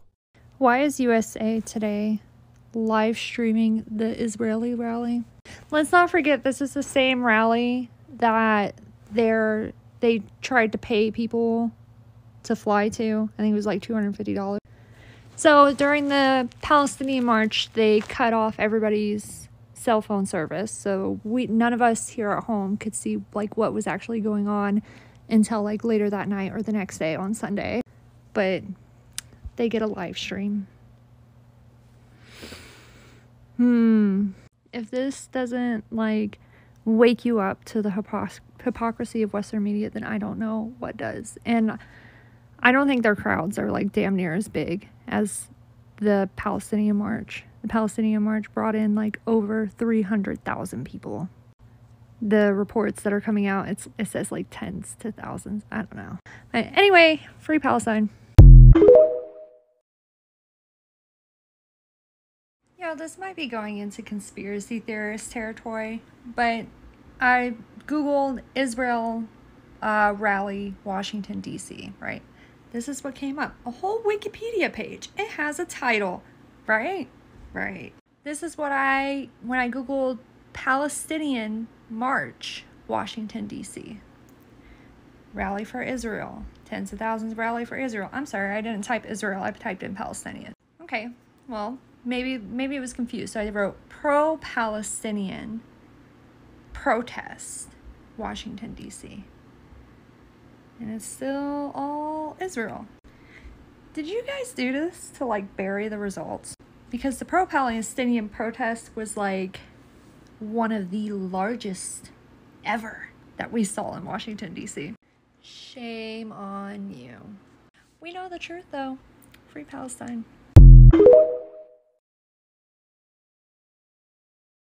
I wish they will rape you alive.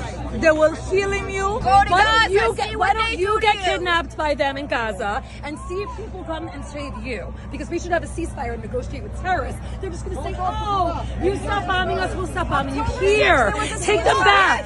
Yeah, they'll just say, here, take them back.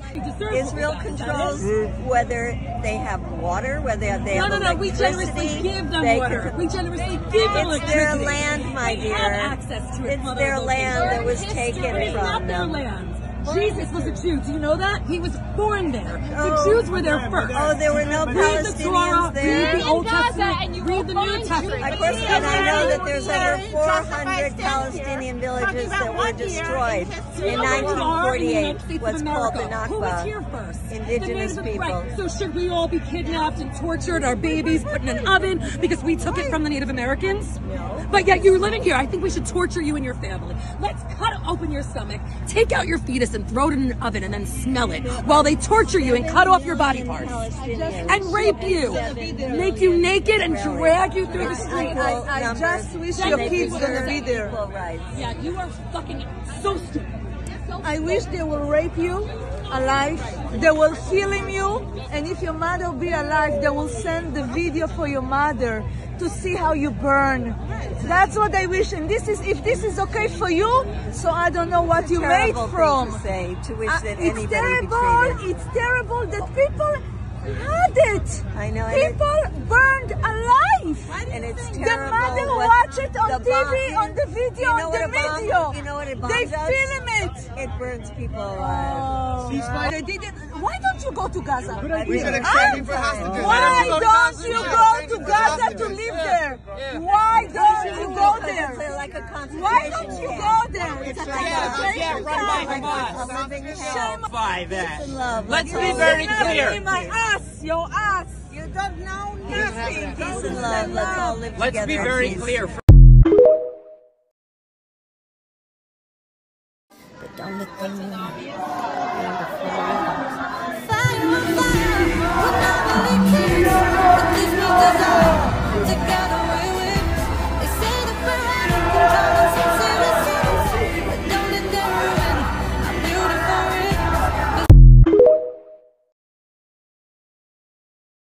Senator, the majority of your constituents support a ceasefire in Gaza to stop the killing. Will you? Thousands of children are being killed every day. Will you call for an end to the killing of civilians in Gaza? You demand a ceasefire in Gaza.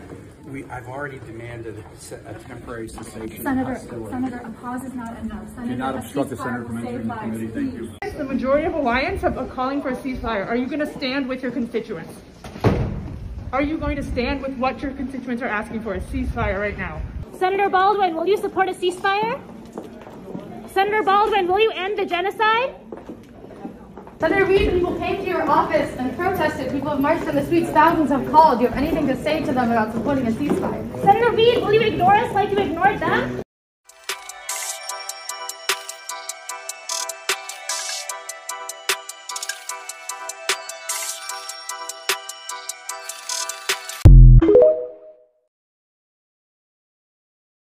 Ceasefire now! Ceasefire now! Ceasefire now! Ceasefire now! Ceasefire now! Ceasefire now! Ceasefire now! Ceasefire now! Ceasefire now! Ceasefire now! Ceasefire now! Ceasefire now! Ceasefire now! Ceasefire now!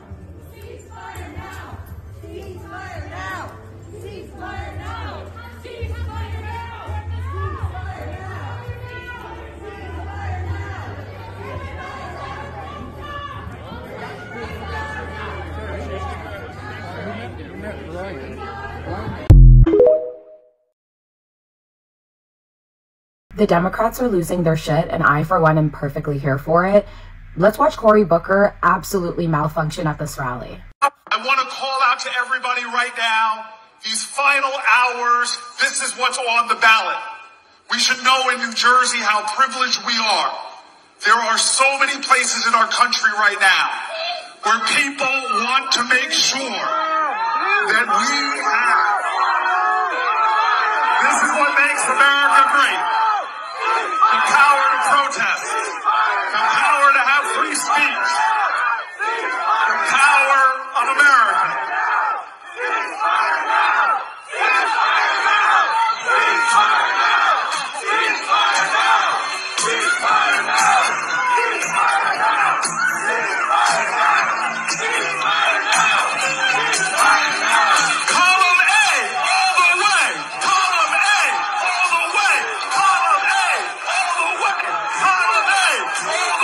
Cory Booker's term doesn't end until 2027, and so we just look at him as the unfortunate consequence of Rosario Dawson's drunk actions and nothing more than the man who's buddy-buddy with the AIPAC president to the point where they play iMessage cup pong together on the weekends. Okay, thank you, bye.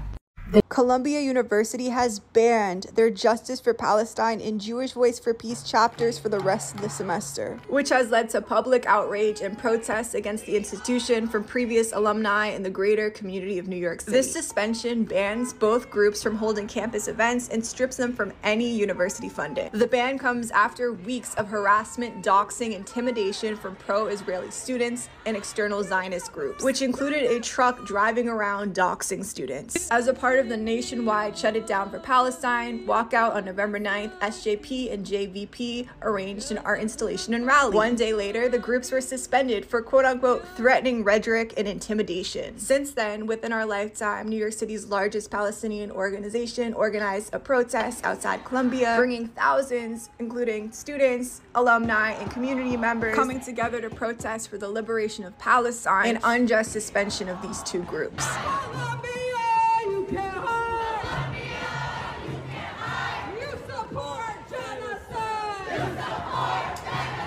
A degraduation protest was organized by the alumni of Columbia University and Barnard College, where they came in their caps and gowns to denounce their alma mater. During these actions, Columbia closed their gates, which is typically open to the public, and the NYPD monitored the protests, even having their surveillance drones at the Within Our Lifetime action. This censorship and support of Zionism at Columbia and Barnard is happening around the country at universities. From Brandeis University announcing a total ban of their SJP chapter, claiming that the group openly supports Hamas, to Harvard University for suspending a student from his position as first-year proctor and evicting him from campus housing for protecting students from an instigator at a Free Palestine action. It is so important to keep our eyes on all universities' response to the genocide in Gaza and stand with students fighting for the liberation of Palestine sign on their campuses to make sure that they are safe and able to finish their studies, as well as recognize what is happening is a clear suppression on free speech, and these universities' actions are a clear statement in support of Zionism and a genocide in Gaza. So you're absolutely fucking horrified about Israel's terror against the Palestinian people, while simultaneously realizing that our collective liberation is intertwined, and so are all of these forces working against us. So what do? What's the call to action? Well, first off, everything we've been doing has been working. So keep doing that. Keep posting. Keep taking action. Keep calling your reps. Which, by the way, don't get it twisted. We're not calling our reps because we're relying on them to liberate us. We're just using all of the power that we have to attack this from all angles.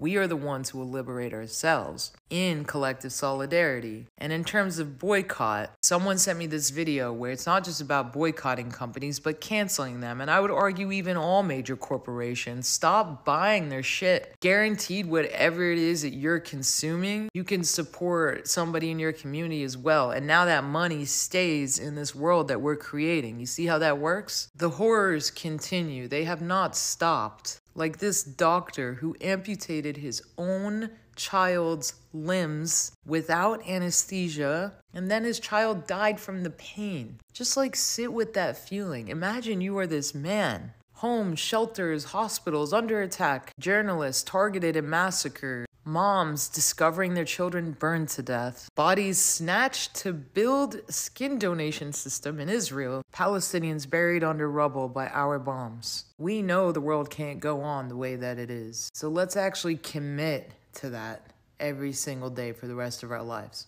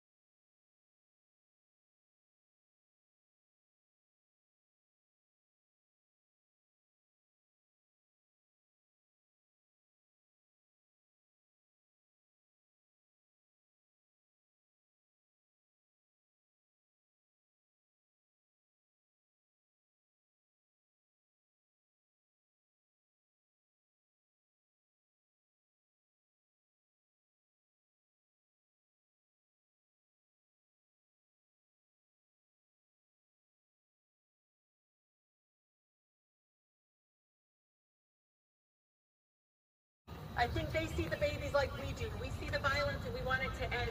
So I cannot thank you all enough. I know this is distracting. I want you to stay the course. The fact of the matter is this is not about me only. This is a movement that's growing beyond just one person. And that is what's so threatening to Arizona State University. And I can tell you as a Palestinian, my people have been displaced for over 75 years. So they need to really see that we continue to rise up. I'm the granddaughter of a woman living in occupation. I'm not going to be silent. I'm not going to step away from being able to speak up about truth, about what is happening. And on behalf criminal. Occupation is criminal. It's not Judaism. We want the world to know. We want law students to know. Here's a case for you. A religion has been hijacked, has been stolen by a criminal group, a criminal movement. They're using their nationalism, they're taking a religion in order to sanctify, in order to legitimize a base nationalism that's flawed, selfish, unacceptable. Stand up, speak out. Judaism is a 3,000-year-old religion. We are told to be loyal citizens in every country we reside. We're told to pray for the well-being of the people who are our neighbors. We are told to do kindness, justice, compassion.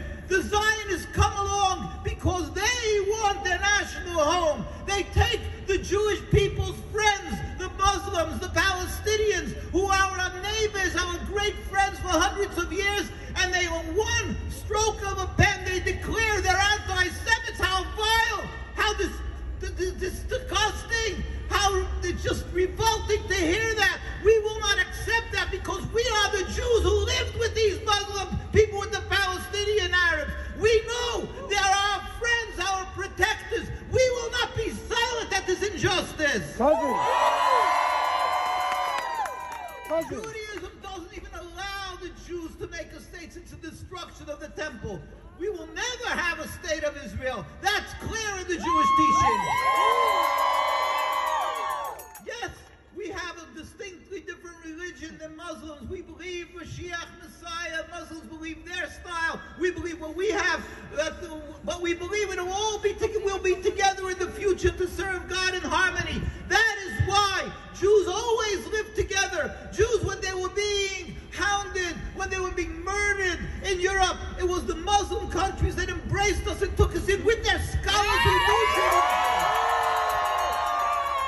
knew these great scholars in the Islamic world. They knew what our Jewish teaching is. Yet we were not deemed a threat because they knew we are simply out to serve God and we can't serve together distinctly different. It was never an impediment to peace.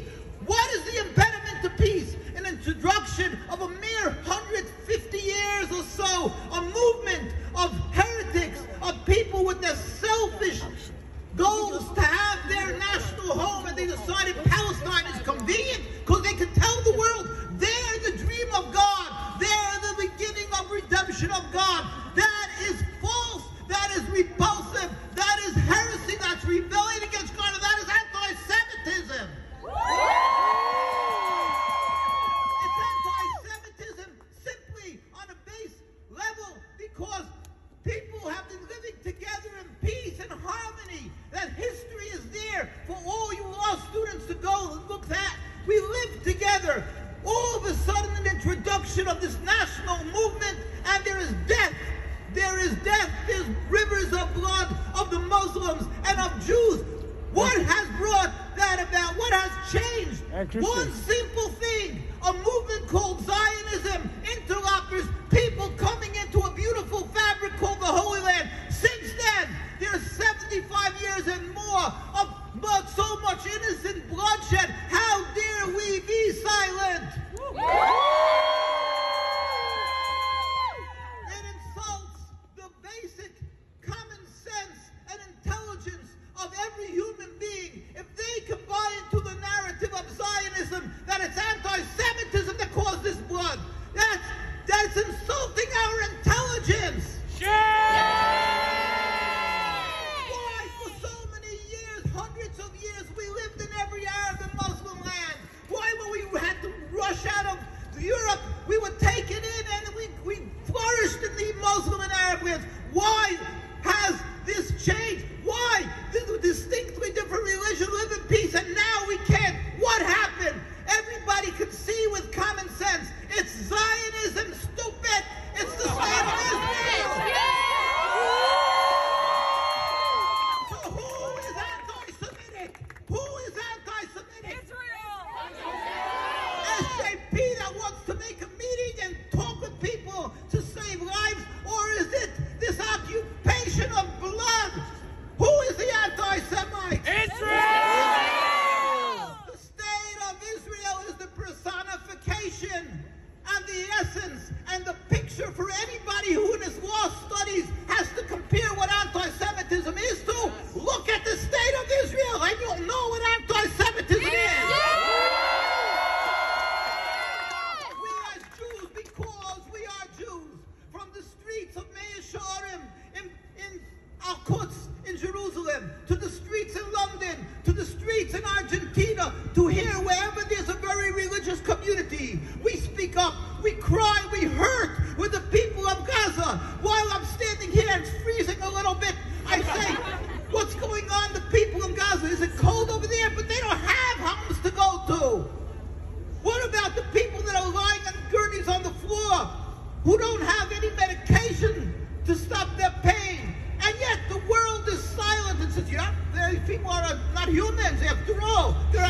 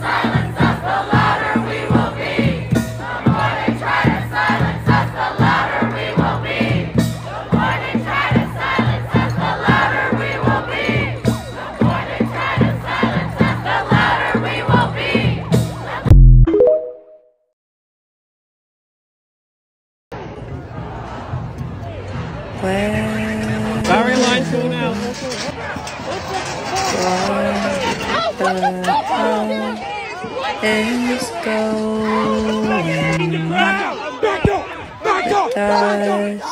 Has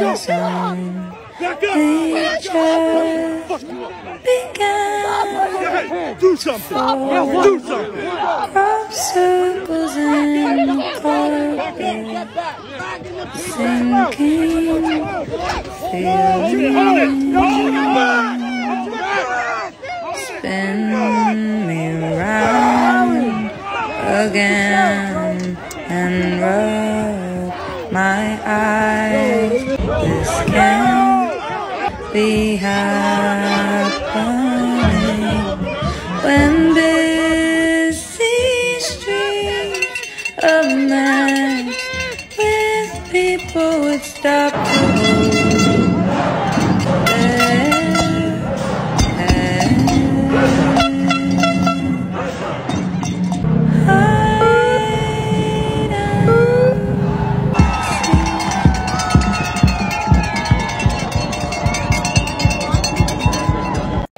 Stop calling for a ceasefire. It is not going to get us anywhere. Hey, sing this shit.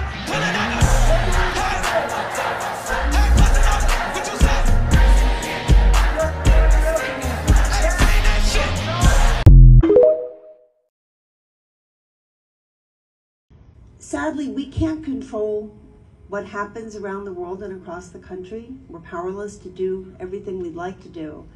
But there's so much that we are doing and continue to do.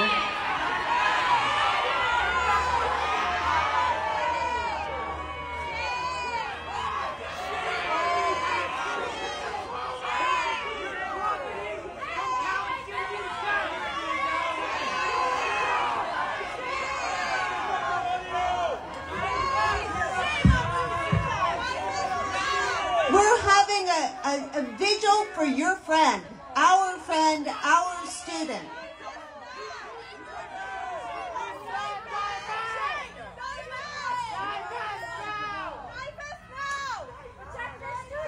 Let me tell you how I was going to end this, which was, I was going to say that at a faculty meeting last month, I said that every student, faculty, and staff member should be able to proudly don a keffiyeh on the Brown campus, or to cover their head with a hijab. And that Brown is a strong and loving community.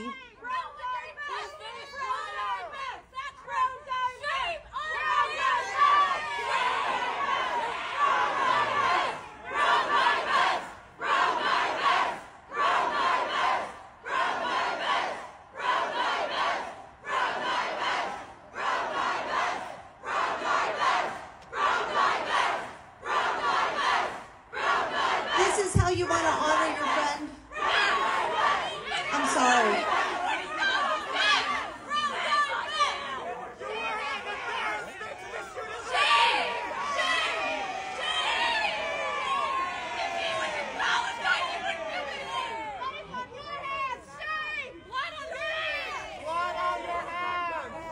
For over 6 years, we asked you to divest from weapons manufacturing companies.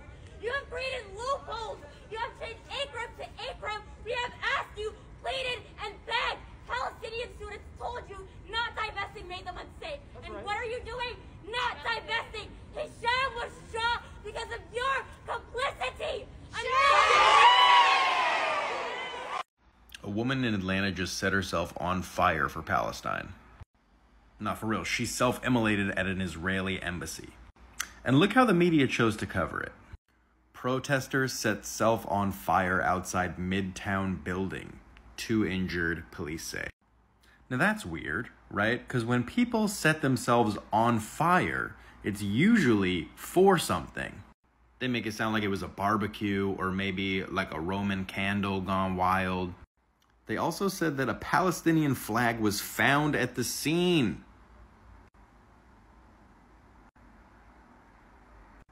She set herself on fire. Anyway, so that just goes to show you that even if you set yourself on fire for Palestine, the media will still distort the message.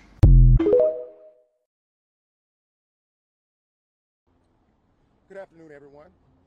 Thank you for being out here with us today. We're here to talk about the event that happened earlier today at 1100 Spring Street. At about 12:17, the individual arrived on the scene and posted up outside of the building. At that time, the security guard noticed that the individual was attempting to set themselves afire.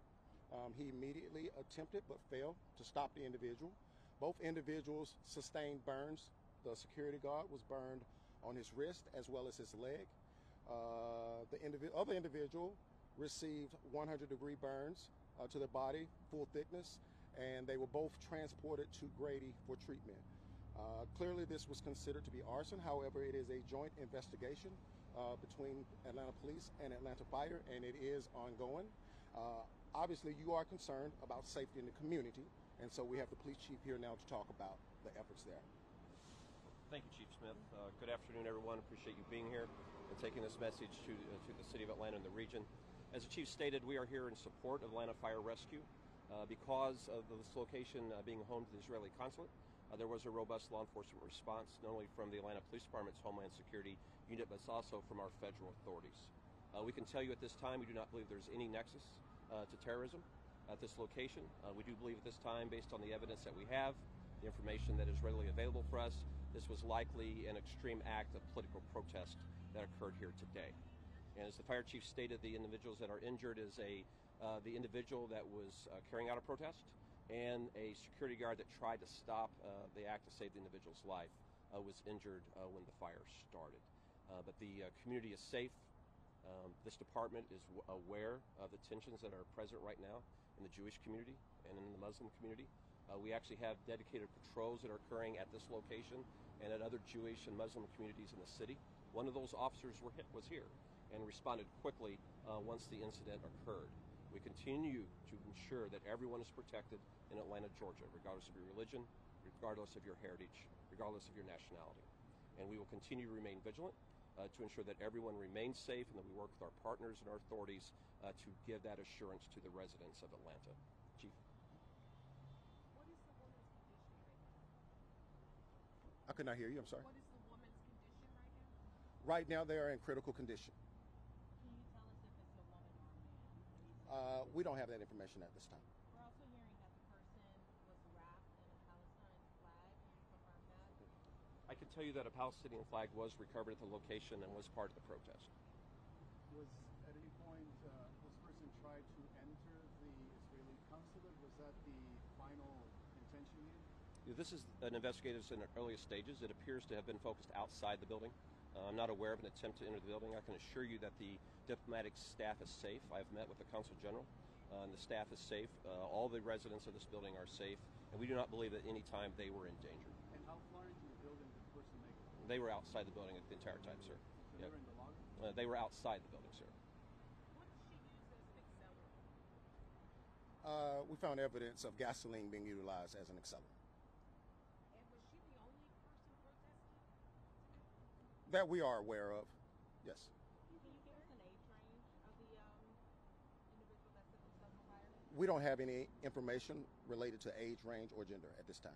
Sir, did the woman say anything?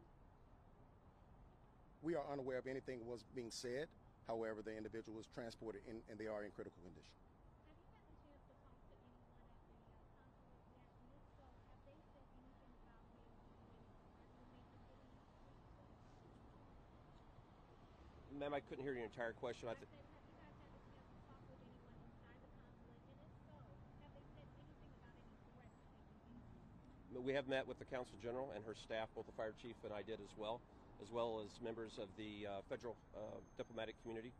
Right now, we're not aware of any credible threat against this location, against the embassy, the consular staff, or anyone in this building. We believe this building remains safe, and we do not see any threat here. We believe it was an act of extreme political protest that occurred.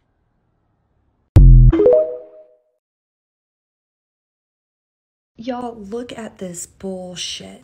New York City police issue warning ahead of the Rockefeller Center tree lighting. So I know that there's been talk about going to the tree lighting in NYC and do a pro-Palestine protest. Throughout this whole article, they are drawing parallels to terrorism. Look at this. The document obtained by ABC News comes in the wake of a disruption by demonstrators at last week's Macy's Thanksgiving Day Parade, which were not terrorists. They were protesters who are against fucking genocide. And look at this. And they compare it in the same breath in the weekend shooting incident in Vermont of 3 college students of Palestinian descent that is being investigated as a possible hate crime.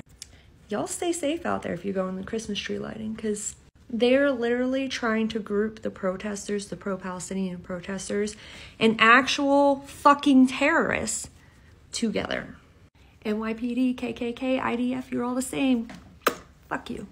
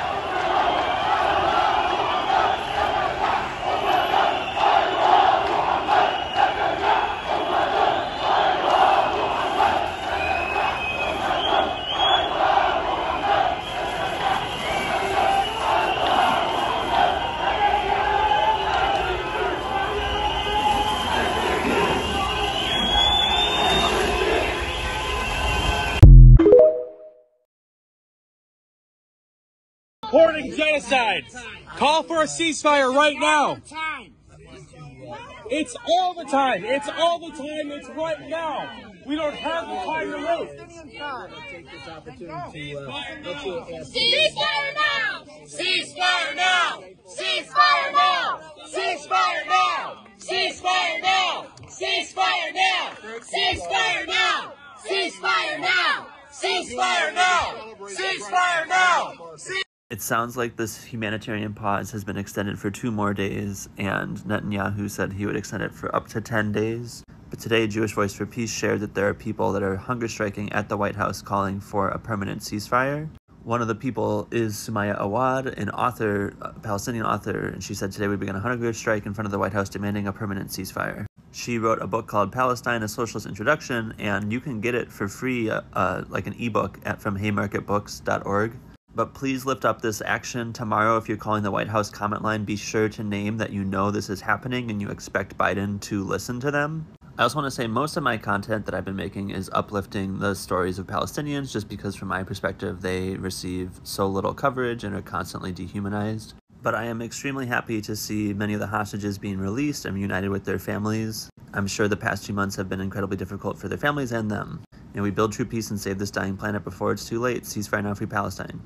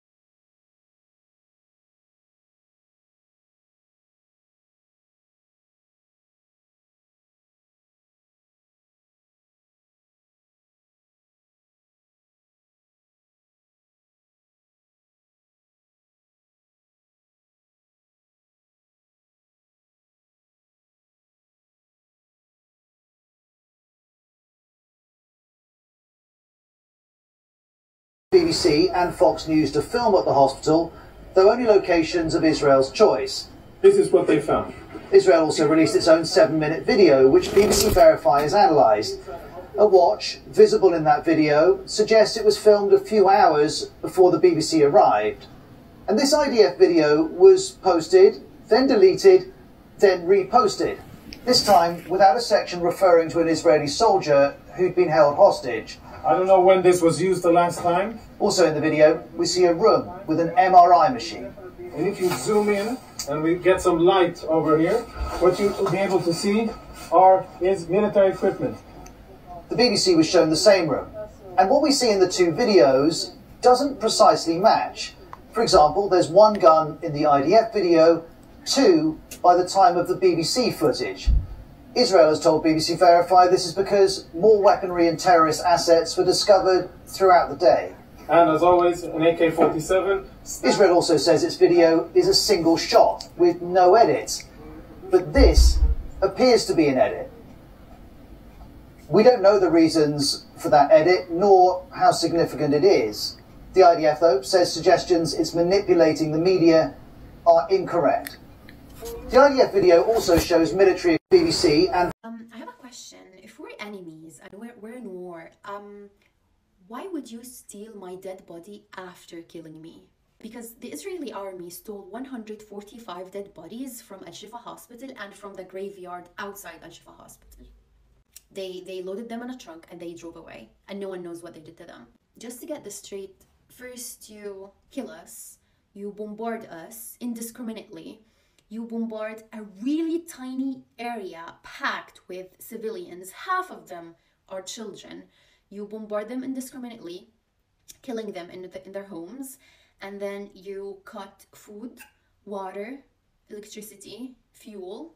You don't let anything in or out, and that means that eventually hospitals will collapse because there's no electricity and the medical supplies will eventually run out. You die hungry, you die thirsty, and you die from a wound that could have been treated. You don't rest in peace. After that, we're going to steal your dead body to probably skin you and take your skin and add it to our skin bank, the largest skin bank in the world, and then probably harvest whichever organ, like let's say corneas or like your heart or your kidneys, whichever we can, we will.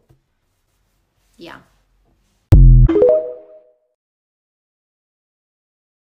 So I made a video wondering why the hell Israelis were stealing the bodies from Al-Shifa hospital, and now we finally have our answer. And no, it's not for the skin bank, which they do also have. It's actually much more sinister. So they're actually stealing the Palestinian bodies to pass them off as Israeli victims from the Hamas attack. Like, why didn't you reveal these pictures 5-6 weeks ago when it happened? Why are you just releasing the images now? Because you stole them. You stole them and you made this whole production. We're not stupid. Also, we know that you shot up the music festival with your helicopters. It's been proven. And now you want to turn the story around by stealing Palestinian bodies and staging this photo shoot? What is wrong with these people?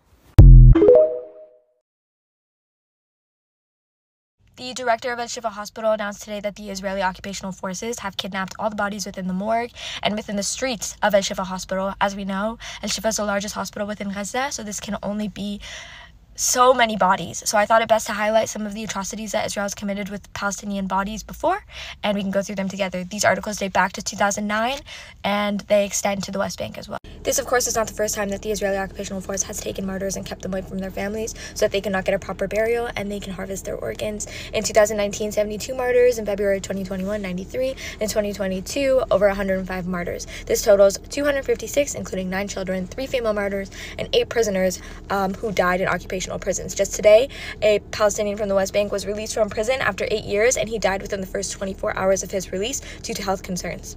To begin, this is an article from 2009 by Alison Weir, Israel's Organ Trafficking and Theft from Moldova to Palestine. In this article, they note that the Israeli organ harvesting, sometimes with Israeli government funding and participation of high Israeli officials, prominent Israeli physicians, and Israeli ministries, has been documented for many years. Among the victims have been Palestinian. As we know, over 100 Israeli doctors signed a letter to their government asking for them to continue the bombardment of Gaza, so we know that they are not above this. Nancy Shepard-Hughes is a chancellor and professor of medical anthropology at UC Berkeley and the founder of Organ Watch, and she is discussing the atrocities of organ trafficking. She notes that Israel is, quote, at the top, and it has tentacles reaching out worldwide. This article from the Mideast Monitor notes that in July of 1997, the Israeli newspaper denoted that the Israeli Minister of Health had given pharmaceutical firms permits to test new drugs on inmates, noting that 5,000 of these tests had already been carried out. This follows warning in August of 2018, stating that the population of the Gaza Strip is being starved to death, poisoned, and the children are kidnapped and murdered for their organs. This, of course, follows previous warnings from Palestinian ambassador to the UN, who states that the bodies of Palestinians killed by the Israeli occupational forces were returned with missing corneas and other organs, confirming past reports about organ theft. In another article from 2014, Mara Wise, the Israeli doctor and anthropology expert, describes her experience eyewitnessing the organ theft in 1996 through 2002. She states that during my time at the Institute, I witnessed how they would take organs from a Palestinian body and not take anything from the soldiers in return. She added they would take corneas, skin, and heart valves, while noting that non-professionals would not notice the absence of these organs as they place something plastic in the place of these corneas and take the skin from the backs so that the family would not see. This doctor continues to say that the period of the first intifada from 1987 to 1993, she describes them as the good days when organs were harvested permanently and freely compared to any other period. The Israeli Ministry of Health has confirmed to Al Jazeera that it used to happen. However, today they claim that organs are taken according to the law and with prior consent, without specifying which entities issues the approvals. Mind you, the Israeli Ministry of Health, much like the FDA, is the one that's approving their clinical trials within their government. That, of course, is only the tip of the iceberg to the atrocities that Israel has committed. This article by Ahmed Salim from November 3rd on the Medium highlights a lot of the things that we've discussed, and I highly recommend it for you. I will link it in my bio if you would like. Well, I sure do hope that y'all got y'all green on, because today is going to be a long day, and we need our voices to be louder than they've ever been. As we spoke up yesterday, I said IDF, but IOF had the entire hospital surrounded, and they managed to break inside. Unfortunately, there was some casualties. It was reported that about 30 civilians were martyred last night. The IOF, it was confirmed actually. Last night we heard the news, but it was confirmed through the night that the IOF was basically telling them that they could leave the hospital, the civilians, that they could leave the hospital through a specific corridor. And once they tried to flee, through that corridor that the IOF told them to leave through, the IOF shot them. Upon them getting to the threshold, they shot them and made sure that they were dead. So yeah. Today's going to be a rough one. We started off the week on such a great note, but tensions are only increasing. And I know everyone is upset. I know everyone is angry right now. I know everyone is feeling like hopeless. There's a sense of hopelessness in the air. I need you to know that what you're feeling right now is exactly what they counted on. They allowed this to happen. Our own government allowed this to happen. I need you to understand. If you remember when Black Lives Matter was happening, one of the first things they were able to do was mobilize, and they pretty much, it was war on Black Lives Matter. The entire country was against Black Lives Matter at one point. And the way they were able to quickly immobilize and go out of their way to try and stop us from, quote unquote, tearing up the country, they did it in under 24 hours. So there's no way that you can tell me that you can't address the situation because of what's going on overseas, and you can't get involved in foreign policy. Like, you're already involved in foreign policy, and we've debunked just about every lie that you guys have told. We've proven we found the proof as to why you guys are doing this. We've proven just about every theory that we've had to be true. We've compared notes with other indigenous people of color and their ancestors. So it's just like, at this point, The signs are so clear. If you're still undecided at this point, it's because you're choosing to be undecided. We're not asking you to join a specific side, but what I am saying is there's a reason why they're making Cop Town in Atlanta and why they're starting in Atlanta. Literally the blackest city in America right now. There's a reason why they're doing that. In addition to that, just see the amount of evil that's coming from these people. As I stated yesterday, we need to ensure that they don't make it back into office, because I know I'm not alone in this feeling. I don't want to have any more kids until I know for a fact that I'll be safe in this world. And not only are they waging war on the American people, but they're waging war on the American women's uteruses. With that 2025 plan that the Republicans came up with, they're waging war on our uteruses. They're waging war on our bodies. It got really ugly for Palestine during this time, and they've been dealing with it for so long. I guess the only thing that I can really think of is when a person of color tells you that not only is your government setting people of color up, the indigenous people of that land up, they're setting you up as well. You being, they're setting you up, because I specifically remember black people being the only ones sticking up for the Arabs in America. Trying to tell everyone that 9/11 just didn't seem, the details wasn't really adding up. And I specifically remember us being targeted for speaking up and saying the truth. And they would point at us and call us conspiracy theorists. And that's when the whole conspiracy theorist era rose. We saw things that we talk about and the things that they call conspiracy theories. We saw that firsthand last night. We've been seeing it for the past month, live in 4K, 1080p. We've been watching it. If this has not made you question everything, then you're just, I'm not sure if you're using the 10% of the brain that every other human uses. I think you're running on 2%, one brain cell, because there's no way you cannot see the parallels. They're right there in front of our faces. And on top of that, for almost every person of the world, almost every country is standing up, shouting, saying something. I know you're angry and frustrated, but now is not the time to give them what they want. Now is not the time to lash out. Now is not the time to give them an excuse to turn around and point their guns at us, because that's exactly what they're going to do. And we're no good to the Palestinians that have actually that fled the south of Gaza. We're no good to them if we are either martyred or we're not at the front of the line screaming their names and being the ones that are so passionate about never, ever, ever stop screaming their names until something is done about it. Like, I'm one of those people that I'll stand there and I'll keep screaming. And there's nothing you can do about it. You can punch me in the mouth. You can knock out my teeth. You can cut out my tongue. But I'm going to find a way to get the message across. You get what I'm saying? I woke up so angry today.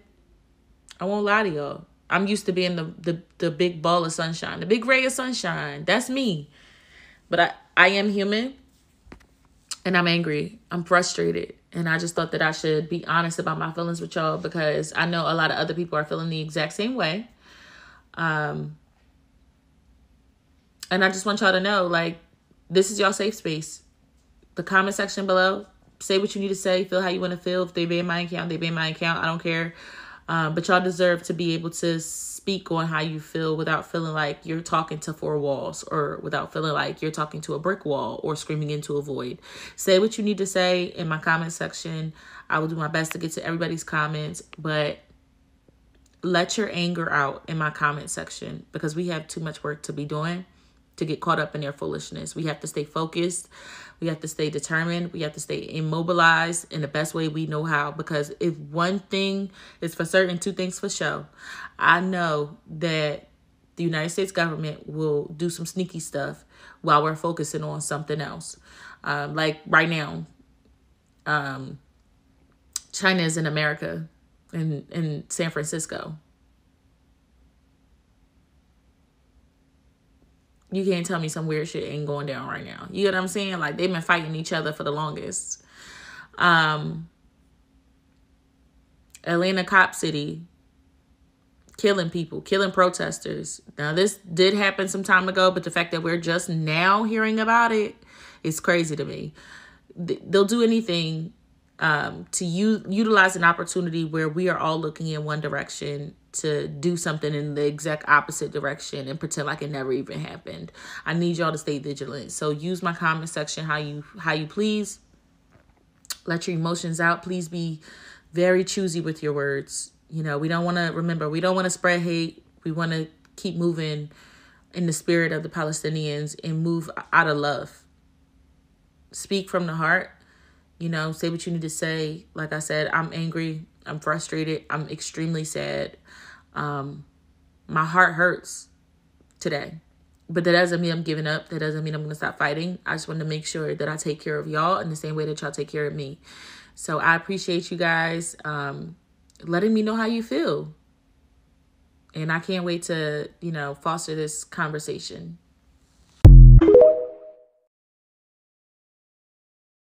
The Israeli forces have stolen more than 150 unalive bodies of Palestinians in Shifa Hospital. That was one of the main reasons why they invaded Shifa Hospital and probably didn't even bomb the hospital, because they wanted to go in and take all the unalive bodies for themselves. So now you're wondering, why would Israel take unalive bodies of Palestinians? What the heck, blah, blah, blah. Hold on. Back in 2009, an Israeli pathologist admitted to harvesting Palestinian organs without their consent. So the unalive bodies of Palestinians, they would literally take them from their grave, from funeral homes, anywhere they can find them, and this is what they do to them. This is what they're doing without the family's consent, without nobody's consent. This is what they've been doing for years. Okay, they just got caught in 2009, but they've been doing this for years, and it's so vile. Israel has the #1 skin bank in the world. You guys go look it up, and they are successful in this because of Palestinian unalive bodies. Hold on. Another thing they do to Palestinian bodies is basically skinning the body, which means that if Israeli forces were to get hurt, have extreme injuries, they would take the skin of Palestinian unalive bodies and basically put it on the skin of Israelis to heal them. It sounds insane. It sounds insane, and it's exactly like, this is the reality. Like, the vile things that Israel has done is honestly, we can't count them anymore. Palestinians are going through worse than a genocide. I don't know what word is out there that is worse than a genocide, but that's what they're going through, because they're not just being unalive. They're even in their dead, they cannot rest, because Israel is taking their bodies and doing all kinds of stuff with them with no consent from any of their family members or anybody. So yeah, this is pretty scary.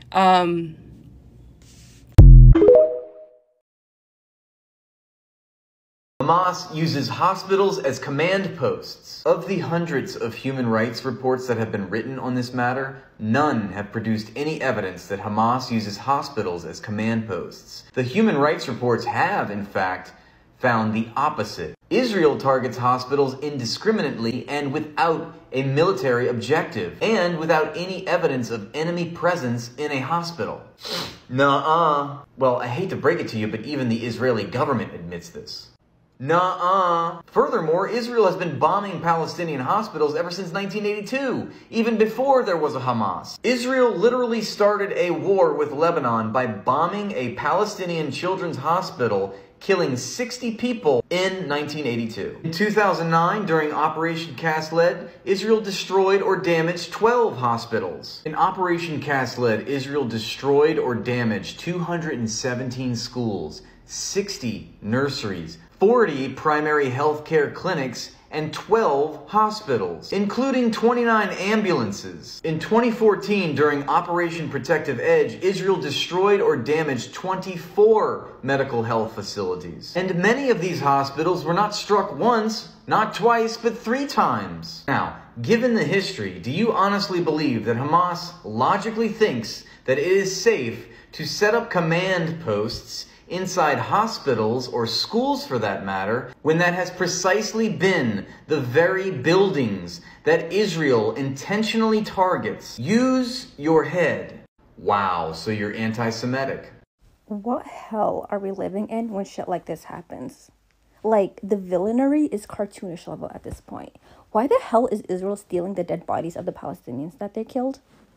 Like, the director of Al-Shifa Hospital was bamboozled when he said Israel was literally digging up mass graves and stealing the bodies. It's not enough that you're killing these people, now you gotta steal their bodies. For what? For what? Could it possibly be because you guys have the largest skin bank in the world?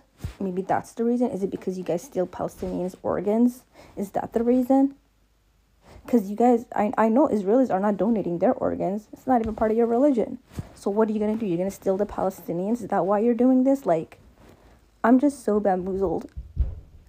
This is what our country is supporting. This is what we're paying our tax dollars for. This villainy. Remember the tunnel they found under the Shifa hospital? Well, that was a lie. It was staged. It was 2 videos stitched together. Let's watch together. We can see because we're coming in from above. We're going to go down. We're going down this mysterious shaft. We don't know what it is. Of course, Israel say it's a resistance tunnel. So the drone gets down. It's got a light on it. And then something mysterious is going to happen in a few seconds. Keep with it. The suspense is very... Oh, see what happened there? Tamara, can you go back a few seconds? Yeah, watch this. Observe. Oh, the video was edited. The video quality is now very different. It's a sort of a little grainier. But look, suddenly this drone that we saw flying in has grown legs, because you can clearly see that this is now a handheld camera. And you can see that as the video runs, it's moving from side. The IDF thinks that you are fucking stupid. Al-Shifa Hospital, major hospital in Gaza. Thousands of people are seeking shelter and refuge inside that hospital over the last month of fucking bombing from the sky. Sophisticated airstrike missiles falling from the sky all over Gaza, north, south, east, and west. Everywhere, killing babies, children, mothers, fathers, journalists. It's striking everybody. Nobody's safe. Nowhere is safe. They're like, we have to siege Al-Shifa Hospital. Netanyahu and the IDF, they're dropping fucking infographics and 3D modelings and renderings about, oh, see, Al-Shifa Hospital, it's actually a base. That's why we have to bomb the hospital. That's why we have to run in the hospital and tear that shit up, because it's actually a military base for Hamas. They did it. They raided the hospital. They got in there. Why the fuck are you putting a video on CNN, on Fox News or whatever of this is the inside of the hospital? Look, 15 guns. Fucking excuse me? This is me taking everything at face value, assuming that they didn't stage anything or place anything or they didn't get, right? I'm taking it 100%. I'm taking it 100% at face value. I believe you. I believe you. You have killed like 12,000 people and counting. And you told me that bombing those kids and amputating those, making those people's fucking amputees and ruining their lives and whatever, displacing millions of people, you told me that it was because these people were an imminent threat to the safety of Israel, that they had all types of shit planned. And when you pull up to what you're telling me, you told me that the hospital was their headquarters. All they got inside is 15 guns? That's what you killed those fucking babies for? They're talking about, oh, well, look at this laptop. That's a fucking 2009 Dell Inspiron, half a core processor. And they say that among the things they've uncovered are more than a dozen Kalashnikovs, grenades, personal protective equipment, some of it with the Hamas military brigade insignia on it. You can see some of them here hidden under these bags of medical supplies. We're also told that there have been laptops found with some information about the hostages. They also found some recent files that suggest this may have been a Hamas operating base as recently as a few days ago. You did all this, and all you have to show for it to say that these people were dangerous is a baker's dozen of guns. You know how easy it is to find that amount of guns? Go into a Walmart in Texas. If that's all it takes to be a fucking weapon of mass destruction and imminent threat to a country, I guess we gotta shut Texas the fuck down. The way y'all let these people go out and they're carrying that shit open carry. I'm from Florida. I've seen more guns than that in the church. I needed you to show me a motherfucking nuke. 10 nukes to make it make sense why you would do this to all these people. Where are the tunnels? Show me the tunnels. I want to see the tunnels. I want to see them right now. You still haven't found the hostages. I have not seen one hostage.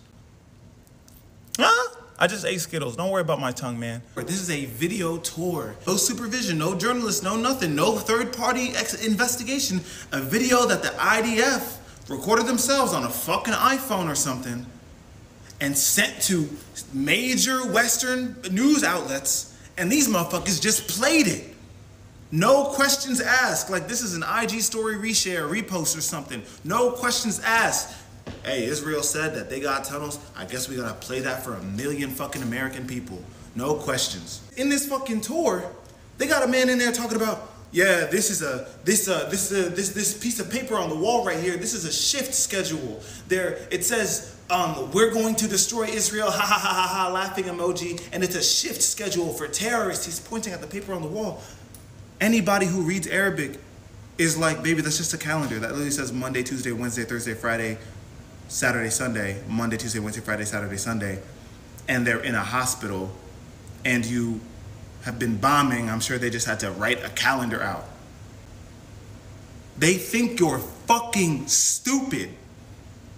They think you are too dumb to question why thousands and thousands and thousands of people had to die. Talking about, well, they elected Hamas. There hasn't been an election in there since the early 2000s. So anyone who was not 18 then, or who was not born, to be a person who even potentially voted for Hamas in Gaza right now, you'd have to be like 40 years old, 35, 40 years old. More than half the country is younger than that. These niggas didn't vote for Hamas. They think you're too dumb to ask a basic mother. On the topic of those 15 guns, on the topic of the fucking 15 guns that they spread across a little blanket and said, see, they were terrorists. Being honest with you, being fucking honest with you, if a giant military, one of the biggest militaries in the world had demonstrated for the last 30 days that they were down to kill whoever the fuck, and I knew that they were about to bust my motherfucking door down, I would get a gun too, even if I was a doctor or a surgeon or just some random motherfucker. I mean, what happened to all the Second Amendment people talking about the right to bear arms? They've literally for the last 30 days killed everybody's dropping. Why the fuck would you not get a gun? Think, connect it.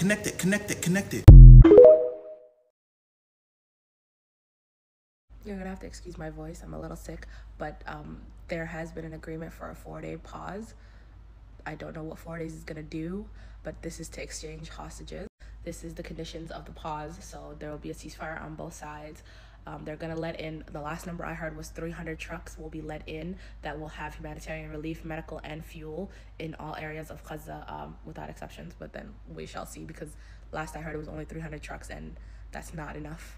They're going to exchange 150 women and children that are Israeli, and then 150 Palestinian women and children will be released. And for any Israelis that are about to be in my comment section saying why only 50 for 150, Israel has over 8,000 to 9,000 Palestinian hostages, prisoners that they call them, and they've literally increased how many people they've taken since the 7th. This is the breakdown of all the hostages. This is how many they've had before the 7th, and this is how much they took after the 7th, and these are the areas they took them from. It's ridiculous that they have women and children, and they even kidnap journalists, but yeah, they're going to exchange some hostages. And one of the conditions that Hamas had was to have Israel stop all of their air traffic because they don't want drones flying while they're trying to exchange hostages, because they don't want Israel to have their location. So Israel did agree to having a 6-hour pause of drones flying around. And during the ceasefire period, Israel has committed to not attacking or arresting any Palestinians across Gaza. Notice how they said across Gaza only. They didn't say the West Bank or Jerusalem, but yeah. And this they're going to allow free movement, but they said that people should not go back to the north side because it's still being occupied by the Israeli forces. So not only did Israel immediately break the truce, the 4-hour pause of fighting in Gaza, by shooting at and killing Palestinians who were trying to go back to their homes in North Gaza, which Israel said they would be able to do like a long time ago. So within hours, broke the truce. Then once the hostage exchange began and we saw Israeli hostages being released, by Hamas, as the deal stated, we saw Israeli forces go raiding the homes of the Palestinian prisoners who were going to be released in Jerusalem and threatening their families and threatening the prisoners themselves, saying if anyone celebrates, you're not allowed to have celebrations. It's only allowed to be immediate family, and if anyone celebrates, they'll be charged with terrorism and arrested for terrorism. And the prisoners could go back to jail. Then it also attacked Palestinian journalists and families who were waiting outside the Ofer prison in Ramallah, where Palestinian prisoners from the West Bank were being released to. And then it continued arresting more Palestinians from the West Bank. So over the past 2 days, since, several dozen Palestinian prisoners have been released, more prisoners have been taken in their place. Tell me how this is a fair situation. How are we still talking about this, viewing this as like these equal party situations, mutual exchanges of hostages, etc. Because Palestinians don't have the power to go around like threatening Israeli families not to celebrate or not to talk to the press, which Israel did to its own hostages. It's not allowing hostages to talk to the press because of what happened last time. It doesn't want them to be saying good things about being held in Hamas captivity. Anyways, this definitely feels like a fair, equal, balanced power dynamic to me. Israel and Hamas are about to reach a truce agreement. Now, we don't know if this is for 5 days or full-on truce. If it's a full-on truce, that means Israel has been defeated because they didn't get their hostages and they didn't take out Hamas. So they're gonna get the hell out of Gaza. As you can read over here, a truce agreement is happening right now in Qatar. And we don't know the full details, if it's for 5 days or if it's a full-on truce. Now, this is the Times of Israel. They've confirmed this is true. And the talks are legit happening right now. So we'll see if Benjamin Netanyahu will give in and say yes.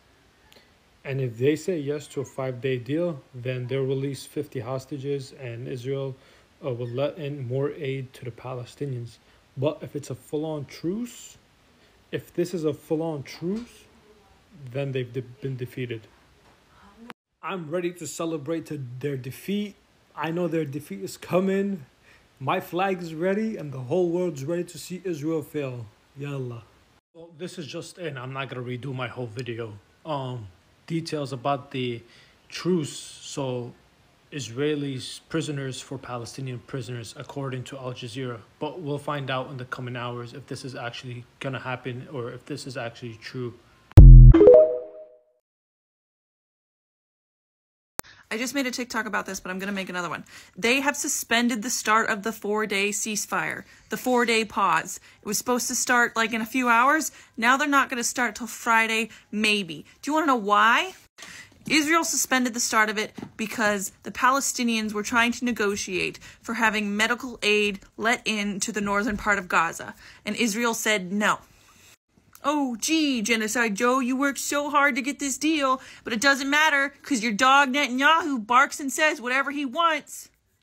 He does whatever he wants. That's been very evident, very clear. You do not have as much power as you think you do. And this pause is not about helping the Palestinians. It's not about that. It's about freeing hostages that they haven't cared about for the better part of a month anyway. It's about a hostage exchange, which is only happening, I think, because so many people know what's going on. I think if no one knew what was happening in Palestine, the hostages would be dead. They would have, yeah, that's my opinion. They orchestrated this pause because they wanted consumers to go back to consuming. They wanted you to have peace of mind that, oh, no one's dying while I'm eating my Thanksgiving dinner or I'm doing my Black Friday shopping. No, Palestinians are dying every day and the number's getting higher by the minute. Do not go Black Friday shopping. Do not do Cyber Monday shopping. Anything you're boycotting, boycott for life. Because honestly, these companies have taken many lives with what they've done with their money and their intentions. So take your life out of their financial equation. And let's keep paying attention to what's going on. But I needed you to know this, and I wanted to make a video that wasn't right up my nose like the last one. As the pause is going into effect, I want to tell you about one prisoner who's going to be released. This is Sharqa. She was 16 in 2015 when she went to prison. And you want to know what her crime was? Her crime was attempting to defend herself when a settler tried to pull off her scarf. She was defending herself against an attack with no weapons, but got put in jail for it. And then, while the assault was happening, instead of an Israeli soldier trying to break up what was going on, they shot her close range, shot her in the chest, shoulder, and neck, and then left her to bleed for 30 minutes before taking her into custody. And while she was in custody, she bled for 4 days before undergoing surgery to treat her wounds that was inflicted by an Israeli soldier. And then they charged her with attempting to stab the settler that was trying to pull off her scarf, even though she had no weapons. She was sentenced to 16 years in prison for that crime. She is one of the people that is getting released. These are the people that they're holding in prison. They literally are holding women and children for the minorest crimes. This one was for defending herself. The pause has been in effect less than an hour, and the Israeli forces already broke it. They literally fired at people near a hospital. So I'm so confused because the agreement didn't include that people couldn't go back home. They're now telling people that left the north side of Gaza due to the evacuation that they can't return home. People have nowhere to sleep. People have nowhere to lay their head down. If they can go back home, why should they not be able to within the 4 days pause?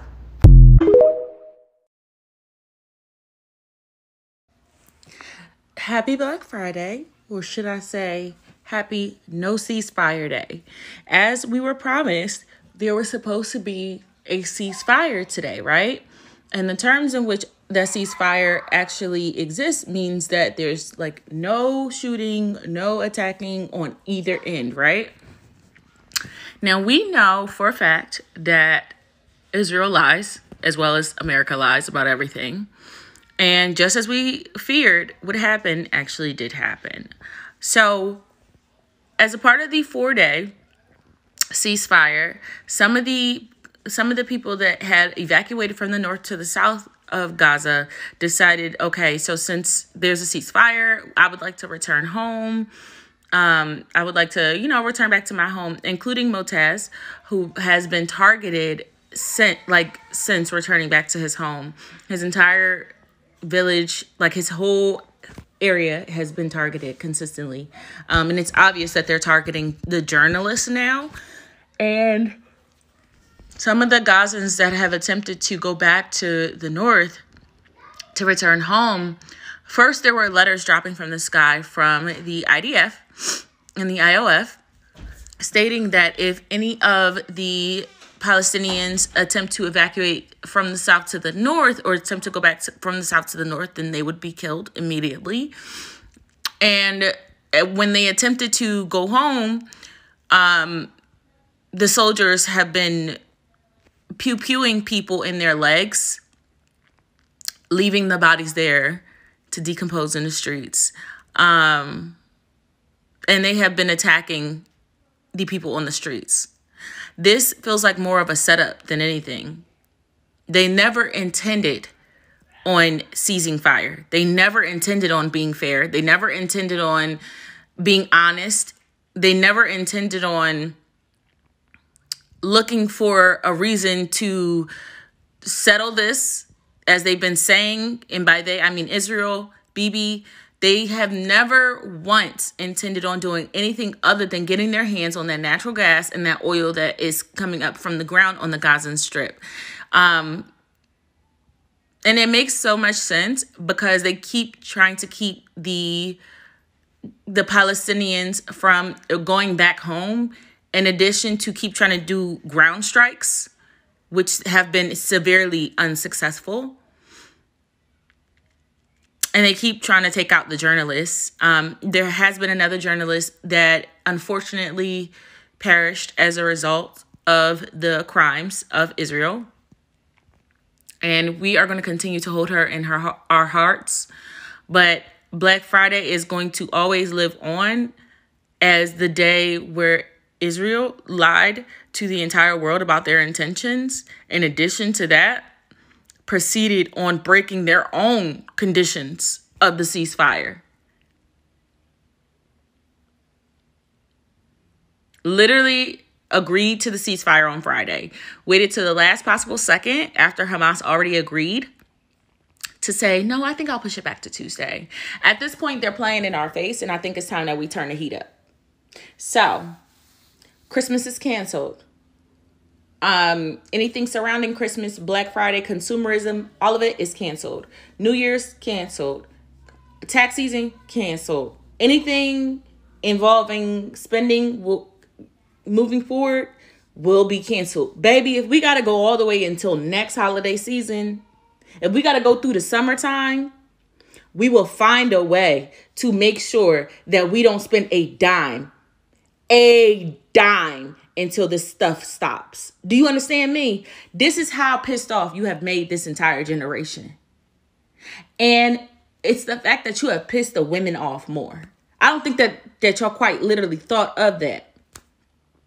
When y'all started attacking those women and them babies, not just the men, because we've seen grown men crying, literally crawling on their hands and knees with no shoes on, literally digging through rubble to get to their wives, their babies, their friends' wives and babies, literally running around with no shoes on, running if they have to get to carry bodies to the hospital because you have shut the internet services off and they have no ride to get to the hospital. Then we watched them crying as y'all destroyed Al-Shifa Hospital and bombed these schools, only to find out that the White House was the ones that gave them the coordinates to these schools and told them that there are kids there.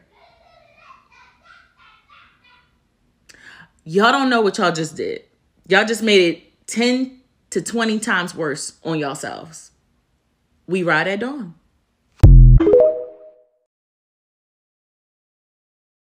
It's about 9 p.m. Gaza time, second day of the truce, and it is not looking good. Hamas held a press conference and they called out Joe Biden, Benjamin Netanyahu, and Blinken, and basically was like, they need to be held to task for the crimes that they're committing.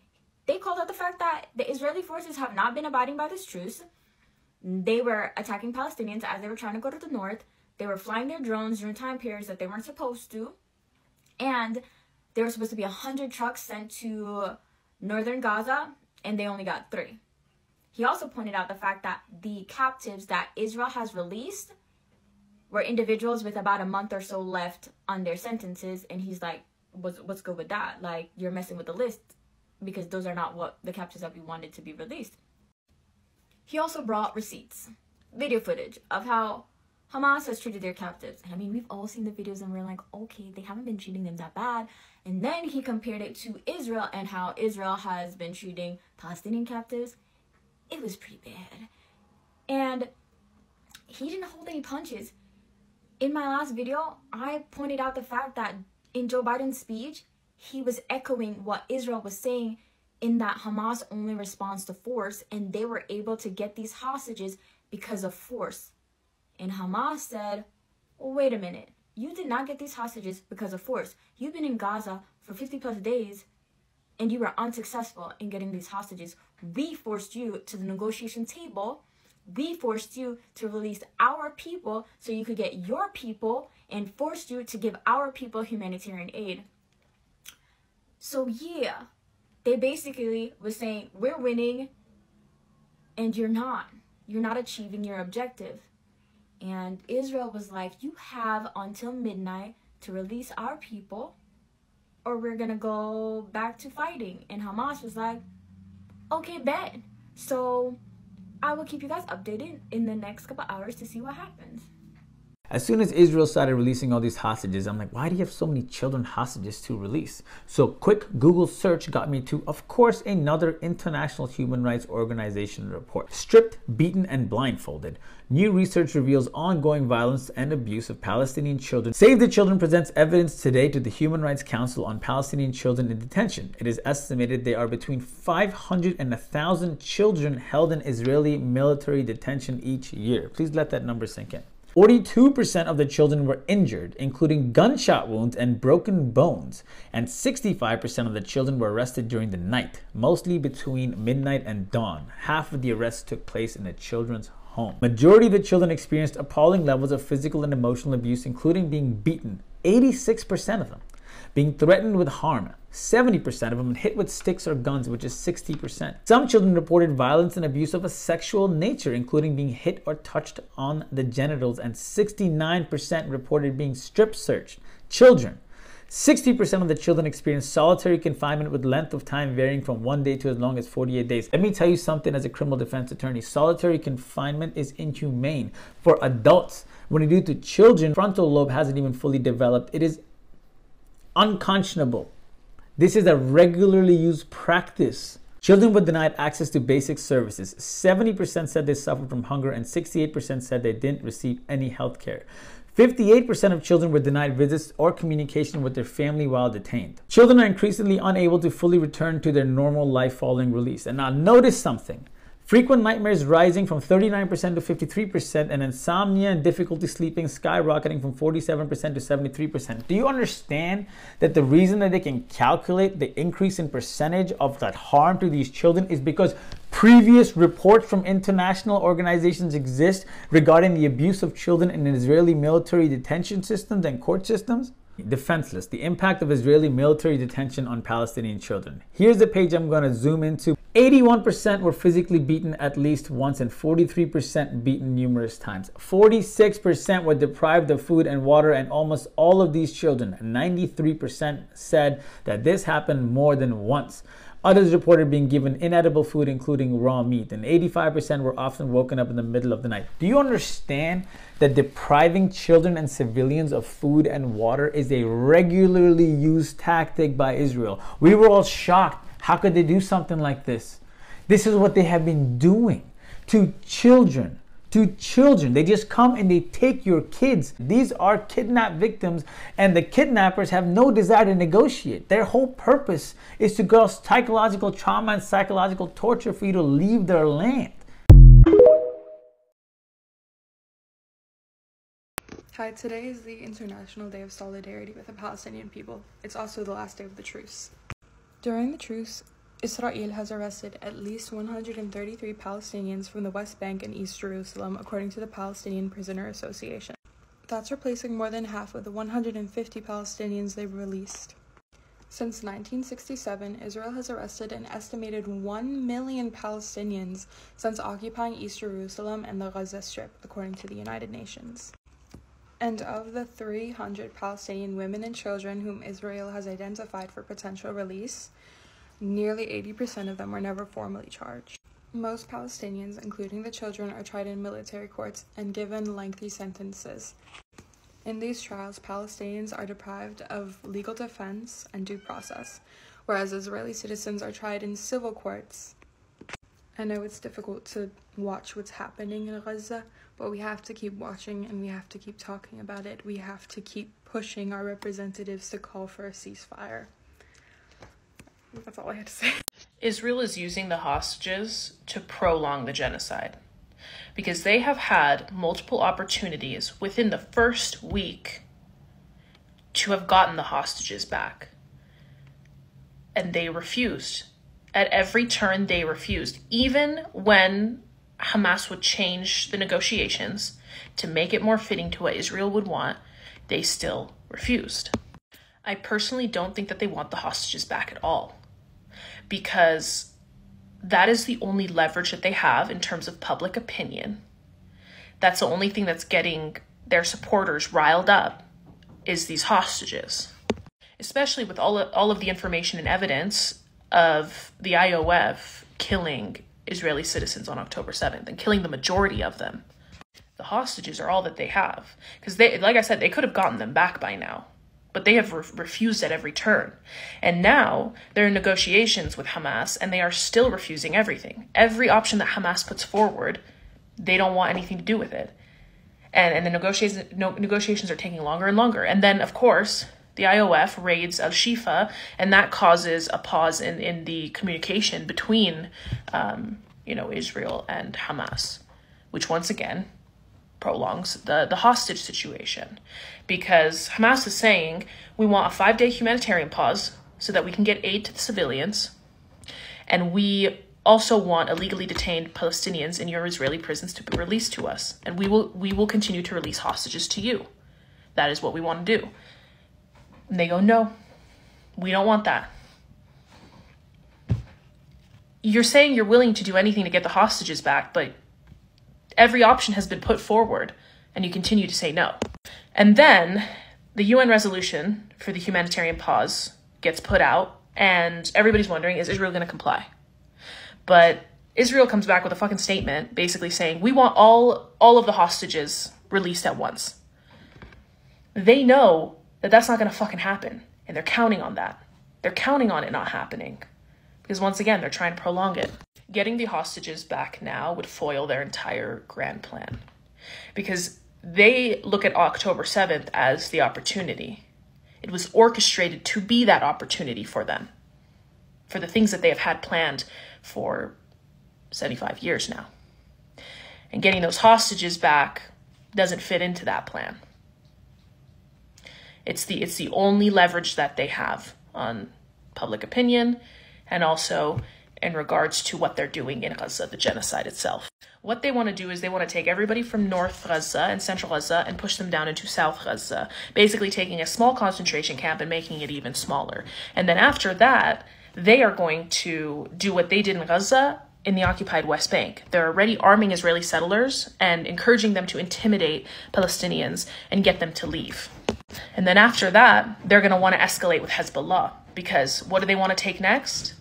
What is a part of their plan? What have the IOF soldiers been talking about? Lebanon.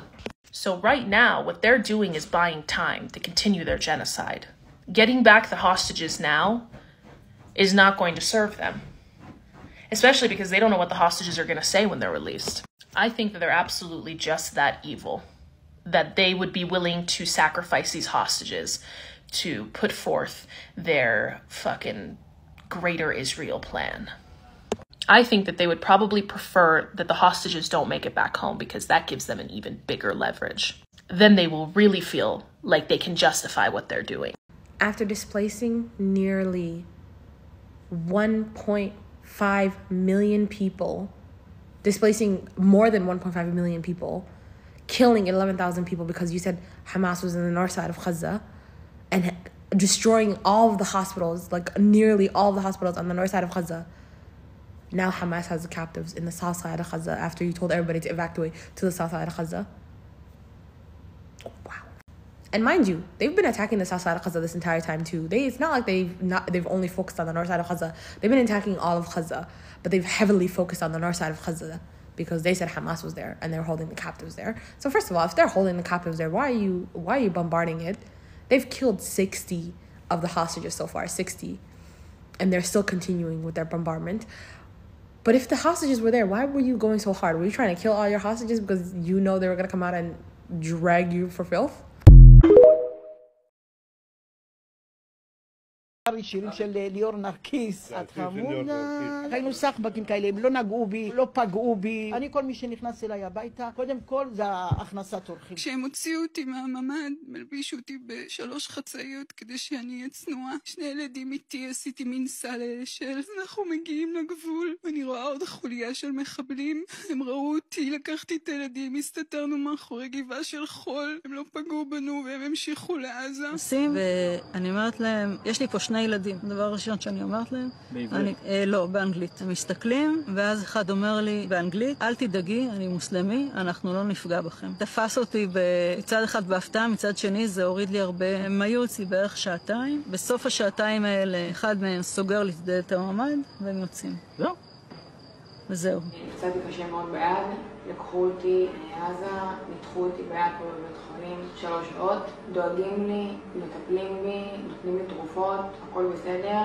אני רק מבקשת שיחזירו אותי הביתה כמה שיותר מהר, למשפחה שלי, להורים שלי, לאחים שלי. הולכים להיות בערך כ-12 בני ערובה עם 40 מחבלים ששומרים עלינו. אני מקצרת לך את הסיפור כי הם מתעללים בכם? הם לא מתעללים בנו, הם מתנהגים אלינו בצורה מאוד אנושית. הם נותנים לנו לשתות פה ושם, שהם רואים שאנחנו בלחץ, הם מרגיעים אותנו. הייתה תחושה מאוד מאוד מפחידה, אבל אף אחד לא התנהג אלינו באלימות. למזלי לא קרה לי את מה שאני שומעת. הוא קורא לי ומתחיל לצאת איתי מהבית תחת אש. אני צועקת בזמן הזה לימ"מ כשאנחנו כבר, ואז הם שומעים אותי ומפסיקים לראות. אני רואה על הדשא של בגינה של האנשים מהקיבוץ שיש 5 בני ערובה ששוכבים או 6. אדמה בחוץ, ממש כצאן לטבח מול הירי של הימ"מ שלנו והמחבלים. הטרוריסטים ירו בהם? לא, הם נהרגו מהחילופי ירי. תבין שהיה חילופי ירי מאוד מאוד קשים. זאת אומרת, יכול להיות שזה כוחותינו ירו בהם? כשניסו לחסל את החוטפים, את החמאס? חיסלו את כולם, כולל הבני ערובה, כי היה שם חילופי ירי מאוד מאוד קשים. אני משוחררת בסביבות השעה 5:30, 8:30 כנראה מסתיימת הלחימה, אחרי שהיה חילופי אש מטורפים, אפילו 2 פקזים של טנק שירו לתוך הבית, שזה בית קיבוצי קטן, זה לא איזה, רואים את זה בחדשות. כן. זה לא מקום גדול. וברגע הזה כולם נהרגו, היה שקט חוץ מניצולה אחת שיצאה הדס דגן, וזהו, וגם. איך כולם נהרגו? מהחילופי אש. When she first arrived, they told them that they are Muslims and they're not going to hurt them, and that they ate the same food that the Hamas was eating. My mom is saying that they treat them kindly and provided. One of the released hostages sent a letter to Hamas. And from now on, I'm going to be referring to Hamas as the Al-Qassam Brigades, because I think that's how they refer to themselves. But you guys, we have to read this letter together. The letter reads, "To the generals who have accompanied me in recent weeks, it seems we will part ways tomorrow. But I thank you from the bottom of my heart for your extraordinary humanity shown towards my daughter, Amelia. You were like parents to her, inviting her into your rooms whenever she desired. She acknowledges feeling like all of you are her friends, not just friends, but truly beloved and good. Thank you, thank you, thank you for the many hours you spent as caregivers. Thank you for being patient with her and showering her with sweets, fruits, and everything available, even when it was not. Children should not be in captivity, but thanks to you and other kind people we met along the way, my daughter felt like a queen in Gaza. In general, she acknowledges feeling like the center of the world. She hasn't met anyone on our long journey, from the rank and file to the leadership, who didn't treat her with gentleness, affection, and love. I will forever be a prisoner of gratitude because she did not leave here with a lifelong psychological trauma. I will remember your kind behavior, granted here despite the difficult situation you were dealing with yourselves and the severe losses you suffered here in Gaza. I wish in this world we could truly be good friends. I wish you all health and well-being, health and love to you, your families, children.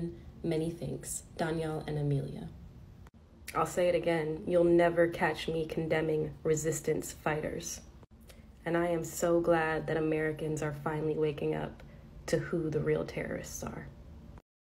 Getting caught in 4K promoting fake news of this scale is crazy. People forget that some people can speak languages other than English and use their bilingualism to call out linguistic bullshit like this. Original pronunciations, the correct translations, and then BBC on 10 with the bull. Even as someone who doesn't speak Arabic, I watched the original video. Hamas is like one of those words that like has a universal pronunciation thing. Did not hear that utterance not once in that video. Not even like a little bit, not even anything close to it. We're gonna need a name of whoever did that mistranslation because the credibility is going down in the sewer. On one hand, you have some Palestinian prisoners and minors and women who are being released from Israeli jails. And then on the other hand, the raids and arrests continue right across the occupied West Bank.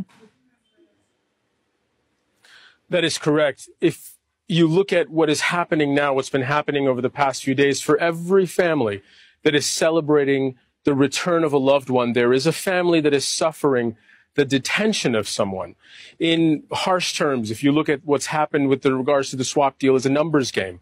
The Israelis have released 117 Palestinians in the last 3 days. And in that same time, they've detained 116 new Palestinian prisoners in areas across the occupied West Bank. There have been raids ongoing since last night into this morning. They really haven't stopped ever since the war began. They've intensified. They were ongoing before the events of October 7th, but just in the last 24 hours, overnight, 64 people have been detained and are now in Israeli custody. So these raids, these detentions, this pressure being brought down on the occupied West Bank has not stopped as part of Israel's occupation in these territories. And to that end, these have also been incredibly deadly. At least 239 people have lost their lives in the occupied West Bank, where there is no Hamas, since the events of October 7th. Israel often identifies itself as the only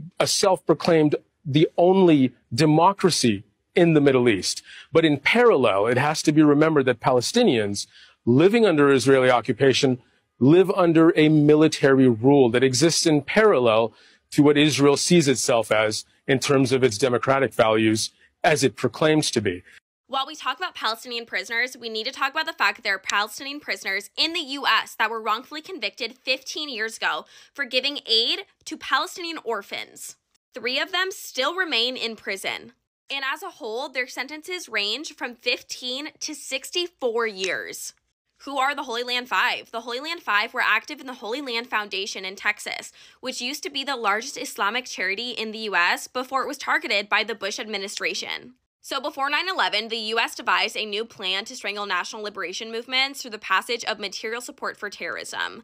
And the first targeted of this scheme was, of course, the Palestinian Resistance Movement. And a large majority of the organizations banned by the first version of this were what? Palestinian political parties who were struggling against the Oslo Accords. Let's talk about the roots of the prosecution. And of course, the infamous Zionist Anti-Defamation League published a report claiming that the Holy Land Foundation was funding Hamas.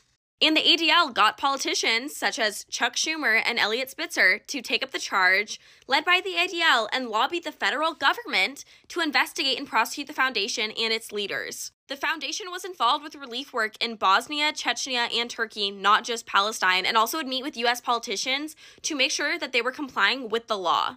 Here's the timeline of events. So you can see December 2001, Holy Land Foundation was shut down by the U.S. government. In 2007, the first trial ends in a mistrial. In 2009, they were sentenced to 15 to 65 years in prison. And within the last 3 years, 2 members have been released. And what's really strange about this case is that they had an anonymous Israeli military intelligence officer who said that he had information about how they were connected to Hamas. Super weird, he remained anonymous throughout the entire trial. And again, this has no precedent in the history of the United States judicial system. And the trial was characterized by mistranslated wiretapped conversations and secret evidence that the government refused to share with the defense team in the name of national security. And although the 2 men who were released are glad that they were released, they still know that they are not free until the rest of them are free. On October 30th, 2022, Shukri Abu Bakr, who's now in his 60s, suffered a near-death experience in prison after a fight broke out in his cell, and prison guards flooded the area with pepper spray, causing him to lose consciousness and fall to the ground. This is a quote from Shukri Abu Bakr. "Freedom is near. My resolve to keep fighting for my liberty has not ebbed in the least. This incident has galvanized my resolve. I was born alive and free, and I won't die willingly." And guess what, Americans? There are some actions that we can actually take about this. I recommend going to tinyurl.com/freethehlf5 for the resources that they do have and information on the campaign. You can also sign on to the call to demand their freedom. And you can write letters of support to Shukri, Ghassan, and Mufid, who are still in prison. You can take part in the photo campaign using the posters on the website with the hashtag FreeTheHLF5. I have the Instagram accounts for FreeTheHLF5 and Within Our Lifetime tagged in the caption and as well on this video. These men were wrongfully convicted and deserve to be free. Y'all, did you see a released Israeli hostage wrote Hamas a thank you note?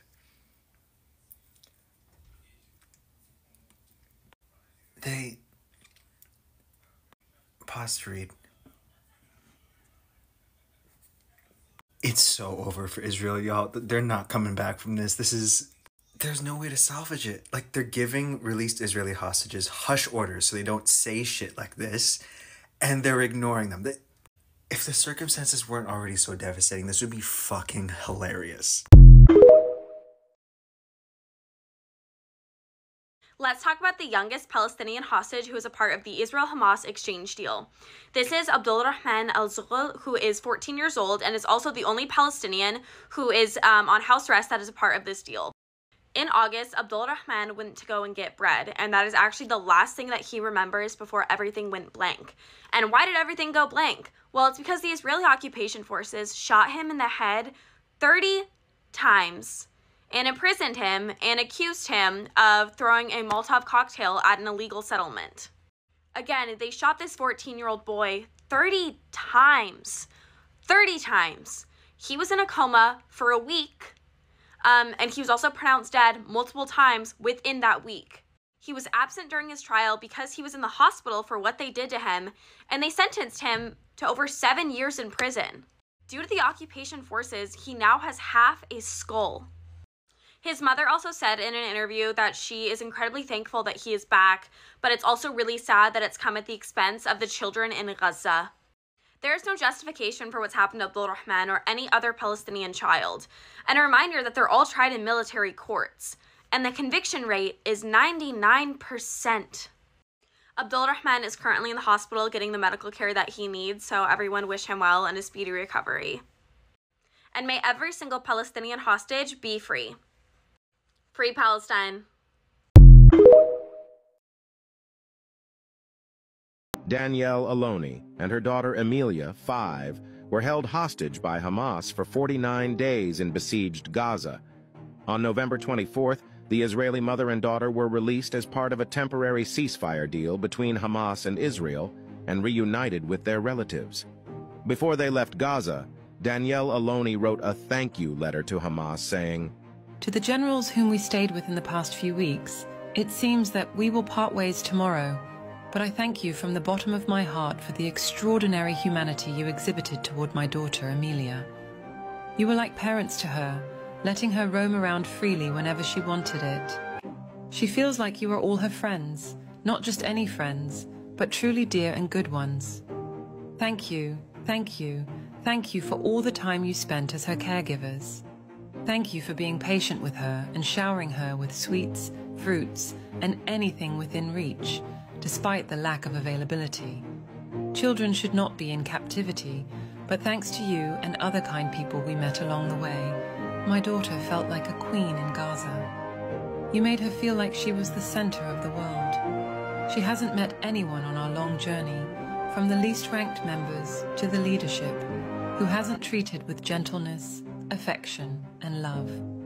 I will forever be a captive of gratitude because my daughter would not leave this place with a lifelong psychological trauma.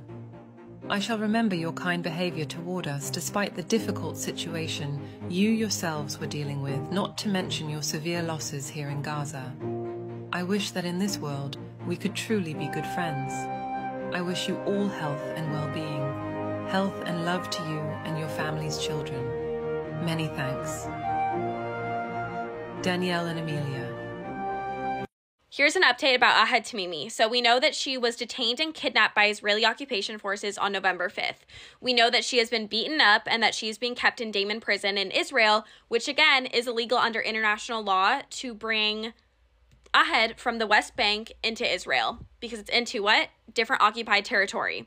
So what we do know is that yesterday, Israel's military court extended Ahed's detention by 6 days. And they're doing this because the military prosecution is trying to come up with a detention order for her, which means that this entire time she has been held without charge or trial. There are currently over 2,000 Palestinians who are being held in detention without charge or trial. And what's really messed up about this is that Israel can actually renew this indefinitely. So Palestinians can remain in this detention, again, without being charged with anything or without actually going on trial. So within the last 3 days, 117 Palestinians have been released that were detained. But within that same 3 days, Israel has arrested and detained 116 new Palestinians. Also, Israeli soldiers have posted on TikTok and on Twitter videos of them torturing Palestinian detainees. May every Palestinian prisoner be free. Emily is 9 years old. She turned 9 while in captivity, released today after 50 days held by Hamas. Thomas Hand, you may remember, was interviewed by CNN, Caitlin, several weeks ago by our friend and colleague Clarissa Ward. And it was one of the most searing interviews that I've ever seen in my life, where he was saying that he not only believed that Emily had been killed, but that he had said that would be a better outcome than being taken prisoner by Hamas because of what he thought Hamas might do to his daughter. He then later found out that she was still alive, and here we have this remarkable, unbelievably emotional reunion. ايش مالك؟ الكاتر في وحدة كاتر فاتت كسرتنا. ظهري مشوه. مين اللي ضربك؟ الكاتر، وحدة الكاتر. يعني من إدارة السجن. Khalid and Reem were inseparable. Her grandfather was her whole world.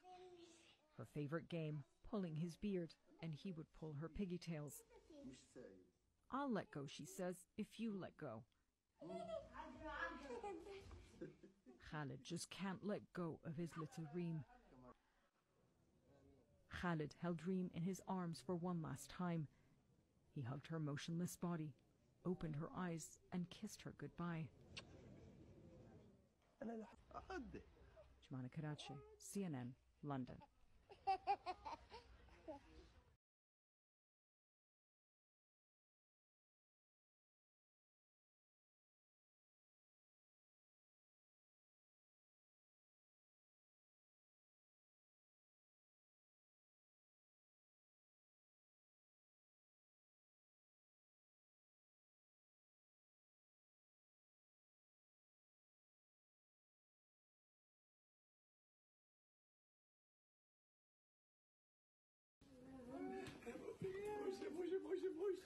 This is the moment that Emily Hand, you can see her right there, was reunited with her father, Thomas Hand. That was just moments ago, another family right there reuniting as well.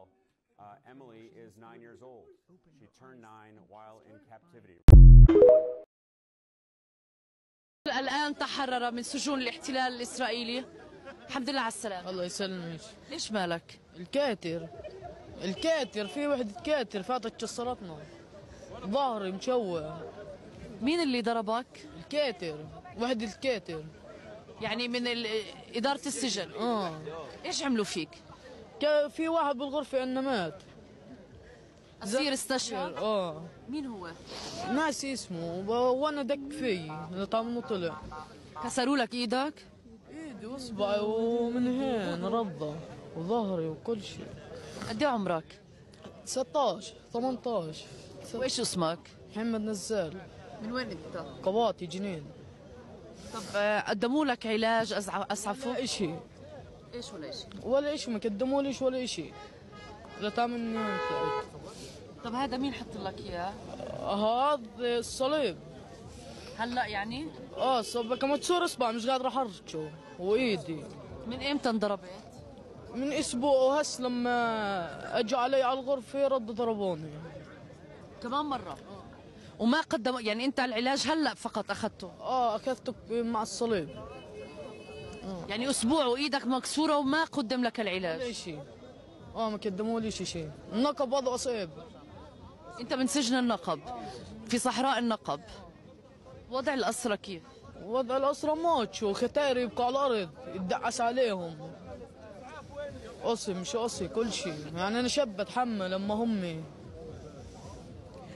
الحمد لله. الحمد لله على السلامة. الله يسلمك، شكرا. ليه عم تبكي؟ ببكي على ابني. شو اللي صار معه يعني؟ انت ما كنت تعرفي شيء عنه؟ لا ما بعرف شيء، من ما اخذوه من ما سجنوه ما عرفت عنه ولا شيء. ما عرفتش عنه ولا شيء، ولا اتصال ولا زياره ولا شيء. فانت هلا بس عرفتي انه هو مكسور؟ بس اللي شفته وعرفت هذا الشيء اللي بصير قاعد. هذا انتقام الله ينتقم منهم. مروحين اليوم على جنين؟ مروحين اليوم سيارتنا معانا. مع انه الطريق صعبة وبتخوف. بس بتخوف، بيجي 3 ساعات توصل لهون. الحمد لله على السلامة. الله يسلمك. يعني هذا أكبر دليل، هذا الطفل، هذا الفتى، على حجم التنكيل بالأسرى في داخل سجون الاحتلال الإسرائيلي. لم يقدم له العلاج من. Okay, so one of the released Israeli hostages wrote a letter to Hamas, her previous captors, thanking them for their kindness. Here it goes. To the generals who have accompanied me in recent weeks, it seems we will part tomorrow, but I thank you from the bottom of my heart. For your unusual humanity towards my daughter, Amelia, you were like parents to her. You invited her to your room whenever she asked. Her feelings showed that you were all her friends, not just friends, but real, kind, beloved ones. Thank you, thank you, thank you for the many hours you babysat her. Thank you for being so patient with her and giving her sweets, fruits, and whatever needed, even if it wasn't available. Children shouldn't be taken hostage, but thanks to you and thanks to other good people we met along the way, my daughter felt like a queen in Gaza. And in general, like the center of the world. Everyone we met, from soldiers to leaders, dealt with us in kindness, tenderness, and love. I'll forever be a thankful hostage for not leaving with trauma. I will always remember your kind behavior despite the difficult situation that you were dealing with and the difficult losses you befell here in Gaza. I wish that in this world we could be truly friends, truly good friends. I wish you all health and wellness, health and love for you and your family members. Thank you very much, Daniel and Amelia. We'll never hear anything close to this coming from Palestinians who've been released from Israeli prisons, because they've all been tortured, they've all been brutalized, they've all been kept there for years, you know, at this point. Israel forced, at gunpoint, the parents, the families, the medical staff, the adults of Al-Nasser hospital out of the hospital. They forced the premature babies to stay in the hospital, and they wouldn't allow anyone to take them. But they said that they would allow the Red Crescent to take them. Now that there's a truce, they came back. The parents who are still alive, the families, and the medical staff came back. Israel had not allowed the Red Crescent to take the babies. They came back and found the decomposing bodies of babies on hospital beds. Believing in hell is a mercy. Because of the 4-day pause, people were able to go back to the Shifa hospital, which was abandoned because the Israeli military came and raided it. They were able to go back and see the patients and see the state of the hospital. Guys, hold on. Look at this. This is hospital beds outside of the hospital. Abandoned. Patients abandoned. Like, there's more. Like, you see the conditions? It's so, everything is thrown outside. There's a video.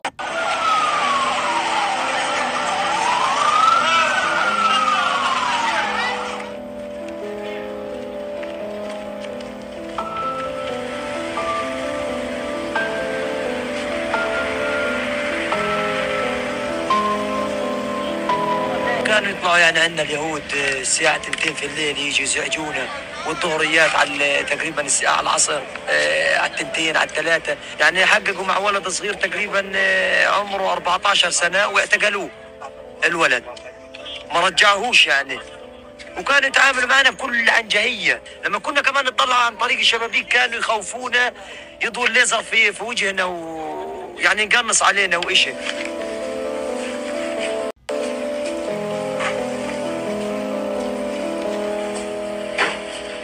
That is what they did to the Shifa hospital and all the patients, doctors, and nurses. Remember when they lied to us saying that they were bringing them water and incubators and, you know, supplies to help these people? No, this is what they did.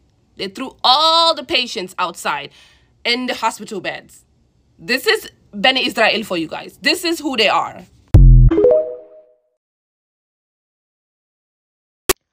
Bitch. I got tea and it's piping.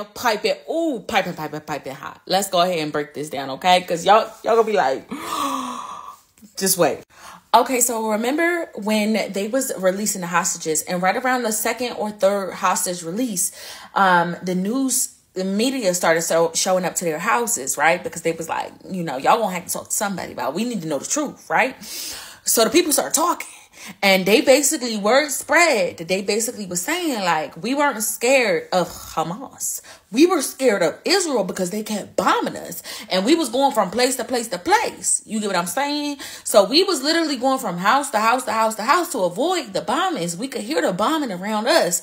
We was with Hamas the whole time, but we was more terrified of Israel than Hamas. In fact, not only were we not afraid of Hamas, we felt more safe with them, and we felt like if you did indeed kill us, you would blame it on Hamas, when in fact it was you. Remember, Israel said we was lying about that? Bitch.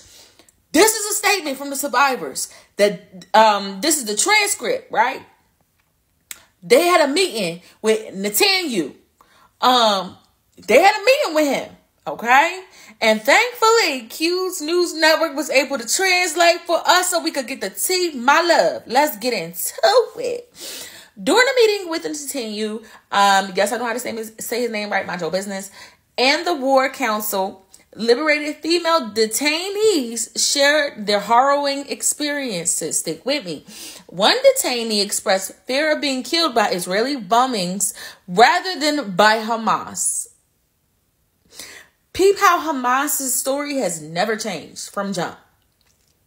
But Israel is the one that's chasing their tail and got everybody head confused. When a narcissist wants to get away with what they're doing, they'll keep trying to look for ways to confuse you or to trip you up. It's all a part of the manipulation. Remember what I said? The only way out the game is to stop playing it. Stick with me.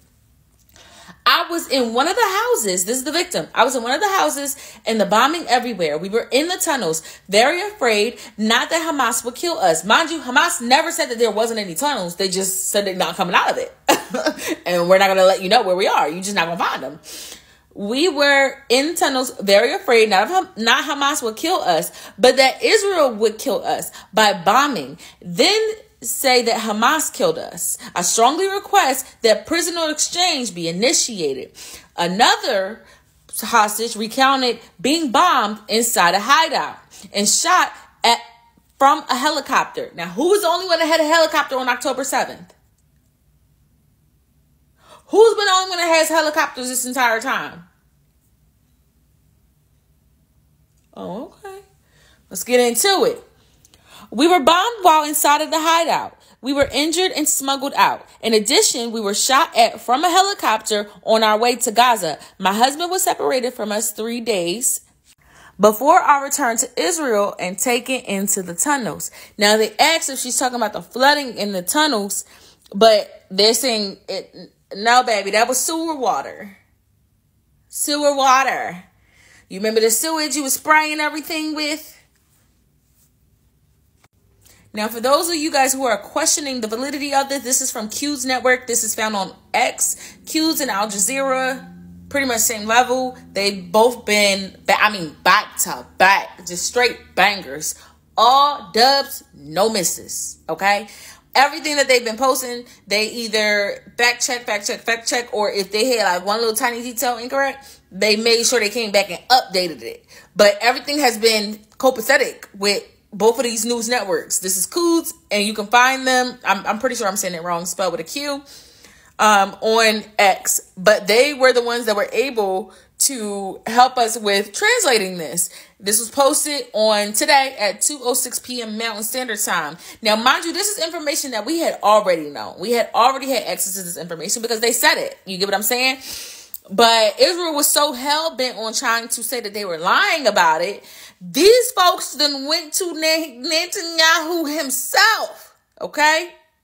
And told him to his face, you're the problem. It's you. You're the issue. We were good. We were chilling, okay? We were more terrified that we were going to die at the hands of you, and you were going to go back and tell our families that Hamas did it, when the entire time they took good care of us. Oh, this is embarrassing for Israel. Oh, this is embarrassing. Are you not embarrassed? Are you not embarrassed? This is embarrassing. Yikes. You were outside a prison in Jerusalem where Palestinian prisoners were released and reunited with their families. What did you see? Well, Wolf, we weren't allowed to see anything.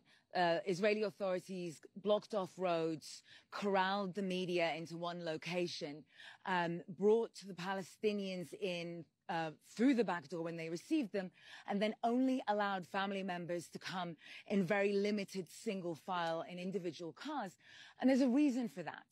Because unlike the images of celebration, which you might have seen from Ramallah and the West Bank, here in East Jerusalem, Israeli authorities were better able to enforce the diktat of their far-right national security minister, who has deemed the prisoners released today as terrorists. But not just that, he said any Palestinian who celebrates will themselves be charged as terrorists.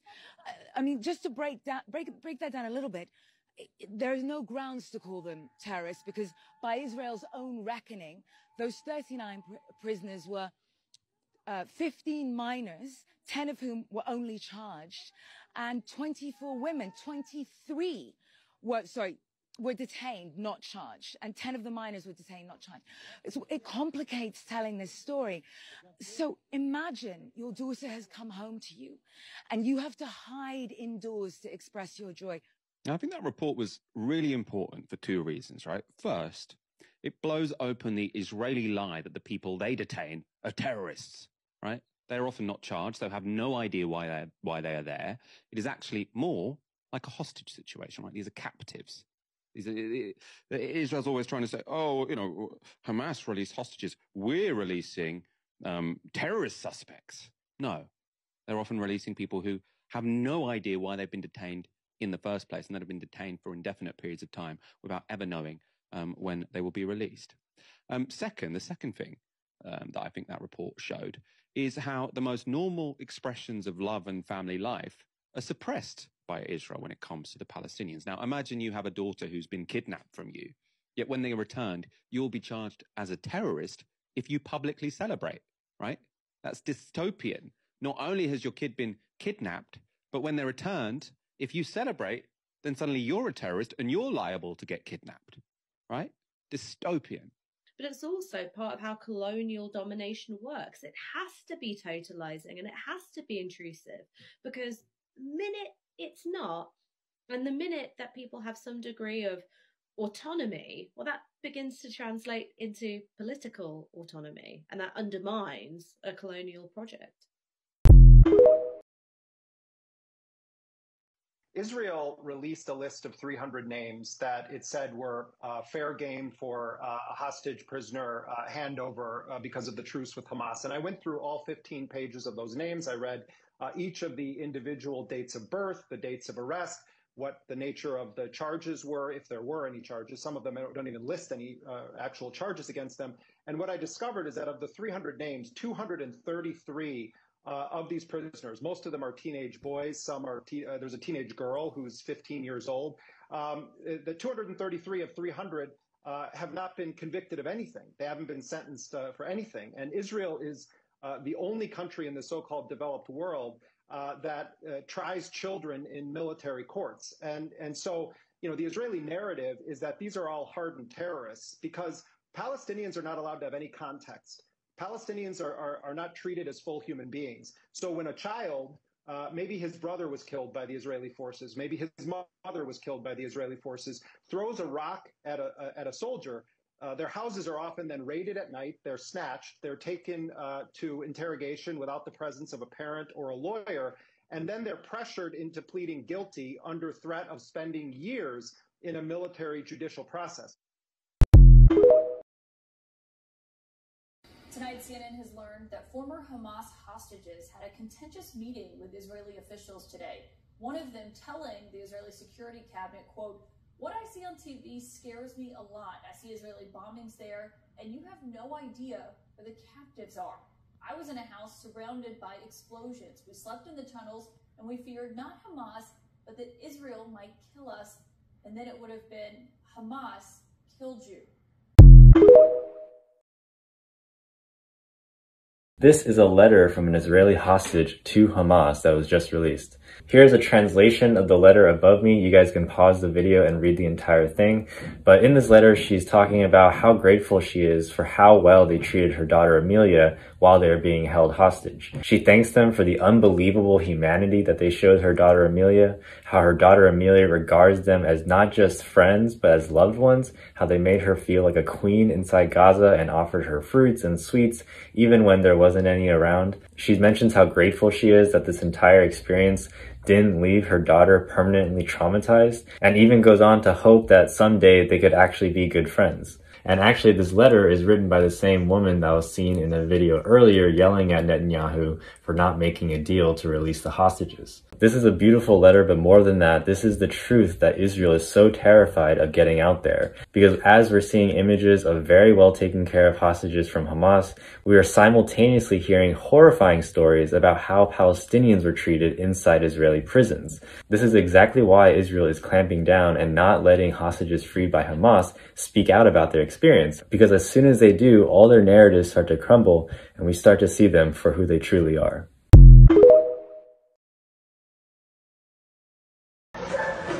Say cheese. Cheese. No. ليش لا؟ لأنه كان نايم سليب وأنتوا جيتوا خوفتوه cheese. لا مو إذا شو إحنا ما لعبناه. I just watched that interview with Mohammed Nazal, that Palestinian child who was recently released by the Israeli forces. Child, just in case you didn't hear that the first time, a child released from prison. And his hands are obviously injured in the interview, but he goes on to elaborate that they broke both his hands. They actually shattered the bones in his hands, and they would beat them daily. He wasn't placed with other children, he was placed with other adults. And a lot of their hands get broken and injured because they use them to shield their heads, which is the prime target when they're beating them with metal rods. And I have to tell you about things I see more than posting the things I see, because I know we all see it, but I also know that they get taken down really quickly. But maybe my account of what I saw won't. So that's why I do what I do with this. They were starved. He talked about when the diabetics had to get in line to receive their insulin. While they were in line, they were beaten. Someone was beat to death while he was there, and so they had to ease back on the beating. Like, oh no. And another thing that absolutely enraged me as a mother, and last night I saw a clip that some Palestinian recorded on their cell phone where they came up on this car where an infant and a toddler were left inside this car by Israeli forces. They were kidnapped from their parents to be arrested, and then they just left them in the car. This video was taken at night. I'm not aware how long they were in the car, but to see footage of them opening the back of a vehicle and there's a toddler in such distress and an infant in a car seat in such distress. Who knows how long they were crying, how scared, how frightening. Like, the cruelty they carry out against children is entirely unforgivable. And I am sick of some twisted narrative that people try to spin that this is what happens in war. This is not a war in any context. That is propaganda. This is a genocide, and largely against children. Half the population of Gaza is children. And they know that, and they continue to do what they do to defenseless, innocent children.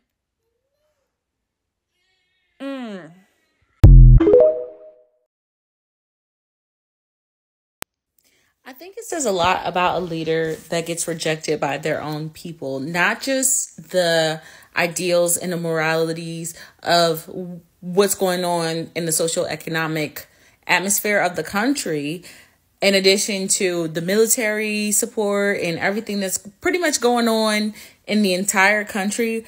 But when one of the citizens who have previously been released as a hostage decides to reject a visit from the leader of the country. First of all, this photo is so hilarious. I'm not sure who picked this photo, but Chef's mother can kiss, okay? Because this is the most hilarious photo, okay? I'm trying to stay serious, but like, this looks like a huge man-child. Nonetheless, it speaks volumes. The fact that they didn't want to see him upon returning home, they rejected him, and it's international news. So not only does it make Netanyahu look bad, but it also makes the entire Israeli government and military look horrible, because it draws questions to the decisions that were made.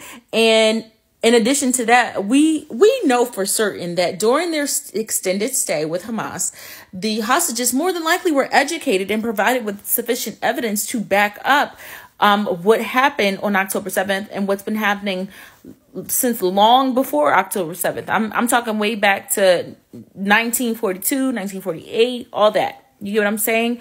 So the fact that Hamas decided to educate them, I'm certain that that played a huge role into why they reacted the way they reacted when they were leaving. It was like it was all love and everything. But upon returning home, did not want anything to do with this man.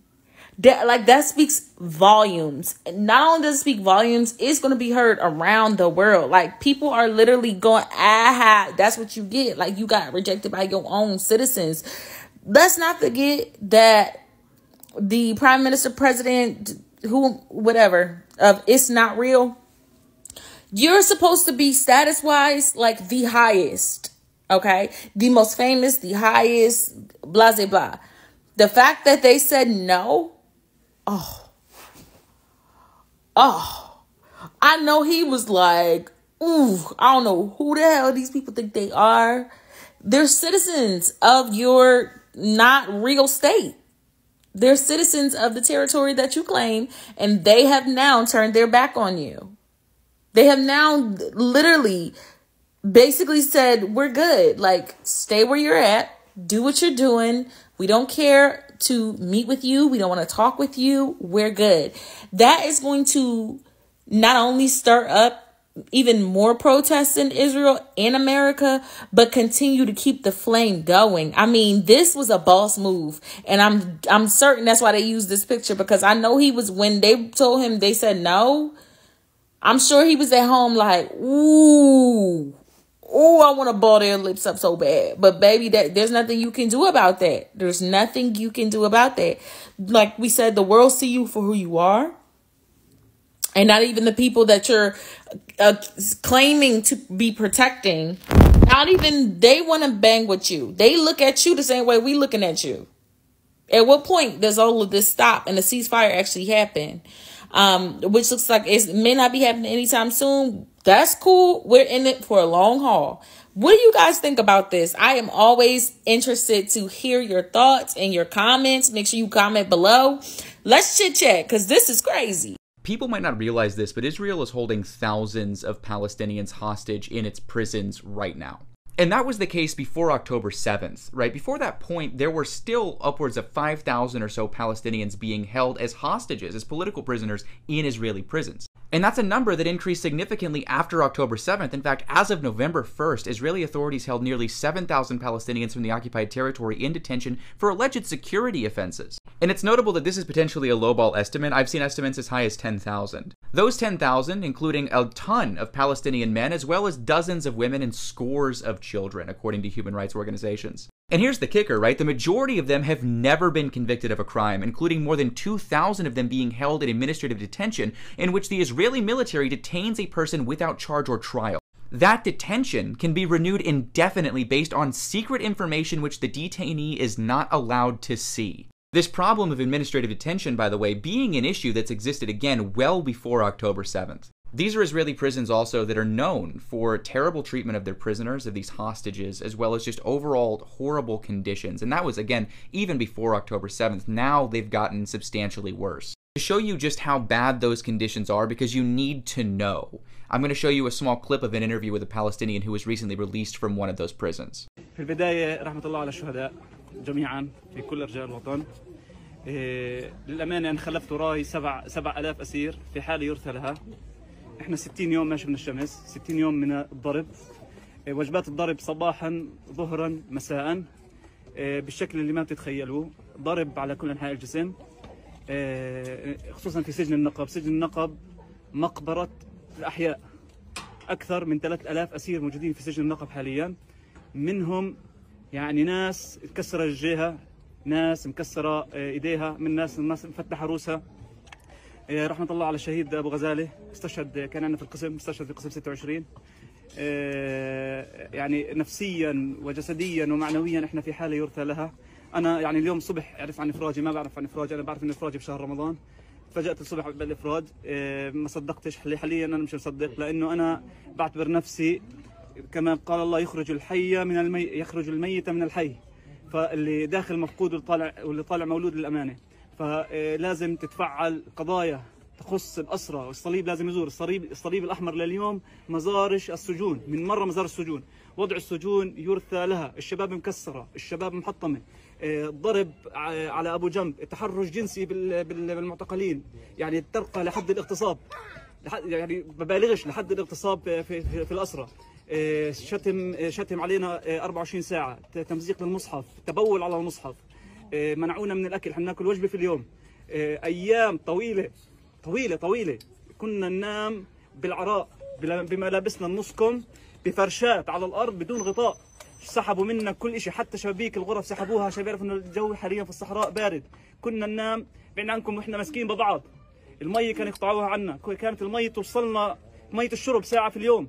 حمام السخن، أنا أول امبارح تحممت، أنا من 15 يوم لم أعرف طعم الماء. شامبوهات، صوابين، أي شيء، نظافة شخصية ما كانت موجودة عندنا.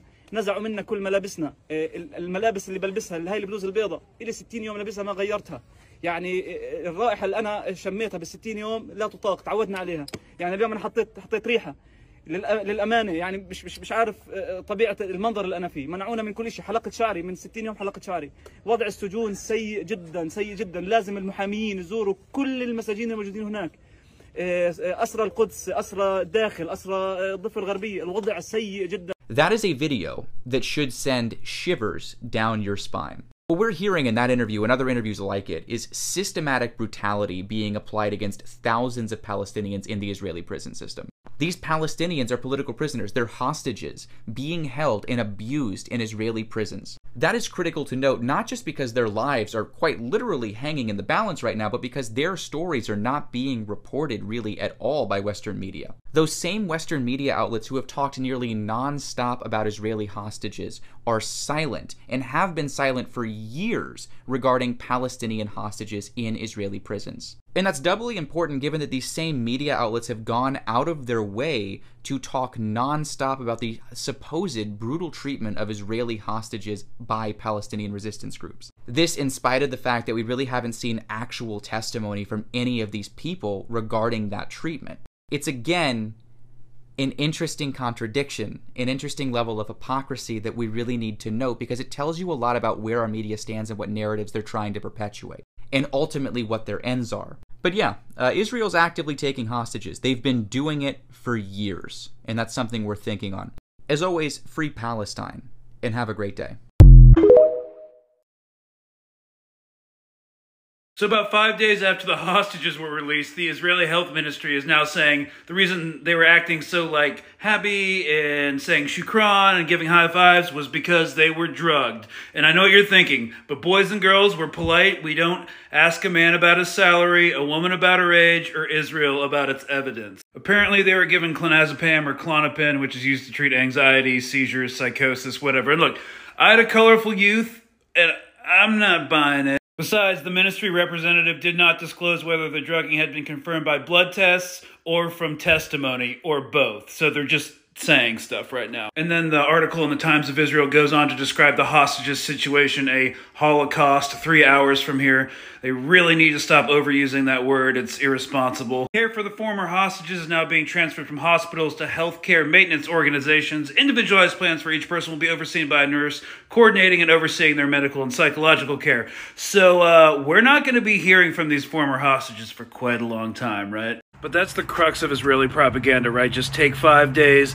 figure out how to spin something, drop a headline, and then completely move on. And I'm not going to believe anything until an independent, unbiased third party verifies it, which is never going to happen. But hey, at least they got the talking point. The hostages were drugged. But like, come on, Klonopin, you could have at least given them the good stuff.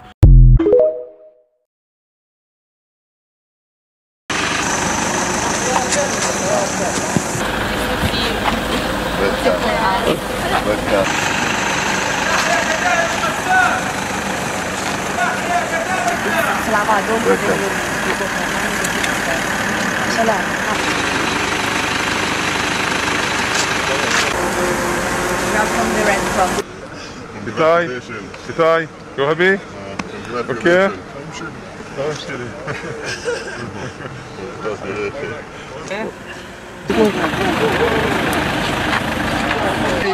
Goodbye. Welcome. Guys, good luck. Goodbye. Congratulations, guys.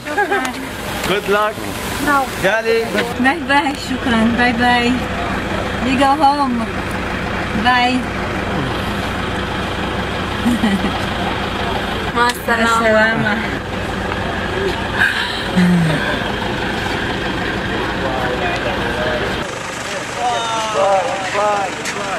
God, good luck. Good.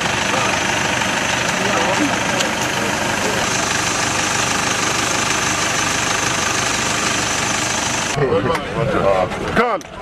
I miss you, Carl. I know, I remember. Goodbye. Bye-bye, Itai. Israel is refusing to take some of their hostages to extend the truce for another day. They don't want their hostages, and they're going to start carpet bombing all of Gaza again. We have been saying this entire time that they don't care about their hostages, and they're proving it. They literally could care less about the hostages. This was an excuse to invade Gaza and kill the people that live there. The censorship of pro-Palestinian voices online has literally skyrocketed. That's because Israel has asked Meta and TikTok to remove 80,000 posts relating to the Hamas war. It's not a war, first of all. It's a genocide. That's what it is. Call it what it is. Second of all, if you have seen your post being taken down or your account being flagged, this is the reason. This is the reason. And honestly, like, it speaks volumes. The fact that you have to literally resort to going to the head of these apps to like take out our post and try to silence us says everything we need to know. That we are in the right and you are just scared that in the court of public opinion, you are the bad guy. You are the oppressor, and everybody knows that, and a lot of people are waking up. And literally, the statistics of how many people's the amount of people that are pro-Israel are literally decreasing every single day. More people are waking up to understand that Israel is in the wrong here, and they've been in the wrong for the past 75 years. And that is a win for us. So if you've seen your post being censored, this is the reason. Hold on. This is Omar Suleiman's account. He is an Islamic leader, and basically his account has been flagged. People's accounts on TikTok also is being flagged. And this says everything we need to know. It's because we are winning and our truth is coming out and people are understanding that Israel is the bad guy here. And yeah, but you guys be careful of how you post your pictures. The graphic things, they will definitely flag you, but it's better for you to just take articles or, you know, light pictures and address the situation and describe what it is, because if not, they're gonna try to flag you. And but yeah, let's continue posting, talking. That's not gonna stop us.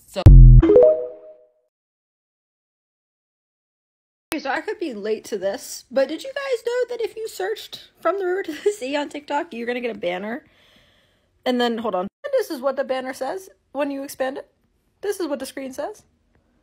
Sorry, As you explore, keep in mind that certain phrases may mean different things to different people or can be heard in new ways during this time. Sorry, I'm just continuously baffled in this time how people are like not only allowed but encouraged to co-opt language that is for other people, like that is for like a resistance movement, for like a movement to free and oppressed people, that others who are opposed to that freedom are allowed to take language, decide it means something else entirely, and then be afforded like a protection, be afforded grace in this time for the offense that they have decided to take from that language. Like, we should not be giving grace to these people. We should not be like asking people who are using this language to reconsider just because some people have decided to make it something entirely different. The positive reinforcement of this atrocious behavior, I mean, it astounds me. Day to day, it astounds me. Like, be serious. We do not need to hesitate before we use from the river to the sea because a group of idiots decided that they wanted to make it about them. Not normal. Israel has asked Facebook, Instagram, and TikTok to remove over 8,000 posts related to the current conflict. 94% of the content was removed. Personally, I'm glad to know that I'm not going crazy when I see my engagement completely plummet after I focused on Palestine. We're not doing it for the views. We're doing it because every time we open up our phones, we see people dying with our tax dollars. I already feel helpless when I see my leaders supporting Israel. I do not need those same people controlling my For You page. If you have a big platform, please use it. There are creators on here that are risking losing everything that they have worked for because they are posting about Palestine. It's not a short internet trend. This has to stay mainstream. It's been 42 days plus 75 years. Please continue to talk about this. Also, if you're wondering why I don't repost, I do not have the repost feature. In addition to my pathetic engagement lately, you can see I do not have repost. I uninstalled the app and reinstalled it, and I had it for a split second, and then it got taken away from me. I don't even know if anyone has reposted my videos. It would be really nice if, as a full-time content creator, we all had access to equal features. But whatever, this is not about that. Please keep sharing, sharing, sharing. Some people I knew were shocked that old Elon posted earlier that decolonization and from the river to the sea are euphemisms that imply Genocide and will get you banned or suspended or whatever from Twitter. And if you're shocked by this or can't wrap your head around this, boy, do I have a reading list for you. It's not really a list, it's only 3 books. A novella, an academic text, and a history, all from the corpus known as post-colonial literature. After which you will understand the dynamics of imperialism, its facilitation by Orientalism, i.e. how we dehumanize people who are not of European descent, and its physical manifestation in colonialism. Book 1 is a novella, Heart of Darkness. It's the OG post-colonial text. It's foundational, it's canon, everything references it, you just have to read it. It takes place in the Belgian Congo, plus it's a really amazing novel. Book 2, Orientalism by Professor Edward Said. This will explain why people don't seem to care as much about Palestinian lives. It's pretty dense, it's an academic text, but there is a great audible version that you can just listen to on your own time and absorb everything you need from it. And lastly, an analytical history, Inglorious Empire. This is about the 200-year British Raj, starting from the landfall of the East India Company to the unmitigated colonial disaster that was the India-Pakistan partition. So I think that's all you really need in a pinch. Those are my 3 recommendations to understand all the imperialist crap that's behind this tweet. Cheers. According to a few different sources, YouTube is deleting 15 years worth of their digital evidence that Palestine even exists. The word boycott is being suppressed. The word ceasefire is being suppressed. A rumor is being spread that people are experiencing fatigue from activism fatigue, even though no one that's an activist has said that. Politicians have been noted as saying they're being harassed so much about a ceasefire and to cease operations that they are considering not leaving their homes. Israel has been called out so many times on all of its lies that they're talking about no longer reporting on it. Which is why they've cut off all communications inside of the Gaza Strip, because they started bombing the south while people were evacuating to the south. And now they're destroying foundations in West Bank, and they're arresting hundreds of people every single day in West Bank. Meanwhile, all the Arab countries that got together for their little summit to tell Israel to cut the shit are now considering joining forces to stop Israel, no matter what the United States says.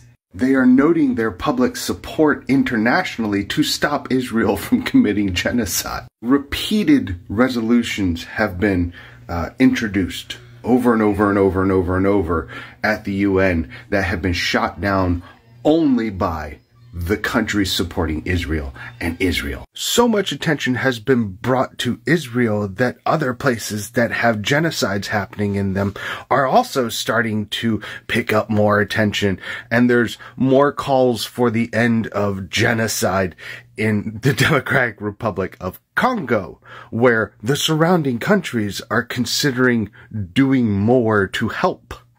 It's working. For the first time in all, it's fucking working. It's working, y'all. So don't give in. Don't give up. Don't let it get to you. Don't let the bullshit propaganda of, oh, it's never going to change. Don't.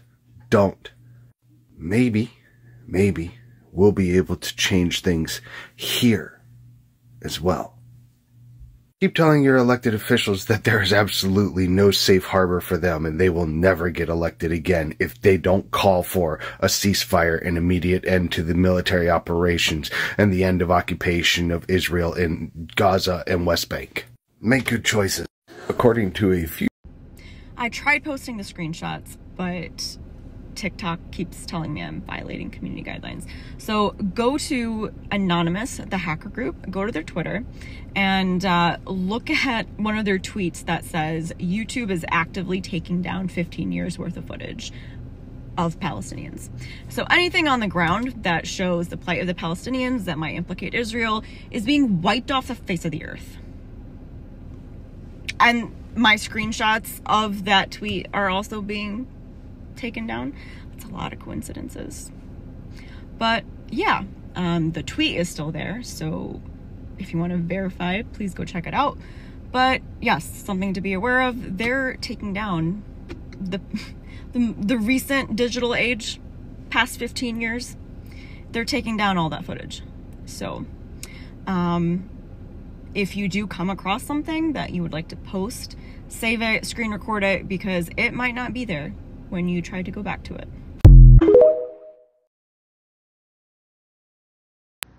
Hey guys, to the 10 of you who see this video, I'm pretty sure my current account is shadow banned. Please go follow me at Martha Cunningham 76. I don't think TikTok likes the Palestine content much. My videos have been sitting at 0 views for 10 minutes and have gotten maybe 1/10 of the views that they used to.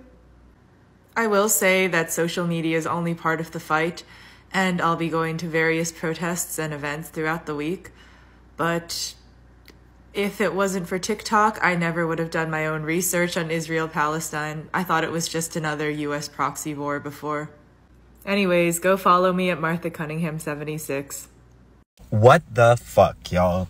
Spotify removed Dummy Falastini for incitement against Israel. Let that soak in for a moment. This song that is literally just saying, I am Palestinian, about Palestinian pride, got removed for incitement against Israel. The song and the artist Mohammed Asaf were a beacon of hope for the Palestinian people and an expression of their pride in their identity and their land. Zionists are doing the most to not only erase the Palestinian people from the earth, but destroy any semblance of their culture as well. I'm so disgusted. I'm contacting Spotify, asking that they put the song back on, and I encourage you all to do the same. Free Palestine. What? Did you know Facebook approved an ad calling for the assassination of a pro-Palestine activist?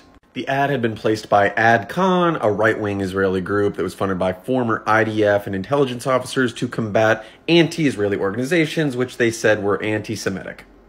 After seeing the ad calling for the assassination of Paul Lauderay, the co-founder of the Free Gaza movement, even though the post was taken down really quickly, it gave this other dude the idea to test whether or not this was a fluke or something that would be repeated. The ads he submitted are wild. Obviously, flagrant violations of the policies of Facebook, but they called for Holocaust for the Palestinians, to wipe out Gazan women and children and the elderly. They call them future terrorists, Arab pigs, all that stuff. Of the 19 ads he submitted, all 19 got approved. And then just days after this guy's experiment, he found other ones with Arabic in them saying to migrate now. And they're using like the Israeli terms for the West Bank. And basically Facebook said, hey, this is like a software issue. It's not a human screening issue. But software is about data in. That's what gives us the data out, which means that all of their data in is clearly biased towards Israel. The approval of the Arabic ad is actually really surprising because recently Meta had lowered the level of certainty its algorithmic censorship needed to remove Arabic posts from 80% confidence to 25%. Knock, knock. Who's there? TikTok banned Twitchy Witch. TikTok banned Twitchy Witch for quoting the United Nations. TikTok banned a woman who has a PhD in Palestinian political identity, while the Palestinians are getting ethnically cleansed for quoting the United fucking Nations. TikTok banned the woman who has forgotten more about the Israeli-Palestinian conflict than any of you dipshits and dweebs will ever even fucking know. You know how insane it is that you can ban one user and the average IQ for your entire user base drops 5 points? That's honestly impressive. Yeah, TikTok's full of too much disinformation. Get rid of the people who have PhDs on this subject. That's the smart thing to do. That's how we make our app safe. If you care about what's going on in Palestine, you need to care about the fact that Twitchy Witch got banned. This is an information war. This is a war about getting people the best possible information, and TikTok has now banned the person with literally the best possible information. So what I'm proposing is justice for Twitchy. Tag TikTok, at TikTok, do everything to annoy TikTok because this is absolutely fucking ridiculous. I'm not going to be making any more fun content for anyone until this is resolved. I'm done. This is stupid. Why would I sit here and make content for you people if you're just going to ban people because they know too much? Because they can quote the United Nations. Yeah, no, we're not doing that. Here's everything you need to know about the biggest news channel in Canada banning the word Palestine and censoring pro-Palestinian messages. This is CTV News, Canada's biggest media company worth over $100 billion. Now, this week, their own journalists came out and exposed what they were doing. These journalists shared that CTV News sent out an email to all of their employees telling them not to use the word Palestine in any news coverage, whether it be on TV or on the social media pages. They were not to cover any protests that called for a ceasefire, nor anybody who called for a ceasefire, and they were also only approved to use casualty numbers that were specific to Israelis, but when it came to Palestinians, they were to summarize by the hundreds or the thousands, not specific numbers. This was in order to downplay what was happening to the Palestinians. These journalists also shared that CTV News harassed and disparaged Palestinian guests, and that Palestinian guests were only approved to be on if they were crying, essentially. They couldn't be critical of Israel, they couldn't call for a ceasefire, and if they were not invited back. This was the only piece of CTV News that used the word Palestine, and they almost immediately took it out. CTV News is biased, this is evil, this is enabling the genocide. What do you guys think about this? That's all for this video. Free Palestine. I don't know if y'all noticed, but it's not just our national news sources that are trying to cover up our protest. It's the local news too. So I live in Portland, and there was a protest yesterday at the tree lighting in downtown Portland. I wasn't able to go, but somebody on my Instagram did, and they posted a video showing the protest at the tree lighting. Mind you, most of the crowd at the tree lighting were protesting the genocide in Gaza. Look at how the local Portland news reported on it. Watch this.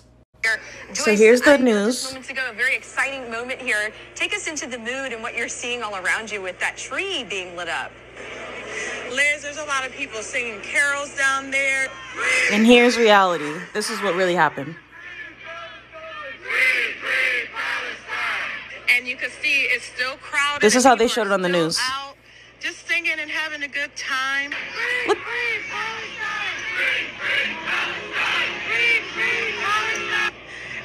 Right right now. You can Look hear how they're barely showing it. Christmas carols right now.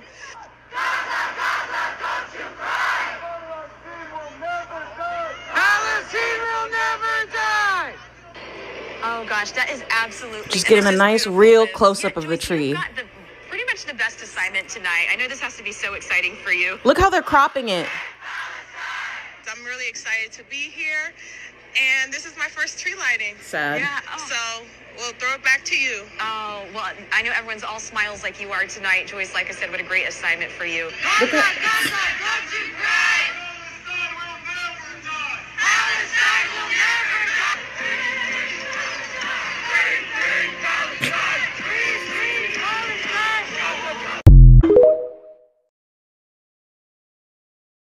The LA Times just published this article about a 13-year-old student here in Orange County, California, who was suspended for 3 days for saying the words, "Free Palestine." A statement from the school reads, "While we cannot share specifics of the situation due to student privacy, we assure you that appropriate action was taken based on the facts of what occurred." So what are the facts of what occurred? Well, luckily, the family of the student was smart enough to ask for a written report of what exactly went down.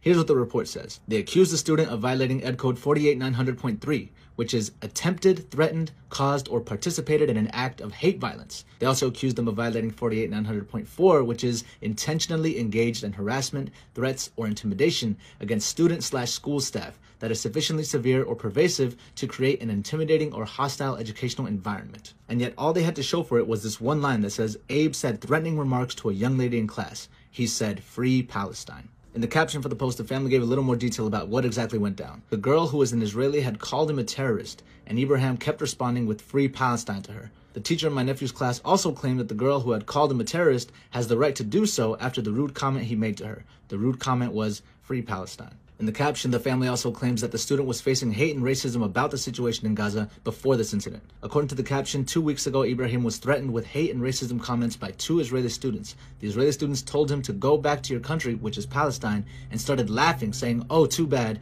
you don't have a country, it's getting bombed, so go kill yourself." And on top of that, the family was able to get an image of the book that the principal had on his desk when they came into the office. The book is called Israel, A Simple Guide to the Most Misunderstood Country on Earth. And this is the man here. His name is Jacob Haley. He's the principal of Corona Del Mar Middle and High School, and he's the one who made the decision to suspend the student for 3 days. As I've said before, here in the US, there is tremendous pressure to stay silent about the plight of Palestinians. The mainstream narrative is Israel is in the right, Palestinians are in the wrong. And if you say anything otherwise, then you are a terrorist sympathizer. So when we see people speaking out like this student here, we cannot allow them to be silenced. We need y'all to talk to your inner circle, talk to your friends, your family, your neighbors, your coworkers, your classmates. Make sure they understand that it is not a crime to say that Palestinians are human too, and they deserve to breathe free. I was mad before, but after Spyglass just released their statement, I am fucking livid. Not only do they falsely accuse Melissa Barrera of anti-Semitism, they're denying genocide in Palestine. Where did she fucking distort the Holocaust? Where? You're the one spreading false information. This is so fucking disgusting. I can't. The fucking audacity these studios have. And you know what? I know that the majority of Hollywood is pro-Israel right now, especially these big studios, but I truly believe that this kind of shit is going to backfire. Spyglass doesn't know what they just did. And you know what? I literally had plans to go see Thanksgiving tomorrow. Now I'm not. So the whole Scream 7 thing had happened recently, and I had to think over it a bit, but all I can say is I am sad for the actress who got fired for speaking up for Palestine, but I'm not surprised because the industry itself is absolutely fucked up. It doesn't make things even better when you have people like Amy Schumer and Noah Schnapp who are still having jobs despite the fact that they are complete Zionists. It gives off, I'm not going to keep the same energy, which is even worse. It doesn't make it even better that you fired a actress who plays apparently a more important character in the Scream movies, and if you replace her or try to bring her back, like that just makes things worse. This comes to show that recently, and even for years, that oppressed people, people of color, black people, have not been treated well in this industry. Let's do better. Y'all have a good day. This is wild. A group of journalists get together and decide to condemn Israel for the bombing of Gaza. Some of those journalists are from the LA Times. Now, the LA Times has come out and suspended those journalists, and they made them sign contracts saying they can't talk about the Israel-Palestine conflict for the next 3 months. That seems a little weird considering freedom of press and even overstepping from like an employer standpoint. And what happens if the letter was the other way? I highly doubt they would be seeing the same repercussions. 3 journalists were just illegally detained by Israeli terrorist forces. The 3 journalists were Musab Shawar, Taha Abu Hussein, and Mahmoud Tamiza at the checkpoint south of Al Khalil. Musab was targeted by the occupation and injured while reporting confrontations in Al Khalil last month. This is very concerning because we have all grown to love all of the press that are out there doing the work that they're doing. And the more that they illegally detain, the more that they injure and kill, they know what they're doing. The ITF, the Israeli government, they know what they're doing targeting these journalists. And if you don't think that it's deliberate, then you're out of your fucking mind.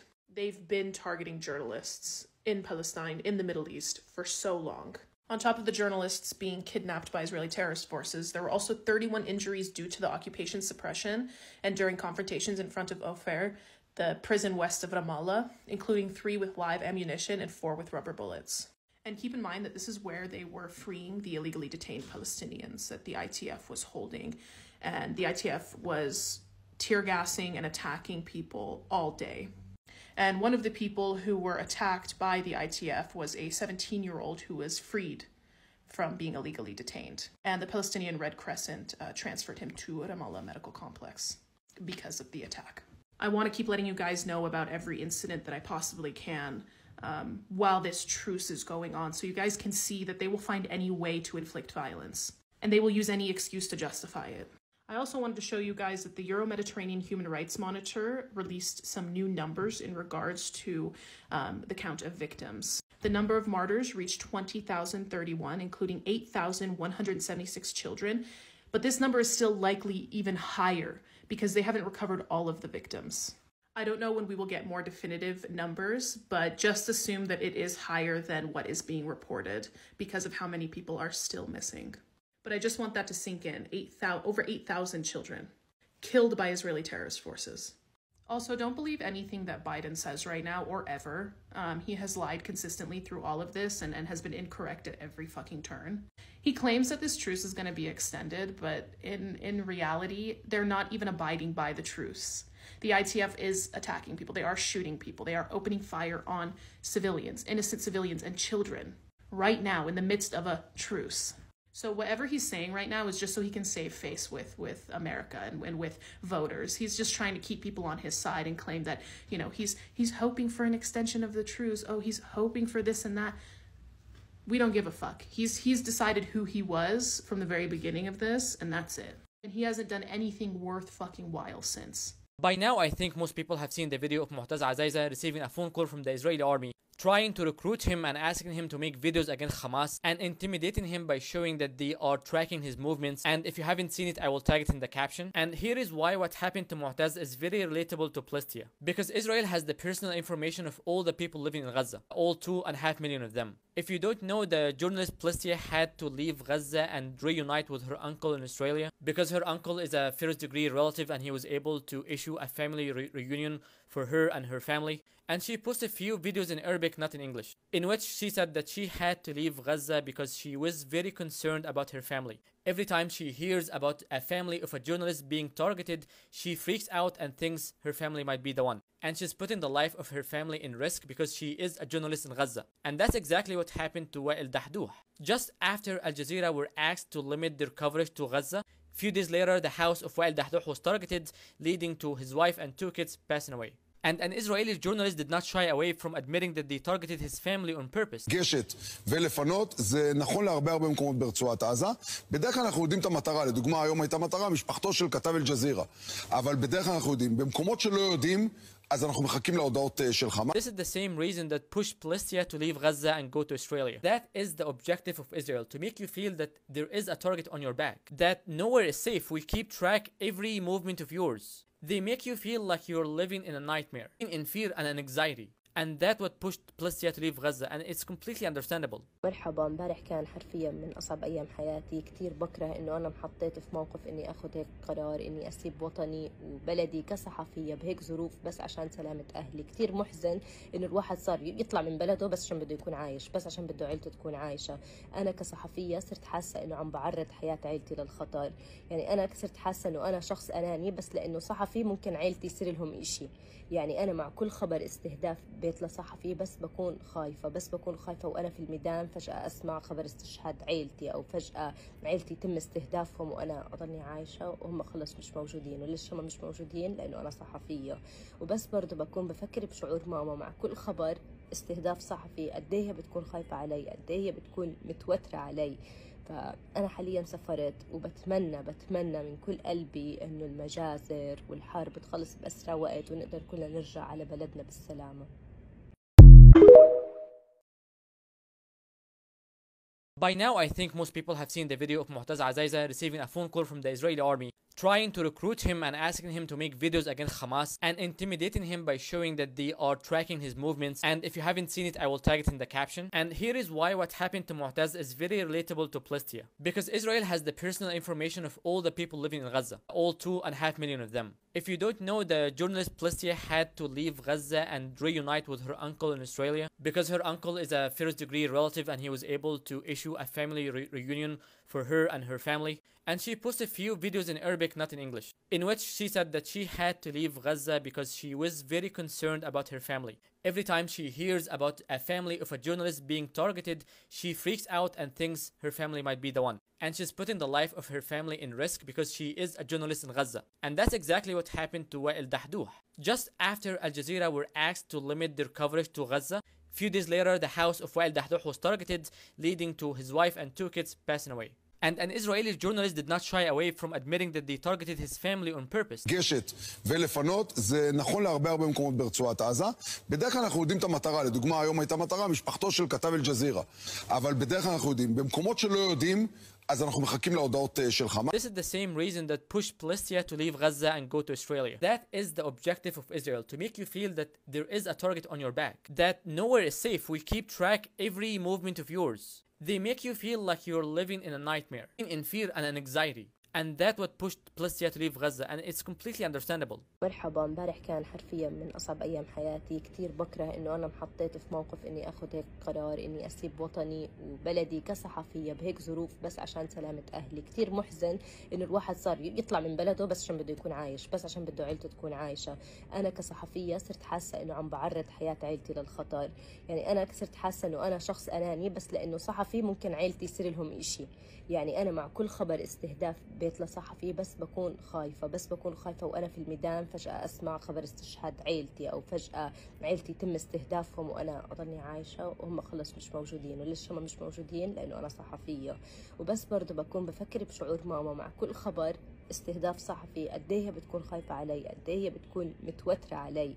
فأنا حاليا سافرت وبتمنى من كل قلبي إنه المجازر والحرب تخلص بأسرع وقت ونقدر كلنا نرجع على بلدنا بالسلامة.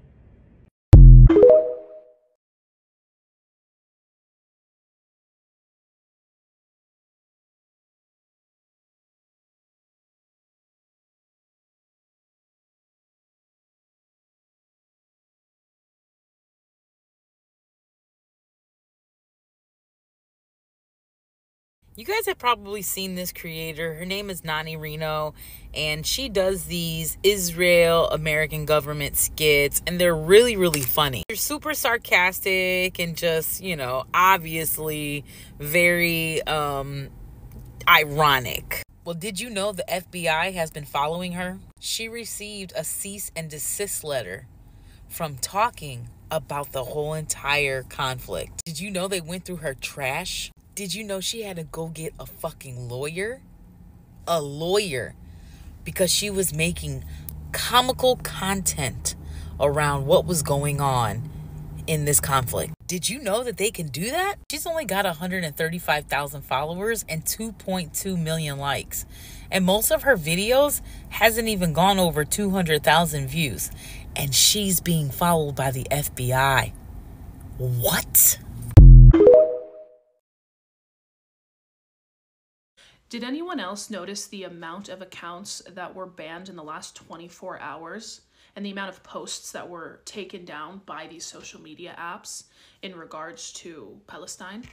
I wasn't able to even upload my update video today. It was taken down twice with no reason given, and then the second time I wasn't allowed to appeal it. And then when I tried to repost it, it went under review and they wouldn't allow it. I woke up to a ton of hate comments and messages and people outright telling me that they were mass reporting me and they were telling other people to mass report me as well, which makes sense because I had to appeal so many videos today. Some were put back up, some weren't. And I also got comments and messages from people telling me that it was happening to them as well, that they were getting a lot of their stories taken down. Anytime they tried to share my posts or posts of other people, they were getting taken down. A lot of people are losing their accounts. I received several messages on Instagram of people, telling me, what do? I lost my TikTok account.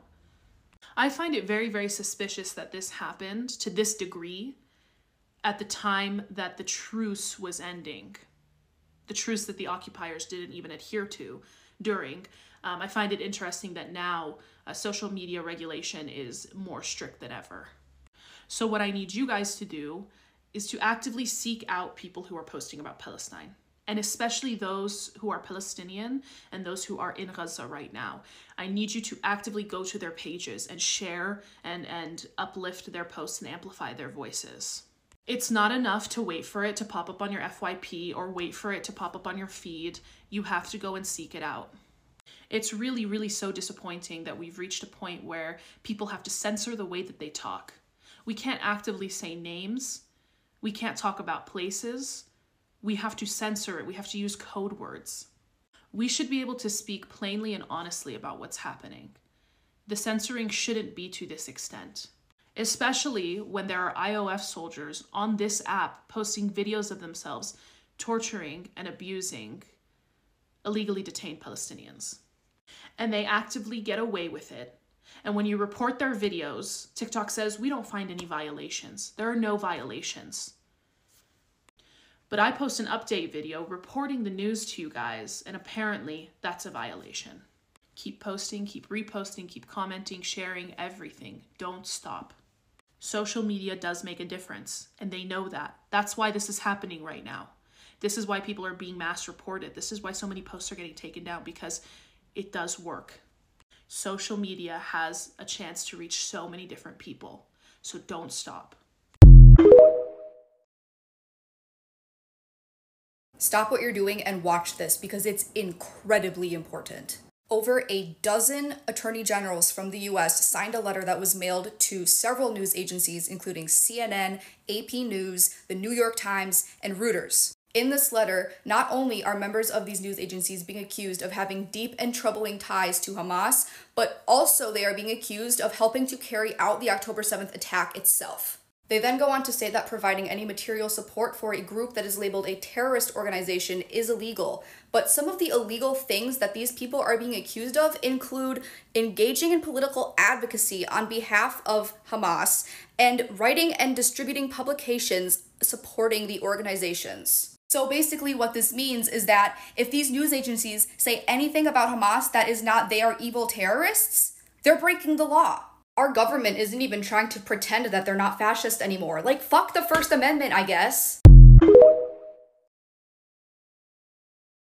MSNBC decided to cancel the Mehdi Hassan show, and of course everybody's wondering why the sudden cancellation. Mehdi Hassan is somebody who's known to challenge his guests, but could it be he might have challenged the wrong one? I'm sure you've seen this clip where Mehdi had Mark Regev, who is the senior advisor to Prime Minister Netanyahu, on his show, and he questioned not only the fact that the Israeli government is spreading misinformation, but also their propaganda. Dodging my question mark. I'm not sure that's true. Why did your military spokesman on Monday point to a calendar in Arabic and say these are the names of terrorists on them? That's false. Can you accept that here and now? I'm not aware of the incident. Let's put up the image. We have the image. You have no I can't read Arabic. It doesn't help me. I have no comment. I'm not familiar with the incident. Does your spokesman read Arabic? Hang on, I have a question, Matty. You're a journalist. Have you made a professional mistake ever? Not intentionally, but have you made a professional mistake? Exactly, and I own up to it. Have you made a mistake? So can you own up to the mistake? So if I've made mistakes, you've made mistakes. But there's a difference between making an honest mistake and between Hamas that deliberately exaggerates numbers to suit its propaganda purposes. There's a huge difference. So it sounds like so hold on. You said propaganda. Can we just deal with your colleague Ophir Gendelman's tweet? It's still up 7 days later. Why has it not come down? It's a Lebanese short film. We can put it on screen. It's not Palestinians faking their own injuries. Can we own up to that mistake and take that down? Is that not propaganda? Once again, I understand that was also a mistake. And so why is it still up 7 days later? I'll speak to Ofer about it if you like. I'll speak to Ofer about it if you like. He's a friend of mine and a colleague. I quite like him. He's a good man. You heard that correctly. Prime Minister Netanyahu's other spokesperson posted to Twitter a video showing that Palestinians were faking their injuries. Only that was behind the scenes footage of a Lebanese short film, and when he got called out for it, he didn't take it down. I know there are a lot of people who were tweeting at MSNBC expressing their concern, but I think we need to take it a step further. Behind me is a screenshot of not just emails, but also Twitter handles of MSNBC executives, and we need to let them know that we disagree with their decision. Pause and take a screenshot. We need NBC to know that Mahdi's voice is very important, especially right now, and we need journalists like him who are not afraid to ask the right questions. The prosecutors signed on to a letter that was sent to media outlets, including the New York Times, Reuters, CNN, and AP News, and basically put them on notice that providing material support to Hamas is illegal. They write, quote, "We will continue to follow your reporting to ensure that your organizations do not violate any federal or state laws by giving material support to terrorists abroad. Now your organizations are on notice. Follow the law." Wow. So the AGs continue to define what material support would mean. They're criminalizing freedom of the press. And so cancel culture, anti-freedom, and going after the press. If you dare criticize Israel, we might put you in jail in America. This is crazy. I'm also curious about what this would mean for ordinary Americans, right? Let's say they're ordinary Americans who are on social media. They come across certain content that they want to share, but that content is, labeled or considered propaganda from Hamas, and disseminating it or sharing it would amount to providing support for Hamas. Does that mean that ordinary citizens would get prosecuted or investigated? I'm serious. I know that sounds hyperbolic and crazy, but this is such a vague law. So what, you're not allowed to criticize a political movement? That's insane. Our Congress has lost its mind. Our Congress is totally and utterly corrupt. So that everyone who signed on to that bill is a total disaster. Well, a lot of people did. The House voted in favor of the resolution, and it passed 311 to 14. Only 14 members of Congress voted against it. All 311 people of those are corrupt. They are. That's an outrageous, ridiculous, un-American, unconstitutional bill to pass. By the way, the Supreme Court should strike that down. So now you're not allowed to criticize political movements because, by the way, you can criticize any political movement you like in America, but you're not allowed to criticize a political movement in another country. It's insane, guys. And by the way, this helps the cause of anti-Semitism, because then it allows people to go, well, I guess they control the United States Congress. I guess they control all of the media and they control all the attorneys general. It's actually not true. It's not true, but this doesn't help. This doesn't help. An AIPAC and Democratic Majority for Israel going around threatening everybody. We'll spend millions of dollars in your primaries unless you listen to us in Israel. That doesn't help the cause of fighting anti-Semitism. That makes it 10,000 times worse. Stop hurting our Jewish brothers and sisters by doing that.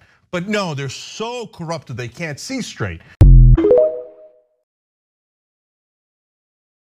Okay, so it has been confirmed they are removing likes on pro-Palestine content.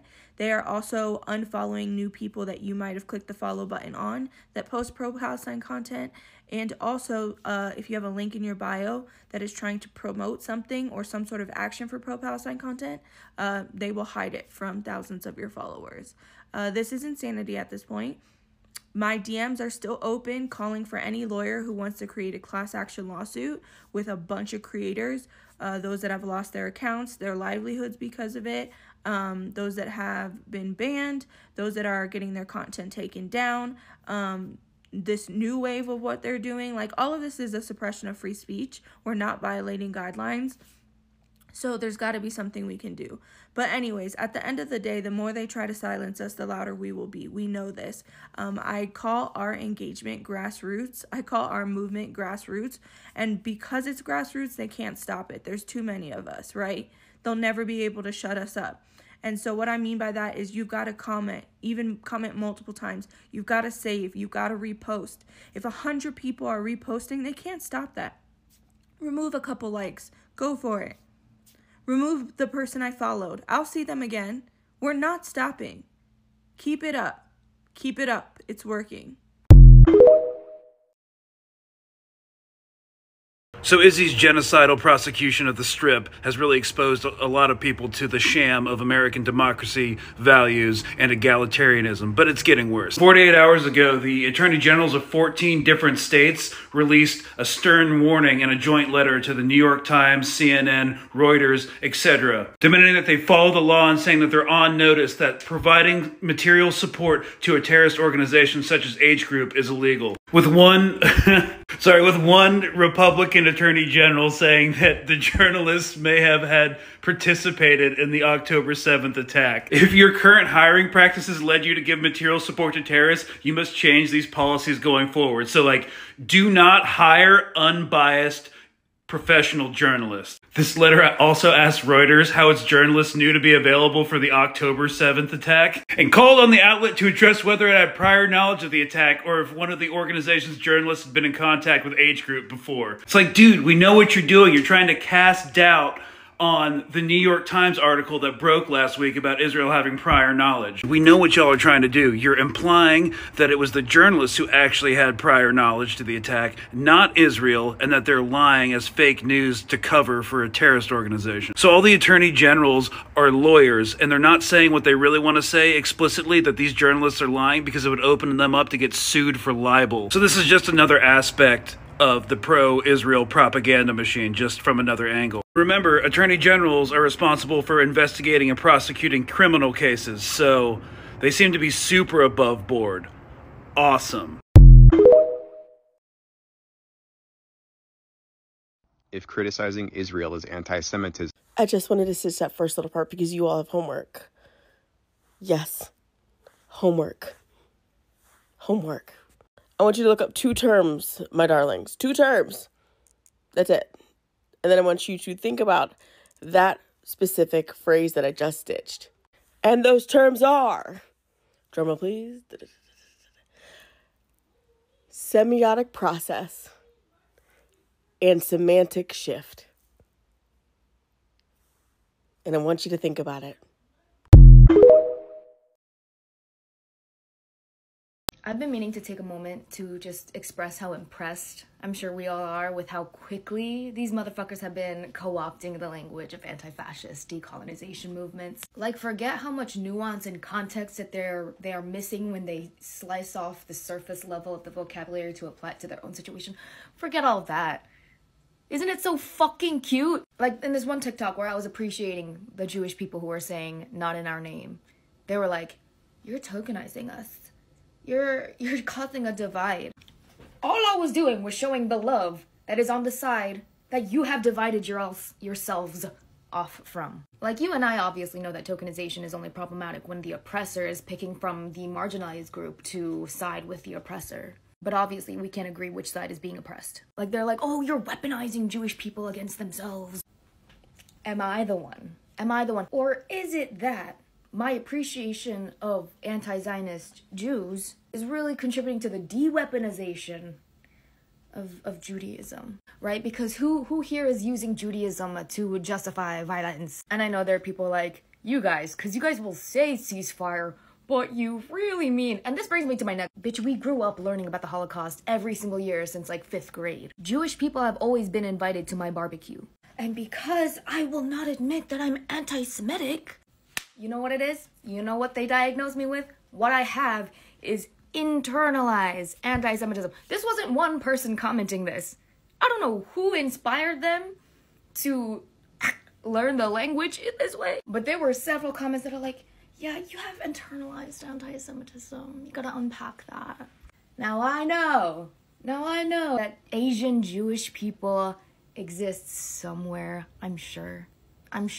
But the general consensus that I was picking up on was that y'all were perceiving me as non-Jewish anyways. But internalized, that just sounds like a nice word, right? Makes you sound kind of like, you know what you're talking about. So you can have that. Fine, we'll just snicker. We'll just snicker and you will understand why. But anyways, I want to tie this all to the unique fact about this situation. I think a very interesting, unique aspect about the situation is that in what I've experienced, there has never been a situation in which the line between left and right were so blurred. And it's really all not that blurred, I'll get to that. I think it's really interesting that from previous movements that at least I have experienced, and I'm curious what has happened in prior Age of Aquariuses, but almost every social issue has always been the right going like, oh, the progressive left. And then leftists would be like, conservatives, can you update? So I think that's really interesting, and I think there are a lot of cool like video essays that could come out of that singular aspect. But despite the confusion where there are a lot of leftists saying that there's a fake left, there is only one side where the right conservative side is saying like, our problem is with the progressive left. And so there's only one distinct group of leftists that are agreeing with this person, but they're calling these people the fake left, while the conservatives are calling the problem with the left. So, something I've noticed. So I just want to show you how corrupt Google can be. I searched Israel news and that's it, right? And this is the first thing that pulled up. When I clicked on it, of course it's a New York Times post. When I clicked on it, it led me to talking about how Hamas is doing graping this and graping that. Like, you guys are so corrupt. I cannot even take it. In other news, Israel released, the IDF released thousands of papers again, like they did months ago, warning people to move from north to the south. Okay, so they did it again, and now they're telling people in the south, in Khan Yunis, to go to the Rafah crossing. The Rafah crossing is right here, and it borders with Egypt, but the IDF controls everything that goes in and out of the Rafah crossing.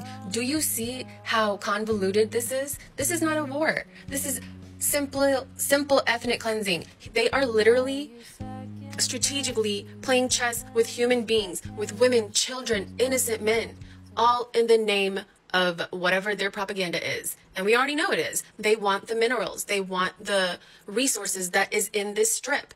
And what are they going to do? They're going to demonize the natives and ethnically cleanse them, cause a side. And, you know, this is just backed by US, other major countries, because what else did I find out? Israel is one of the main producers of drone technology. And all this time, they're using all these drones as experiments on these innocent people, and then going back to these major buyers like the United States saying, oh, hey, check out these drones. We fully tested them. And Congo, Sudan, Syria, Afghanistan, like, when does this end? It's as if the Middle East and Africa is being targeted specifically for their resources, and they're using all these war propagandas to pad their pockets. I'm honestly confused. How is it that Israel can release 117 Palestinians within the past 3 days, but then in the same time kidnap 116 people, children and women, in the same time frame for no crimes? But if Hamas started kidnapping as many people as they were releasing, the whole world would have a problem with it. Oh my God, the hypocrisy is so loud. I'm honestly confused. How is it that Israel can... It's all the way at the back, huh? Yeah. Okay, go. But I can only see two. Two? Okay, wait, go to my account now. And then once I go to your account, and then I can see everything. But watch, once I like get out of it. Uh-huh. And then like I go back to just like regular stories. Yeah.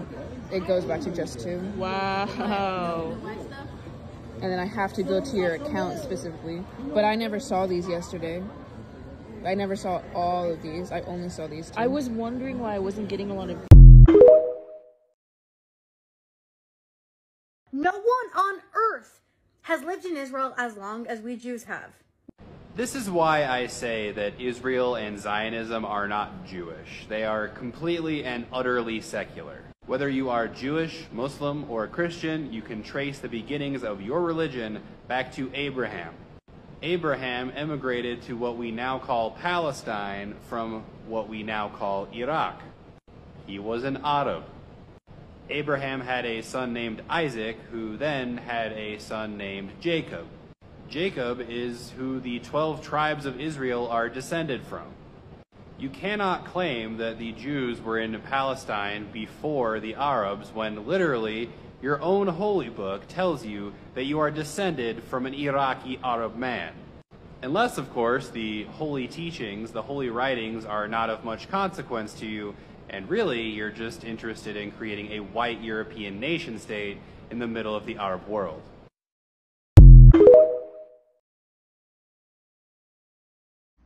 This one is a doozy even for me. Zionism is a continuation of the Nazi project. We know that Zionists and Nazis have the shared goal of separating Jews from society. And Nazi Germany fulfilled Theodor Herzl's prophecy that the anti-Semites will become our most dependable friends and anti-Semitic countries our allies. Nazis work with Zionists to help facilitate the transfer of Jewish people into historic Palestine. They also facilitated the transfer of assets with the Ha'avra Agreement. Most people know that Nazis were incorporated into the U.S. intelligence apparatus after World War II in what was called Operation Paperclip. But did you know that Israel had its own Operation Paperclip? Israel incorporated Nazis into its intelligence apparatus. Israeli officers have said that they studied the Germans during the Warsaw Ghetto Uprising in order to replicate it on Gaza. A poll came out showing that 1 in 3 Germans say Israel is treating Palestinians like the Nazis did the Jews. Feels like they're pretty qualified to chime in. When armed settler terrorists go out and commit pogroms, as the Nazis did, they say things like, "We are no longer Jews today. Today, we are Nazis." The occupation has hosted Nazis from Ukraine and has even sent occupation soldiers to go fight side by side with Nazis in Europe. Which doesn't seem very Jewish to me. But hey, I'm no rabbinical scholar. The thing is, they're not alone. It's also a continuation of the South African apartheid project. That's why you have white settlers from South Africa converting to Judaism and moving to Palestine to steal land and enforce supremacy. It's like the Avengers of racism. The gang's all here. Now all we need is a member of the Klan. We'll burn their city to the ground. Yeah. I'll find every rat hole that they hide in. And I will drop down enough explosives to scare God on that. Oh, they're already in Gaza. It's like the Infinity Stones of white supremacy. Pretty neat little trick to just throw on a yarmulke, weaponize anti-Semitism, and use it as a bludgeon for any criticism of your crimes against humanity. Zionism is not Judaism, and Judaism has nothing to do with settler colonialism. And to the people who are like, you can't compare Zionists to Nazis. Don't worry, I'm not comparing them. I'm saying they're the same people. So oftentimes I try not to engage with Zionist comments because, to be honest, I just feel like they shouldn't ever be taken seriously. That being said, I want to talk about this argument because it's one that starts to fall apart when you have a very basic understanding of history, about a third grade level understanding of mathematics, and the smallest amount of critical thinking skills. First, a little bit of history, right? The start of Zionist colonialism in historic Palestine can be traced back to like the 1880s. That being said, a really good starting point is 1917 because that is when the Balfour Declaration was declared and the British began officially endorsing Zionist colonial ambitions in historic Palestine. From 1917 onward, this colonial process really picks up until in 1948 you see the official, like, quote-unquote establishment of the Israeli settler colonial project. Given that, for simplicity's sake, I want us to remember the years 1917 and 1948. Moving on from that, I want us to keep in mind the years of the founding of some of these notable Palestinian resistance organizations. Fatah was founded in 1959, the PFLP in 1967, the DFLP in 1968, the PIJ in 1981, and Hamas in 1987. You already kind of can probably see where I'm getting at if, again, you have that like bare minimum amount of critical thinking skills, but notice how these years are after 1917 and after 1948. In fact, Fatah wasn't founded until 42 years after the Balfour Declaration, the PFLP 50 years after, the DFLP 51, the PIJ 64, and Hamas 70 years after. And Israel's official quote-unquote founding actually also came before all of these, 11 years before the founding of Fatah, 19 years before the PFLP, 20 before the DFLP, 33 before the PIJ, and 39 before Hamas. Now, that's not to say that Palestinians weren't resisting Zionist settler colonialism before the formation of these organizations, right? I mean, you have like the 1936 to 1939 revolt, for example, and other historical instances that demonstrate that Palestinians were resisting in various ways Israeli settler colonialism in historic Palestine. That being said, it's still critical to note that these resistance organizations founded themselves and formed after the onset of Israeli settler colonialism, right? Which would indicate, if we're thinking critically, that they formed in reaction to something, right? They formed as a response to a stimulus, that stimulus being Israeli settler colonialism. That context is really critical, like especially, for example, from 1947 to 1949, Zionist militias, many of which would later become the IDF, ethnically cleansed anywhere from 750 to 800,000 Palestinians from over 530 cities, towns, and villages, right? Now, Hamas didn't exist in 1947, didn't exist in 1948, didn't exist in 1949, but that did not stop these Zionist militias from perpetrating ethnic cleansing campaigns, from perpetrating campaigns of genocide. It's almost as if history begins before October 7th, 2023. And that when we're looking at the broader history of Palestine, that there is a cycle of violence that is perpetuated by Zionist settler colonialism and Zionist violence in historic Palestine. It's almost as if Palestinians themselves are reacting rather than going on the offensive, right? They are acting defensively, staving off their own annihilation, rather than just, sporadically rising up violently against otherwise, quote-unquote, innocent Israeli settlers. It's almost like the only way to make Israel seem like a victim is to entirely ignore the entire history of Israeli and Zionist settler colonialism in the region. And I think that's really critical when we're thinking about these things, right? Because when, you have Zionists saying, like, if Hamas hadn't done the shocking things they did from the beginning, Israel wouldn't have attacked. Well, that doesn't really explain why Israel was still perpetrating ethnic cleansing campaigns and campaigns of genocide well before Hamas was ever founded. The narrative just doesn't add up. The argument falls apart under the slightest scrutiny. Again, basic math and a basic understanding of history.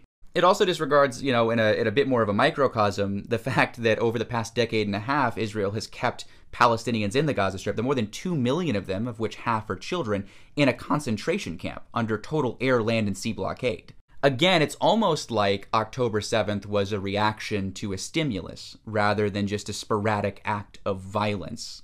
And I think that difference is really, really worth noting, because the way that we frame that, the way that we frame ongoing violence, really does have implications regarding who we hold responsible, as well as, how we solve the problem, really. But yeah, something worth thinking about. As always, free Palestine, and have a great day.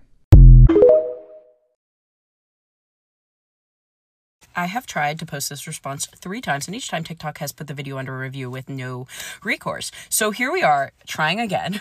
Here I have an excerpt from A Jewish State by Theodor Herzl, again, the father of Zionism as it is known and practiced today. This book was written in 1896, and there are a couple of things I want to point out from this page. Yes, he's primarily talking about the decision to choose between Palestine or Argentina to create a Jewish state. And in doing so, Herzl says this: in both countries, important experiments in colonization have been made, though in the mistaken principle of a gradual infiltration of Jews. An infiltration is bound to end in disaster. It continues till the inevitable moment when the native population feels itself threatened and forces the government to stop the further influx of Jews. Immigration is consequently futile unless based on an assured supremacy. A lot to unpack there, but Herzl recognizes that both of these places, Palestine and Argentina, are inhabited by an indigenous population and native population, and that immigration is not enough. They have to colonize because their presence has to be based on supremacy, which is the language of colonization. I also want to highlight where he says, the very name of Palestine would attract our people with a marvelous potency, proving that, once again, Zionism was never about a deep religious and cultural connection to the land of ancient Israel that Jews have, but instead a colonial project that used Palestine as a means of gathering and getting more settlers to colonize it. I'll also link a video below where I listed a ton of primary and secondary sources on the development of Zionism that will corroborate this. But here's one important receipt. Thus, in order for Mr. Herzl to get a country for Zionists, what he did was to attach himself to imperialism, British imperialism in this case. The legal foundation of the State of Israel is what is known as the Balfour Declaration. This declaration was issued in 1917. A man in the government of Britain named Balfour wrote a paper and promised the Jews a national home. The national home he promised them was an area which Britain was colonizing, Palestine. Palestine didn't belong to the British. But here, these British imperialists signed a note and gave it to the Jews and they accepted it. Where is the morality for this? You say that Israel belongs to you, then you don't go to a thief to get Israel, you go and take it. Once you go to an immoral being such as British imperialism, and this is the basis for you getting the land, then clearly here those who are truly liberation fighters must question this. The very first time the idea of a Jewish state came about was in around 1895, 1897, when Theodor Herzl formed the Congress of Zionism, the first Congress of Zionism in 1897 in Basel, Switzerland, where about 204 Jews from 15 different countries came together and they formed the Zionist Party. And the first ideas of a Jewish state were born. Now, when they created this first idea of a Jewish state, obviously they needed land. And where better to grab that land from than from the land promised in the Bible to the Jewish community by God. So Theodor Herzl, in saying that God promised them this land, used this as the basis to create the Jewish state. And by its inception, being that there were already Palestinian Arabs, 99% living in Palestine at that time, meant that for the Jewish state to be created, the Palestinians would need to be removed. That dispossession of the Palestinian people was inevitable for the purposes of achieving a Jewish state. So since its very inception, the creation of a Jewish state meant the dispossession and the removal of the Palestinian people. So I found the greatest pre-Israel Palestine zinger, and it's aimed directly at Hollywood. All right, Indiana Jones and the Raiders of the Lost Ark, 1981. This is like one of the biggest blockbusters all the time. This is the second map sequence. We're flying out of Kathmandu, stopping over in Karachi, flying across the Khorasan, gonna refuel in Baghdad, and then head to Cairo. And then wait, look at the map. Oh! So maybe if you guys can't connect with, like, real history, maybe you'll listen to movie history. But, like, don't look, Miriam! Keep your eyes shut! Do the Palestinians have a right to a separate state? Well, Mr. John has been talking about human rights. well, I think that no, I don't think they do. Okay, so this was published in 2014. I'm going to read what it says to you.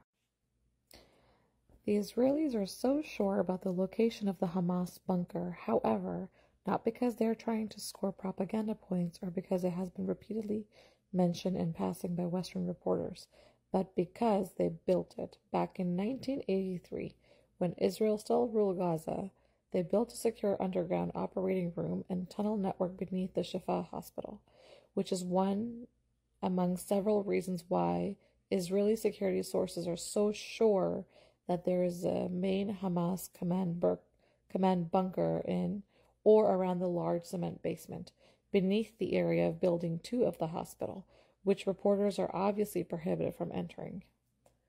So I want you guys to ask yourselves, if they had known of this bunker in 2014, could they have not just accessed it and gotten all the hostages and avoided all the bombing altogether? And really think about was it really about the hostages or not? 24 hours after entering the Al-Shifa hospital in Gaza, the Israeli military still has not provided any evidence of the secret command and control facilities in tunnels that they and American intelligence said were underneath the hospital. Where are they? The Israeli military found a stockpile of guns, something which is against the laws of war to have in a hospital, but no tunnels. The Israeli military also backtracked on their claim that there's Hamas infrastructure under the hospital. Now they're saying it's potentially under the hospital. So Israel posted their video of what they found in the hospital. And this is some of it. And then there's this. So there's books and radios, and maybe those are grenades. I don't even know. I guess what I just don't understand is a military the size of Israel, with the funding that Israel has, coming from us, coming from all over the place, they're protecting themselves from what looks like the gun closet in an average Texan in America's basement. Where are the tunnels, like the hostages, the militants, the command center, all the stuff that they're saying they knew was here, that our government's saying they know is there? Like, babies died, people are dying, for them to go into this hospital, and this is what they found? This is what they're putting on their Twitter that they found? Really?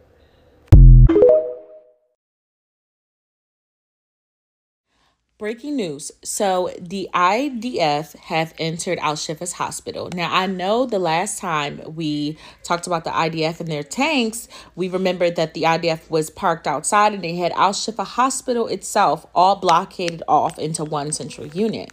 Then the IDF decided to go on camera, on news, right? And then try and bring up this old bunker that they had previously put themselves underneath the hospital, Al-Shifa's hospital, and that they created way back in 1983. They did a news broadcasting to basically, I guess, try and help up their game in the PR war and give some kind of excuse as to why they decided to invade Al-Shifa hospital, being as though going into hospitals, mosques, all that is typically considered to be war crimes. Now, they obviously don't want to, the IDF, of course, don't want to get in trouble for committing such war crimes by staging an actual headquarters or a meet place where Hamas would frequently meet. Now, it has been noted and it has been found that the IDF staged that place themselves. It's been there. Everyone in Gaza have known, that have been in the hospital has known that that's been under there, and that, the IDF frequently uses that actual, I guess you want to say, mini bunker that they created in 1983. In addition to that, they are going into those hospitals. There's no electricity. People are dying. They're doing the best they can to save those babies. And they're going in there with rifles. The entire hospital on different floors have been completely suffocated with smoke from the tear gassing and everything that they're doing. It's just, honestly, at this point, it's so far beyond inhumane. It's demonic and evil. But I did go ahead and bring the receipts for you. So let's go ahead and break it down together, okay? All right, so here we can see Al Jazeera posting that the Israeli military was breaking into the Al-Shifa hospital. And this was as of an hour ago. And updated live footage has shown that they're actually inside of the hospital. The last time that we did hear from Bassam and Motaz, they were at Al-Shifa hospital before they took that journey, that 10-hour journey to safety. Now, moments before the Israeli IDF was able to make their way inside of Al-Shifa hospital, unfortunately, we had live coverage of the doctors inside of Al-Shifa basically giving their last statement because they had no idea why the IDF was showing up to the hospital, other than the fact that they told this blatant lie that Hamas was meeting underneath the hospital and they were doing it on purpose because it's like a war crime, which we all know is a lie. And basically, here's his last statements. We have no idea if he's still alive or not, but we do know that he stated, "If we stay alive, we'll keep in touch. And if we become martyrs, we will meet in paradise, God willing." I am holding back so much anger and frustration and tears right now because y'all need to know the truth. But I need y'all to know, like, it takes a special kind of evil to do this. Like, now, while that was going on, just moments before, the members of the hospital dug a mass grave for the people in the IC unit that unfortunately succumbed to their injuries and became martyrs as a result of the attacks on Gaza. And as far as the electricity and everything going out, unfortunately, it aided in them succumbing to their injuries, and they did unfortunately pass on. In addition to that, I'm pretty certain that they dug this grave for themselves as well, because they've, you know, like we said, the whole thing was surrounded by IDF tanks, and it's looking kind of crazy out here, and we're just gonna keep praying. I'm gonna just say that. So if you remember, not too long ago, we did uncover Israel's documented plans on how they were going to take over Palestine and the surrounding countries in addition to Palestine, such as Lebanon, Egypt, and Saudi Arabia, you know, all those countries in the Middle East, and how they pretty much plan to be like America on steroids. There is a section in it that actually speaks about this bunker that they built under Al-Shifa Hospital back in 1983. And as promised, I have provided the proof. You can go ahead and pause this video, screenshot it, copy and paste this link, or double click it if you have an iPhone, and it should pull up this information for you. And I do believe it pulls it directly from another news source, but it is a reputable news source. I did click the link myself. But basically, they just like how they did everything else, they were audacious enough to put the entire document on the internet and think that we were too stupid enough to go and find it or be able to translate it or understand it. And they have told us clear, you know, blank period. Like, this what they gonna do. Like, and we've noticed from the past when they will use an excuse to go into a church or a hospital.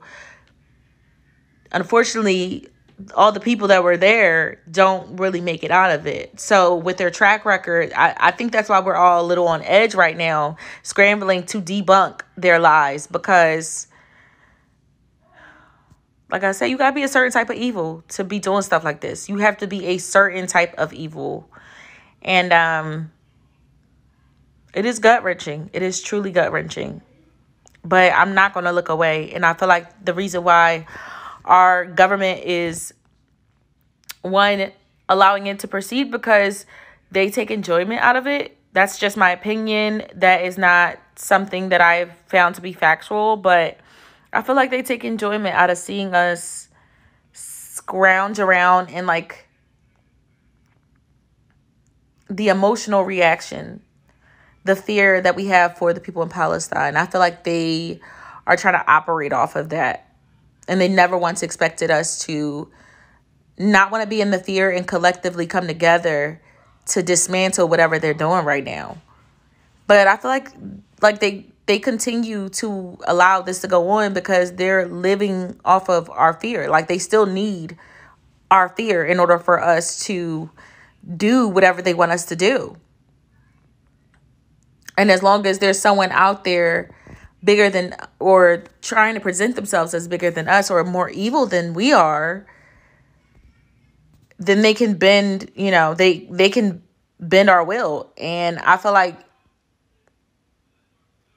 the fact that you would even go this far, you know, to this extremity and allow this to go on for as long as it did, because if we can get into Senate in the House of Representatives, we can get a bill passed and they can argue and figure it out in just one night. Why can't we call for a ceasefire? Like I said, it takes a large amount of evil. A large amount of evil. Tonight's going to be a long night for us. But perhaps the most surprising way that Netanyahu has actually jeopardized Israel's safety is that for years he deliberately used Hamas as a way to undermine the Palestinian Authority, a rival to Hamas which administers parts of the West Bank and has much more legitimacy on the world stage. Experts say that the idea was basically divide and conquer. If Palestinian leadership remains split and one of the main parties at the table has a terrorism label on it, it's going to be much easier for Netanyahu to refuse to engage with them and say that he has no partner for peace. Here is Smotrich explaining that strategy out loud in 2015. The Palestinian Authority is a burden, and Hamas is a terrorist organization that no one will recognize, and no one will give it status in the ICC. No one will let them lead a decision in the Security Council. The main pitch we are playing now is international delegitimization. Hamas, at this point, in my opinion, will be an asset. Hamas is an asset. If you are calling the group that has repeatedly killed your people an asset, it shows pretty clearly that what you care about isn't safety, but total control. And for years, Netanyahu's government was actually allowing suitcases of cash to be delivered to Hamas. Something, by the way, that earned Suitcases of Cash the title Most Morally Disreputable Way to Transfer Money for the 900th year in a row. When that scandal broke, Netanyahu insisted that that money was for humanitarian aid, which still doesn't explain why it had to be delivered in luggage in the back of a fucking car. The point is, Netanyahu took the risk of betting that he could control Hamas and use them to his own ends, and he was a hardliner. He's forged his entire political persona around an extreme version of safety through strength, which has included active opposition to the peace process at crucial points. When former Israeli Prime Minister Yitzhak Rabin agreed to the Oslo Peace Accords, which attempted to set a framework for an eventual resolution of the Israeli-Palestinian conflict, Netanyahu was fiercely against it, infamously speaking at a rally where protesters chanted, "In blood and fire, we will expel Rabin," and held aloft depictions of him in a Nazi uniform. Soon after that, Rabin was killed by a far-right Israeli extremist, and Rabin's widow blamed Netanyahu for stoking the flames that led to that. And in the wake of that assassination, Netanyahu's political career seemed dead. And it wasn't until a series of bus bombings by Hamas in Israel as part of their own efforts to derail the peace accords that Netanyahu was first elected prime minister. I feel the Jewish nation is under threat, and I'm prepared to mitigate that danger. It's what the state of Israel expects from me, and it's what I'll do. Well, that is a big claim that just hasn't dated very well. Honestly, I haven't seen a politician's words age so poorly since Hillary Clinton tweeted, "Happy birthday to this future president." So he has always been hard right, but it's worth taking a minute to underscore just how extreme his current government is. Because the truth is, Netanyahu has been struggling to hold office in the last half a decade. Voters there actually endured 5 elections in just 4 years because neither Netanyahu nor anyone else could form a stable majority. He only made it back into power last year by forming a coalition with those on the furthest right wing of Israeli politics, leading to the most right-wing government in the country's history. His cabinet is stocked with extremists. Take Itamar Ben-Gvir. He's been convicted on at least 8 charges, including supporting a terrorist organisation and incitement to racism. He was once considered so fringe, the Israeli army rejected him from mandatory service. But he's now Netanyahu's Minister of National Security.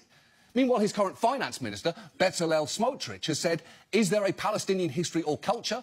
There is none. There is no such thing as a Palestinian people." He's also advocated for victory through settlement, very basically seizing land in the West Bank and driving Palestinians from their homes to the point where, quote, "I abort their hopes of establishing a state." Settlements are widely understood to be against international law, yet Smotrich wants a massive expansion of them, and Netanyahu gave him a special role in charge of settlement affairs.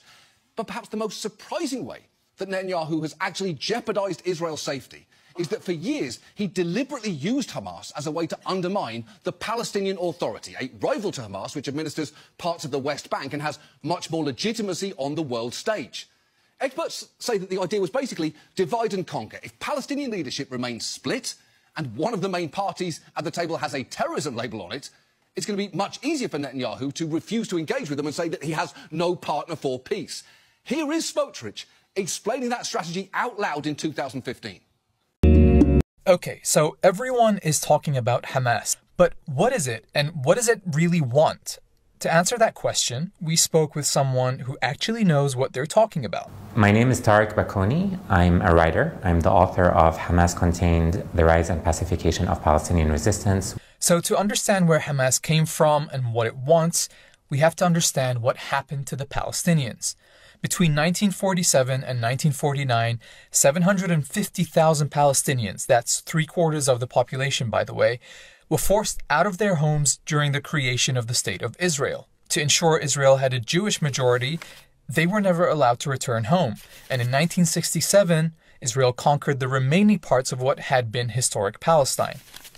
Hamas was founded here in December 1987. That was also the first month of the first Palestinian uprising, known as the Intifada, against Israel's occupation. Hamas as a movement is a nationalist movement first and foremost. So it's a movement that is committed to the liberation of Palestine from Israeli colonization. Hamas is not the only Palestinian group that fights Israel, but it is the biggest. Its main rival, Fatah, gave up confronting Israel to run the Palestinian Authority instead, which has limited rule in the Israeli-occupied West Bank. Because Hamas has an Islamic identity, and Israel proclaims itself a Jewish state, a lot of Western coverage of the group describes its motivations as anti-Semitic. Tariq says that's not accurate. It has not employed tactics that are grounded in anti-Semitism or that necessarily fight against Israeli Jews because of their Judaism, but rather to target the regime itself. So when we think about Hamas discussing the liberation of Palestine, what it means for the movement is dismantling a system of colonial violence. Hamas has used and supported various tactics in that fight, both violent and non-violent. It has attacked both Israeli civilians and Israeli military targets. But you have to remember, it's not just an armed group. The movement has a very sophisticated political infrastructure. So they have engaged with questions around governance and around movement building and around developing a welfare state that suggests that the movement is really looking to develop a Palestinian state within the land of historic Palestine. In 2005, after years of attacks by Hamas and other groups, Israel dismantled the illegal settlements in the Gaza Strip and removed the settlers and soldiers who were there. A year later, Hamas won the Palestinian legislative elections, which were held in Gaza and the West Bank. And Israel, the US, and their allies responded to that by cutting off all aid and contact with the Palestinians and tried to organize a coup. The coup attempt failed, leaving Hamas in control of Gaza, but Gaza and the 2.2 million people who live there have been under a suffocating blockade ever since. The punitive measure was focused in this case on the Palestinians in Gaza and to try to force them to bring down Hamas as a governing authority. But that didn't work, and instead the blockade evolved into a way for the Israeli authorities to contain Hamas in the Gaza Strip. Watch part 2 to find out how the blockade impacted Gaza and what that meant for Hamas once it was in power.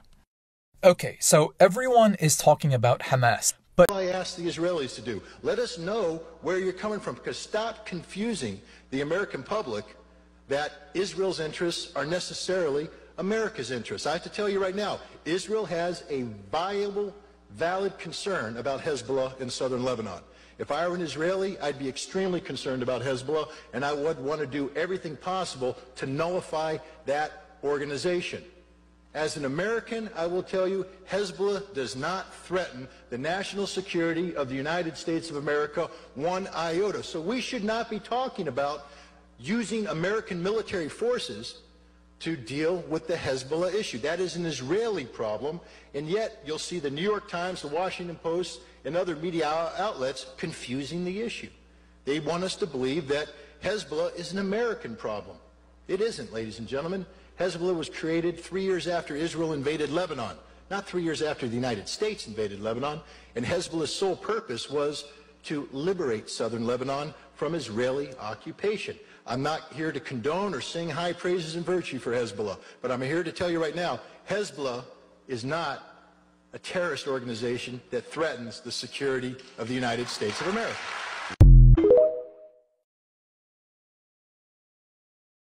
Why don't Americans know what you have seen? Americans don't want to know, and many Israelis don't want to know what is going on inside Palestine. It's a terrible human rights persecution that is far transcends what any outsider would imagine. And there are powerful political forces in America that prevents any objective analysis of the problem in the Holy Land. I think it's accurate to say that not a single member of Congress with whom I'm familiar would possibly speak out and call for Israel to withdraw to their legal boundaries or to publicize the plight of the Palestinians, or even to call publicly and repeatedly for good faith peace talks.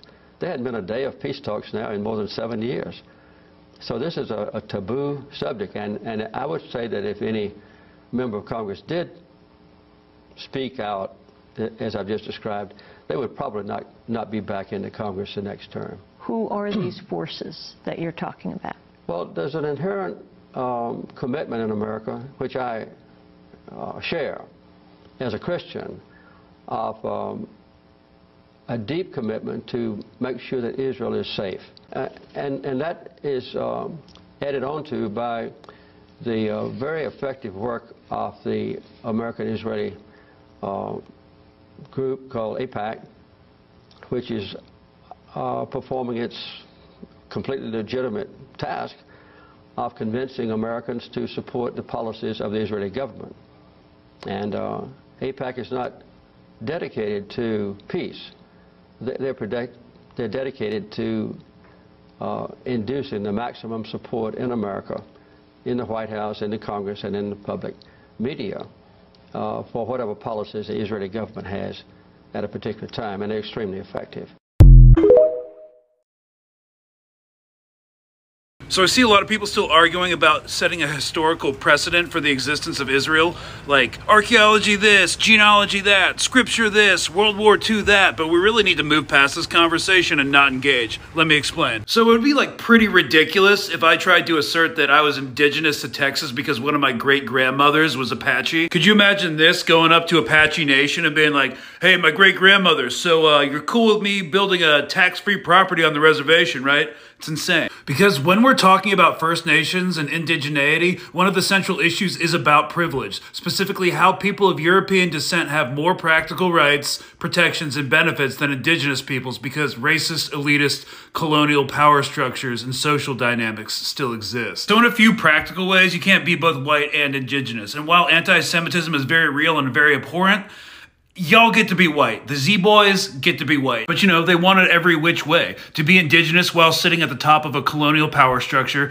They want to pretend to be persecuted and oppressed because it feeds their own militarism while simultaneously being backed unconditionally by the most powerful empire in human history. They want to be considered in the eyes of the world a democracy even when they're apartheid. And the list of contradictions goes on. So whether or not you believe that Israel is the rightful Jewish homeland or not doesn't matter. Historical precedent doesn't matter. Indigenous or not doesn't matter because they function as a colonizer and a private corporation. Because we allow them to run amok, break all law, and we feed them unconditionally and get nothing in return. Because all Israel does is bribe and take and kill.